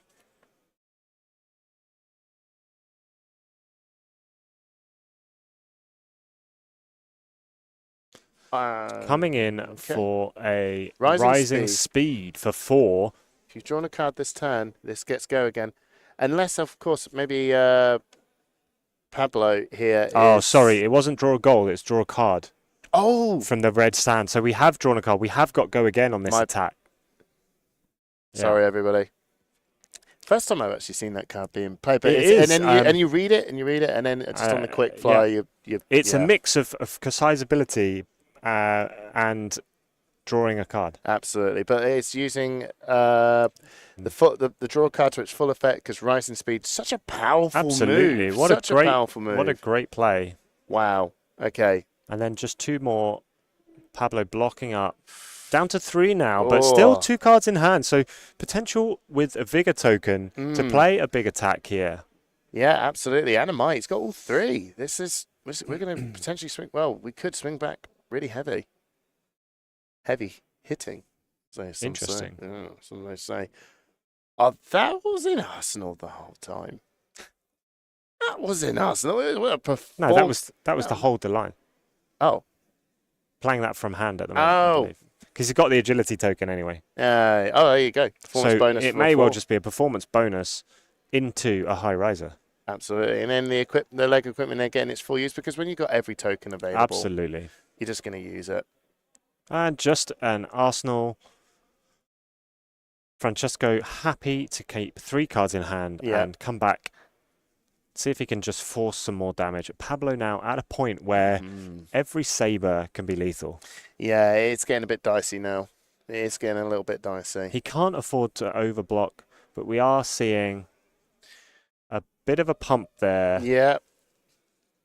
Coming in, if you block this with an attack action card, engage Swiftblade, it gets go again. So we're basically saying you can't block this with an attack action card because it's basically turning it into the hot streak. Yeah. Yeah. Just give it a go again. Yeah. And he's I also activated Kasai as well, banishing the cards. Blocking with 2 non-attack actions. Yeah. So, do we have an attack reaction? And is it worth playing it? That's the main. Are you going to get value from it? Is it +3 though? I mean, that's lethal if it is. Okay. It does look. I can see. Can you? I can see that we've got a majestic attack reaction in his hand. Do you think it's Blade Flurry? I'm pretty sure I saw that little cheeky Blade I think Flurry. we saw a Blade Flurry. But do you want to play it now? Because it's not lethal. You could get it over by 1. But and you want to get 2 swords in. You want to get 2 swords in. You want to get the 2 swords in. It's not going to push it too much over, is it? It's going to. He's doing it. He's going to do it. He's doing it. Taking 2. Interesting. Yep. Down to 1. No go again. Just gets the gold. Just gets the gold. Okay. That's what he wanted. I think he was sitting there. He was just maximising that 10. He goes, I really want to get this gold token out here. I don't know when I'm going to do the next turn. Here we go. Wage gold. And because since we're wagering, we are Betsying. And we're giving that +1, and we're going to give that overpower. Again, a state that... strong play. But Warriors have attack reactions. They do. They do. But 8 Do they want to use it? Do they want to use it? I know, and that's a stripping cards, and this is playing straight away back into the Guardian's hands. Pablo just playing this out so well. He is not going down without a fight. Even then, I'm still feel like we're so far away from going down at this point. So it's close. It's close. It is close, but like Pablo has gone down to 1. So the last sword there was blocked with 2 non-attacks at 2 blocks each. So he went over by 2. It wasn't lethal, but it puts Pablo in a tricky spot. An action card and a reaction card. And I don't think Pablo can afford to overblock all the time. No. But so, gold token going to Pablo. He's won that. He did 2 damage. Pablo on 1. Francesco on 5. Are we going to see gold being cashed in here? We are. We are spending that gold. We are drawing a card. Swords are now free. Interesting. We've got Lead with Heart in hand. I believe that's a blue. Yeah, maybe. And he's probably just sitting there thinking, don't have a go again, though. Don't have a go again. What's it worth? Oh, yellow. Lead with Heart, yellow. It's a nice break point. 4. 4, maybe 5. Making the vigor. It's going to be a 2 block. Minimum. And we're asking for... Are you going to give us attack action? Oh, he has. He's given us 2 attack action cards. That's fine. That's fine. We're safe. Because safe for now. We don't have the resources to go over with the all the punishment that Warrior can offer. I think Pablo knew that. Again, coming back in. Mighty Wind. Mighty Wind up for 7. With a big 3 for 7 attack. We've got a Vigor token from Francesco ready to go for this turn, but this is where the Guardians do best. I play 1 card, you give me 2 cards. Yeah, exactly. Yeah. I play 1 card, you give me 2 cards. In the end, your deck is it's a getting good thinner. trade if you can stay high enough for it to work. Yeah, absolutely. That's true. That is true. At the moment, if as soon as Francesco can get a go again token or a big attack, Pablo could be looking at just a single card. Hammer for 3. It's not the same, Simon. It's not the same. That's not golf. No. It's just not cricket. Snooker. Some of our American viewers may be wondering which of these crazy sports we're talking about, but they don't know snooker. I don't think they prefer pool. I'm generalizing right now, but no. We'll see. All right, so we're looking at some blocks here. Francesco's really thinking about this. Yeah.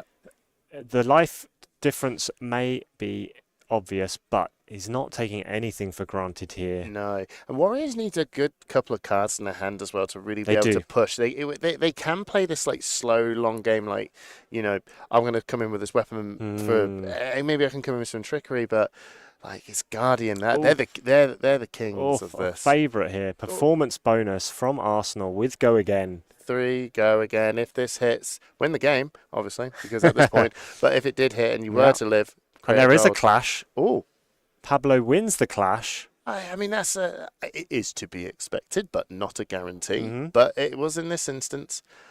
And a rising speed again. With no go again. No go again because there's no card that has been drawn. But coming in for 5, asking for a lot of cards. And this is probably what Francesco really wanted to see here, because he's going to have to give him more cards, which means more blocks. Yeah, exactly. And if he goes, I'm going to come in for a hammer for 3, and Francesco, and it's asking not only for blocks but for a 3 block specifically, which may be one of the blues that Pablo wanted to keep to pay for that hammer. Exactly, and that's what Francesco's playing, to keep more cards in hand. He knows he's going to be able to get this up. He just wants to be able to have a better starting setup for next turn as well. So I could see a test of strength, though, in Pablo's hand, which he knows he's going to have to throw more than just that test of strength, which is a bit of it's a bit of an overblock, but it is a red. Don't need that right now. What block will we see from Pablo Pintor here? He's quite clearly laid a card down. He doesn't want to use that to block if possible. Okay. And we see that with a test of strength and a rising power, he knows he's going to win. He's got that token. Another gold. He's raining gold now. Betsy is covered in gold. Oh, living the dream. She's living the dream. But can we do anything? Pick a token, pitch, draw a card, use the gold. Draw another card. Oh my goodness! Wow. Oh my goodness! Just coming in for 7, just like that. Oh my! What amazing! Well, he knew the wage might was on top of his deck. Yes, so he knew he could. Get that. He just needed to use the other gold. He hoped that it was going to be enough resources. Yes, and then to play it. Yeah, what we're going to draw. He just went, oh my. This is mastery. Beautiful. Mastery of using those Vigor tokens and the gold tokens. Those clashes just doing so much work. Good. 2 golds paid for off 1 because of the Vigor. 2 golds paid for off a blue, which got him the 2 cards to go 3 for 7. Just flipped it up. Just like that. Just flipped it up. Just went zip, zip, zip, boop. Bang. Wow. Wage might, and if you win, it's a +1. Mastery of the deck there from Pablo, and waging a might token. Brilliant. That was so cool. That was so smooth as well. We are watching 2 players at the top of the game. Oh yeah, this is heavy hitters at its finest at this point now. Just really maximizing every sort of ability that we can see. Francesco trying to plan out his next turn. He's trying to work out what cards he's happy to block with, if any. Just doing that, I'm still just like, but if he has any 2 blocks in hand, he's not going to be able to cover as much as he would maybe like. And he's offering down a. He's clashing with the Guardians. Let's go on. Let's have a look. Let's see. Oh no, that's fine. That's fine. Both just presenting no attack action cards. The excitement is getting to us. The excitement of the Calling Liverpool semi-final is getting to everyone here. It's definitely getting to me. I know Trip would have appreciated that use of tokens there. Oh yes. We have been in awe of some of the plays we've seen today. Okay, this is Francesco just doing a check here, going. Just Saber for 2. That's a classic Guardian approach. Two floating and just one card in hand. Yeah. Classic warrior behaviour. Nothing to worry about. Just one card, please. Nothing to worry about. Nothing to worry about. Nothing to worry about. Please. Just one card.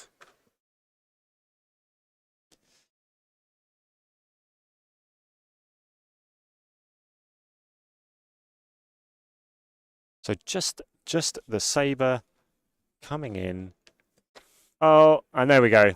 Oh! The reaction on top. Oh, wow. Agile engagement to finish it off. What were we just saying? Yeah. Just one card. Just one card. Nothing wrong here. Boop. There we go. Francesco takes out Pablo Pintor. Wow. That was... I still, welcome back, guys. Well, I was still just like going, oh, I'm still in awe about that gold, the vigor, gold. What a play. It was brilliant. And then Pablo just bringing it out there and just went, cool, just a casual Saber for 2. Unfortunately. Not really. Unfortunately, Pablo had taken a little bit too much damage on the way down. Yeah. And just couldn't keep over blocking. It just wasn't an option. I think from the start, Francesco was just commanding that lead, but Pablo just doing brilliant moves, just turn this around and go, no, you've got to deal with me.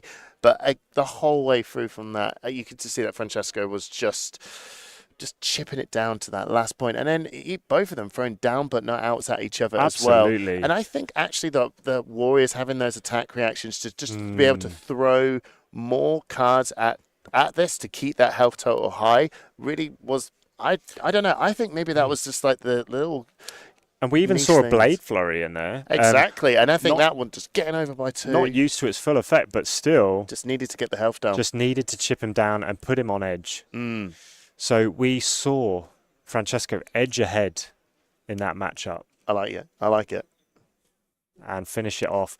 What we're waiting for at the moment is the result from our other semi-final. Okay. To see who's going to be playing Francesco Giorgio in the final of the Calling Liverpool. And it's Liam. It's Liam Holden. Wow. Okay. Francesco Giorgio in a Kasai mirror. Wow. Okay, we have 2 UK players in the final of the Calling UK Liverpool. Calling. Well done. Well done. Well done to everyone taking part. Well done to everyone just coming in, taking part in every single event that is available, from the side events to the Battle Hardened to the Calling. But I'm not going to lie. Right? UK Calling. Fantastic. UK finalists. Either way. And a Kasai mirror. Can I just say, the standard of play absolutely that we have seen all weekend has been incredible. Absolutely. Every game on stream we've had has been sensational to watch. We've had some really interesting matchups, some really interesting use of equipment and new game mechanics. Yes. And it's been an absolute joy and delight to watch and to bring to you, the viewers at home. So thank you very much to everyone taking part. Big time. This weekend. Big time. I hope you all enjoyed yourself. And we'll see you very, very soon. Back after a short break with the final. The finals of the Calling Liverpool. Put the kettle on.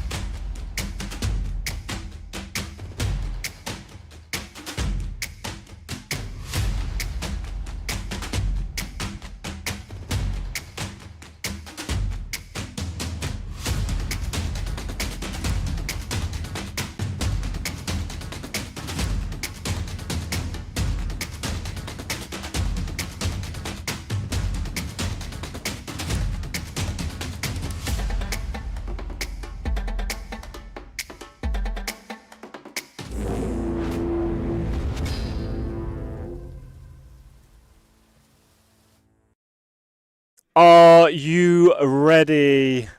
Ooh, I'm ready. For the final of Calling Liverpool. We have two fantastic UK players appearing in the Calling final. Liam Holden, who's drafted Kasai. Yeah. And Francesco Giorgio, who's drafted Kasai. Wow, there we go. We've got a Kasai mirror. Both players are absolutely fantastic UK players. It's good to see that we've got basically the UK calling with two UK finalists. I mean, I'm not being a wee bit biased, but I might be being a wee bit. Maybe a We bit have biased. Liam's player profile right here for you.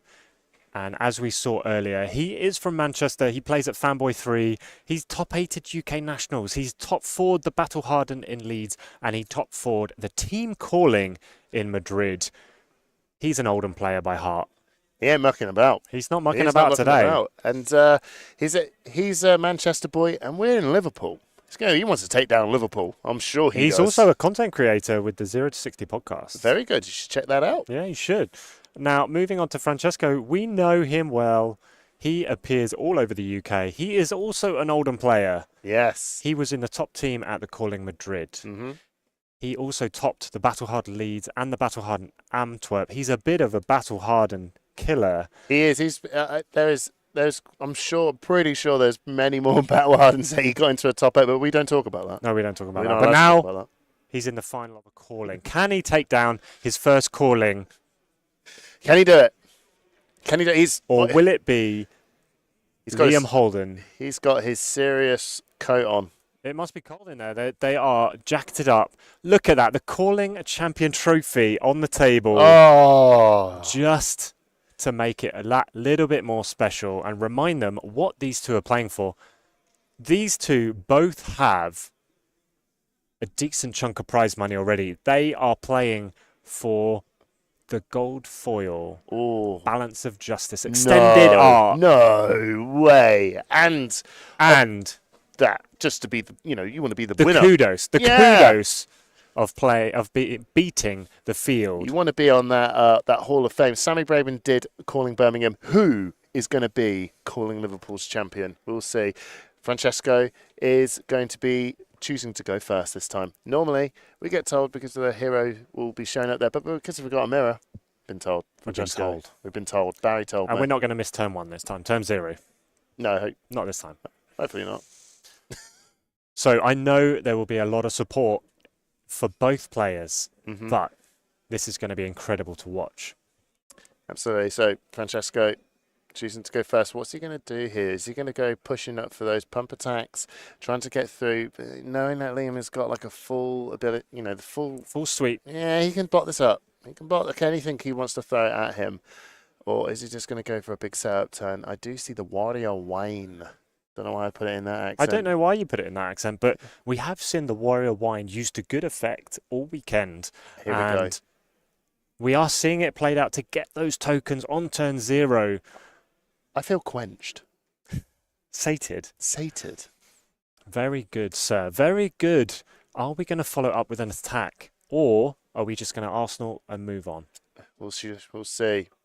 Francesco, he's got that. He's got his hand poised. That look. He's got that look. He's poised, ready for a swing. I imagine. Pitching up, swinging for the saber for 2. Saber for 2. 2 cards in hand, blocking with. Oh, Liam, he is confident blocking. Normally, you see a lot of these games where they go fully blocked. Liam, Arsenal card. Off we go. He's sure. He is sure. And that was the engaged Swiftblade used there to block. A yellow. Draw swords red straight out of the gate.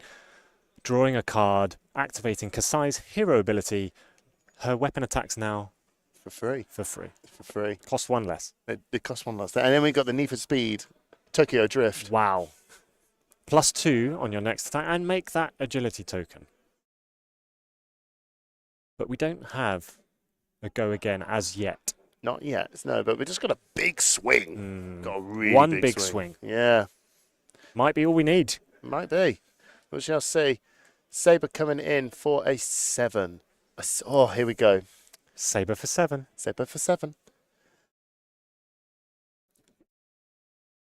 Just damage. Just damage. Liam Holden coming. 1 card in hand. 2 resources floating. What could possibly happen? Damage, most likely. Damage, most likely. But a Centauri Saber swinging for 7. Can you, everybody, you can say that as fast as you like. Centauri Saber swinging for 7. Centauri Saber swinging for 7. Will he block it? Of course he will. It's a lot of damage. Of course he will. Blocking with an edge ahead and able to get the beckon applause to full value of 2 block. Good time to use it. Good time to use that card. That's what we want to see. Blocking him in for 5. Currently blocking 5. No reactions on Liam's side. Taking 2 damage. First blood to Liam Holden. First blood goes to Liam Holden, everyone. In the deathmatch final. Oh. First blood to Liam Holden. Arsenal in the cards. Ready to go. Francesco, he's got his Vigor token. He's got a Agility token popped ready to go as well. Lead with heart. Yellow. So the next attack it's got +2 and he is creating a Vigor token. And an edge ahead, which allows him to wager this attack for an agility token. Big pumps. And he's got the go again as well. Saber coming in. Saber for 7. I'm just preparing myself here. Centauri Saber has been swinging. Centauri Saber swinging for 7. Saber for 7. Saber for 7. So, we have a Saber for 7. And go again. And 1 resource floating and a card in Arsenal. I will say maybe the heating has been turned down here, and that's why Francesco is. People have been leaving it. It's been quite warm out there. It has been warm, but while people have been milling around, but the critical mass of people in the exhibition centre has slowly dwindled over the day as people are making their way home from Liverpool to other parts of the UK. So maybe the ambient temperature has just dropped slightly. It's not unsurprising to see the British put their coat on.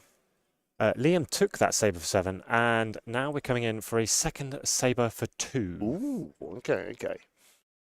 Liam must think he has a good turn lined up, because that is a lot of damage to take on 1 swing. Although it was just damage. There was no on-hit effect. Oh, we did wager the agility token. Yeah, we wagered that agility token. I take it back. The Centauri Saber swing of a 7 came in with a wager. There we go. I have got. Now we're up to date on the full picture.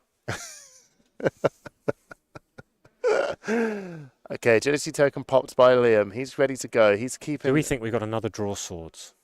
I don't. Will he get value? We shall see. We do have a draw swords, blue. And we're draw swords yellow. We're pitching the draw there swords to play the draw swords. The Centauri Sabers are now free, and that got +2. Oh, and the Warrior Wine. Lovely. I am beautiful. I am quenched. Oh, these are brilliant plays. Brilliant synergies going on here. Both players had very good Kasai decks. We've seen Liam beat a Betsy and a Reinhardt on the way to the final. Yeah. We've seen Francesco beat a Betsy. Yeah. In the semi-final. I believe maybe even a KO on the way. No, I don't think we did we? Maybe. Either way, draw swords coming in. He's pumping the next attack, and it's got go again. So Sabers for 4. Pablo beat the KO. So Betsy beat KO, and then Francesco beat a Victor, I believe. Oh, okay. Well, there you go. No, sorry. Francesco beat a Reinhardt. That's right. Francesco beat a Reinhardt. So both. There were 2 Reinhardts in the pods. Both 1 been KO. taken down. But they've each taken down their 2 Kasai, Reinhardt. 2 Betsy, and a Victor. Amazing. Well, no on-hit effects coming in from this Centauri Saber for 4, but it does have a go again, and the life lead is pretty good. Yeah, Francesco's going, that's fine, I'll take that 4, go down to 14. I'm still at higher life. I've got edge ahead. So we're rising speed, because we've drawn the card from the draw swords. It gets go again. Very strong. Very strong card. Very strong. 4 go again. Really good card to see for a deck that can get a lot of card draw. We are going wide. Yep, we are.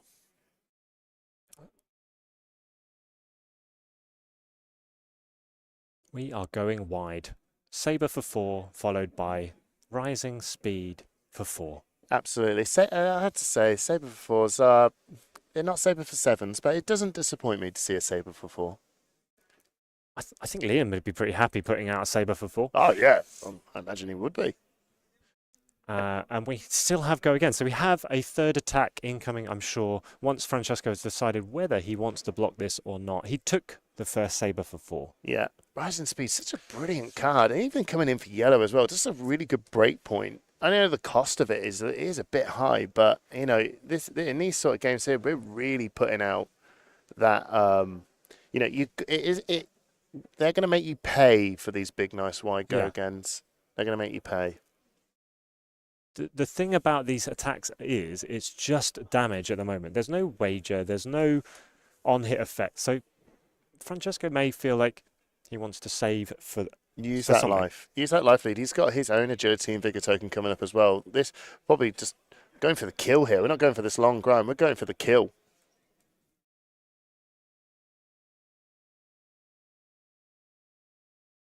If anyone's interested in the battle-hardened CC, while we watch Francesco block with some equipment and a clash of agility, we'll get there very shortly. Yeah, and both flipping up a non-attack action or reaction cards, no attack action cards there. And here comes the 3rd attack in the chain, the Saber for 2. That's fine. And using the beck and applause to block that out and juice. move on to the next turn. Good juice, good juice. So in the Battle Hardened, we had a Bolton in first place, a Dash in second place, a Prism Advent of Thrones in third place, Zuri fourth place, Dash fifth place, Bravo sixth place, Bravo seventh place, and a Kano sneaking in eighth place. Absolutely. And that was the top 8 bracket. As we moved on, it ended up being a Bolton versus Finley Shepherd on Bolton versus Alec Kitsu on Dash in one semi-final, and Lorenzo Brambilio on Dash versus Rob Catton on Prism in the other semi-final. And we'll tell you what the final is very shortly, but let's get over to the Hold'em pumping up the Centauri Saber. So if this hits, it will create a figure token. Don't worry, everyone. We'll tell you what that final is very shortly. So coming in with a Hold'em and a Saber for 5 with Go Again. Ooh. Waging. No, maybe not waging. We're just checking. 2 floating. May or not be wagering. Normally we can see they put no wagering. No wagering. No wagering. Again, getting value from the beck and applause on Liam's side. Happy to use that piece of equipment. Round of applause to that block. He's beckoning it. He's back on. Dare you. And we are seeing the Hood of the Red Sand being popped as an attack reaction. Lets you draw a card. To draw the card. Yes, it lets you draw a card. Doesn't make a gold token, No, Simon. it It does lets not. you draw the card. Maybe we've got an interesting... When we get to the end of this turn, we will update you on I knew it. The final of the Battle Hardened. But we are seeing a rising speed. That's why he wanted to get that draw card in. They're both just coming in. 5 Go Again. Wow. Yours is 4. Here's a 5. 5 Go Again. Wow. So I'm intrigued he why says he didn't pick the wager, but maybe. If Liam, if you want to do Saber for 4, Rising Speed for 4, I'm going to do Saber for 5, Rising Speed for 5. Oh, just that one better. He's just trying to one-up him. He's trying to one-up him. Literally and one-up at the him. moment, it's working. Yeah. But Liam still has 4 cards in hand. And as well, I wonder if that one card, he's still got 1 resource floating, and that next Saber attack is going to be free because he's drew a card as well. So he could have room to maybe pump up the next attack or maybe even throw in an attack reaction on top of that. Very, very strong from Francesco. And the life lead as well on top of that. Liam having a real think here. Can he really go down? No, he's not going to go down to 3. No, he's going to block with the flat trackers and block with the vigor girth. Oh my. Oh my. He is going to... Yeah, so he's not sure if he's going to chuck any more into that as he's thinking. He's having a think. Oh no, he is. He's taking the 3. Saber coming in for 3. Because if he drew, because Kasai drew, or Francesco drew a card, triggering Kasai's ability. Oh, 13 to 3. There we go. He's keeping his hand here. He's confident about this turn. This better be. I hope this is a real big payoff. Liam has got to do some big swings now. Figure token popped. 1 resource floating. Agility token popped. The next attack has Go Again. We're drawing. Draw swords. He's drawing so many swords. How many swords does he have? He has 3 cards still in hand, 1 in arsenal, and his weapon attacks are currently free. Yeah. We are seeing more tokens generated. Warrior Wine, I am quenched. But he is 10 life down. Can he push back? We'll see. We'll see. I mean, this is a big hit. Coming in for 5. Saber Go again. For 5. Go again. Yeah. Okay. I maybe a sense another runner.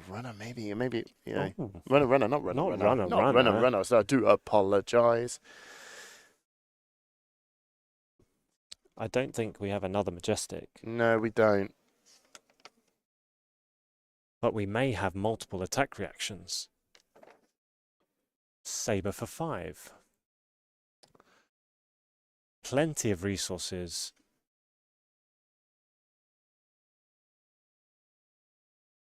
Francesco thinking. It doesn't want to trip up at this stage of the final.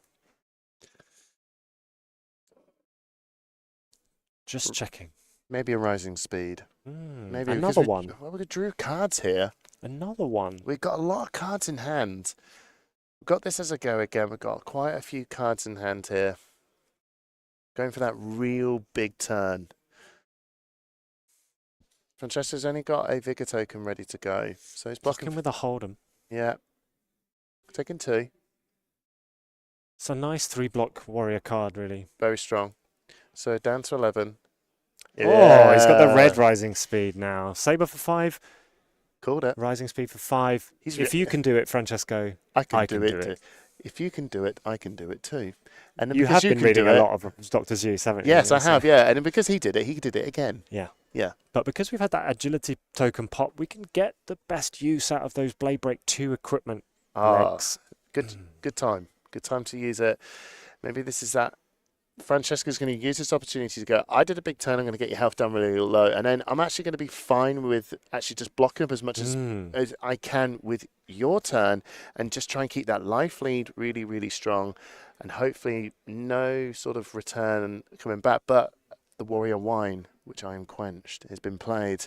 So he has got a agility and a Vigor token. He Again, is set ready up for next turn. Indeed. Very strong.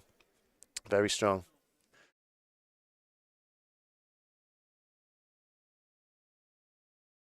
What will we see from Francesco here? Will he decide to block this? Just 5 damage. Just 5. Just 5? That's a lot when you're on 11. That's a lot of damage. Nearly half. Nearly. I'll be quite honest, everyone at home. I cannot sit still. This tension, this tension is getting me. I can see you rocking back and forward. I can even see Barry rocking back and forward. I can see Alan rocking back and forward. Everyone in the calling is rocking back and forward The because we're tension so in tense. this game is unbelievable. Shall we? Oh, no, we won't. We are seeing a block with a Blade Flurry. Blade McFlurry. A nice 3-block. But it is a big majestic. It is. He doesn't have the agility token next turn to make the most of it. No, and so I that's think probably why. Absolutely. He's chosen to get the most of the block value instead. Thinking again, no, not using the legs to block right now. No, changed his mind. Okay, we're pumping up. We're pumping. We're breaking the chain. We are breaking the chain. And we are going to pump to 4. Hold him. Another Saber for 4, waging that agility token. But we already have... No, not the agility token. The Vigor token. The Vigor token. Yeah. We'll do. Should we say what the Battle Hall final is while we're letting Francesco have a quick think here? I think we've probably kept... We kept everybody on waiting. the hook long enough. Prism, Rob Catton on the final against Bolton. In the against final. Finley Shepherd on Bolton. So it's a Bolton versus Prism final in the Battle Harden. All light final in the Battle. I was wondering why everything was quite final. I was wondering why everything was looking a little bit bright around here. There's an unearthly glow. Yes. So we're not sure what the outcome of that is, but that is your final in the Battle Harden, everyone. Prism, Advent of Thrones versus Bolton. Sir Bolton. Sir Bolton, Breaker of Dawn. Yes. Well, we got the outcome here. Francesco has taken that to the face. We have now got 2 performance bonus from Arsenal. What a great start to a turn. Liam on 3. Is Francesco on 5. Lethal. Yes. 3 go again. Come from Arsenal. But we do have 1 block left on the Beck and Applause. Mm. We also have damage prevention on the Sheltered Cove. Still going to ask for 1 card, effectively. Still asking for 1 card. But, yep, getting that full effect here. Block with 1. Block for 2. Not giving that gold. Does not want Kasai to be able to draw a card. Ooh. Rising Energy. Wow. Okay. Just asking for so many cards. This is good. Just pushing that. He's just saying that I know you've got a Vigor and I know you've got Absolutely. the agility token. I'm going to make you block. Yeah, I'm going to make you not be able to get the maximum use of this. And blocking for 5, going down to 2. Liam Holden. Ooh. 1 card in hand, a Vigor and an agility for next turn. Wow. 1 resource. Go again ready.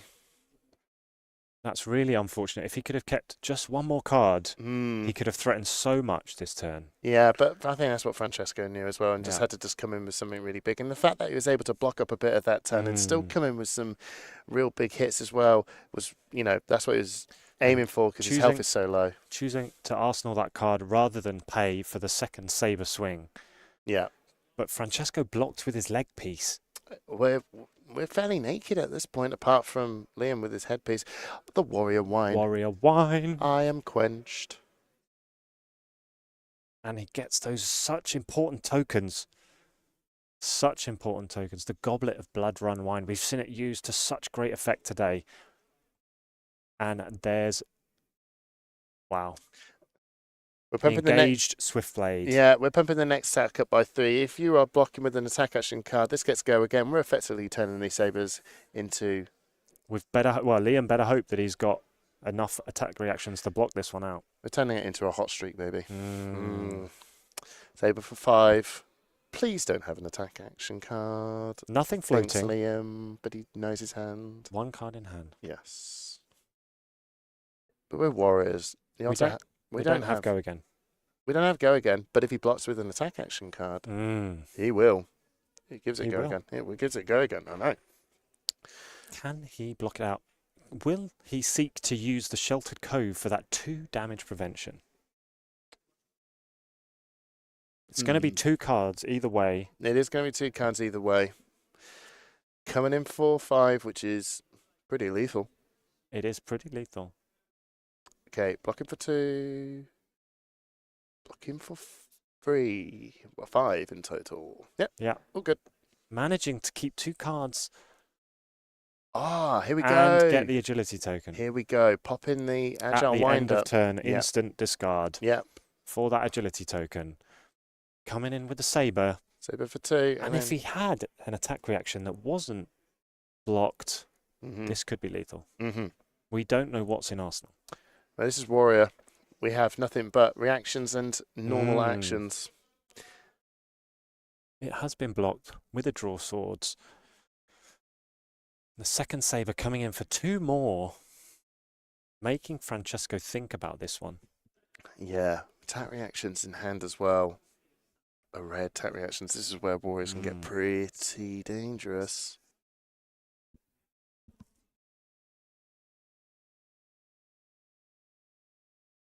I wonder if he's sitting there thinking, could I take this? Go down to 3. Have 3 cards in hand and an arsenal. It's a potential. And he does. He says 5 down to 3. He says, I want these cards. I have my agility and I have my vigor tokens. Is that what he told him? He said, I want these cards. Yeah, that's exactly what he said. Vigor pops. 1 resource floating. Agility token pops. Next attack has to go again. Pitch in. Oh, look. It's a draw swords. That's such a good play. Everybody's got swords. How many swords do you have? How many do you want to draw? I've got another one. He's drawing another one. His next attack has, his next warrior attack specifically has +3. I didn't see what card went into Arsenal for Francesco, though. No. Last time, missed that one. It was a performance bonus. I wonder what could be coming this time. If he can get a wage, I see that he's got an attack reaction card that can pump a wage attack, but he's not a wage This attack. is such a horrible position for Liam. It is. Has resources on the table. Okay. Francesco has resources on Blocking the table. for 5. Does he have the reaction to finish him off? He does have the reaction. And Liam is using the damage prevention. Okay, so he's blocking for 6. He's pitching that to block 2. Blocks it all out. And Francesco moves on to a second. Wow. And engaged Swiftblade. And the saber. Blocks He can't for 2. block it out. Well done. Francesco He's done it. has He's taken it done down. Oh my word. That was, again, Francesco just looked like he had full control from the start. Liam just took some big hits to come in with real big hits back. Yeah. And it was, I think that big clinching moment there was when Francesco went. It was a big turn. But Wow. we're gonna be blocking this up. I think what we've seen there is 2 very good Kasai decks Yes. battling it out in the final of the UK Calling Liverpool. What an event. We have a winner. We have a winner. Francesco Giorgio takes it down. Brilliant. for the $5,000 prize money, the PTI, and the gold foil Balance of Justice extended art promo. And he's got his name on that Hall of Fame. He is a winner of a calling in the UK. We've got Sammy Braben, now Francesco has joined those ranks as well. He's taken over a beautiful trophy and all the things that you've said as well. Top props to Liam Holden as well. He fought really well. His deck was very, very, very strong. You can actually see both players as being really strong. But like I was saying, I think there was that point when Liam was coming in with those big attacks about that, and I think Francesco was just using his health conservatively and just going, I'm just going to play that chip game down and just go and use my attack reaction cards to close it, which is what happened.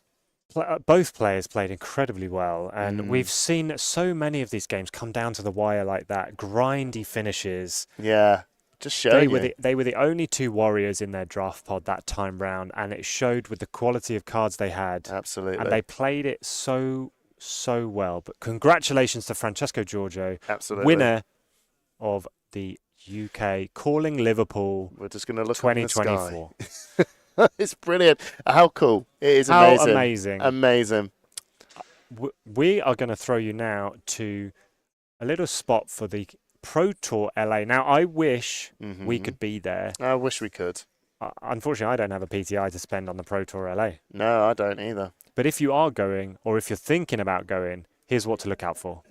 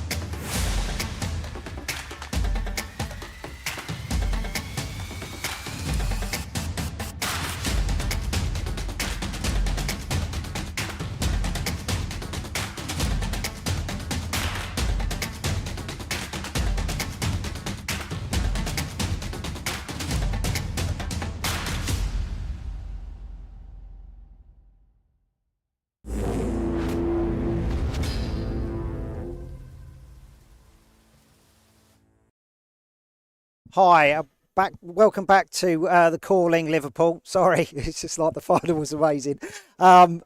Commiserations, Liam. Thank you. A fantastic showing, nonetheless.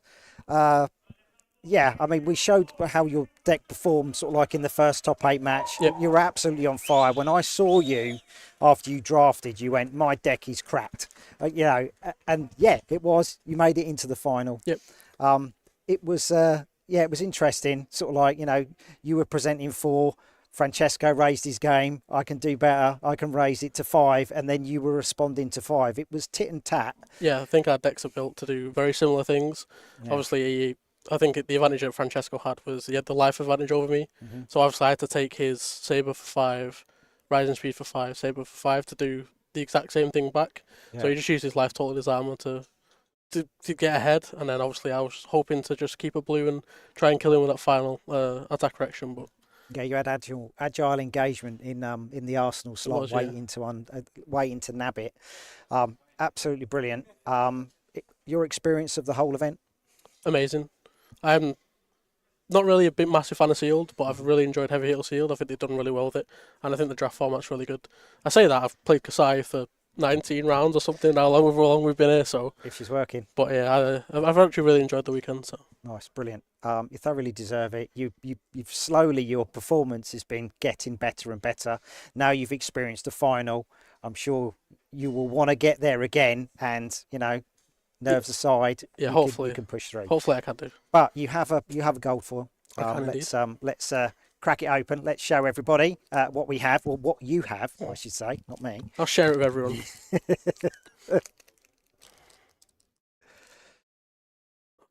so awkward to open. Should be face down as well. Should it be face down? Should be. Yes, there we go. Oh, do you want to just raise it to the camera? Raise it to the camera. Yeah, the Let's camera's go. there. Oh. Oh, God. Oh, Guardian. Legendary. I'll take that. God. That's all worth it. All worth it. Brilliant. Absolutely brilliant. Well done. Thank you. Well done indeed. Thank Francesco's having his picture taken at the minute, and then we'll get him on to talk about sort of like his experience and congratulate him. Okay, so stay tuned. It won't be too long.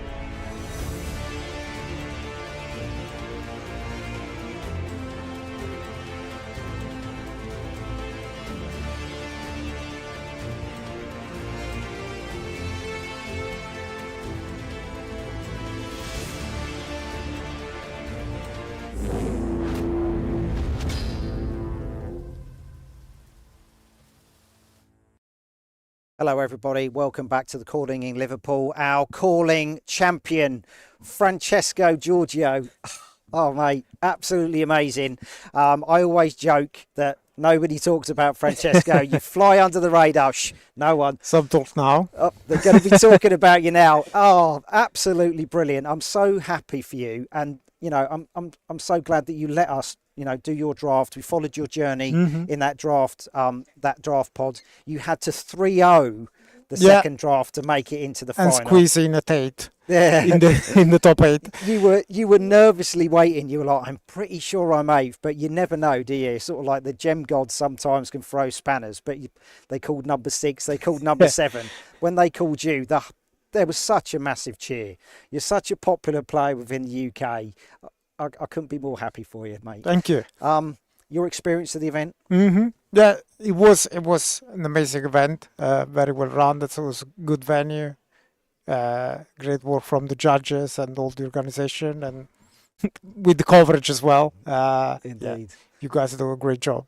Thank you. Alan works his magic, and the Push the Point guys, you know, certainly, you know, provide the colour commentary for everybody. I sometimes feel like I get the easy job of sort of like putting tokens out and getting to talk to, you know, everyone here. So, yeah. Plans? Are you going to Pro Tour? Yeah, I will go to Pro Tour Los Angeles soon. Well, probably a few more tournaments as they come up. Well, we got Road to Nationals prior to that, so. Yeah, I'm playing a few of those. So.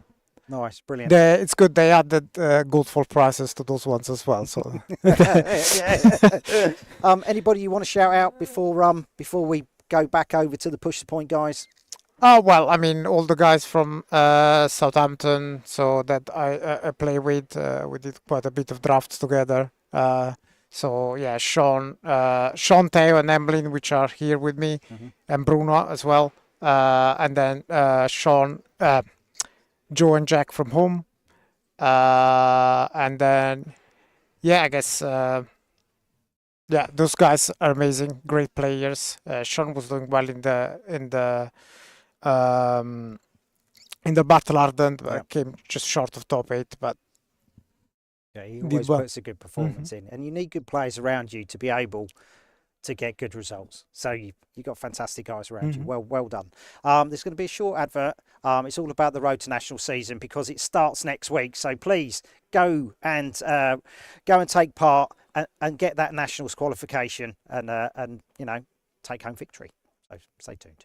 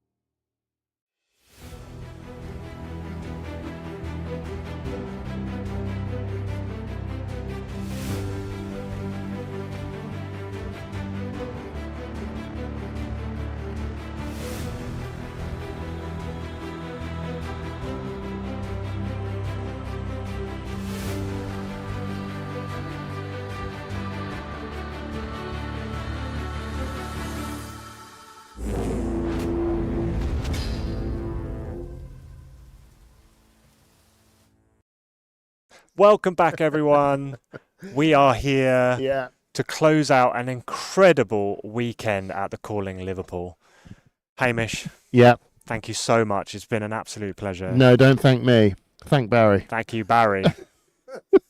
Barry's been the absolute trooper, the guy that you've seen a lot of all the interviews that he's been doing, but if you're going to see where all these cards were popping up, seeing those health tokens come down, making sure that everyone's got those right tokens during the game, it literally is this absolute stormtrooper over here. Making sure we don't miss any turns as well. Yeah, just to close this out, I mean, is there any sort of highlight moment games that you found? You're literally sitting there seeing it. Is there a moment in this whole event that you found amazing? I think getting to sit with top players, being at the table, experiencing at Worlds, and then sort of like being around Michael Feng when he came in, and we saw him how to get round the down but not out yesterday. Probably the move of the tournament was Pablo's goal. The goal it was just like, Jesus, that's why you are a top player. Kept him in the game. Absolutely fantastic. It kept him in the game. But yeah, so you saw my hands creeping. I kind of like can get on the table most of the time, but yeah, I kind of like need the croupier sort of like armbands to go with it. But it's been an amazing event. Living Realms have pulled it out again. And I need the tattoo of the symbol on my hand. But hopefully more to come from Living Realms. And sort of like the battle hardens that are going across Europe. So I'm so looking forward to what an incredible advertisement for heavy hitters as a limited set. And I hope everyone at home has seen how competitive these games have been. How close, how exciting they've been. And that's the set. That the players are incredible. The set is incredible. We have seen some fantastic play all weekend. Absolutely, and we've still got the final going on here in the Battle Harden, and we got that Prism versus Bolton. That game is still going. It's a bit of a nail biter, to be honest. But regardless, the Calling Liverpool, it was just, I have to agree with you, Barry. That Pablo Pintor double gold move, I was just literally like, I can't believe it. I can't believe this. Over ages. It was just the confidence he had that he knew the wage might was on top, and then it was just going to be a blue. Oh, it was brilliant. I think he'd pitch stacked it, to be fair, but it's like he'd been playing that set for months. Yeah, it's literally what it looked like. Yeah, absolutely. I'm actually getting so used to having a headset that I'm just free moving around. So I do apologise, everybody. I honestly hope all of you in chat and watching this enjoyed this as much as we did. Thank you so much, LSS, for giving us the chance to have this casting opportunity. Absolutely. Alan being the absolute trooper as well, behind the scenes, making sure all of this can be streamed as well. Barry, you as well, making sure that you're getting everything interview sorted, making sure the games are running right as well. We hope you really, really enjoyed it. So from everyone here, from Tabletop 24, from Baz the Bard, from Push the Point, a big thank you to Living Realms and LSS for having us here. Thank you. And goodbye. Bye.